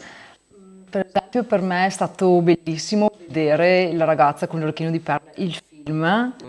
È stato molto ispirazione, anche per adesso parlo mezzo in inglese, anche perché proprio ci sono delle scene che per noi fotografi sono fantastiche. Quando arriva il maestro e la ragazza sta pulendo il vetro, lui la ferma perché ha questa ispirazione, no? Però visto tramite l'occhio del fotografo ha anche un altro significato.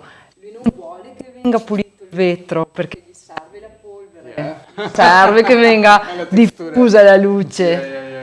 No, ci sono queste chiavi di lettura che I was very taken by the film, The Girl with the Pearl Earring, and some scenes of the film were very set for photographers. I can give one example by saying that she was there cleaning this window and the photographer stopped her. Sorry, yes. He didn't want her to clean it because the dust was useful to him on the window. to difuminate the light. Yes, to diffuse light, no? These big windows. Whenever will be possible again, I strongly recommend people, because we are talking about art continuously over the last 2 hours, I strongly recommend to people to go and see first person these masterpieces, because it's a completely different experience. When you're there and you see the materic thing right on the canvas, you understand how the brain of the artist works. Yes. And it's exactly the same mindset that a photographer has. It's amazing. I totally agree with this. E così le mie ispirazioni vanno dall'arte alla moda e sono una ragazza che si lascia travolgere dalle ispirazioni, da molti tipi di ispirazioni. Sono una tipo molto emotiva e per me questo è un plus, mi piace, anche se sono introversa anch'io, quindi faccio fatica a espormi. Però questa introversione secondo me, la fotografia mi aiuta a esprimermi, a esprimere quello che sono. Non potrei tenermi dentro tutta questa meraviglia che sento. I love the way you phrase it. Then you have to translate all this. I'm really inspired by certain artists, but at the same time I can follow fashion and mix as well, and I see myself as quite an introvert person, but at the same time I like to be part of the flow of what inspires me. And it's been a lovely expression when you said I couldn't refrain all of this storm of feelings and emotions all by myself. I have to unleash it. It's a language, it's a way to canalize this energy and portray it. Yeah. Io non so parlare bene inglese, ma non parlo tanto neanche in italiano. She's so introvert and shy that she's saying, I can't speak properly English or fluent English, but it's the same in Italian. It's not my thing talking. Mi esprimo così. Her channel is photography, is the visual art. E così uso anche, per esempio, tanto, adesso oggi non tanto perché appunto ho dovuto portarmi le cose ovviamente da casa, però uso tanto gli elementi della natura, per esempio, quindi fiori, oggi solo queste foglie di pampa molto voluminose che hanno lasciato dei ricordi indelebili nel castello. Ma comunque la natura è sempre presente nella mia narrativa. I was looking through your website. Go ahead, first. She uses nature, she uses flowers, anything that comes to mind to use. And obviously today it wasn't possible to bring everything along. She just had her feathers. The pampas. Pampas? Okay. Sorry. I was just saying that I noticed this, that's when your personality, look at your beautiful dress. Yes, these are my colors. These are my colors. Nature, that's around we express and speak about everything, through ourselves all the time. I was looking at your work and I was looking, every photograph is a beautiful flower. Sì.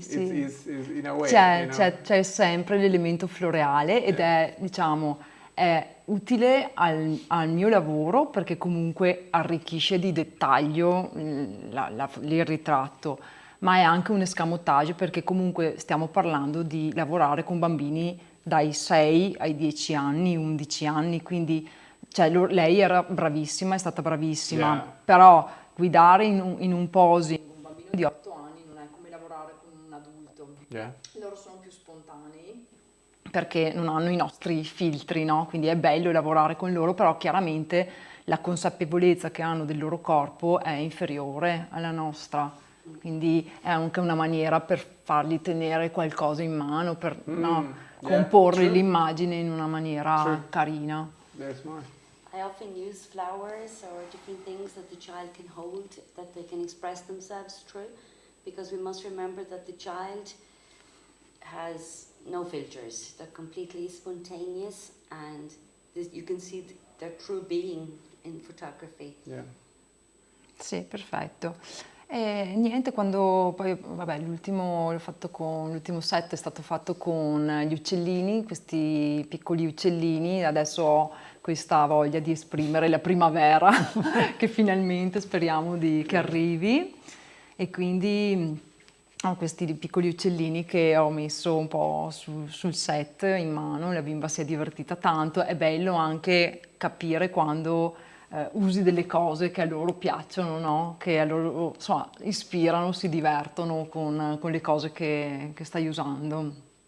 It's very nice to choose accessories that the child enjoys holding on to, enjoys using, like my last set when I used those little birds, and the child thought it was very funny to have them clipped on to the veil and to have the nest in her hand holding on to it. She had fun. Yeah. E non so se vogliamo parlare un po' di post-produzione. Yes. I want to make sure that that everybody in home can see your screen right now. Yes, eccolo. I want to make sure that. This is. So wow. Okay, so this is one of the ones. This is the one okay, I post-produced. Yes, the only one, because I had very few minutes. Allora, quello che faccio è le foto nascono, allora, ve la faccio vedere anche in camera, in Lightroom, così vedete proprio quella right in camera. You can see it now directly on the camera. Yes, but maybe, ok, this is not, non post-prodotta, come nasce, come è nata in camera. E quindi anche per me è molto importante che la foto nasca bene in camera e che venga. Sì. E quello che faccio dopo è la mia post produzione, però è comunque molto, molto dettagliata, cioè vado a lavorarle tanto lo stesso, perché sono una miriade di piccolissimi interventi che non stravolgono l'immagine, ma che me la migliorano. I like to improve my image by intervening in various ways, in detail. Ok. E la post-produzione si gioca su 3 categorie, quindi forme, quindi liquify le forme, la correzione della pelle e la correzione del colore, dove necessario. We work on skin, we work on shape, and we work on colors. Thank you. We can maybe posso farvi vedere all'inizio com'era. Ho spento tutti i livelli e all'inizio. Can show you what it was like from the beginning. All'inizio era così, poi ovviamente faccio delle leggere modifiche di forma. Yes. I changed some of the outer shapes, probably. La pelle è la parte più importante del mio lavoro, perché i bambini hanno una pelle meravigliosa, quindi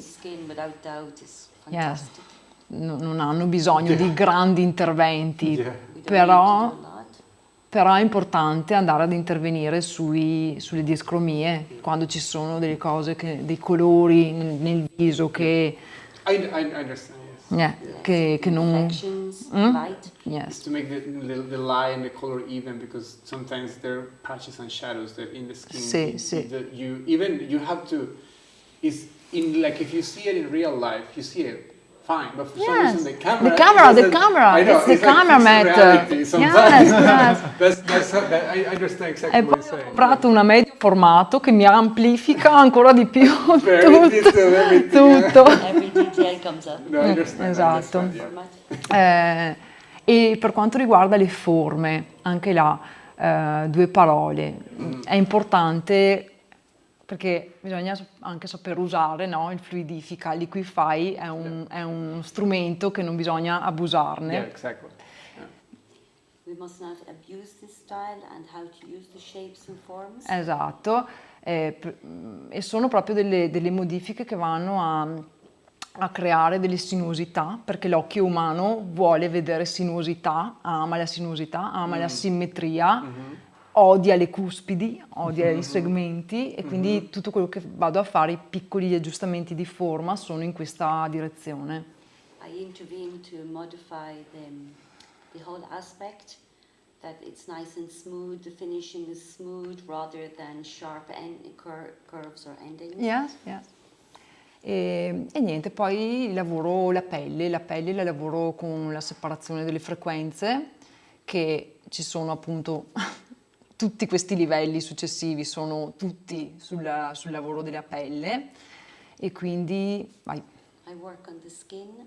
I didn't really get what you're doing. The frequency separation. Frequency separation, ok. This is, I know. Which is the proper technique sì. for editing skin. Che proprio ha la capacità di è un'azione che è possibile fare in Photoshop, che proprio va a dividere la nostra immagine in due livelli, il livello di texture e il livello del colore. Quindi io ho la possibilità di intervenire in maniera diversa sui problemi legati alla texture, che ne so, il cappellino, il brufoletto, queste cose qua, e separatamente sulla sfocatura della pelle. Quindi le due cose si vanno a mescolare meglio. If you want to, I can help you because it's quite techy. It's a formal technique. So all professional editors use frequency separations. Although there are different techniques, even in that respect. But anyway, the sense of it is to separate, to split the texture and the color levels. In this way, you can work on the texture of the paper, of the skin, which usually might bring some imperfection, even in children. So like a little spot or a little scratch or anything, or even sometimes an hair out of place. And on a different frequency, you can work on the color of the skin and therefore create the most smooth effect that you want to, and without melting the two things together, which is the inexpensive and unprofessional way of editing skin, where everything looks like porcelain and all flat, with no texture at all. Esatto, è importante proprio quella, cioè per un ritrattista è importante mantenere la grana della pelle, la texture della pelle, cosa che per esempio quando facevo solamente maternità e newborn, queste cose qua, anche se sono ritratti, c'è un linguaggio completamente diverso. Tutto questo dettaglio non era così necessario, perché le immagini o sono, appunto per quanto riguarda i neonati, va bene che ci sia l'effetto porcellana, oppure le maternità sono spesso figure intere, quindi non è necessario così tanto andare a vedere il dettaglio, ma se faccio un ritratto io voglio vedere il singolo poro della pelle potendo, anche nei bambini. I will go ahead and then I will. I can work really specifically in detail on portraits, whereas when I'm working on newborn or pregnancy, it's completely different. The mother is perhaps the whole body being photographed, so there's a certain distance, and the newborn can be porcelain because it's so pure. Yeah. No, I was about to say that, when you print also, it makes a huge difference.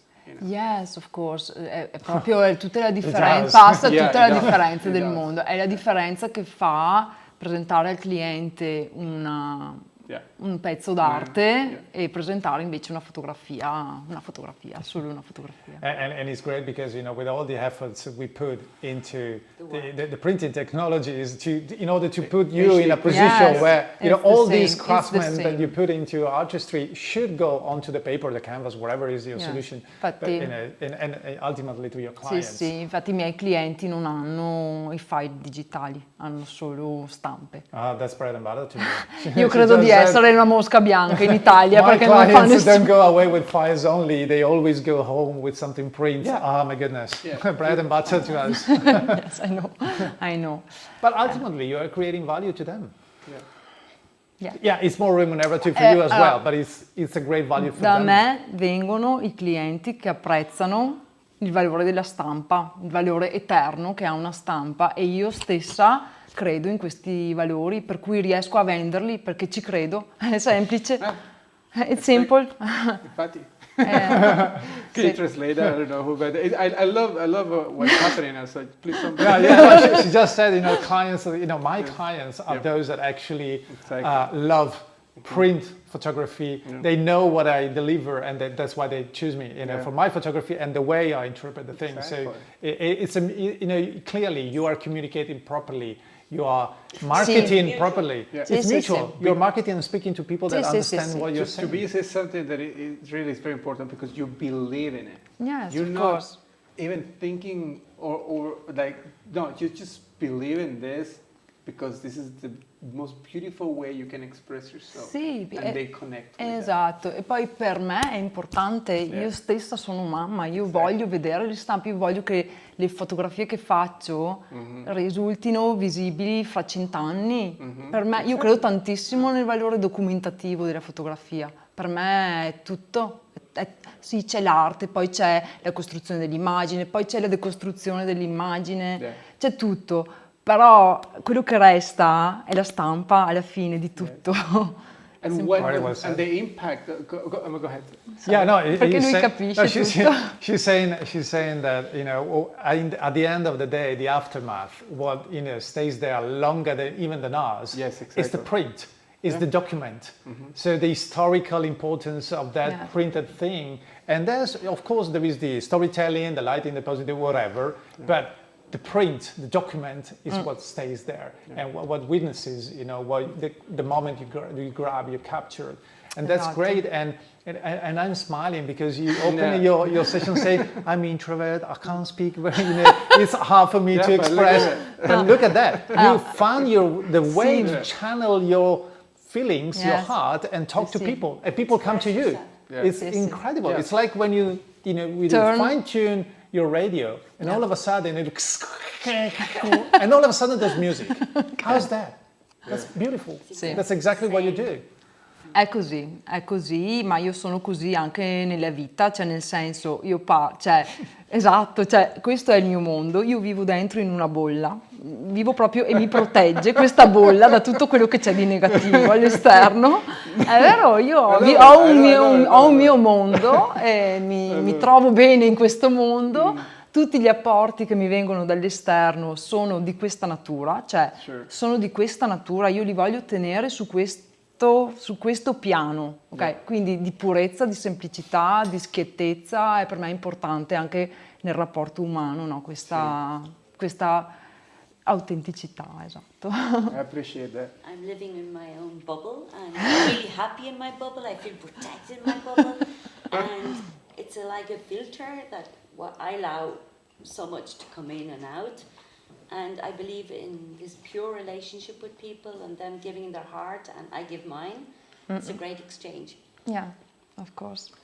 Valeria, abbiamo un minuto. Okay. Come vorresti chiudere questa avventura al castello oggi? Ok, voglio... We have 1 minute, so I'm asking to Valeria, how would you like to end up this adventure at the castle? Con un consiglio che do a tutti quelli che ci ascoltano, che mi è stato dato a mia volta, pochi anni fa, da alcune persone, in particolare due mie mentori storiche, ed entrambe mi hanno dato il consiglio più bello della mia vita, che è stato di fare quello che ti fa stare bene e solo quello che ti fa stare bene, e quindi vuol dire anche lasciare andare tutto quello che non ti piace e veramente concentrarsi. So basically she's saying I would like to give one last tip to our audience today, which is the same tip that I got years ago from my mentors, and both of them told me the same thing, which is basically do just what you like, what makes you feel good. Yes. And leave behind any negativity, anything that interfering with your own soul and heart. Because if you do things that you love, there's a chance that you are putting something good together. Otherwise, follow your heart. Follow your heart. Yeah, follow your heart. In other words. I say that, Summit. Thank you very much. I really appreciate it. Thank you. Thank you, Valeria. That's really amazing. It's been a pleasure. And thank you everybody for watching this incredible session with Valeria Lobbia. And thank you so much for coming to the castle. Thank you. And bringing this lovely, gentle kind of approach to photography. Appreciate it. Thank you so much. Bye bye. Talk to you soon, guys.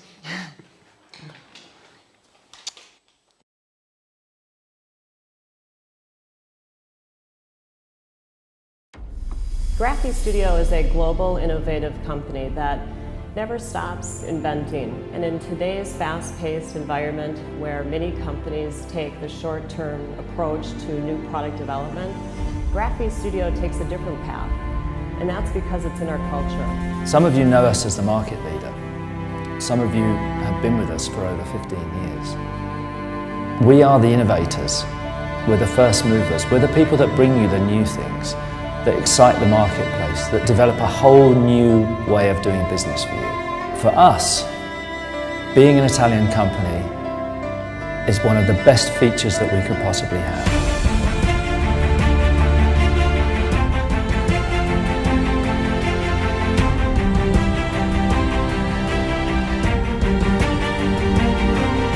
Because inside our location, everything happens. All of our development, all of our innovations, all of our design is all done inside our location in Italy.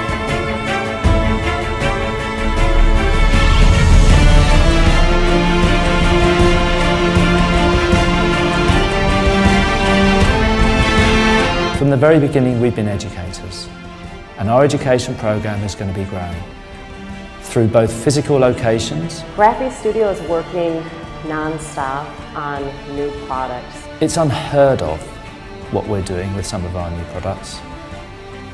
You're going to be amazed and blown away by what we can do. And it's all to help you grow your business. Just when we think we have reached the bar on innovation, we come up with another new product concept that will change the way the industry does business.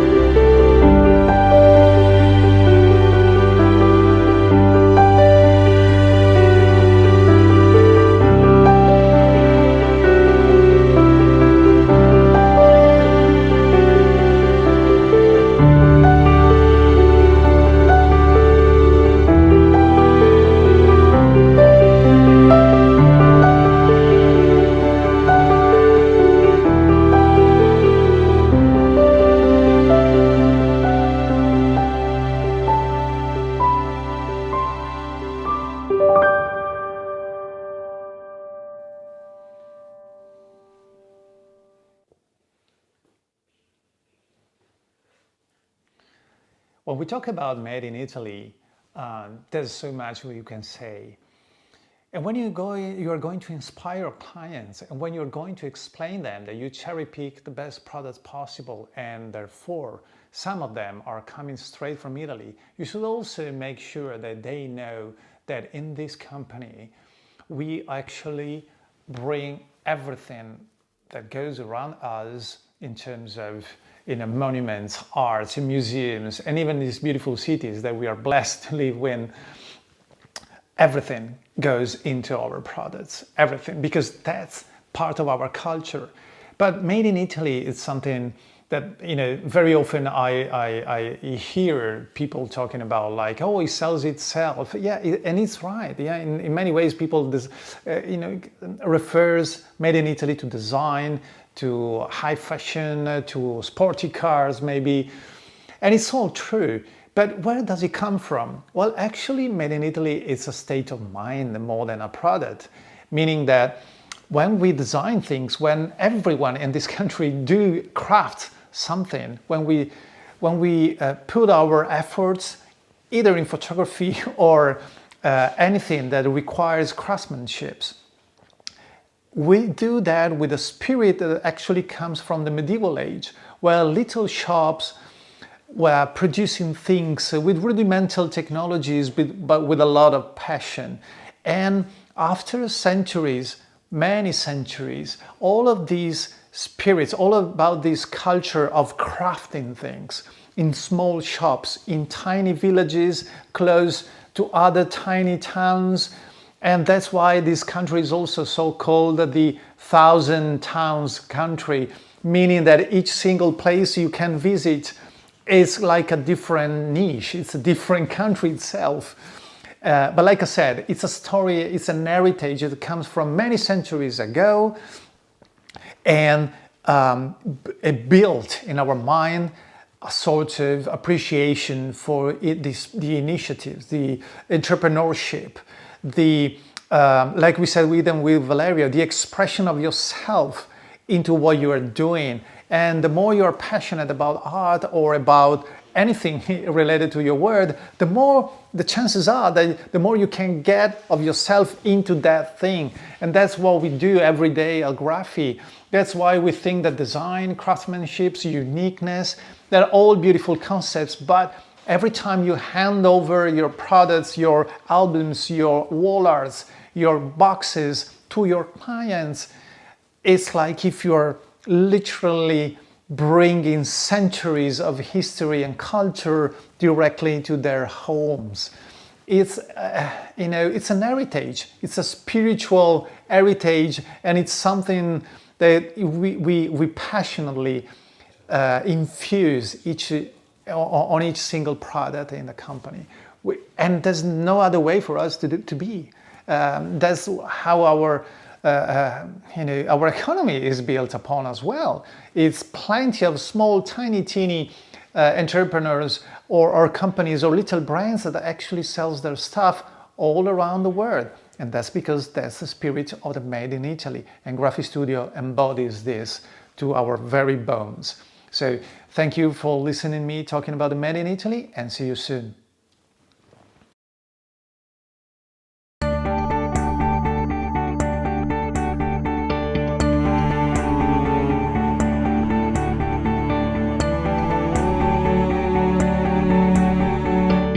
Welcome everybody, welcome to the Graphistudio HQ where the magic happens. So it's the first time that we actually broadcast from our production facility.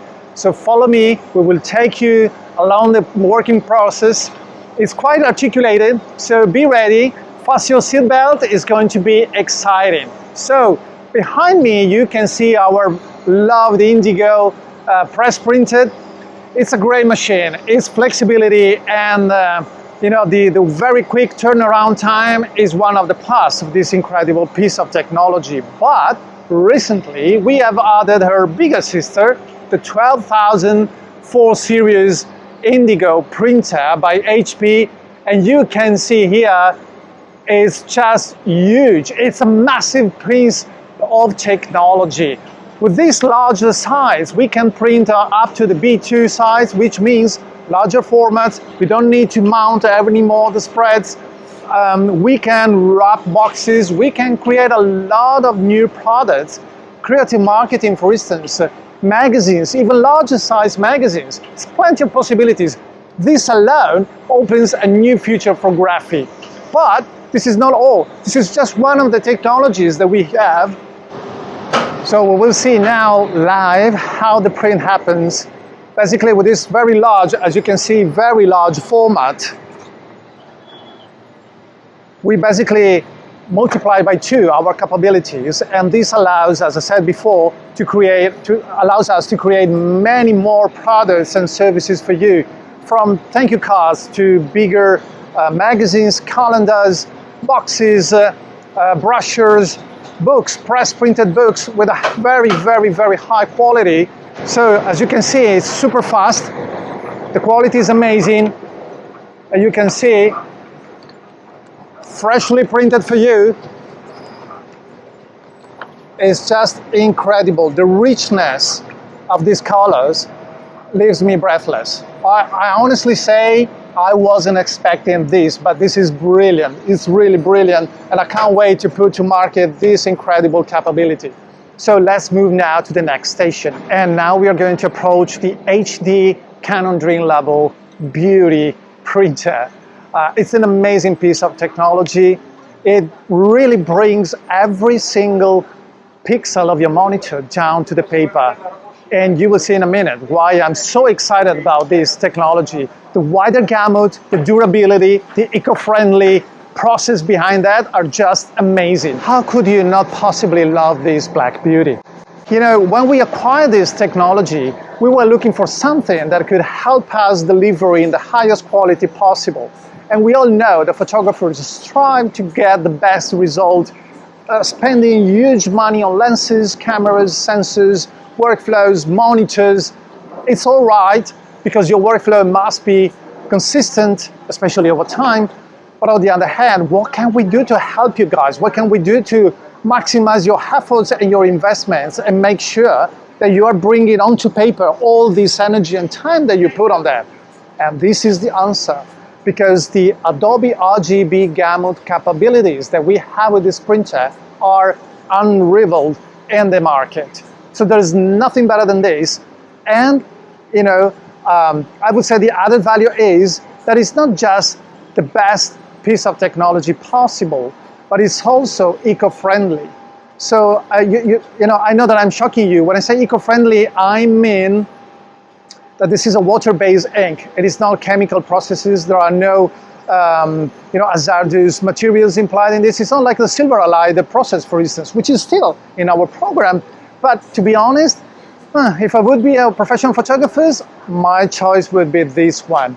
Like I said, wider gamut, is eco-friendly, durability. This is certified 300 years. 300 years. It means that it's archival, and it means that every page of your book is actually museum grade. And you know what? It's also possibly the most incredible ratio between cost and benefits. Why I'm saying that? Because since the beginning, Tullio, our CEO, wanted to introduce this technology without asking you more money for that. And the reason is simple. We want you to be incredibly competitive out there. And to be so, you have to go to your clients and say, okay, this is much higher in terms of quality and durability. And guess what? It doesn't cost more. So any margin on top of that is in your pocket, okay? Now, next step is going to be on the binding department. So that's exactly how we put together all the pages that we are printing all around, and we create beautiful spreads for your beautiful creations. So follow me, it's just a few meters away, and you will see more technologies. I promise you, there are some robots, there are some incredible machineries that we actually built in-house, because as usual, Graphi doesn't want to have standard products and doesn't want to give you standard products. So everything we do is unique, and each time we take a new road, we take a new technology, we try to offer something new, we add the new products, That's where exactly we want to give our magic blend of the Graphistudio tradition and cutting-edge technology. One of the common issues could be the crystallization of the glue over time, or the yellowing surfacing on the paper of the pages of your book. So this doesn't happen with our products, simply because we have put our science and our expertise all together in these robots that I'm going to show you, in these machineries that we have engineered in-house, to make sure that every single spread, every single product features the best quality and the most durable options. So let me show you how we put together 2 pages to create a spread. Come closer. You can see these gorgeous ladies taking care of your spreads. You can tell by the movement of these robot arms behind the screen. You see they are taking the 2 pages, binding the 2 things together with the highest precision possible, and the result is the spread that we all know. Now, you can't even tell where the spread is, where the gut falls, because it's so precise, 1/10 of a millimeter. This is basically a surgical precision, like anything else out there. But once these spreads are ready, we move forward and we go to bind the block. Now, the block is even more complicated because we need to put together 40, 60, 80 pages, maybe 100 pages, which means 50 spreads, right? And follow me in this sort of tunnel and I will show you how we bind together these spreads, which basically brings all the spread folds into this step, which is applying the glue. And when the glue is done, we go in the infrared oven where we basically activate the glue. And then another robot arm takes the spread, put it all together, and we have to stack them together in a block. Once this is done, and once the block is ready, the print is perfect, the binding is done, we go where the technology leaves behind, and we go where the craftsmanship shines to the nth degree. You will see our ladies bringing together this magic with leathers, with fabrics, with linen and natural cottons, and creating incredible covers for you. Let me show you how it works. So this is, well, first of all, let me warn you, this is addictive, and I'll tell you why. Real leather, full grain leather, you can smell it like a brand new BMW or Mercedes, like Sue Bryce would say. This is amazing. This is the place where, I love to spend my time when I'm free, because you can see all around me many options, colors, finishings, textures, thicker or thinner leathers, shiny colors, more watercolor, pale tones. Whatever you have in mind, this is your kingdom. There are options everywhere. Our artisans cut out all the pieces, all the little details needed to bind together all the covers, boxes, sleeves, anything that comes with your order. It's just an endless series of options in your hands. With a 3D configurator, you can play with this as a designer. It's pretty easy, just a few clicks and you're there, and you can visualize directly the result, the outcome of your idea. So let's see some of the secrets behind our covers.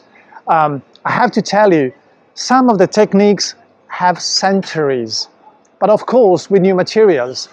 It's all part of the made in Italy heritage, the tradition, the story behind this country, from the medieval age up to the Renaissance, up to nowadays. You will see our girls and ladies here hand stitching things, folding corners, taking care of each single detail, the glue, the spine of the books, the back and the front cover, even sewing some details on these genuine leathers or the natural fibers. I want to show you in a minute how we put together the cover, starting from the beautiful full grain leather that we were looking just now. So For COVID reasons, I can't approach them too close, as you can imagine. But you see how the panel, how the rigidity is ensured by this high density cardboard substrate in between the covers. Now you might think that, oh well, it's not that complicated. It doesn't look that complicated, right? Now, yeah, it's just some matter of few pieces and glue. This takes years. I mean, becoming so knowledgeable and expert, having your hands so capable to create this beautiful work of art takes years of training and experience. And these ladies and girls here are, I tell you, are the most devoted and dedicated human resources you can find around. Okay, so each single book, each single story goes through their hands, and they know it. They care of it. They put their best in giving shape to your creativity and your clients' stories, because we do know how much it matters. So about materials, we just said a lot, but what about the quality of the finishings? How does it take? You know, what happens behind? How can we make sure that each single corner, shape, elements is properly made and executed? Well, actually, there is no secret. There is no black box that you can throw things in and it spits out something done. Unfortunately, or fortunately, there is no such a technology. What we do have is incredibly talented people here in the company putting their best efforts in every single step of the workflow and creating for you incredible piece of art. Let me show you how this storybook is taking shape. You can see there is not a single corner that is overlooked. There is not a single detail that is not taken care of. So I was talking about hand sewing things. Let me show you this incredible product that I love. I'm totally in love with the Favola. Favola is a concept that we have designed with Kelly Brown, the worldwide queen of the newborn photography. Favola is made with very thick, full grain, incredibly texturized, hand-tanned, genuine cowhide. It's a long sentence, but that's exactly what it is. It's a genuine leather, or cowhide, I should say, made in Tuscany, with this beautiful, warm and earthy tone on the surface, these unique finishings, and it's just a perfect wrap for newborn sessions or family portrait sessions, because it's almost alive. And there is no other way than having expert artisans doing this for you. So these are the kind of added value that we love to put on top of your products, because that's how we can make sure that your quality, your expertise, takes place and creates value. So this is basically almost everything about the book, almost everything, because then there's the presentation box, the sleeves and everything that goes with that, and I want to show you that in a minute. So just follow me on the other side of the warehouse where other machineries and other colleagues are waiting for us. Follow me. So all the elements, the boxes, the covers, the leads, sometimes even hidden elements in our structures in the wall art are printed and cut out with this, this piece of engineer, our cutting plotters. There are two here, massive, very large, very wide, and pretty noisy, as you can possibly tell. Let's go closer and see how precise and quick they are, carving out the shapes that our expertise here, our engineers have defined to create yarn books, design boxes, sleeves, let me say matted albums. Everything happens here. Let's go closer and take a look on the cutting plotter.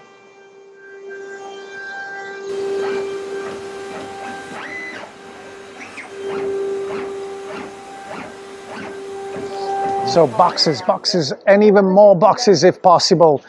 And this part of the business have become something quite interesting. Not because the box itself, but because everything about the presentation of the product took a different meaning for us and for you, and more importantly, to your clients. So you can tell here how many tiny, teeny details are everywhere, magnets, corners, and I'm going to show you in a minute how we can carve and cut out these shapes, which looks a flat thing, but is going to become possibly a design box or a yarn book or anything in that range. And these procedures, these steps in the workflow, as I said before, used to be more marginal 20 years ago, then 15 years ago, then 10 years ago we saw something happening. And the more the portrait business is brought in, the more important is to produce incredible presentation boxes. And you can see all around me, all these codes, all these pieces have been made a la carte. I can't say it enough. Everything here is made on the assumption that it's one-of-a-kind heirloom. There's a family, there's a person, there's a company, there's someone waiting for this unique one-of-a-kind piece of art. That's exactly why all my colleagues in every single table around here know how important this box is. This box is going to be. Every detail, every material, every single step is paramount to us. Let alone that the sizes, the materials, the finishings are so many that the mix and blend about all of these creates literally 100,000 different options. And options is another trait of this company. We love to give you canvas, we love to give you colors, we love to give you brushes, and we love to see you painting these beautiful stories as you like, because every single story is unique and deserves something that reflects its uniqueness. So let's move forward now. There's much more to say, and I just can't help. I'm sure that I'm looking super excited because I'm so passionate, exactly as everyone here in this company. We love photography and we love stories. It's a large factory, you're right, but some magic happens with smaller machines than the huge Indigos, for instance. And this is exactly the case. So the personalization, the fact that you can actually use the lid of a box, the lid of a yarn book, or even the cover of your book as a canvas. You can design any artwork of choice. You can be as creative as you want, because this incredible technology is creating a high quality raised overprint on top of the material. And many, if not all our materials, features in our programs, allow you to use this kind of technology, which is a UV printing, with a high definition UV printing actually. So just be creative, because for instance, you could use the participation invitation cards, you can use any artwork of choice of your clients and bring it directly to the cover of the book or the lid. So it's just amazing. You can see it's fast, it's precise, and it's limitless. So just go wild with your imagination, overwhelm your brides and grooms with ideas that they possibly don't even think about. Forget about the traditional options. This is the future. This is really creative. Go for it. And I show you in a minute the outcome. And that's exactly what I was talking about. You can see the glossy surface, the raised prime printing on this beautiful white touch yarn book. It's just gorgeous. And like I said before, just go wild with your imaginations. Any artwork can be reproduced on almost any material. You know what? So many technologies, so many steps in the workflow, so many requests, so many options, like I said, and so many variables in place need a lot of accuracy and a lot of attention. And that's why we have several quality checks along the process. And possibly the most important one is the final quality control.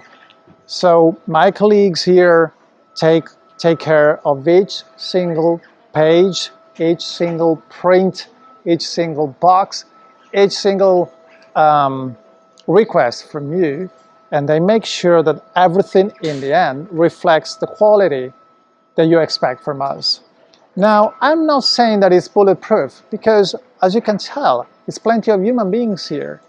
So it's not really about that, but it's about the care and the customer care that we put in. It's about the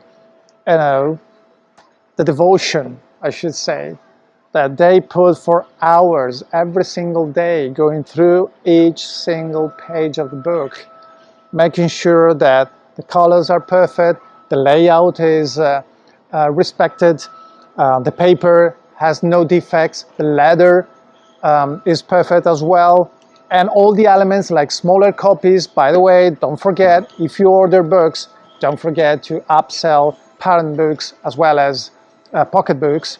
They are fantastic, a fantastic added value, and it doesn't need a new artwork. Just, we just replicate and minimize, scale down the same artwork that you provide for the main book. But it's a really great to put together this package and hand it out to your clients. I can see that it's a lively and colorful Indian wedding. They have very elaborated ceremonies and beautiful dresses and colors and all the details. They are very much about details, aren't they? And and look at these pictures. It's just incredible. When you tell these kind of stories, I'm sure that you're as a photographer, you're proud, and as a printer and artisan, we are even more proud, because we know that this really matters to this couple and their families. So quality control, dedication, time, efforts, knowledge, expertise, heritage, everything blends together in the graphic products, and everything blends together in something that you design. With our 3D configurator, you can keep control on every single aspect of the products, the box, the sleeve, the wall art, whatever is your choice.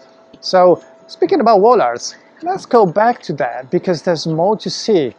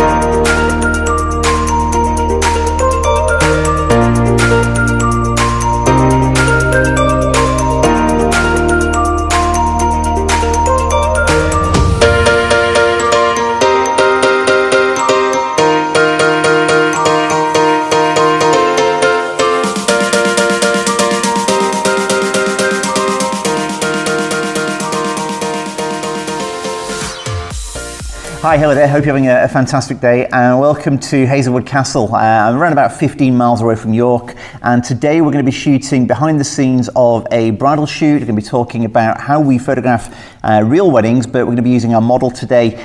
Sadly, due to lockdown, obviously we've got weddings taking place, so we brought a bridal model in to shoot, and we're going to be able to talk about the camera settings, the lighting, the direction, the pose, and how we would create these images on a real wedding day.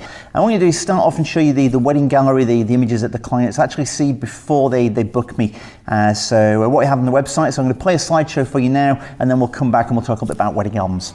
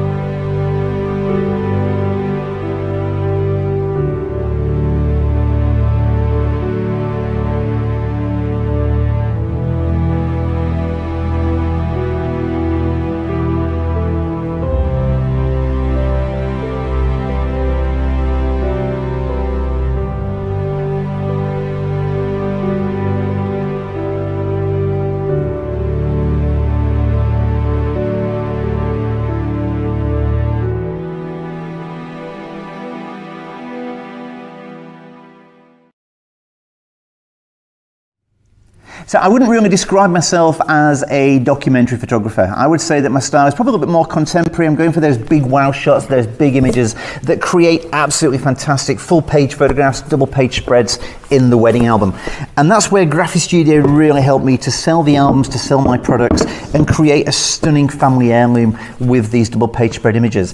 So as we're shooting today, we'll talk a little bit about how we do that and why I shoot for the wedding album itself. So I'm shooting for the client, but I'm also shooting to create the album, shooting to tell the story of the day and to create those double page spreads.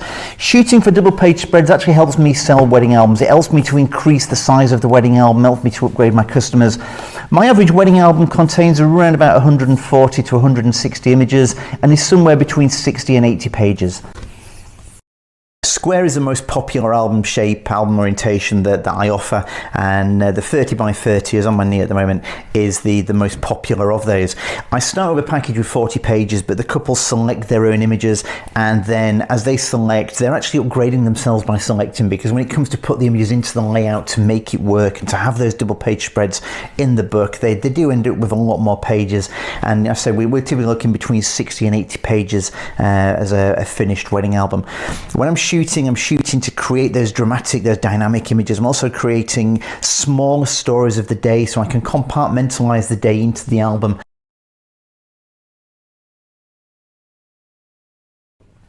So without further ado, let's go join our model Abby and let's go take some photos.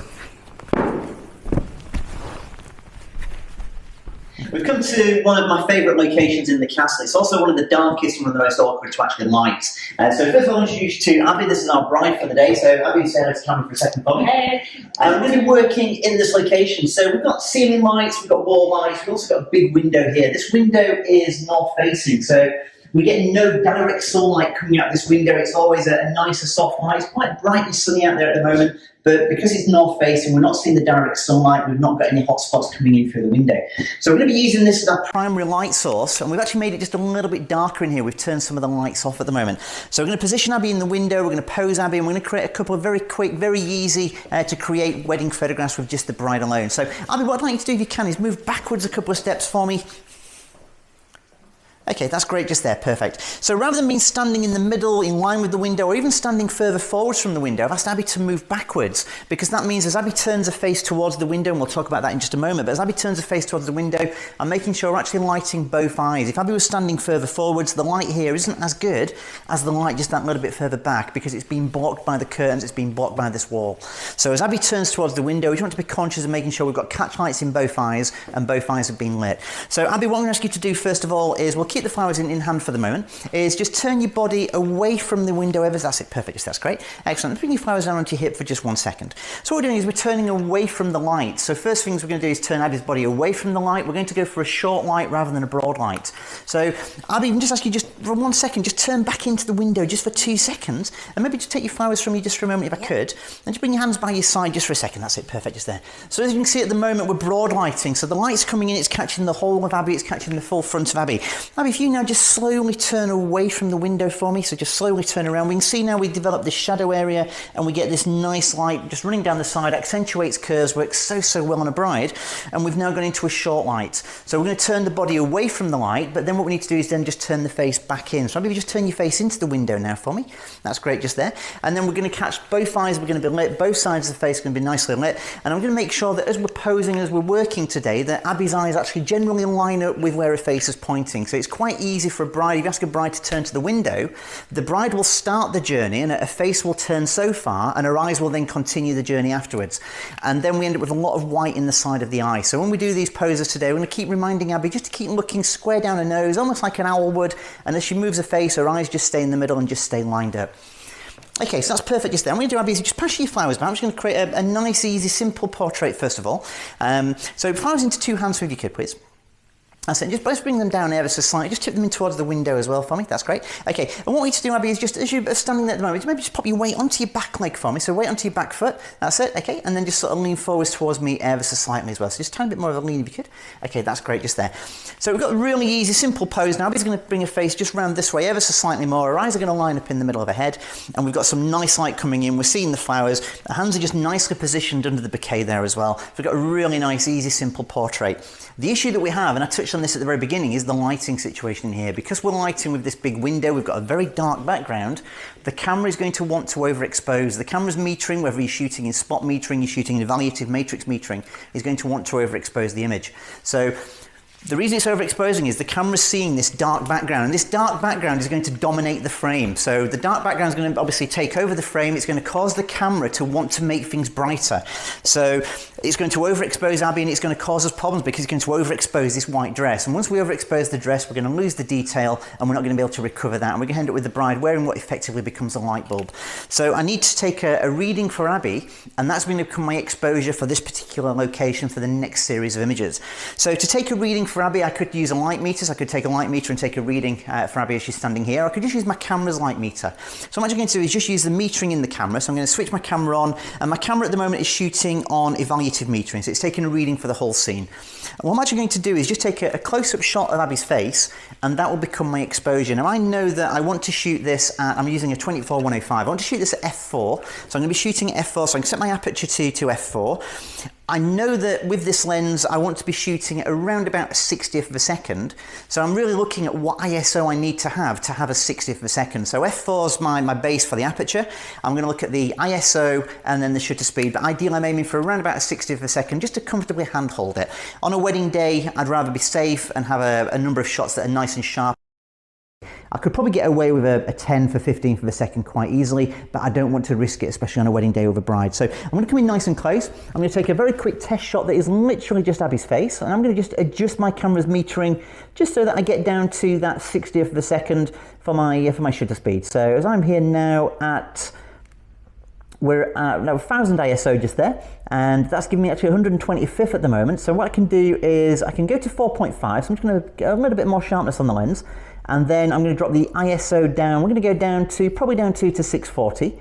Okay, and that's great just there. So that's really nice now as we are. And that's giving me a really nice even exposure on Abby. So we're exposing for the highlights. That means that the background's actually going to become even darker. So there's going to be more contrast between the background and Abby, which is really going to make Abby stand out, give me a really punchy image. And to be fair, I know already from experience this one looks stunning in black and white. So what we're going to do is we're going to take a couple of steps back and we're going to shoot the first image. Okay, so I'm going to very quickly just introduce Angela. Angela is my chief dress fluffer. So Angela's just going to be in, fluff the dress for me, just straighten the dress out if you could, please, Angela. And then we're good to go.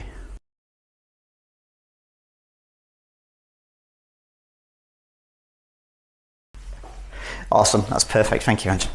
I said that's perfect. I'm coming in to adjust it straight away. There we go. Excellent. Okay, so as we are there, Abby, that's great just there. Okay, perfect. So looking over, I'm going to shoot full length for this particular image. I'm not seeing any of the window. I'm just literally seeing Abby in the frame. I will share these images with you in just a second. So I'm literally just seeing Abby. I've got my exposure set and ready. The camera's locked in on manual exposing for those highlights. And I'm just making sure that I've got nice sharp focus on Abby's face. Okay, that's great just there, Abby. Thank you very much. Okay, so nice laughy, happy smile for me. Here goes. Excellent, that's it, superb. That's perfect, thank you. Excellent. Okay, while you're there, I'm just going to come in a little bit closer. Just take a second shot. It's just going a little bit tighter this time, so just as you are just there. So this is the bonus of a zoom. As obviously I'm zooming with my feet, but I'm also then just zooming with the lens and letting the zoom continue the journey for me. Okay, that's great, perfect. And just turn your face just a fraction more to the light if you could, just a bit more to the window. Okay, that's it, excellent, just there. That's brilliant, thank you. Okay, superb. What we're going to do, Abby, is just keep the flowers in one hand for me. We're going to maybe just lift your dress up at the other side. So I'm going to pass you your dress from around the back, or I'm just going to pass you your dress from around the back. And we're going to just use the flowers still for this shot. So we're going to go through a little bit of a sequence that we may do on a wedding day with the bride. And then Abby's not really going to move here. So maybe actually just take a step, just one step to your right, so towards Angela. That's it, perfect, just there. Excellent. Okay, so what we're going to do then is just feed the dress around from the back just a little bit more, if you could please, Angela. Okay, that's great, just there. Okay, Abby's hand at the moment, so as Abby's standing here, I just stand in front for 1 second, got the flowers in one hand just here, got the weight on the back leg, slight twist away from the window, looking back, and this hand here. Now at the moment, Abby's hand is really square and really straight. What we need to do is just put a slight bend in that wrist if you could for me. Okay, that's it. So just twist it up ever so slightly, not quite as much as that, okay? And just roll your hand over the top slightly and then lift up, that's it, yeah, perfect, that's great, excellent, just there. Superb. Okay. That's fantastic. So you're keeping that pose just like that for me? Okay, let's go for a laugh and a smile this time as well, if you could please. Excellent stuff. I mean, maybe just take half a step backwards for me if you could, please. Just, that's it, yeah, superb. Okay, and turn your face a little bit more into the window for me. Okay, that's great, just there. Okay, superb. What I'm going to do actually, Abby, is just for a second, could you just take a tiny step to your right for me? So just a tiny shuffle. Okay, that's great. So what I'm actually trying to do here, just to quickly jump in for 1 second, is I'm shooting, I can just about make out some detail in the background. The background's really dark, but there's just a little bit of detail there. I'm trying to make sure that Abby lines up between these two uprights on the wood panelling. So we've got this nice shape above Abby's head, and Abby's now going to line up perfectly there. So just moving Abby slightly just allows me to shoot square down. By doing that and shooting square on against the wall, I don't have to worry about converging verticals, I don't have to worry about horizontals, and I don't have to use guided uprights if I come to edit this image in Lightroom. Okay, so that's great just there, Abby. That's perfectly positioned for this one. Superb. Okay, loads of laughs and smiles for me. So really gas it. Yeah, excellent stuff. Superb. Okay, that's great. And one more time just there. Here goes. That's perfect. Thank you. Excellent. Okay, so why don't we lose the flowers for just 1 second. Brides are never keen on holding the flowers for too long, so we're going to pop these away just for 1 moment. And what we're going to do instead is actually have you holding your dress in 2 hands this time. So let's just take your dress into 2 hands. It's so tempting to jump in and just sort of grab the dress and then you realise code and things like that were meant to be distancing. So this is where my bridesmaid comes in. So what we're going to do is Abby's going to be holding the dress. We're going to try and make sure that we don't actually see Abby's feet, and also that we just have a nice shape of dress. This part of the dress is really close into the window, so there's a chance this is actually going to become the brightest part. So what we're going to ask Abby to do is just bring her right arm round and just turn it around. That's it, yes. But keep your body. So again, Abby's naturally, as a bride would, has naturally just turned her whole body into the window, whereas ideally what we want to be doing, Abby, is just here again. So you just watch what I'm doing here for a second for me. So we're going to turn away slightly. Our hands are going to come up, slight bend in the wrist, and then we're going to be looking over to the window that way. That's it, superb. Okay, so at the moment, as Abby lifts the dress too high, we just see her feet, so we just need to bring that dress down ever so slightly. And we just got, probably just needs to feed it from the back a little bit more on this side, Angela. We've got a little bit of a crease just there. That's better, perfect. I like the correction tap. Okay, that's great just there. I'm going to move back ever so slightly for this one. I'm going to zoom in, and I'm also going to shoot from just a little bit lower down. Okay, that's great just there. That looks gorgeous. Okay, superb. Okay, that's great. And just one more just there for me, Abby, if you could. Maybe lean to me just ever so slightly, if you could, please. That's it, perfect. That's great. That's gorgeous. Fantastic. Okay, superb. Thank you. Okay. Why don't we now bring a veil in for a second? Let's use a veil for a moment. So we've got a veil on standby just over here. So just release your dress just for a second if you could. And what I'm going to do is I'm going to pop and just turn some lights on. Abby, we're going to bring you and stand you just in the middle of the room. I'm going to make it just a little bit brighter. And the reason for making it brighter is you're just going to see a little bit more of the detail in the room as well. So we've shot some that are quite dark. We just want to make it a smidge brighter. So I'll go turn the lights on.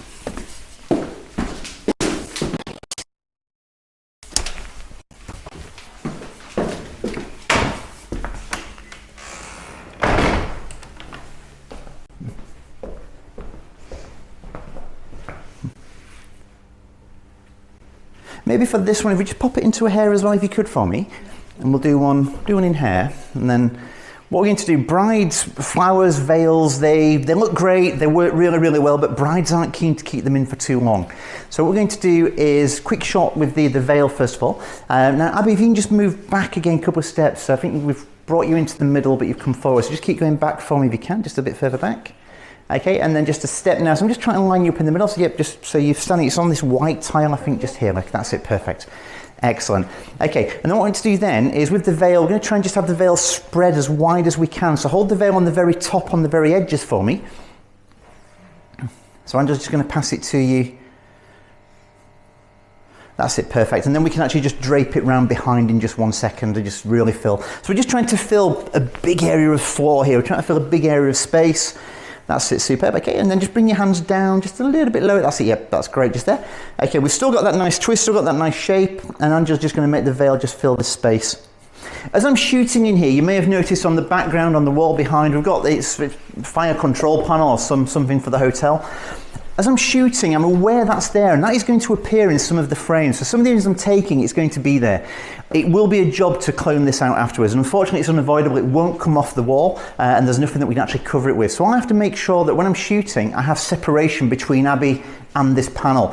If Abby's partly obscuring, it's going to be a difficult job to clone around and obviously remove it around Abby's shoulder. If Abby's separate and we've got that separation between, I can very quickly and very easily remove that in Photoshop in a matter of seconds. So if Abby's encroaching onto it, it's going to be quite hard work to get rid of. So ideally we want that little bit of separation. So as I'm shooting from down here, I just make sure that I have that separation and we have that space around.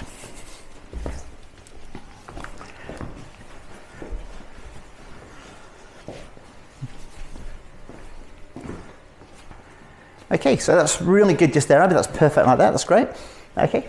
Let's just, again, those wrists. So again, Abby's hands, that's perfect. There we go. Excellent stuff. So just a nice little flick. Maybe just twist your hip round towards into the room. That's it, right, just there. And then face looking back towards the window for me.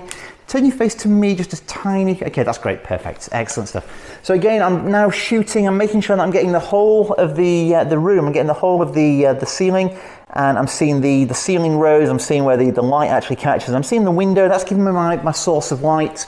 I'm sidestepped slightly this way because that's just allowing me then that separation between the fire panel and Abby.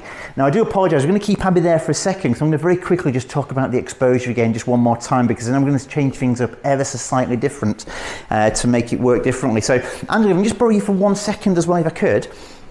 If we just try and lose those gaps under the veil if we can, so just feed the veil across a little bit more if possible.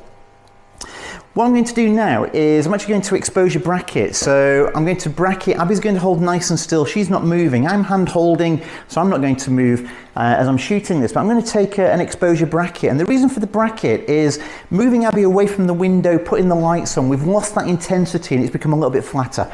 But also we've just got a little bit more shadow in the background. We want to keep that detail in the shadows, detail in the highlights, and just make sure we get a nice even exposure. So what I'm going to do is I'm going to set my camera up for exposure bracketing. So I'm going to actually set the camera, it's going to take 5 photographs in quick succession. So it's going to be on continuous exposure bracket, and we set it to 1 stop between each image, and it's going to take 5 photographs. So the first photograph will be the correct exposure.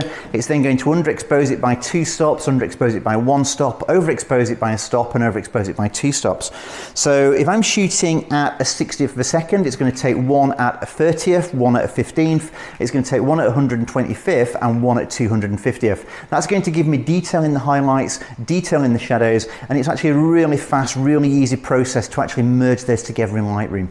So I'll put the camera into exposure bracketing and then take those 5 images. I'm going to hold everything nice and steady, and so the slowest shutter speed is going to get into a 15th, and the fastest is going to be 1 250th. So I'm going to move back over here, Abby's in position, and we're all good.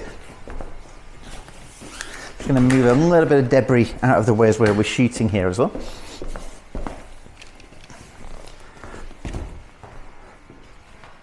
Okay, so that's great just there, Abby. So what I want you to do, Dave, just come around this way slightly, Dave, if you could, just for 1 second for me. Because what I'm going to do, before I go into bracketing, I'm going to do something just to signal that I'm actually bracketing when I take the shot. So first thing I'm going to do is just take a general shot of the scene, just take a quick image of the actual scene that I'm shooting. I'm going to put my hand in the frame. So I'm going to put my hand in the frame. I'm going to bring my hand in from the top and just put my hand into the actual frame and take a photograph with my hand. I'll explain the reason for that in just 1 second. What I'm going to do now is go into exposure bracketing. So I'm going to set the camera up for exposure bracketing. So we're going to go into 1 stop, 5 images. I'm going to hold things nice and still, nice and steady. Okay, everybody, take big laughs and smiles, nice that it goes. That's it, excellent, just there. Okay, so we had our 5 images now have all just been taken, so we've taken the 5 shots that we needed for the bracket. What I'm going to do now is take the camera back out of exposure bracketing, I'm going to go back into single shots. I'm going to then bring my hand into the frame one more time. I'm going to bring my hand in underneath, so a quick shot, it's literally just focusing on my hand, and it's a quick shot of my hand underneath. What that means now is when I get into Lightroom, I've just taken 5 images in quick succession, but they will be mixed in with other images. By having a hand at the top, a hand at the bottom, it allows me to see in Lightroom very quickly, very easily, that something's happened between those 2 hands, and that signifies to me that the above and below that I've done an exposure bracket. Often I may focus stack, I may do a pano, and I'll use my hands to indicate what I've done between those. So if I'm doing a pano, I'll have left and right. When I'm bracketing, it's top and bottom. If I'm focus stacking, it's generally just a finger at the top and a finger at the bottom, just so I know what's going on. When I get into Lightroom, I may have 200, 300 images from a shoot. I know exactly which the brackets are as well. So it's very easy to lose the brackets amongst the normal exposures. So Abby, that was great just then. I'm going to take just one more again, if that's okay. So what I'm going to do again, I'm going to bring in, just changing the height of the shot this time. So I'm just shooting from a little bit higher, and just a really nice easy frame. Again, so single shot mode, hand into the top of the frame first of all.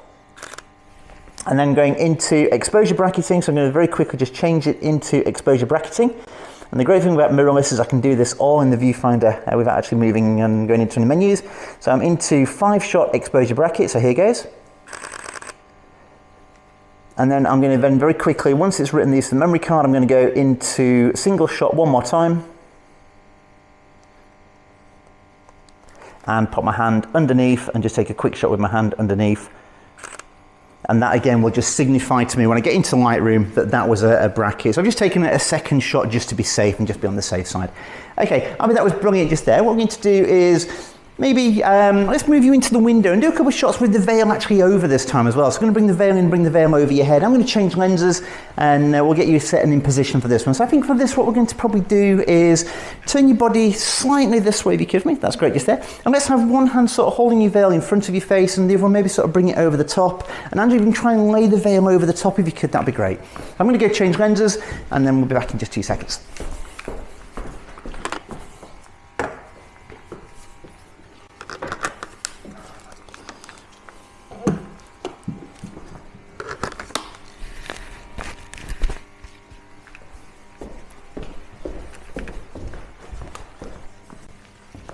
So if you bring one hand above your head for me if you could.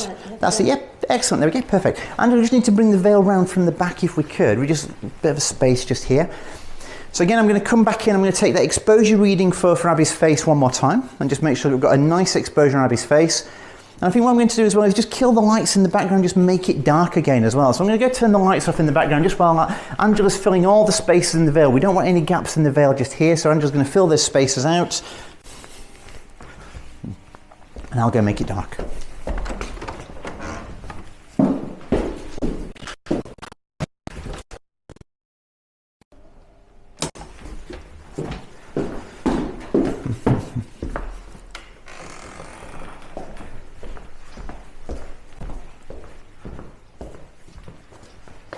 So we just have a few creases just on this side over here. That's it, yeah, oh, perfect, thank you, Abby. And then, Andrew, just feed it backwards as well, ever so slightly. We're just getting a bit of a sag. I'm trying not to come too close there, sorry, Abby, but... COVID screen.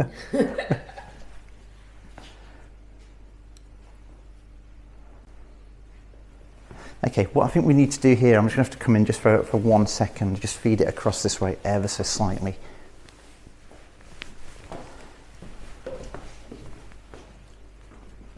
I love it when veils behave.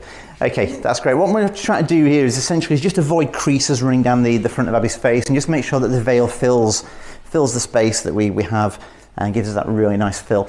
At the moment, Abby's got a hand up in front. It's very much like a stop and it's a very big blocker. So what we're going to do is just try and sort of soften the fingers slightly. Just put a little bit of a bend into your fingers for me just there. Okay, that's great, perfect. And then what we're going to do is you'll be looking to probably around about there. Okay, that's great. And I'm going to be, just bring that, can that hand come just over the top ever so slightly more? Yeah. Superb, yep, that's it, perfect. Okay, I think what's happening is the veil's actually just sliding down. It's a very slippy veil that we're using today, so that's it, perfect.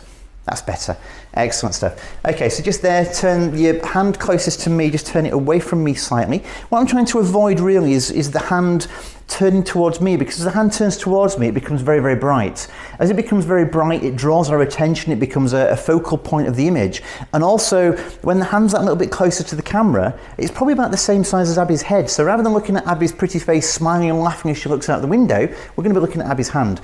So turning away slightly works so much nicer. The hand on top's really good just there. I'm actually going to shoot from probably around about here and just using live view. Let's just take the camera in nice and close. That's great just there, Abby, superb. Okay, so laughy, happy smiles for me. Excellent stuff. Let's just come back ever so slightly. That's great, perfect. Okay, and one more time just there, please. Excellent. That's fantastic. That's really, really nice just there. What we're going to do is just do one more time. We're going to just feed the veil over the back a little bit more, Angela, if we could. So just really feed it over the back.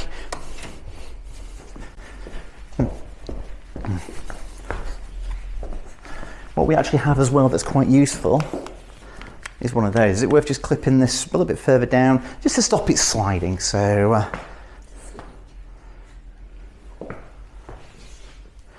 I use far too much fabric conditioner on the veils, that's my excuse. Okay, so again, fingers a little bit closer together, your fingers, and then a bit of a bend, turn, that's it, yeah, perfect, just there, that's good. And then can that hand, yeah, gorgeous, that's it, perfect. Excellent, that's so much nicer. So the spring clip worked wonders just there, that's great. Okay, that's gorgeous now, thank you. And one more just there. I'll be just turning your hand slightly away from me, so that's it, yeah, magic. Okay. That's perfect. Final one just in case, here goes. Awesome, maybe just twist your hip round into the room a little bit more, just that's it, okay. Brilliant, okay. And then loads of laughing and smiling just one more time for me, here goes. Excellent stuff, that's perfect. Superb, thank you so much. Okay, while we're standing there, why don't we do a shot, maybe, let's turn you around and face the other way. So what we're going to do then is we're going to try and just induce me, let's just take this clip off as well, we don't want that in the picture, do we? I'll clip that onto myself, I'll pop it on my jeans. We're using industrial ones today. If you do have any of these are great, just background clips or clamps, ideally use the small ones, but works so well as well on a wedding day. Yeah, we're using the big studio size ones today. So Abby, maybe just take a couple of steps off to your left, so just away from the window for me. Okay, that's great just there, perfect. And what we're going to do is we're going to try a shot whereby we're going to have the veil, but we're going to try and just have a little bit of movement in the veil as well. Now today we're using its equal lengths, it's a nice long veil. Often photographers, when they come along to workshops and they come along to training courses, talk about the veils that their brides have. Angela's keen to take this off, and I'm going to hold it for a second, sorry. So they often tell me that brides don't have big veils, that they don't get to see cathedral length veils on a wedding day. And I think one of the reasons for that is that they don't have many images themselves of brides wearing cathedral length veils, so the brides don't buy into the whole idea, the whole premise. So I often have on my website, on my gallery, on my blog, and in the albums that couples see, we have cathedral length veils, and we do the swirly veil shots, we do big chucking up and running away kind of photographs, and we do photographs that really involve the veil. So brides will then go and buy a veil, and when I arrive on the wedding day, one of the first things they'll often say to me is, I've bought a big veil so we can do one of those windy veil photographs, because they want that, and I instantly know that we've got a double page spread in their wedding album. We may even have an album cover out of that particular image. So what I'm going to do, Angela, I will pass it to you now, sorry. And for this shot, what I'm going to do is I'll move my camera, maybe just stand up on there, Angela, if you could get yourself a little bit of height, that's it. Okay, so Abby, if you could then just, for this one, just turn ever so slightly towards the window. Okay, that's great, just there, perfect. And I'm going to be shooting, ideally, I'm going to be cropping down the centre just here, so I'm going to put this one ever so slightly more just there. In fact, Abby, your left hand, if you just pop it behind your back for me. That's it, superb. And just hold on to your veil just there. If you hold it just there, that's great. So that's actually now going to stop that veil moving because I want to keep this part of the dress hidden. Angela's going to then waft the veils for me and give me a little bit of movement. I'm going to slow things down in camera. So I'm going to take my shutter speed down to probably down to a 15th of a second. So I may just change lenses again. I don't want to do a 15th on a 70 to 200.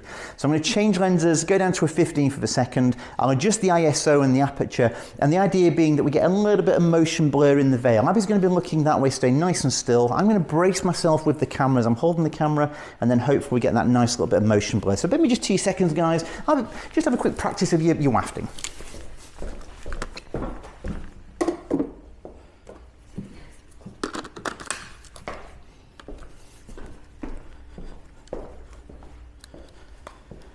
So again, I'm just going to go back to basics for just 2 seconds. So I'm going to take a very, very quick exposure reading for Abby's face. So again, just in nice and close. I'm not really seeing anything else other than Abby's face on here. I'm just going to just check those numbers. I want to drop my shutter speed down to around about a 15th of a second. So we go all the way down to 1/15th. And then I can change the aperture slightly, so a little bit more depth of field. And then also I can just drop the ISO down. So the ISO is going to come right down as well now. Okay, that's perfect just there. So that's actually now giving me It looks like 160 of ISO, so 160 ISO, 5.6, and it's a 15th of a second. That's giving me the same exposure value as what I've had previously. The light may have changed ever so slightly there, but that's working really nicely now for this exposure. Abby's arm's just hanging down by her side. We don't need anything to happen with that hand. In fact, you know what, Abby, I might give you some flowers just so we catch something in it just in case. I'll try and socially distance past you the flowers. There we go. Okay, so flowers a little bit lower down for me. That's it. Okay, superb just there. That's great. Excellent stuff. Okay, so you're looking over that way, nice and easy. Angela, have you been doing your wafting? I want to catch it when the veil, so maybe just bring them both up and down, one higher than the other if you can as you do it. That's it, yeah, perfect. And then I'm going to catch them on the fall, so they fall faster than they're actually rising, so I'm going to try and catch them on the fall. So focusing onto Abby's face, and let's just see what happens here. Okay, here goes. Okay, one more time just there. And again from you kid, please. Abby, just close your eyes for just 1 second. That's it, superb. But keep a little gentle smile on your lips if you could without actually showing teeth. That's gorgeous.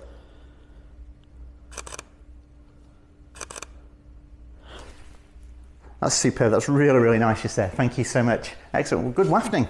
If I just take the flowers back from you just for a moment. What we'll do is while we're standing here, Andrew, if we could, is how about, Abby, if you stand just a little bit closer into the window. I'm going to bring a reflector in for this as well. So we're going to go the veil over the top of Abby's head. Abby's going to have her hands in front just to hold the veil, just to give a little bit of separation.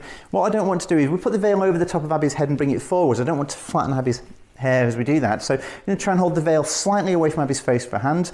I'm going to put a little bit of negative space into this image, and we'll bring the second part of the veil down at the back here, and we'll actually try and light the back of that veil using a reflector. So let's see what we can do here.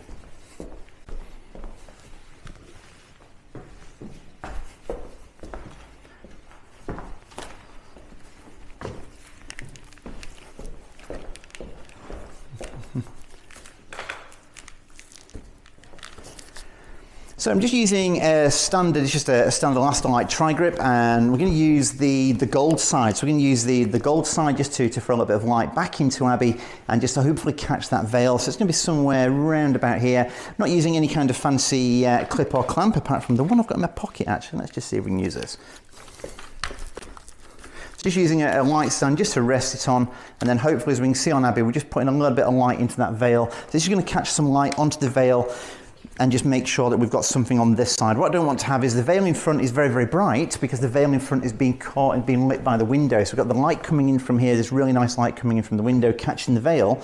The veil in Abby's face will become the brightest part of the image. I want to be able to see some detail in this side. So actually what Angela's doing now is perfect because we've got a really nice shape just here. I'm just going to close this gap ever so slightly. That's fantastic just there. Abby's holding the veil slightly away from her face, and then that's just giving that nice line just there, running down, nice sort of area just over here. I'm going to very quickly just tease this, Abby, just for 2 seconds just there. Okay, that's good. And then hopefully now we've got nice light coming on the back of the veil from the reflector. Again, I'm just going to do a very, very quick exposure check, and I'm going to change lens. I'm going to go down into an 85 1.4. I'm going to shoot fairly wide aperture and just really throw that background out of focus. So I'm going to come down now, so again I'm just changing all my numbers one more time, so I'm actually going down to 1.4 now. I'm going to increase the shutter speed and then just do a very, very quick exposure check just for Abby's face. And let's just see how good of a guess that actually was. That wasn't too bad at all actually in terms of just sort of working the numbers very quickly.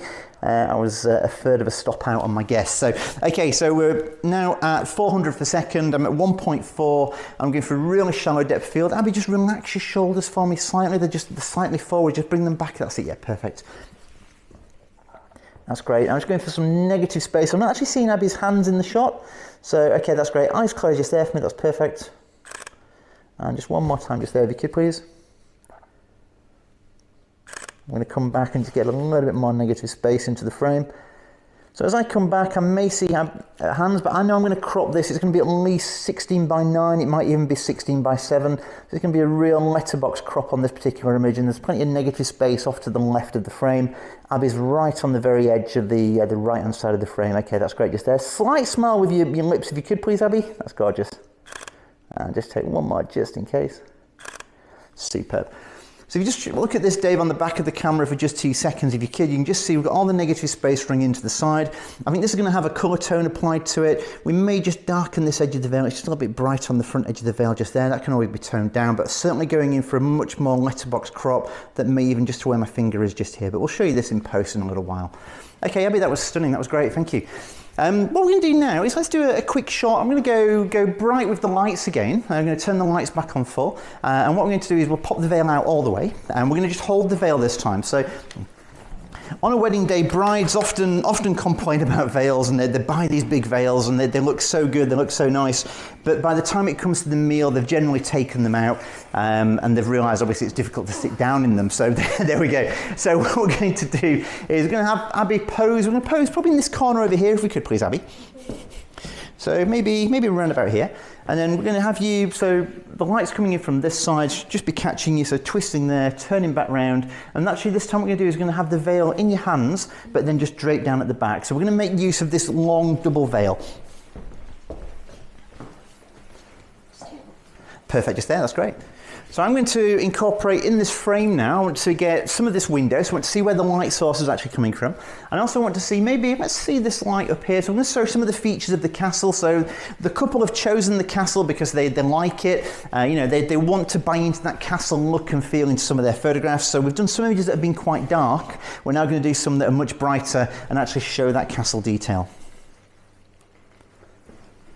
So again, with the veil, what we're going to do is just, yeah, okay, that's good. And then one hand just a smidge higher than the other for me. Perfect. What we need to probably do, Angela, if we can, is just feed it through, just so both, although one hand's higher, we want both to be touching the floor.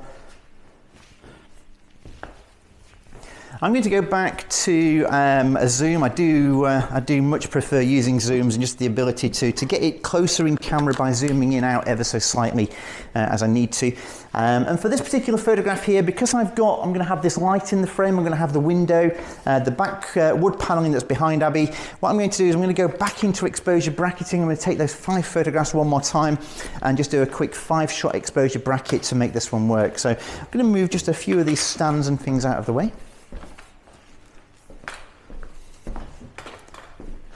So I'm not really aware of time at the moment in terms of sort of how long we've been shooting here, but on a wedding day, what we've taken so far would probably account for no more than about 5 minutes at the very most. I would prep this area, get everything ready. Before we started filming today, we did move some furniture out of the way, but on a wedding day, I would actually prep this area, get this ready, so we can bring the couple in and we can actually get the photographs, the couple can walk away, and then we'll put the furniture back and make everything good again. So Abby, if you just bring that hip again, so just I'm going to twist ever so slightly. That's gorgeous, just there, that's perfect. Okay, and then you'll be looking just over that way for me. And Angela, if you can just, the veil in Abby's left hand, we just need a bit more separation. The veil at the moment is just, okay, yeah, that's getting better. Just pull it out a little bit more at the bottom, Angela, if you could, please. So just making sure the veil and the dress don't get too close together. It's just catching at the bottom now, Angela. Maybe just squeeze it in a little bit closer as well, sorry, being picky. That's it, perfect. So we just got a nice shape now. So the veil is making almost an M shape behind. We've got Abby in the middle, and we've got that separation between the veil and the dress, and Abby's arms and the dress as well. That works really nicely. Okay, so Abby, you'll be looking just over that way for me. As I'm framing from here, I've been conscious of this as we've been going along as well, but as I'm framing now, I'm just making sure that as Abby's looking that way, her eyes are in the right direction, and also Abby's nose is actually still in line with the cheek. So we're keeping Abby's nose within the cheek. We're moving a little bit closer for this, and I'll just explain this in 1 second. So Dave, just come with me this way. I've not introduced Dave, by the way. Dave's doing all the filming, Dave's doing the camera work. So keep him refer to Dave, and Dave's the other side of the camera. So I'll show you Dave in a moment. So as we're shooting here, what I'm making sure is that the tip of Abby's nose, so the tip of her nose just here, isn't breaking this cheek. So we're not going into profile for a number of these images, and we're going to make sure that the tip of the nose stays within the cheek. And it just helps to reduce the appearance of the size of Abby's nose. Now, she's not got a big nose at all, don't panic. But it just helps to obviously minimise and just make it look like it's obviously a lot smaller as well. So it just keeps it confined within the cheek, makes it look more delicate, more dainty, and much more feminine as well. So it works so much nicer by doing that. So, okay, so Abby, you just turn your face that way slightly more from me if you could, please. Okay, I'm going to move back into position and direct from here. Now, coming in nice and close, it's difficult because you don't always get to see the angles and the actual positioning. When you move back into the actual camera position, it works so much better.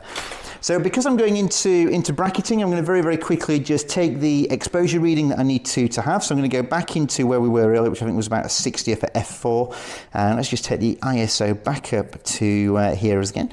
And let's just do a very, very quick, just check that. Now, because I'm bracketing, you might say, well, actually, you don't need to get the correct exposure because you're going to bracket, it's going to be there somewhere amongst the bracket. What I do find is it's so much easier, even when you're bracketing, to make sure you've got the correct exposure to start with, because then it means that you've got a base exposure to start. And if you come to processing, and if we've got blur at a 15th of a second, we've still got a good image at a 60th. So I always try and make sure I've got the correct exposure for the bracket, and then do the bracketing either side of the correct exposure. So we don't want to be too lazy and use bracketing as an excuse for not actually getting the exposure correct.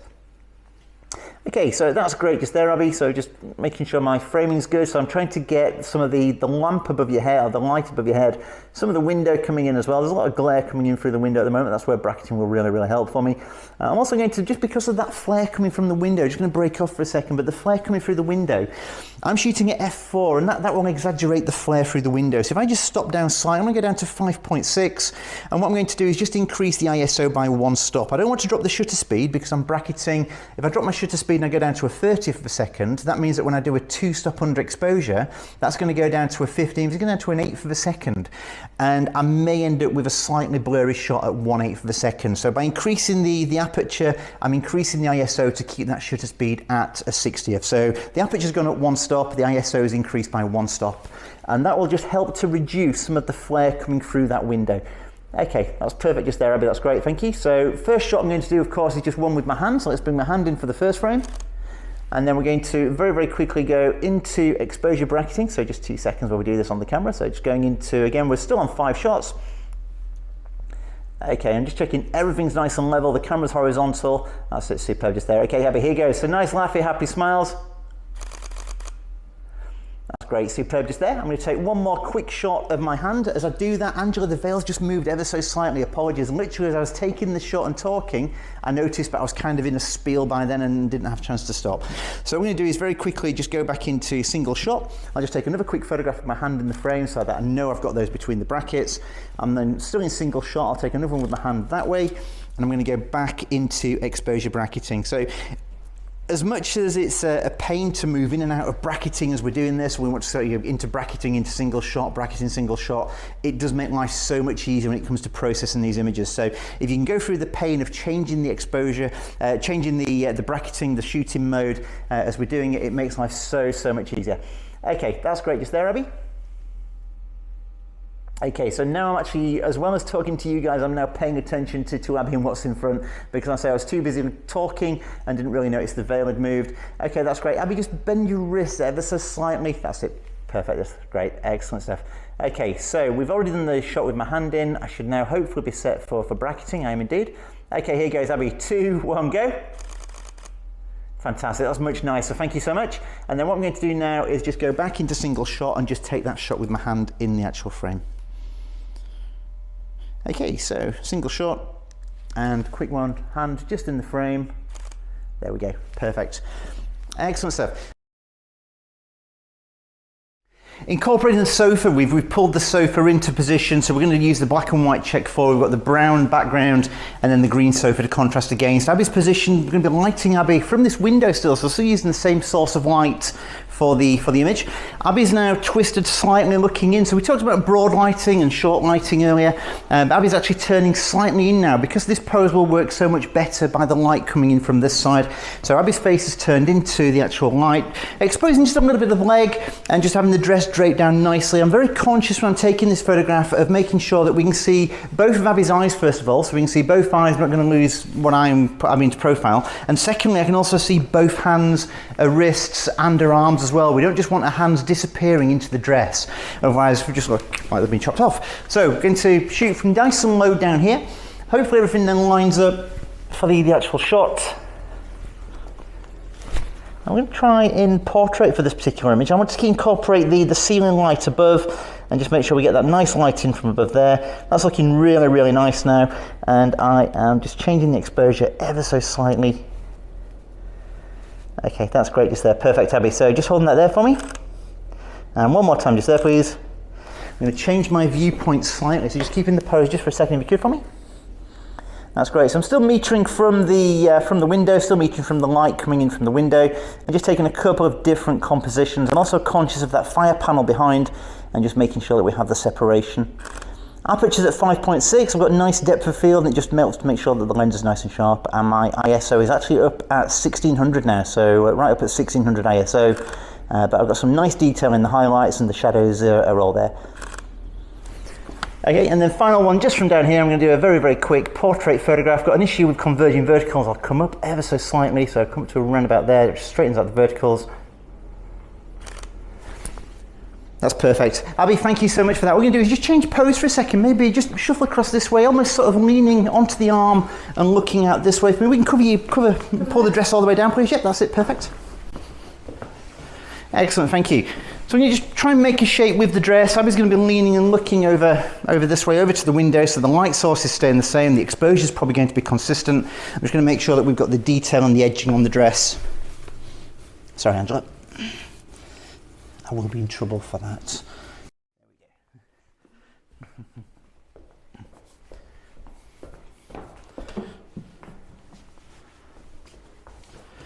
Could I have one hand maybe on the arm and then the other one holding your flowers?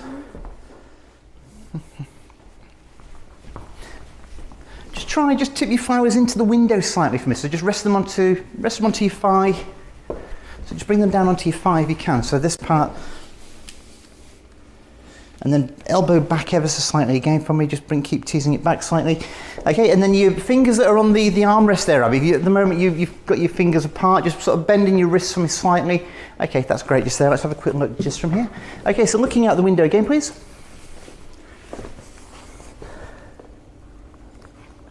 Okay, fantastic, that's great just there. So as I'm shooting this now, I'm just up, staying reasonably low. If Abby just chin up ever so slightly, that's it, perfect. I'm just looking for separation between Abby's jawline and the shoulder. So if I come down to around about here, that should work really nicely. As I go higher, Abby would have to lift her head even higher as well. But so let's just go ever so slightly, just for a second.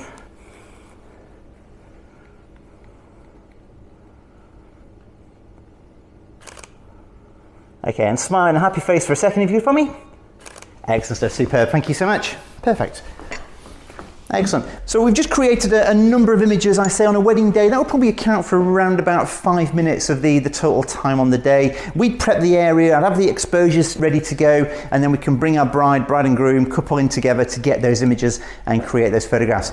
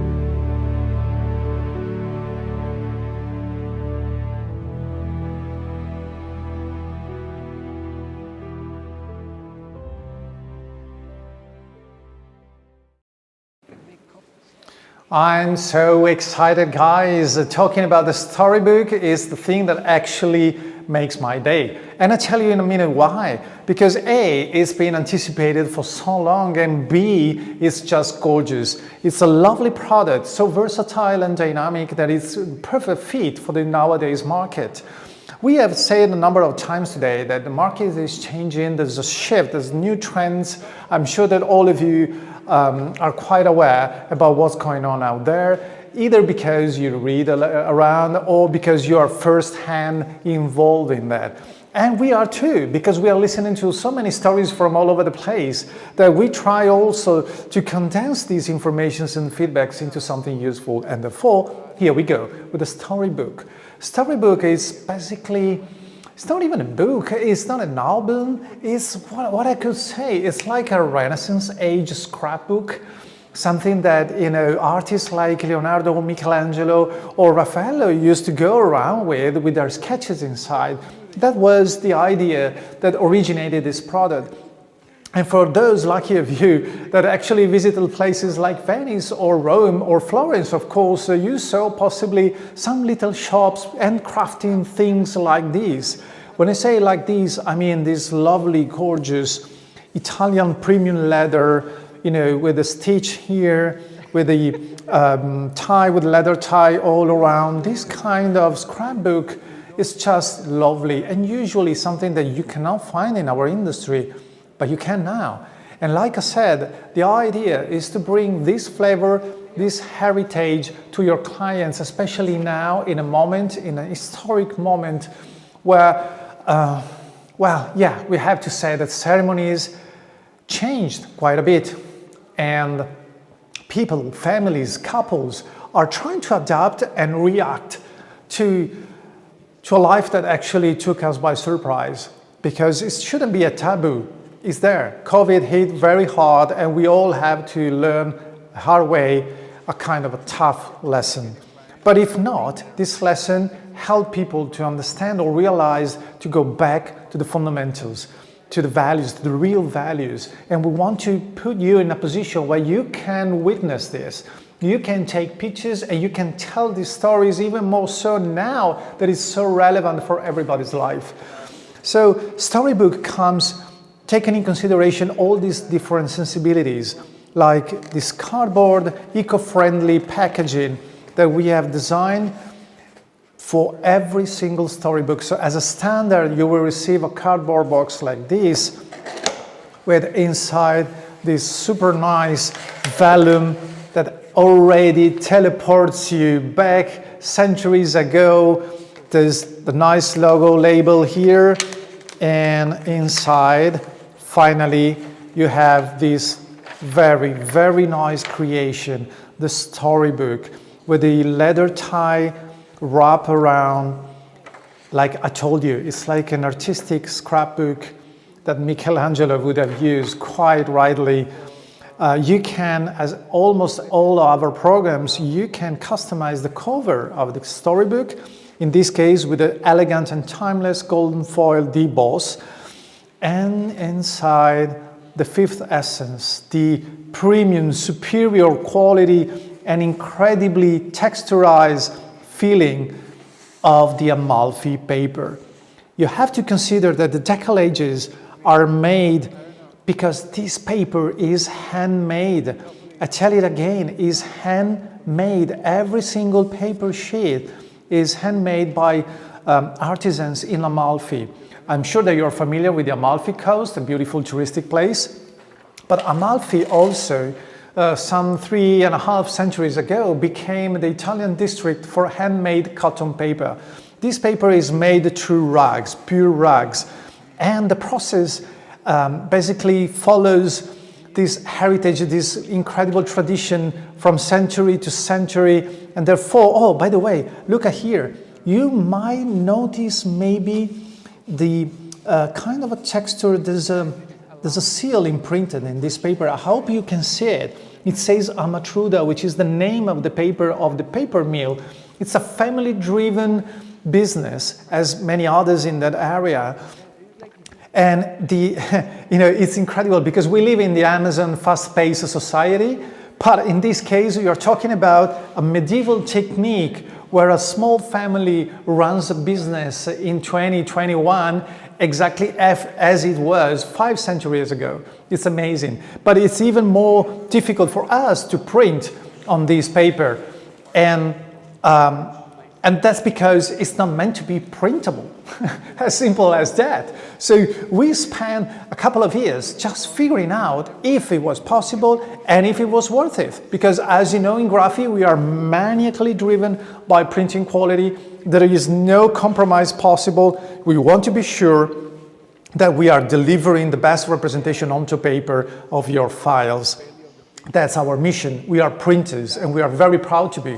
Now, the thing is that it wasn't possible. It wasn't, even for the paper mill, this wasn't a paper supposed to be used the way we do. But our experts in Graphi have been able to find out the recipe and print brilliantly on this paper and make our dream come true. Having this incredible look and feel, it's so intimate, it's so warm, earthy, and it's so eco-friendly also, that actually interacts perfectly with the demand out there. So private, intimate ceremonies, elopements, homemade weddings, or even engagement shootings, pets, family portraits. Why not seniors? Any sort of portraits can fit this product. This product is meant to be luxurious, but at the same time also affordable and flexible and versatile. Because we know that that's exactly what you need now to go there, inspire your clients, and deliver your artistry, your quality in a way they cannot even imagine. So forget about, whatever they can buy online. That's not the experience you want to deliver. You are an artisan. You craft with light, and we craft with paper. The blend of your light and our paper must bring them the heirloom, the heritage for their family. This beautiful keepsake, this beautiful creation is what you need to deliver your photography. So the storybook we launched a couple of days ago. It's ready, it's in your trade area, you can place orders right now, and it's possibly the next big thing in 2021. It's going to sell like hot bread, I tell you, and you want to be one of the first. So go there, order your sample, choose between the sequoia leather, gorgeous, or the distressed leather, equally gorgeous, with a very nice color palette available, with all this earthy and watercolor based color that matches perfectly the wedding themes nowadays for young couples looking to, for making their dream coming true, their love dream coming true, and you are going to be there with this product. So thank you for listening about the storybook. Go there, make it yours, and see you in a bit. Ciao.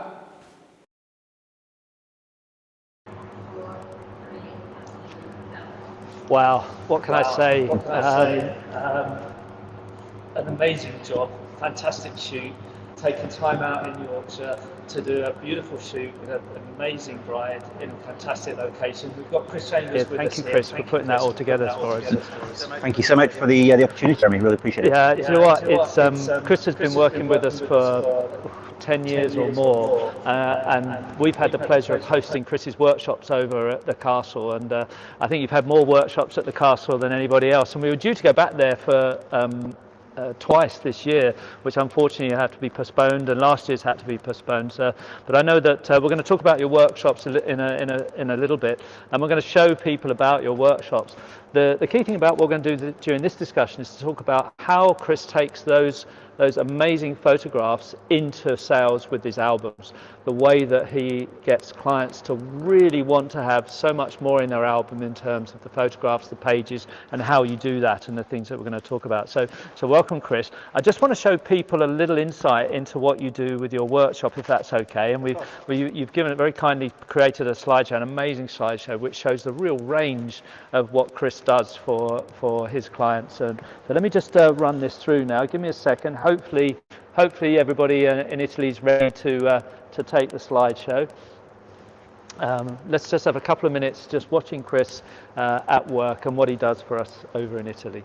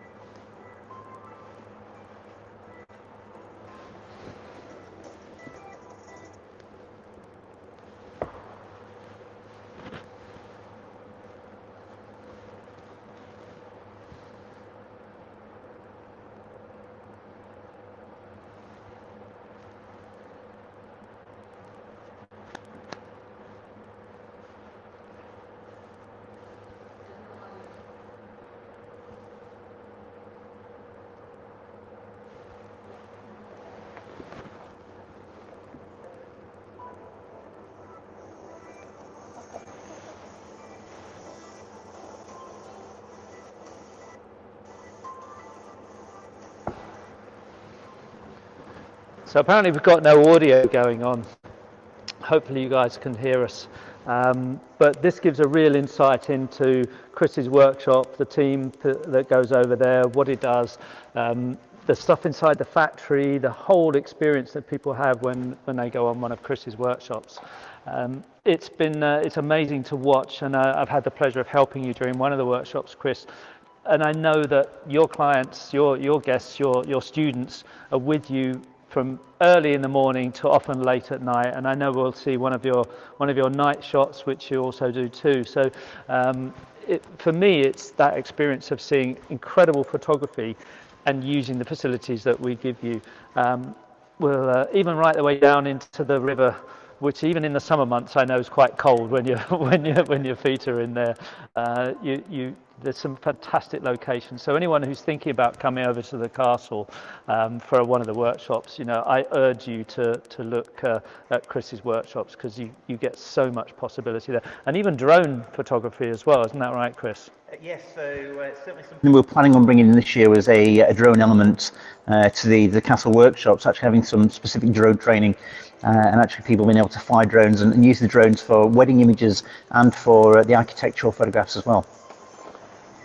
I know that everyone that comes leaves, and often many come back again, don't they? I've seen Vijay there, who I know is a great fan and done multiple workshops with you, because it's such a great experience, and I think that's part of it, isn't it? It's, yes, you learn so much stuff, but it's a great experience. People spend time there. Combination of the experience, obviously the opportunity to go out and photograph at such a fantastic location, as well as obviously the educational element to it, the social element as well, as much as anything. We collect the trainees from the hotel first thing in the morning, so they're up at the castle by 9 a.m. usually, and often they can be there at midnight still. Very, very busy days, but really, really good fun, and just a stunning location to use. And is it because there's nobody else there that it makes the difference? No other hotel guests or anything like that? Is that what helps to make it much more of an experience for you? I think it does. It's the combination. Obviously, yeah, you've got that sort of unique opportunity to shoot there, no one else around, but also probably just the environment that you're in, and the different sort of locations that we can make use of around and about the castle, and just that different experience that we have that just works so well. And to be fair, it's hard to take a bad photograph at the castle, let's be honest. Yeah, they've done a great job of lighting at night time, but also for you, we also turn all the lights off, yes, don't we? Yeah. So I know within this slideshow here, you've got one of your nighttime sky shots, which just shows what the place is like once it gets to dark as well, which is really quite amazing. Now, you were due to be out there twice this year, which have been postponed, but you do have other workshops, don't you, Chris? There's other ones that you put on. Yeah, that's right. So on a regular basis, we host a variety of workshops around the predominantly Yorkshire area, where I'm actually based, but we also travel down to London, up in Scotland. Usually we head over to Paris once a year. Again, that's been postponed for this year, but won't be looking at for next year. But yeah, later in the year, we're in the Lakes. We're down in London again for a couple more workshops, and yeah, just around Yorkshire and Hertfordshire as well. Yeah, I mean, you can just see from the slideshow now that the lighting that's around the castle for nighttime work it's just stunning. Was just superb, isn't it? And I think that's part of it. It gives you every element that you need to be creative. Yes. So the shot we're looking at the moment, that was taken at 2 a.m. That was the longest training day I've ever had. Oh wow! And we look at that were there at 2. Shot as well. Yes. That was just outstanding, wasn't it? So for anybody that's interested in finding out a little bit more about your workshops, is it chrischambers.co.uk? Just chrischamberstraining.co.uk, so it should be on screen at the moment. There we go, there it is straight there now. So so a little insight into Chris's work and to what he does from a training point of view. But now we're going to actually talk a lot more about how you actually work with your clients, because despite the fact that you do so much training, you're also an incredibly busy wedding photographer in your own right. And you win awards for your wildlife photography and your landscape too. So I mean, you know, all the different scopes of photography are there. Let's talk a little bit about your wedding clients, because ultimately that's really where your whole business kind of started out from, wasn't it, in the weddings, and it's grown from there. Yeah, definitely. So going back 14 years ago now, and back then it was all about albums. So I was very lucky that I was a very early adopter of digital, and then a very early adopter of Graphistudio at the same time. Yeah. We thank you for your business, you know, knowing that, you know, today we've had people that have been with us for over 20 years, Jane Briscoe-Price, who was the first speaker this morning, and right the way through to new photographers who haven't known much about us. And I think once people get to see the capability they have, and that's why we're so pleased and privileged that you keep coming out to the castle too. So back to your clients, your mission is to get your clients to want to have as many pages in their album. Tell me a little bit more about how you actually put that process together. Okay, so I design my display albums, the albums that the customers see when they come to visit me, with an average of 2 photographs per page. So every album that they have in the office is 2 photographs per page throughout the entire book, and the average book in the office is between 60 and 80 pages, right. So between 120, 160 images in the display books. So when a customer comes to select images for their album, to create an album which has the look and feel of the album that they fell in love with in the office, they're looking at 2 photographs per page, and that's as an average for the entire book. So when we shoot a number of big landscape double page spread images, then obviously that's helping to increase the page count in the albums for me, and obviously upgrade the customers. And they're self-upgrading. There's no hard sell involved in this process. There's no pre-design and giving them extra pages. They're doing it themselves, which is such a nice process. You like square or vertical books, don't you? Tell Yes. me why you like that. Okay, so and I've always felt at odds doing this, but I love square, I love portrait, because a portrait album, when you open a portrait album, the page, the double page spread, is near as damn it the same ratio as my camera. So although a square album is 2:1 and there's a little bit of cropping involved, I shoot a lot of landscape, and I purposely shoot a lot of landscape images on the wedding day because I know they'll make double page spreads. Right. Which again, and hence more pages. Yes, exactly. Excellent. Yeah, leads on to more pages in the book as well. And I know a lot of photographers have always thought traditionally about a landscape album, which when you open up, because of the ability, if you're thinking a matted album, that's great because you don't have across the seam printing, which is what we invented almost 25, nearly 30 years ago, which was the lay flat album. But with a vertical book, a portrait orientated book, you've got that double page spread, which you can add other photos to. So your upsell then is because they want to have more those double page images, that's giving them that chance to actually buy more without you even having to sell it. That's right. So the average album will have 6 to 10 double page spreads. So that's just 6 or 10 single images as well, which is fantastic. And just say if it was a landscape storybook, then that's just 1 page. So I do offer a matted album. That's my top album package that I offer, top album collection. And yeah, that one's a landscape album because it suits the landscape images as a single page. How many weddings do you shoot a year on average? Not last year, because that wasn't an average year for anybody. Far from typical, wasn't it? Yeah. Okay, so I've actually brought my weddings down now, and people still sort of bulk at this number, but I shoot between 60 and 70. And you do those yourself? Yes. So 60, 70 weddings a year, and you run multiple training courses, and you do the landscapes and the wildlife and everything else to do with that as well. Are you ever at home? Occasionally, but I love doing what I do. I absolutely love it. I don't outsource any of the editing and the processing. I do it all myself. I want it edited, processed in my style. That's what I'm shooting for. That's what my customers are booking me for. And then the landscapes, the wildlife is an escape. Photography is still a hobby for me. I still love doing it, and it still motivates me to get up in the morning. You can sense that. I mean, I know Martin Baines, who worked with Graphistudio for many years. He's now the CEO of the British Institute of Professional Photography, he was the one that always wanted to come out and help on your class because he always loved being involved in them. And I had the privilege of coming out to help when Martin couldn't make it. But we had the Giro d'Italia come through, didn't we, a couple of times when your workshops on. But I know that everybody leaves there almost exhausted the amount of learning they've had to do or wanted to do because of the experience they have, and that shows in the training too. Your clients obviously feel that enthusiasm. Definitely, and I don't know if this is typical, but I have so many grooms that go on to become wedding photographers. Yeah, they sort of see what happens on the day, how much, maybe so. But yeah, I've got plenty of grooms that have gone on to become wedding photographers in their own right. So yeah. So you actually, you earn well from them as a couple, and then you carry on bringing them back in training. Fantastic. So yeah, that happens quite often. Good. And do they get their wives to be models as well? Does that work too? I haven't done it yet, but there's always opportunity. Do you use professional models in your training, or do you use previous couples?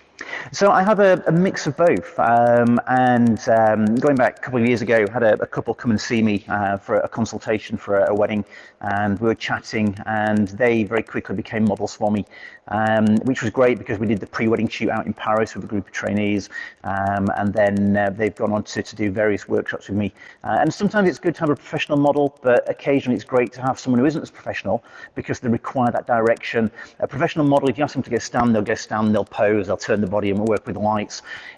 A new person won't do that. Someone who isn't professionally trained won't do that, and that requires a direction. The trainees can then see that direction. Well, I think that's part of becoming a wedding photographer, isn't it? Because people who pick up a camera and think they can be a photographer, it's a very different world to being a wedding photographer, because what you have to do as part of your job is not just take pictures, is it? Oh, definitely not. And there's the element of crowd control. Obviously, you've got people management. We've got the posing aspect. You're a landscape photographer. You're an architectural photographer, and everything all rolled into one. So it's multifaceted in terms of what we do. But good fun. I think also that's one of the reasons why I'm sure you do, but I know I like the Castle because there's so many different textures and places to shoot, be it raining or be it a nice day, both indoors and outdoors. And I think I've seen a lot come from your workshops where people have created things like, oh, do you know what? I never thought about that. And do you enjoy that part of it there? Absolutely love it, and I don't want to go. I've been to the Castle, 4 workshops so far at the Castle, and I want to create different images each time. So yes, there'll be some commonality. Everybody wants a photograph of the castle, the driveway, the castle in the background. But I want to create things that are original, things that are unique to that workshop, as I do on a wedding day. So when I shoot a wedding, local venues to me, I may photograph 100 weddings over the period of the last 10 years at those venues. But I want to give that couple something unique. I want to give that couple something that is theirs and hasn't been done before. Keeps you fresh. Keeps me fresh. Keeps you finding the exciting different parts of the venue and stops you being bored, I guess. It's not just an everyday machine that you're putting out there. So and I know this is one of the things that talking to a couple of people I know who've been out there, the reason why they keep going. And we talked earlier that you were thinking, do you know what, I've done the Castle so many times, time for doing a change, and then what happened? Yeah, so and I've said this before on the Castle workshop. This is the last workshop at the Castle, but you drive out of the gates at the end of the week, so Friday afternoon, you're sort of heading back down to Venice, and you think, I've got to come back. I've got to do it again. It just bites you. You get bit and you get smitten by it, and you have to go back. And it's a fantastic opportunity. It really is an inspiring place. It's a place where, well, I know that everybody who goes from a workshop leaves motivated in some way, shape or form, and even us. We go out there, regularly, and even us, we find that, and I know I previously was thinking, oh, another workshop coming up, it's hard, it's hard work, isn't it? It is graft. But then when you don't go, you miss it. Yes, you really do. This year's been hard because of that as well. And certainly last year again, exactly the same. So really looking forward to hopefully next year, things back on an even keel and being out there again. Well, we're so talking about the future and what's happening. How's your business looking in terms of the weddings? What's going on in your world? Because we hear lots and lots of different stories. Some of them super positive, some of them less positive because they're trying to fit in so many weddings on the days that they already booked. What's happening in your world? So sorry shouting, but essentially through a Facebook group that I manage, we've had various conversations about weddings and marketing, what's been happening. I found that January was very, very quiet in terms of new bookings, new inquiries, as to be expected with lockdown. That's now starting to change. We're now starting to see inquiries, bookings coming in, and it's reaching the point of almost sort of one booking per day at the moment. So that's really positive. There's light at the end of the tunnel. The diary is quite full, but venues were very good at moving couples to midweek dates, to quieter dates, to quieter periods. So it did leave some Saturdays, some weekend availability in the diary, which meant that obviously we can put those new bookings in there. So yeah, it does mean we've got a very busy year coming up post June, and then into next year. But yeah, it should be 2021 should be, if people manage their diaries right, a really, really busy year. And I hear different stories. Some saying, I'm only going to do the same number of weddings, because I'm all right, Jack. I had enough money to survive during lockdown. And then there's others saying, I'm going to put as many weddings as I can in because I just want to get out there shooting as well. So I think that's one of the key things is how can we best, it's not capitalize, but make sure we give the right service to our customers too. And I think, is that something from your world that you see in the groups that you manage too, that people are just thinking, how can I give the best service for all these new bookings? Definitely, it's fitting in the existing bookings, the rescheduled bookings with the new couples, the new ones that are coming on board, and then making us work differently, making us think differently in terms of what we're doing, and looking at the moment where we've got couples rescheduling for dates that we're already booked for, bringing in associate photographers to shoot for us, and I think it's been a big learning curve for everybody over the last 18 months, and it's going to make us stronger at the end of it.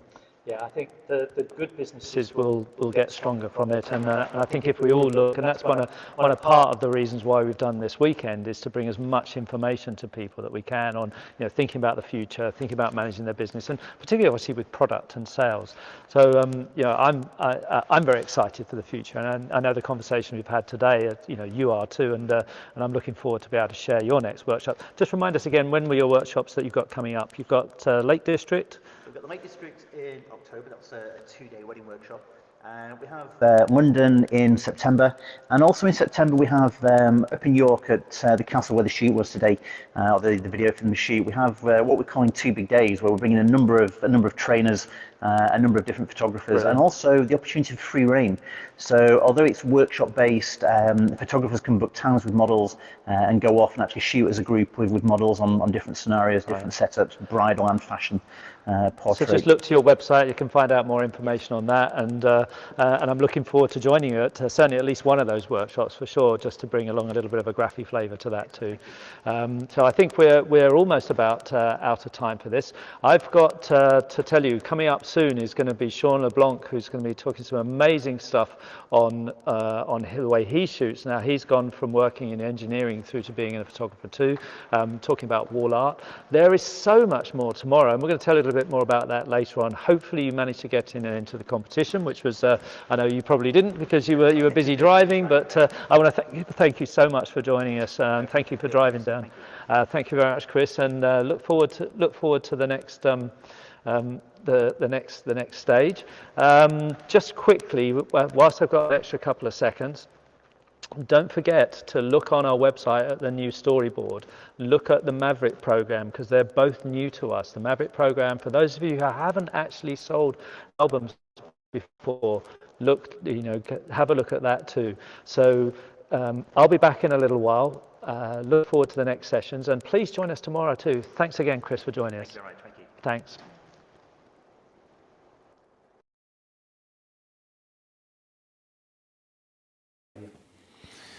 So when we talk about innovation, it's not just about technologies. It's not just about adopting new things, new trends.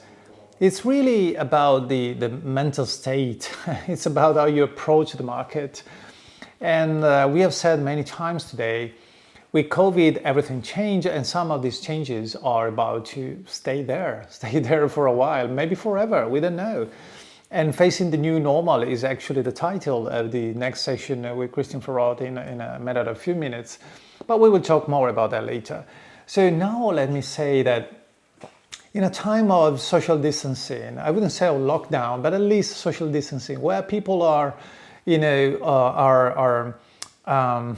conscious about human relationships, where everybody are thinking about their own life, the way they are in relation with loved ones, with friends, even with colleagues at work.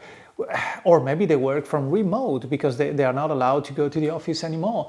So with all these complications, selling things, and even more so, selling printed products could be challenging sometimes. So that's why we are investing time and energies and money, therefore, to develop new platforms, new workflows, to be more efficient, and ultimately to give you more, let's say, tools and services in order to ease your workload and be more efficient yourself, trying to excite your clients and trying to have the possibility to sell or upsell even not being in person. So the IPS by definition means in-person sales, but sometimes it's simply impossible.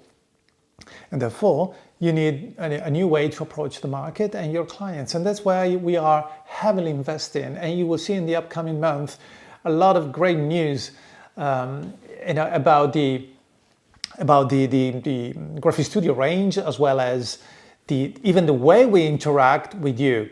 Therefore, stay tuned, because we listen to you guys. We are gathering so many feedbacks from all over the world. And there's no way you're gonna be unheard. We know what you need.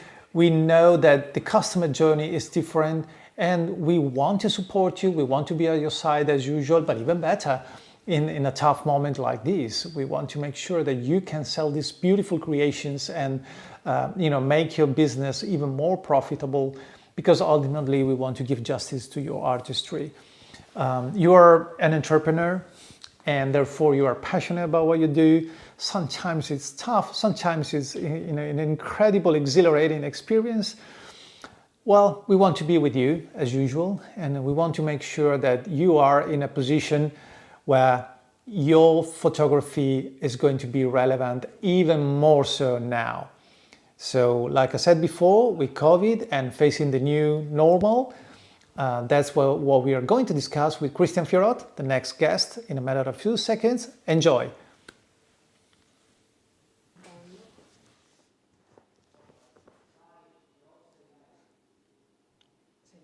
Hello, everybody. So today we had a first part of the speech about facing the new normal, and where we talk about the way we should look at the future and how we should revise our business model. Now we want to have another session about how the pandemic has changed the way people relate both to each other and to the businesses, because of course it's very important for all of the photographers and all of the company in general to revise the way they do approach also the market, because everything has changed, of course, and the technology is playing a very important role. And also the technology is changing day by day. And this is because problems and challenges are, of course, something that we need to tackle in order to stay in the market. The main problems, of course, are related to the travel restrictions, to the social distancing, to the hygiene precautions. But then we do have also some challenges, because remote selling is something that all the salespersons and also the photographers have been to start with. And of course, remote selling is not only a matter about switching on a camera, having a live call with your prospect or customers, but it's also to transfer the way you work, your value proposition, and also how you want to serve, how you want to give your clients the best result they are expecting from you. And then here it comes also another challenge, the value proposition. So there is basically a very important decision you need to do about the way you want to propose during hard time where the demand is decreasing, if you want to fight for the price, or if you want to give you a position in the market that is something apart from the other. And this, it means you need to work on both the customer experience and the technology. in order to face the threat of the technology gaps. So going back to the new normal, what does it mean? Basically, it's a phrase that denotes a condition, behavior, or state of things that is atypical, but then becomes a baseline casting a long-lasting effect. So something that won't disappear is something that we should consider in the future. Because as we know, last year has been, let's say, a very difficult year for example, for all the photography industry, but also for weddings. So we got this research from Bright Book that states that last year, 65% of engaged couples have postponed their weddings. And of course, this has been a earthquake, of course, for the market, because a lot of photographers had a lot of issues on this. But now, it seems that, of course, the vaccine is available, and slowly, the new normality is coming. And then also, there are thousands of weddings to take place over the next 2 years. And not only those that have been postponed, but there is also another very large number of weddings about those that have been facing the restrictions. Just consider that in the last quarter of last year, 55% of weddings have been also in a live stream, and then the majority of the couples said that about 80% they want to have a second ceremony because, of course, without the limitation for the attendees. Then it means that in the future, the market is, of course, growing more than the average number of weddings per year. So for doing this, we should also look at the future. The future, also Google said that the queries, the researches on Google are growing a lot for the professional photographers, for all the wedding-related terms. As you can see, the stats, we have plus 400 or 200% the year-over-year growth in the user searches. Then, of course, with more time spent at home, the engaged couples are researching for experts, are researching for inspiration, and are researching, of course, for all the information. And they will use a lot of videos, reviews, virtual tours. So basically many new way to give them your idea, your value proposition. So how do you think that in the future these challenges could be tackled by you? Because again, McKinsey said that the way organizations deal with their customers, their employees, and the broader community in a crisis is likely to leave lasting memories in customers' minds. What does it mean? It means that we need to communicate with your clients. Customers today want a relationship beyond the business, to a more engaging human feeling. Some experts said that the model B2B or B2C for the economy is something for the past. The new model is H2H, human to human. You need to consider first that you are interacting with humans, and then you need to feel their emotions. And photographers, of course, work with emotions, work with the ability to shoot the moment and the emotions of that moment in order for them to last over the time.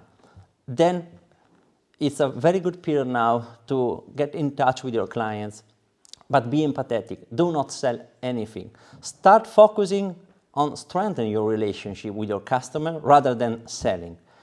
Because this way, of course, you can give them positivity. That is something that, of course, they want to in this period. For example, do share with them maybe some picture you did for them and you didn't send before. It will be for sure something very, very pleasant, and they will remember this in the future. But then take the occasion also to ask your customer for advice, because our customers are the most important resource we have to understand if we are effectively transferring our own value proposition, our own positioning, and then we can get back from them very important and useful advices about the way we can improve the customer experience. We know that a lot of media are talking about customer experience, but at the end of the day, we still hear a lot of entrepreneurs, a lot of freelance, a lot of professionals always talking about them rather than talking about how they can support, how they can solve the issues and fit with the needs of their customers. So start asking them why did they choose you. And if they just say it's because of our friendship or because of the budget, ask more, because there is something not only related to budget, not only related to friendship. And then ask what was their feeling working with you. Ask were they happy with the service they received for you, or maybe they think you could revise to better the customer satisfaction in some way. Those information are very, very important. Usually we do not ask at the end of the job how it went, but this is very, very important, because hearing the voice of the customer allows you to revise your workflow, to revise your business model. And then starting from that point is easier for you to define your ideal client, because usually you are always relying on the clients that are searching for you, or maybe you do some marketing activities. But the next step is to focus your marketing activities. Think about your best customer and analyze in depth what they have in common, their interests, demographics, the way they do spend their free time, the challenges they have, the lifestyles, the character. So all the information you can get in order to understand which elements are in common across all the different clients you have and you serve. Then, once you have found the elements they have in common, you will be able to understand who your ideal customer is, and it will be easier to reach out them in the digital world. Now, for example, digital marketing is very cheap than before, because the market, of course, has been collapsed for some industries, and then also the competitions in the social media, for example, to buying advertising is lower than before. So the prices also are good. Now the moment is, if you want to tackle the market, to understand how to take out the best value for your money on the social media, for example, by defining your ideal client. So do not spread the word about your business everywhere to all of the targets you think can be useful for you. Focus on your ideal, and do the same analysis also on the worst customers you had.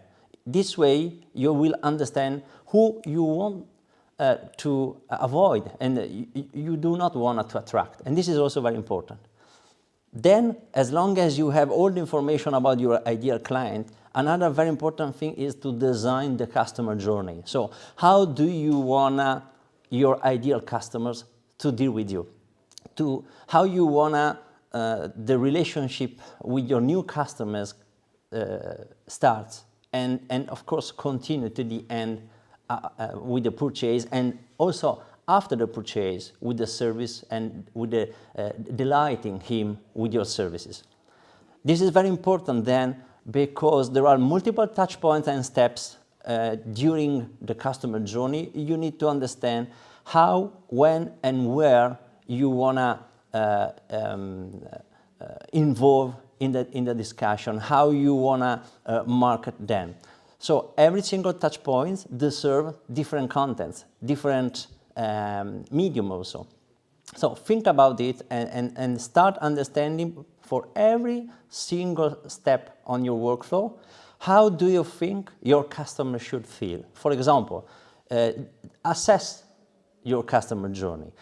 But again, do not think and talk about what you want to offer him. When you will assess the customer journey, start understanding what is the customer thinking or feeling for every stage. Since the beginning, the very first contact, and then the very first call, in order for you to qualify, understand their needs, and then there is the sales process, the contract, the payments, the interview, of course the shooting, and then maybe you will have the post-production, the presentation. hopefully you will design some products and deliver to them, and then the customer service. All of those steps during the customer journey are important for the customers to be easier for him to get in touch with you, to work with you. And then it's very important for you to really switch the point of view. Do not always think about what is better for you, but first of all, think what is better for every stage of the customer journey for your client. Then the very important question you need to ask to yourself, and hopefully to some of your best clients, is also to understand which actions, what kind of activities the customer will do for every step, and then how he will feel, what it will be the emotions they will have, because of course sometimes the clients are in a very stressful funnel, you know. So it will be easier for you to understand for every step how you can work with them in the better way, with the best experience for them, that will be memorable for them, and that will foster, of course, the share of interest across their friends, their family, because of course the word of mouth is still a very good, let's say, advertising channel for you. Then once you have revised the customer journey, you have assessed the customer journey, you have defined your ideal client, of course you need to improve also sales and marketing, because for sure many photographers has changed the way they do sell, because of course for COVID it was basically a must-have going digital with conference call, with Zoom, with Skype, and other video conference. But now, in the long term, the opportunity is to rethink how to use these platforms to improve, not just sustain the sales experience. So, for example, you can use those tools also along the customer journey to make it easier for the client, for example, to perceive your value proposition. Why not to create some videos, for example, together with your proposal that explains how, for example, your proposal is different than the other in the market.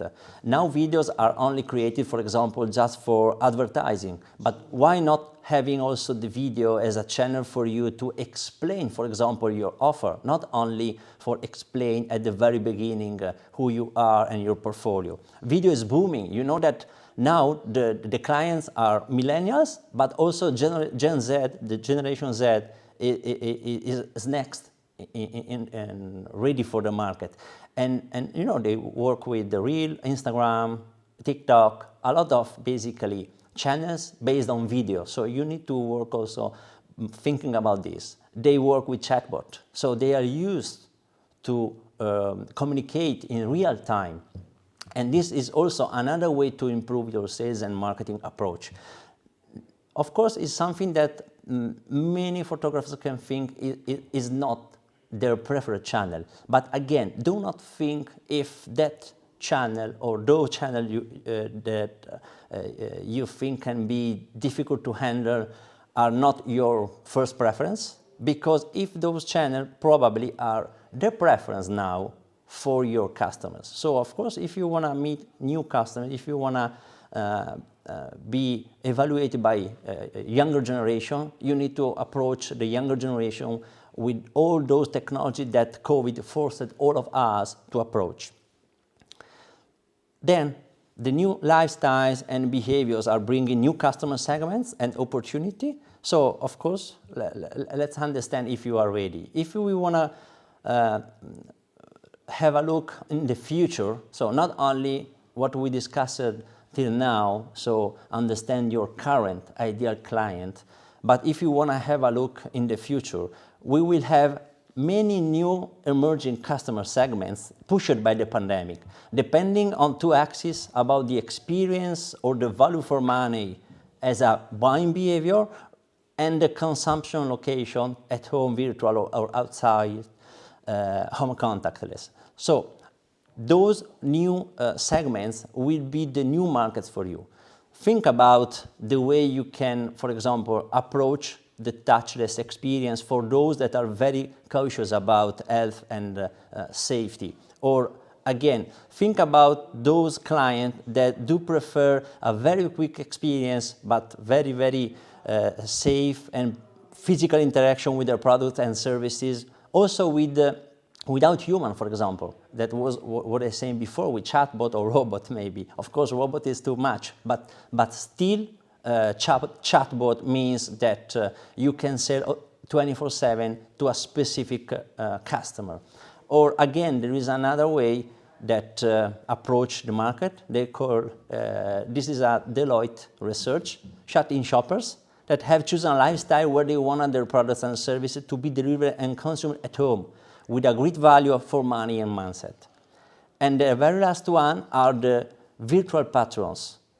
And they repurpose their homes as an integrated destination. And here, for example, virtual reality that is growing a lot, and the forecast is that virtual reality, it will be like the vocal assistant. So every house will have a visor for virtual reality. It's something that, again, is not right now, but in the future, it can something that we should look at.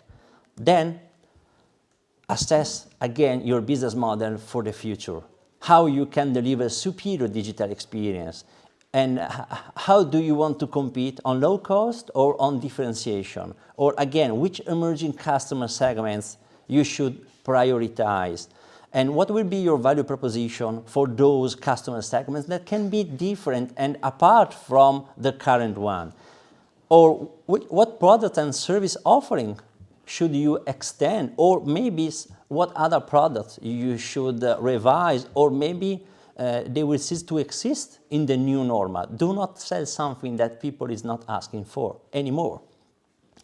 So, as a very, very quick recap, next step, activate customer behavior analysis, determine your new customer segments, your personas, your customer journey, and then, of course, accelerate the tech-enabled capability, and then start thinking about automation, start thinking about the way you can take out the most from technology, not only as a way to survive because of the pandemic, put you in the situation to work with those technology, but now think about how those technology can turn into something that is stable and worthy for you, but more for your customers. So I hope that with just this very, very quick presentation and discussion, I've opened some new ideas, some new horizons to start thinking about. And good luck for your business. And thank you for having me today with you.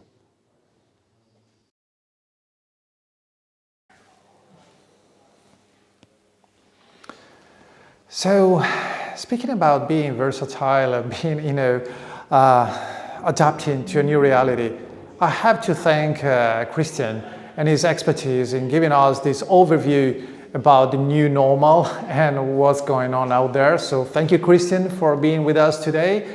And I'm hoping that you found these figures, these charts, this understanding very insightful. So, but like I said, speaking about being versatile and adapting to a new reality, a few years ago, we have introduced a product that it was meant to be a kind of a bridge between the digital-only clients and the possibility to convert them into a printed product clients instead. In this case, I'm talking about the Go Book. And the Go Book was meant to be a sort of transitional, like I said, a bridge. That's the definition that I can use. It's a kind of a frame, if you will, for the tabletop, but it's also a book, of course, and with this beautiful presentation that you can dress up as you like in this case with a very, very nice and pinkish, soft, lovely picture combined with the powder pink of the cloud leatherette, or the warm tone of the spine of the book. The Go Book comes with a perfect solution of a perfect panoramic binding book, as well as a round spine, exactly like as in our wedding book. So it's a sort of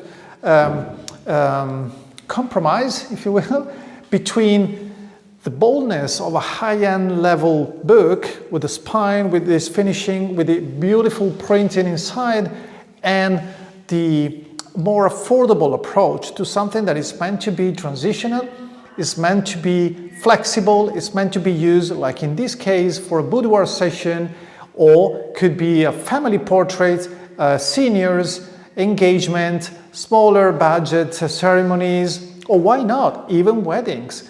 Like I said before, many couples have been forced by, in a province that we all are dealing with, to downsize their ceremonies, to have maybe less people, to go for an elopement where maybe before they were planning to have 100 guests. All of these elements and factors are forcing you, are driving you towards a different strategy. And that's where this kind of program kicks in. So being in a position where you can speak the language of print, because if it's not printed, it isn't a photography, it's just imagery, it's an image. It turns into photography when it's printed. And that's why the Go Book is absolutely the key for your strategy out there. So thank you for listening to me, and thank you for joining the Go Book program, and let's go to the next session. That's buttonholes. Okay, wait, don't, you're going live. Oh, we're live apparently. Oh, welcome back everybody. You gotta love live television, haven't you? I mean, we're not even television either. It's a fantastic facility that we put together here. Welcomed by Maureen all the way from the US in Wisconsin, and Sean LeBlanc up in Canada, Maurizio over in the Castle in Italy. Well, this is incredible. We've got several continents all joined together, including our tiny little island stuck in the middle of it. So welcome everybody back. Welcome live here from Graphistudios Live. Maureen, great to see you as always. Yes. Well, we've worked together for a long time, so you probably remember me when I was in Wisconsin. But you know where I am now. Minnesota. No, yes, they're same thing. They're so close. It's kind of this. We blend them together. But you've stopped wearing cheese on your head now. Is that right? I've graduated up to Minnesota, to the Vikings, and this is the Graphy headquarters in Oakdale, Minnesota. But I don't want to talk about me. I want to talk about Sean LeBlanc. So Sean, it is my pleasure to introduce you today. A multi-award-winning, internationally acclaimed wedding, fine art portraiture, and creative wedding photographer. Photographer and education, and you're mentoring many Graphistudio customers that, the results have just been incredible. So I thank you for that. I love that you have a business background, Sean. You have a very established career as an engineer working for a multi-billion-dollar company. However, your passion was photography. So you resigned, and I'm sure that was an incredibly difficult decision for your family. I will be the first to say, however, that I'm really happy that you made that decision. Yeah, me too. Yeah, it's been awesome. And I'm sure Graphistudio is happy that you made that decision, and customers all over the world. And you've been named the top 100 wedding photographers in the U.S. by SLO Lounge. Multiple awards from Fearless. Your Fearless family is here listening into you today, so I'm really excited to share that with you. And then you're working with Graphistudio on a number of things. We have some things that are kind of under wraps. We're not going to share too much today, but we're going to be sharing some of that very soon. So I'm really excited about where our future is heading. It's really positive. But one thing that I want to talk about is in our recent conversation, you're having an incredible year. I mean, this has been you had a record February. You are finding incredible outlets of opportunities in a worldwide pandemic. And you're going to be talking about, more about your work today. We're going to get to know what you're doing and how you're standing out. But I think that's important for everybody that's listening today, is that there's opportunities. And we have to find those opportunities. And I'm just so excited to hear in the next 35 minutes from you and look at your work and what you've been able to do. You're also having record wall art sales. So I just, on behalf of Graphistudio, I want to say congratulations to you for everything that you've done for the industry and to help photographers understand that you can do it, go after it. You have to work really hard, but there's opportunities out there. Wow, that is quite an introduction, Maureen. Thank you. My pleasure, Sean. Yeah. And you know what, Sean, you've been over to the UK as well as part of the workshop that's happened here. And I know that pretty much everything that you've done translates to here. Often we hear over this side of the pond is, oh yeah, but that's America, that's Canada, that's, you know, but it's actually all translatable because it's not about, you know, the house that you live in. It's not about how much money you've got. And I know we're going to come on to that very shortly. We're going to take a little break just to, in a few seconds just to talk about wall art. And then you're going to be back for a long period to be able to talk a lot more detail about the shoots and how you've done it. Maurizio's obviously joined us as well. He's from that very similar different school of thought when it comes to photography, being far more open to new ideas, new concepts. And Maurizio, you're sitting there very quietly, very patiently, and I welcome you to this conversation too. Well, thank you really for. I'm very curious. I have questions for Sean really, and I want to hear from here more than anything else. Really. Cool. Well, we're going to be back to Sean. Sean's with us, going to be with us for about 50 minutes to an hour or so after this short break, where we're going to talk a little bit about wall art for a couple of minutes, just to show the kinds of things that we're bringing to the world of portraiture, and of course for weddings, for those that want to look at our wall art. So we'll be back to you in a few minutes.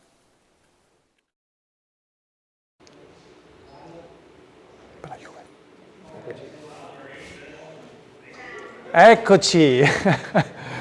Good morning or good night, depending on your time zone.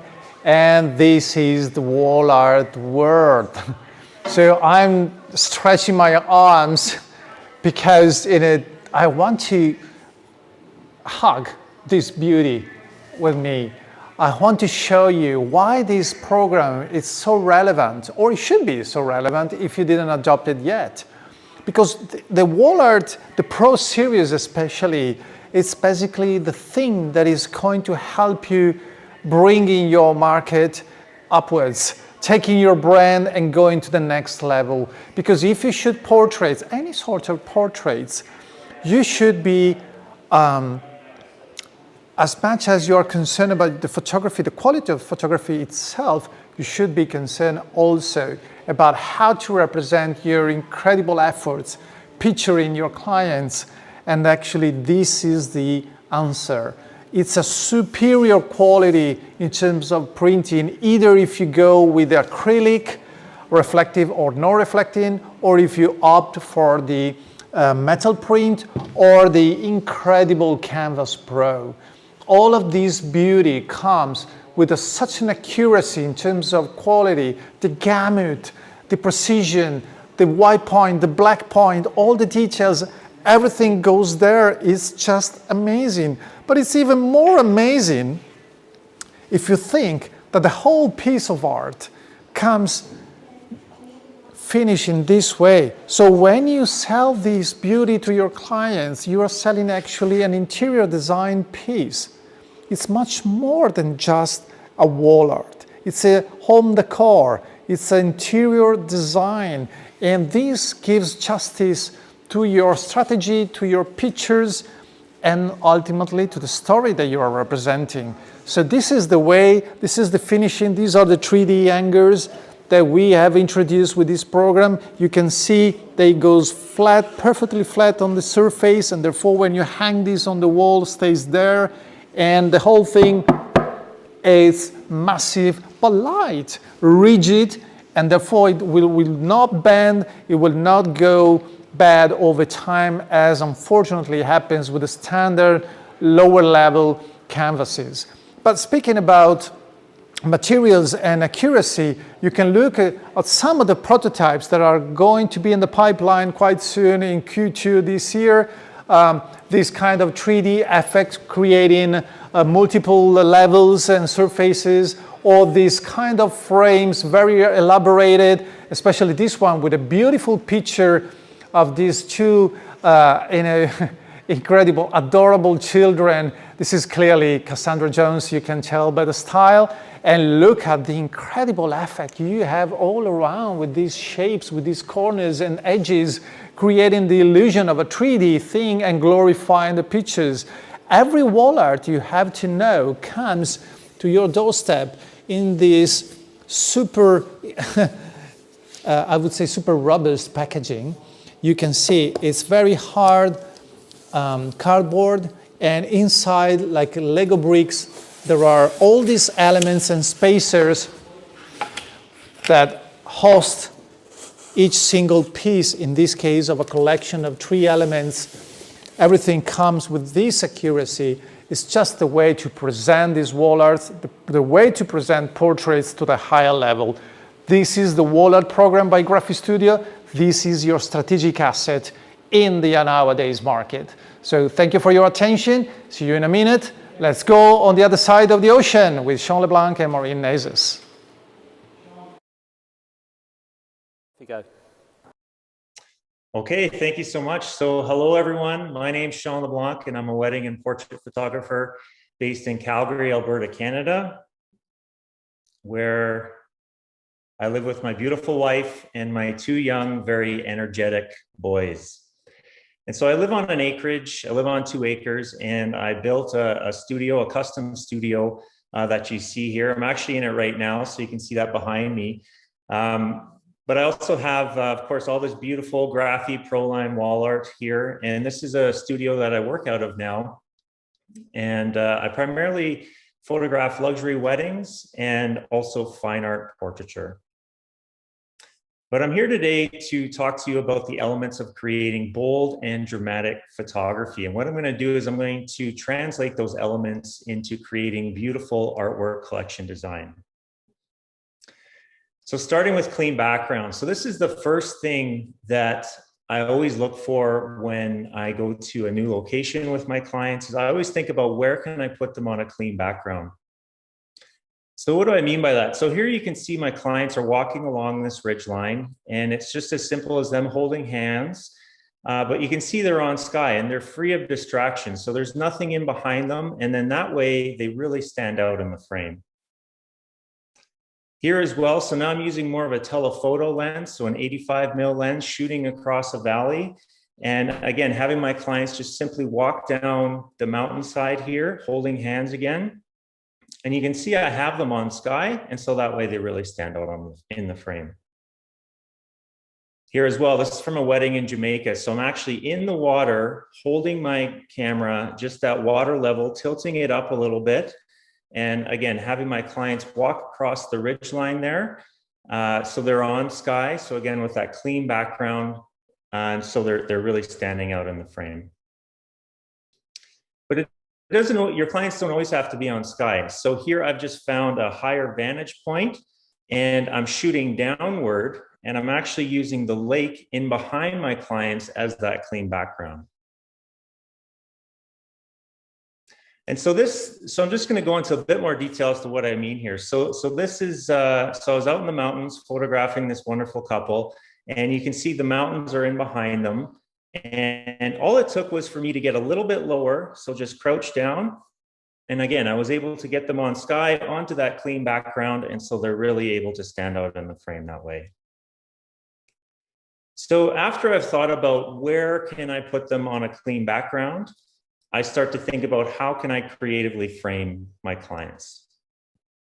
So in this case, I was shooting downtown Calgary, and I noticed this area here. So there's that clean background again, but there were also these interesting elements, these interesting architectural elements from the bridge they were standing on. So I used the iron rods that you see here as that frame. So again, on that clean background.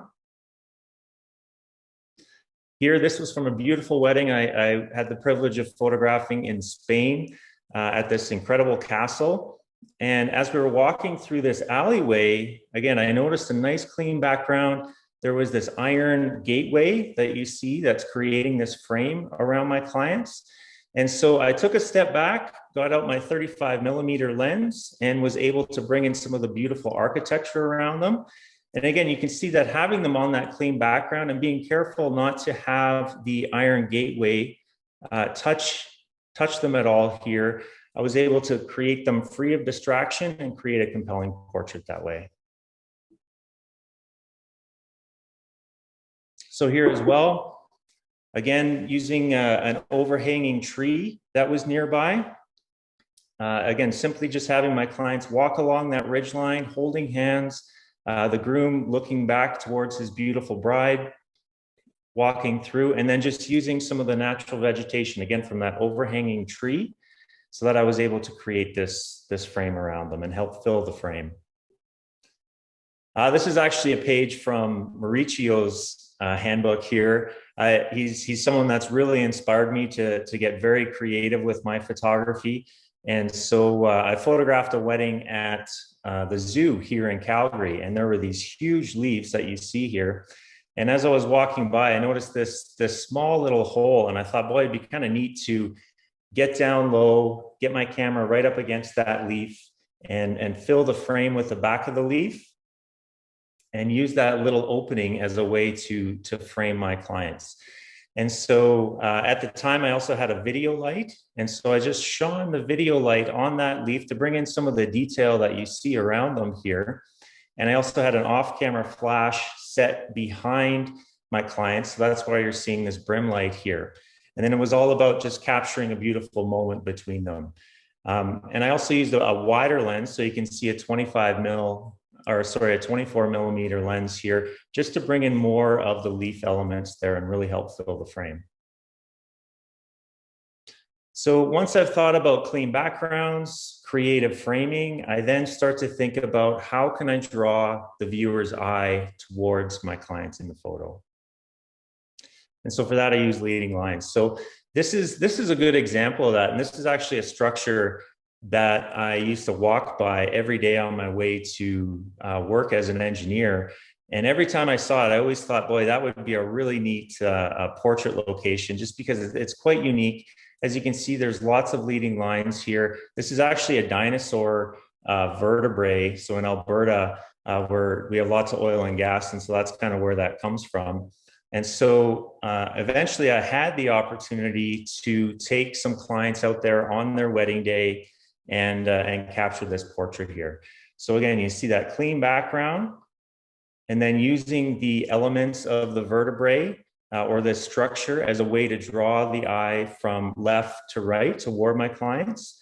And the other thing about this is I'm starting to use opposing primary colors. So that's that cool background that you see mixed with the warm foreground. So you're going to see a lot of that in my photography here.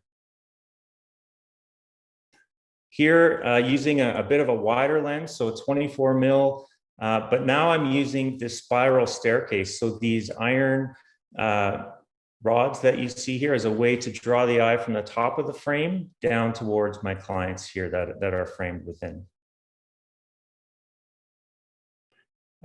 This was taken moments after they were married at this beautiful venue. This is a fireplace that had candles lined along the top of the fireplace. And I thought, boy, that would be really neat. Instead of using, lines that I saw, perhaps I could use these candles as a way to draw the eye. And so with this, I had my 35mm lens, again, placed on a clean background. And now I'm using I'm using off-camera flash as a way to draw the eye to the brightest part in the portrait here, and then using the candles as a way to draw the eye towards my clients. So now I've thought about clean backgrounds, creative framing, leading lines. Now there's another element I can add in, and those are triangles. So our eyes are attracted to triangles and angles. And so for this portrait here, this was taken out in Kicking Horse, which is about 2 hours from my studio. And if you can see, I'm using quite a long lens, so 70-200, and I'm actually on another mountain. And just a quick story in behind this photograph, it was so windy this day. on this day that they actually had to shut down the gondolas because they were blowing completely to the side. And so it was just myself and my wedding clients up on top of this mountain, and we had some time to play around, and of course we had to wait for the wind to die down so all the guests could come up to the top of the mountain. And so while we were up there, I kind of saw this area, and again, you can start to see how the triangles form within this area. So in the foreground, you've got this a triangle here with the mountain, here as well in the background. The sky starts to make a triangle, and then you also can see one in my client's veil as well. And so there's 4 triangles here. The other thing you'll notice are those opposing primary colors, which I talked about before. So that warm foreground mixed with that cool background. This photograph here, you can probably already see the triangles that are forming. So within the horse's legs here. So as the horse was walking by, I used the horse as a frame for my clients underneath, and I just had them do a simple dance move in the background here, as simple as the groom twirling the bride there. Here as well, so as simple as a bridal party walking across the dock. And what's interesting about this photograph is all of their feet are completely apart, right? So you see the bride here, her feet are apart. And then as you move back, all the feet are almost doing something just a little bit different. And so when you have that variety, it starts to create more of a compelling portrait. And you know, as I've been talking about triangles, you can see those form here with their feet. So silhouettes. So I love to take silhouettes, and they're really easy to do. All you need is a bright backdrop or a bright background, and then underexpose your frame. So here, this was actually taken in a very busy parking lot. So there were some picnic tables around, and I just had my clients stand on top of those on one picnic table and use a bit of a longer lens just to cut out all the distraction around them. There's that clean backdrop that I've been talking about, clean background. And then again, underexposing. So I'm using a smaller aperture to bring the exposure of the frame down a little bit more and create this silhouette. Here as well, so I'm using a longer lens, so a 200 f2, a beautiful lens shot at f5.6. And you can see that bright background in behind them. So again, by underexposing the scene, the frame, I'm able to get this beautiful silhouette. Here I'm just using that bright background as with a bright cloud that was in the sky. And again, silhouettes are all about shapes. So with all of these portraits that you're seeing, I typically have my clients face one another. So that way I'm able to get the shape of their faces in them. And that's quite evident with this photograph. So here, of course, with the full bridal party together, this was taken at a local venue here in Calgary. And as we were walking in, there were all of these sort of intricate designs in behind. And this was from a bright and sunny day. And so really the light was just hitting the roof and casting these really neat shadows onto this concrete wall in behind. And so I had the bridal party line up. And again, keeping in mind that silhouettes are all about shapes. So I had them turn and face one another. So that way I could get the profile of their faces. And then it took a little bit of maneuvering because I wanted to be careful that the shadows weren't going through their faces. Okay, so I had to move a little bit, and you can see that I was able to keep the profile of all of their faces here. And then it took a little bit more tweaking in that I asked the bridesmaids to just bring their arms away from their side, so that way we could create that shape from their arm, as well as holding the bouquet.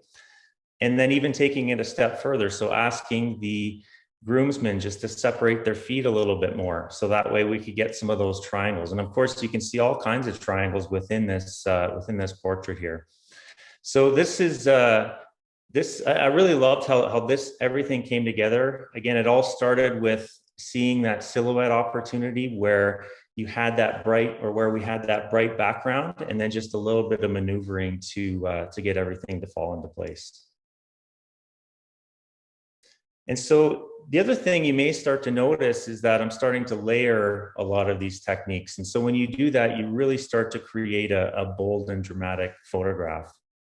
So if you look at this portrait here, this was at the Calgary Library here. And so we've got that clean background that I've been talking about, creative framing with the window, leading lines. So I got nice and low, so that way I could bring in some of this, this line here that I've been talking about, as well as those opposing primary colors. So that warm mixed with the cool background here. And then you'll also notice that there's a bright background. Okay, so that way I immediately thought to go to silhouette for the couple here. So when I am looking to get the creative juices going and I arrive on a location, you know, often on a wedding day, the bridal party's getting anxious. You don't have a lot of time. The light is horrible. And, you know, you're really put to the test at that point. And a way to get the creative juices going, I always think, you know, where can I get low? Where can I get high? Where can I go far? And where can I get close? And so when I start to do that, again, the creative juices start to flow and I start to be able to create some beautiful portraits. So what do I mean by that? So getting low, so this is literally just lying right down on the ground. So here with my 35mm lens, tilting the camera up so that I'm able to use this culvert as a way to frame my couple. You know, I've talked a lot about that. You can see they're on a nice clean background here. And I just had the woman here, my client, just turn her face towards the natural light. So that way we could get some beautiful light onto her face. And then just had her fiance just dip his chin down so that we were able to capture a beautiful moment here. And that all started with just getting low and lying right on the ground. Here, this was taken out in Moraine Lake in the Rocky Mountains. So I'm using my longer lens, 70 to 200. But I'm shooting from a low vantage point. So I'm not lying down on the ground, but I've found a lower vantage point to get low and shoot up. Again, here's that clean background that I've been talking about. But you can also see there's quite a few triangles just from the mountains in the background here. Get high, so finding a place where you can capture a portrait from a very high vantage point. So in this case, I'm using a wider lens at 24mm, tilting it down and capturing some of these beautiful trees here. And it was as simple as asking my clients just to go for a little walk along this, this pathway here, holding hands. Here you can see I've found this, this ledge just to hop on, stood up on it. I really like to take the veil and pull that over my clients. I'll do that quite often. That way I'm able to get more texture to the photograph. I'm able to get some of those lines and those triangles that I've been talking about. And so this is what I was able to capture here. So that's a matter of, again, finding that high vantage point where I can shoot down and just having them create a beautiful moment. So I took it a step further and I just asked the bride to lift her left hand up just onto her shoulder. So that way I could show her beautiful wedding ring here and just turn her chin towards her husband and just ask the husband to give a simple kiss on her cheek. And so I was able to create this portrait, again, just by finding this high vantage point here. Get far. So here, I originally took this photograph without using this natural vegetation here. So I was quite a bit closer to the couple. And of course, this was taken at dusk. So I got some beautiful ambient light here to work with. But I just found that the sky was just too wide open.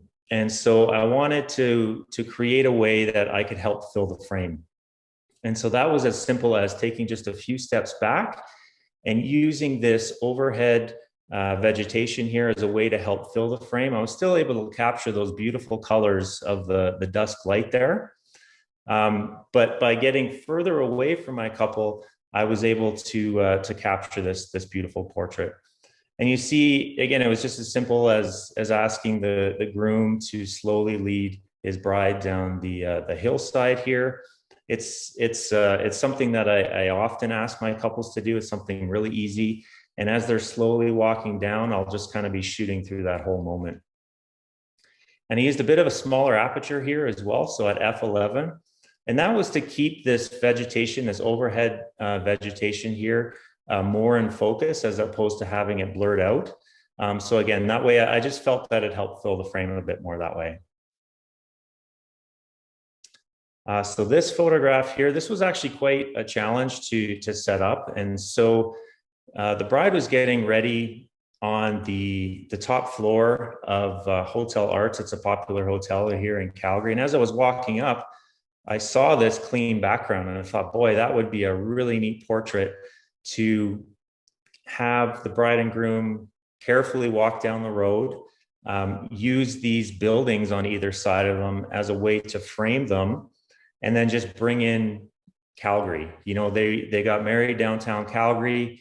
What a beautiful way to tell their story, their wedding story, by including some of those city elements.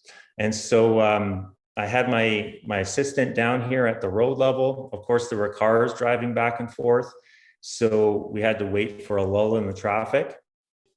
And when I was ready, I just telephoned down to my assistant. She set everything up and had my clients just walk down the road slowly. You see that pose again with the groom leading the bride and just having his head turned back. You can also see, you know, a small little triangle here between his feet that's formed. And I just waited for the perfect moment that they were framed right in the middle between these two buildings. And of course, used the wider lens here. So that way I could bring in, again, some of the city elements there. And just one other thing to note here, I had a smaller aperture, so at f8, and that was just to keep a lot of these buildings in focus. Here, this was taken, I think, a couple years ago now, from the top of the Rimrock Hotel. It's a very famous hotel out in the Rocky Mountains. And my wonderful clients here, they were from LA and came all the way to Banff to get married in the beauty of the Rocky Mountains. But unfortunately, that summer we had some horrific smoke from forest fires that were happening in BC that kind of rolled through the valley. And so it was very difficult to see the mountains. So I wanted to do something that, you know, we could still capture the beauty of Banff, because it is quite iconic. You can see the Banff Springs here in the background.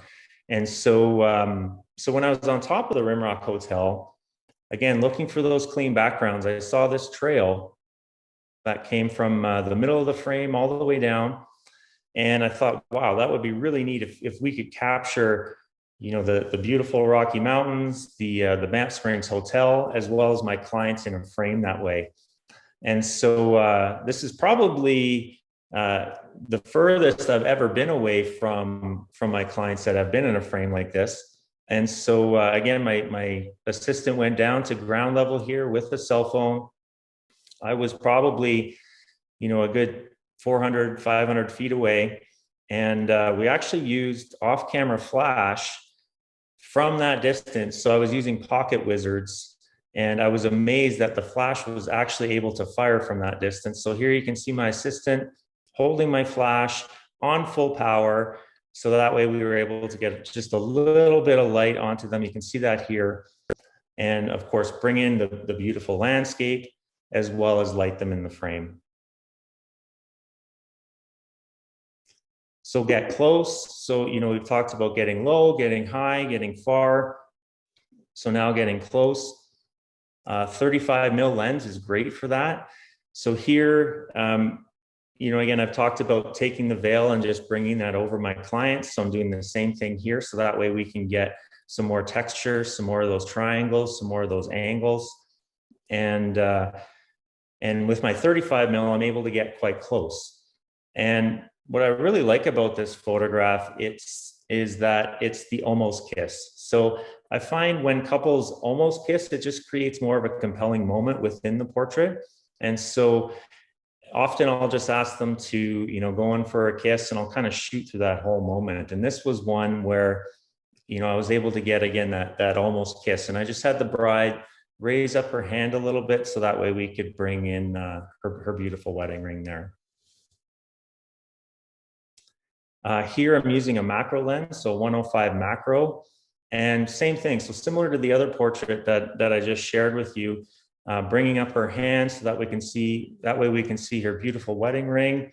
And in this case, the light was a lot lower, so I was able to use the sunlight in behind them as a way to create a bit of a brim light just around her face here, to help separate her from the dark background that she was on. And the other thing I like about this portrait is that even though her hand is covering his mouth, you can see that he's smiling with his eyes. And so, you know, with portraiture, of course, it's always about the eyes, right? Because they're really a window to our soul. So, I mean, just seeing his eyes and seeing that they're kind of squinted a little bit, you can see that he's smiling and he's really happy in that moment. Off-camera flash. So, you know, I've talked a lot about different elements and primarily using natural light, but I also love to use off-camera flash as a way to help draw the viewer's eye and create more of a bold and dramatic portrait. And so a lot of the students that I work with, you know, they do have a lot of questions about how to properly use off-camera flash, and I've tried to come up with a way to think about it as simple as possible. And so these are just some simple steps that I follow every time that I'm shooting with off-camera flash. So the first thing is to shoot manual. So all of the portraits that I take, whether it's in my studio or out on a wedding day, I'm always shooting manual. So that way I have more control of you know, aperture, ISO, shutter speed, everything that needs to come together for a portrait. So that's the first thing. The second thing is I always think about composition. So, you know, once I have my settings dialed in, then I'll think about how can I compose. Again, using those elements that I talked about clean background, creative framing, leading lines, all of those things. From there, I'll expose for the ambient light. Again, shooting in manual. So if it's a bright and sunny day, I'll be at ISO 100. Whereas if I'm in a dark room during a wedding reception, I'll turn that up to 3200. I always make sure my shutter speed is less than 1/250th of a second. So that way I'm below the sync speed of my Nikon camera, and I'm able to use the full power of my flash. And then I also think about aperture, and that's really for creative effect. So do I want to use a wider aperture to create some depth of field? Or do I want to use a smaller aperture to bring in some more of the detail? And from there, I'll underexpose that ambient exposure by 1 or 2 stops, and then I'll adjust the flash output. So I'm going to show you an example of what that looks like here. So this is a portrait that I took at a popular venue here in Calgary with my 24mm lens. So just to bring in some of the unique elements of the room here. So of course, you can see triangles, lines. We've talked a lot about that already. But also just in terms of the composition, there is this chandelier that's hanging down from the roof in a third of the frame. And then I also have my client sitting on the stairs in the other third of the frame. And so you can see they're at opposite parts in the image here, just to create more of a compelling composition. So in terms of using off-camera flash, I first of all exposed for that chandelier, brought in my off-camera flash, and then in post-production, I was able to add more of the elements that you see here. So that cool mixed with warm that I've been talking about, those opposing primary colors, and just able to help bring out some of the detail of her dress here, being careful not to have those highlights in her bright white dress blowing out, as well as and really capture a beautiful moment between them. This is another example. So this is out in Kicking Horse. which is a venue I talked about already. And so I saw this clean background, had my client stand on a rock to capture the beautiful mountain backdrop here. Had my assistant, you may notice this guy, he's pretty popular in the photography industry. So I had him hold my flash. I was using a snoot here just to help focus the light onto my clients,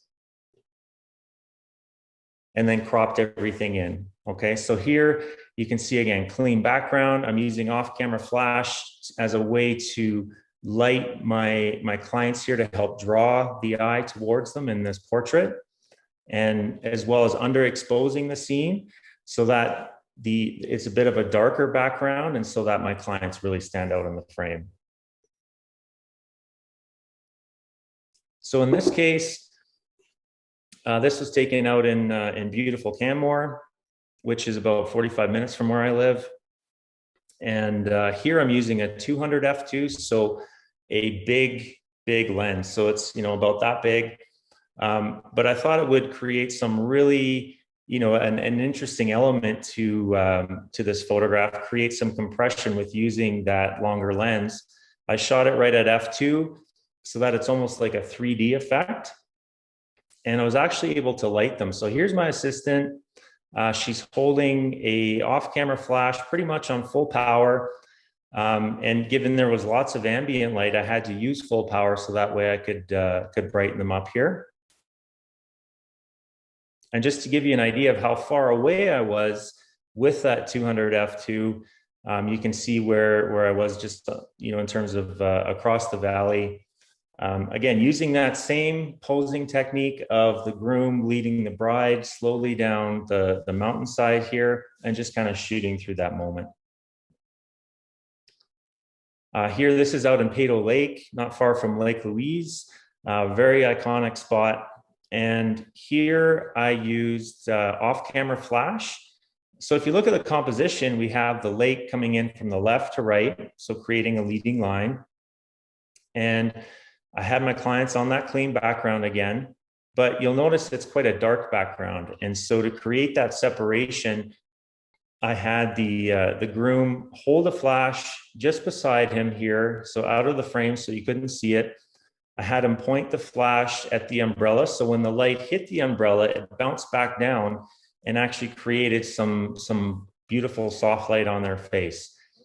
But the other thing it did is it created this brim light that you see around their heads and their faces. And that was really to create separation from this dark background that I was speaking about before. Here, same thing. So now you're seeing more of these elements that I've been talking about. Triangles, clean background, using this as a frame. But now I'm bringing in off-camera flash to help complement a lot of those elements. So I had my assistant just in behind this pillar here with a simple speed light and a grid to help focus the light here. I had my clients just turn their faces towards one another to create this beautiful moment that you see here, and had everything come together that way. I also decided to use a bit of a smaller aperture, so f8, and that was just to keep a lot of the detail from this this neat looking roof here, combined with this beautiful terrain. So I talked about silhouettes already with natural light. So when I see a bright area in behind my clients, I always think silhouette, but you can also create the same thing with an off-camera flash. So this is from a wedding I shot in Costa Rica. And when we were there, the sun went down quite early and the wedding was running behind, and you know, as weddings do. And so I had to create something with no available light. And so I was able to do that simply by asking my assistant to stand behind my clients here, point the flash directly at this incredible, intricate door behind them. And so in doing that, I created that bright spot. And when the light hit that door, it bounced forward and lit up the sidewalls on either side of my clients. So here you can see those leading lines that I've been talking about. The background is a little bit busy, You know, I maybe should have taken this out in post-production here, but it was such a beautiful door that I just decided to leave all those elements in there. Here, this was a portrait taken in our beautiful new library in downtown Calgary. It's got some incredible elements to this this library. So I wanted to capture, you know, these lines and these angles and triangles that you see here. And so I thought a great way to do that would be to create an off-camera flash silhouette. So here, of course, I'm at a lower vantage point, and you can see my assistant there just in the distance, holding an off-camera flash, pointing it at the column in behind my clients here to create that bright spot. And so underexposing the scene, which I've talked about already. And again, creating that bright spot. So when you look at this, I mean, you can see all of these, you know, incredible detail of the under part of the stairs here, the side of the stairs, of course, all of these triangles and these angles. But when you kind of peruse it and look at it, your eye goes to the bright area, and that's where you see my clients there. Originally, I tried it with my client just lifting her hand up like this, but it created too much distraction. So I just had her lower that. And so that way I was able to get the profile of their faces. So reflections here, this was from the Art Gallery in Edmonton, which is also an incredible venue, all sorts of reflections. And so as I was walking up the stairs, they had this glass railing, and I looked to my right, and I could see that the stairs were being reflected from into the glass railing. And so again, I saw the clean background. I had my assistant over here with my off-camera flash to throw some light to create that bright area to help draw the viewer's eye of the portrait. And with that reflection, you can see all of these lines, which are again, drawing the eye towards them.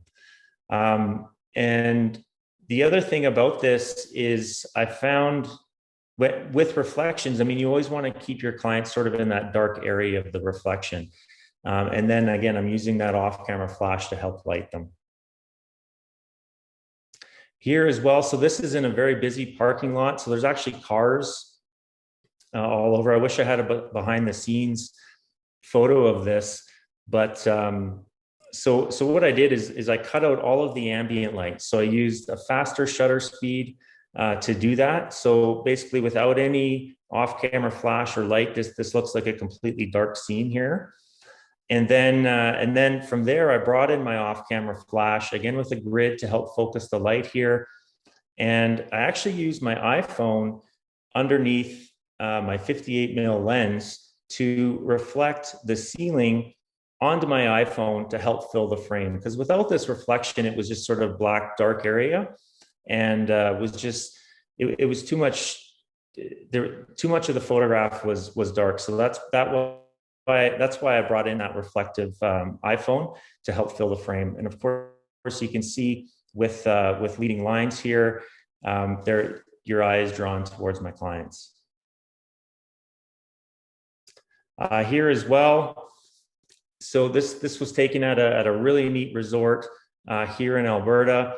And so I was immediately drawn to these chandeliers that were hanging from the ceiling. And so I exposed for those chandeliers. So brought the overall exposure of the portrait down, brought in my off-camera flash. But as I was taking photos, I noticed that every time the light would hit my clients, their faces were being reflected in the artwork that was hanging on the walls. And so as I moved a little bit more to the left, I was actually able to frame them within one of those art pieces. And so that just took a little bit of tweaks or a little bit of tweaking to be able to do that. So, you know, I've talked a lot about different elements, again, leading lines, clean backdrops, all of those things. And so when you start to layer all of these techniques, that's where you really start to get these bold and dramatic portraits. So here in this portrait, I'm actually shooting through, am I still good for time? Okay. You have just a couple of minutes, so we're good. Okay, yeah. So here I'm shooting through 10 rows of wine glasses. So that's where all of these incredible bokeh balls are coming through. And I use a wider aperture at 2.4 to create those bokeh balls. And my assistant was standing in behind my clients here with an off-camera flash to create that bright spot that I talked about previously. And so again, going to a silhouette for this. Here, there's actually quite a few different things going on here. So bright area. So my thought was immediately to go to silhouette for this woman that was standing out on the terrace. And I had to wait a while for her to turn her head. So if you remember, silhouettes are all about shapes, and she was looking forward for the longest time. But eventually she turned her head and I was able to capture this silhouette here. And that was all the while my assistant was inside with my off-camera flash pointed towards the bride and the makeup artist. And so I tried to time everything so that this woman's head was turned to the left, capture that silhouette, and at the same time capture the makeup brush about to go onto the bride here as well. And so of course you see opposing primary colors here, that cool mixed with warm, off-camera flash, which I've talked about before as well, silhouettes. And so as you can see, there's quite a few different layers within this photograph. And the Piazza San Marco of Venice too. Yeah, that's right. That's right. So here as well, this was at the public library in Calgary. Again, it's a fantastic area or a fantastic venue to shoot in. Here I'm using two off-camera flashes. So I have one on the ground pointed towards the wall, so to create a bit of a leading line there. And I've used a blue gel on that flash to create this blue effect that you see. My other flash is lying down on the ground, pointed at the wall and behind. So again, to create that bright spot, to create the silhouette that you see here. But I'm using a warm gel. So again, those opposing primary colors that I've talked about before. My clients are facing one another to create the shapes for that silhouette. And I just asked the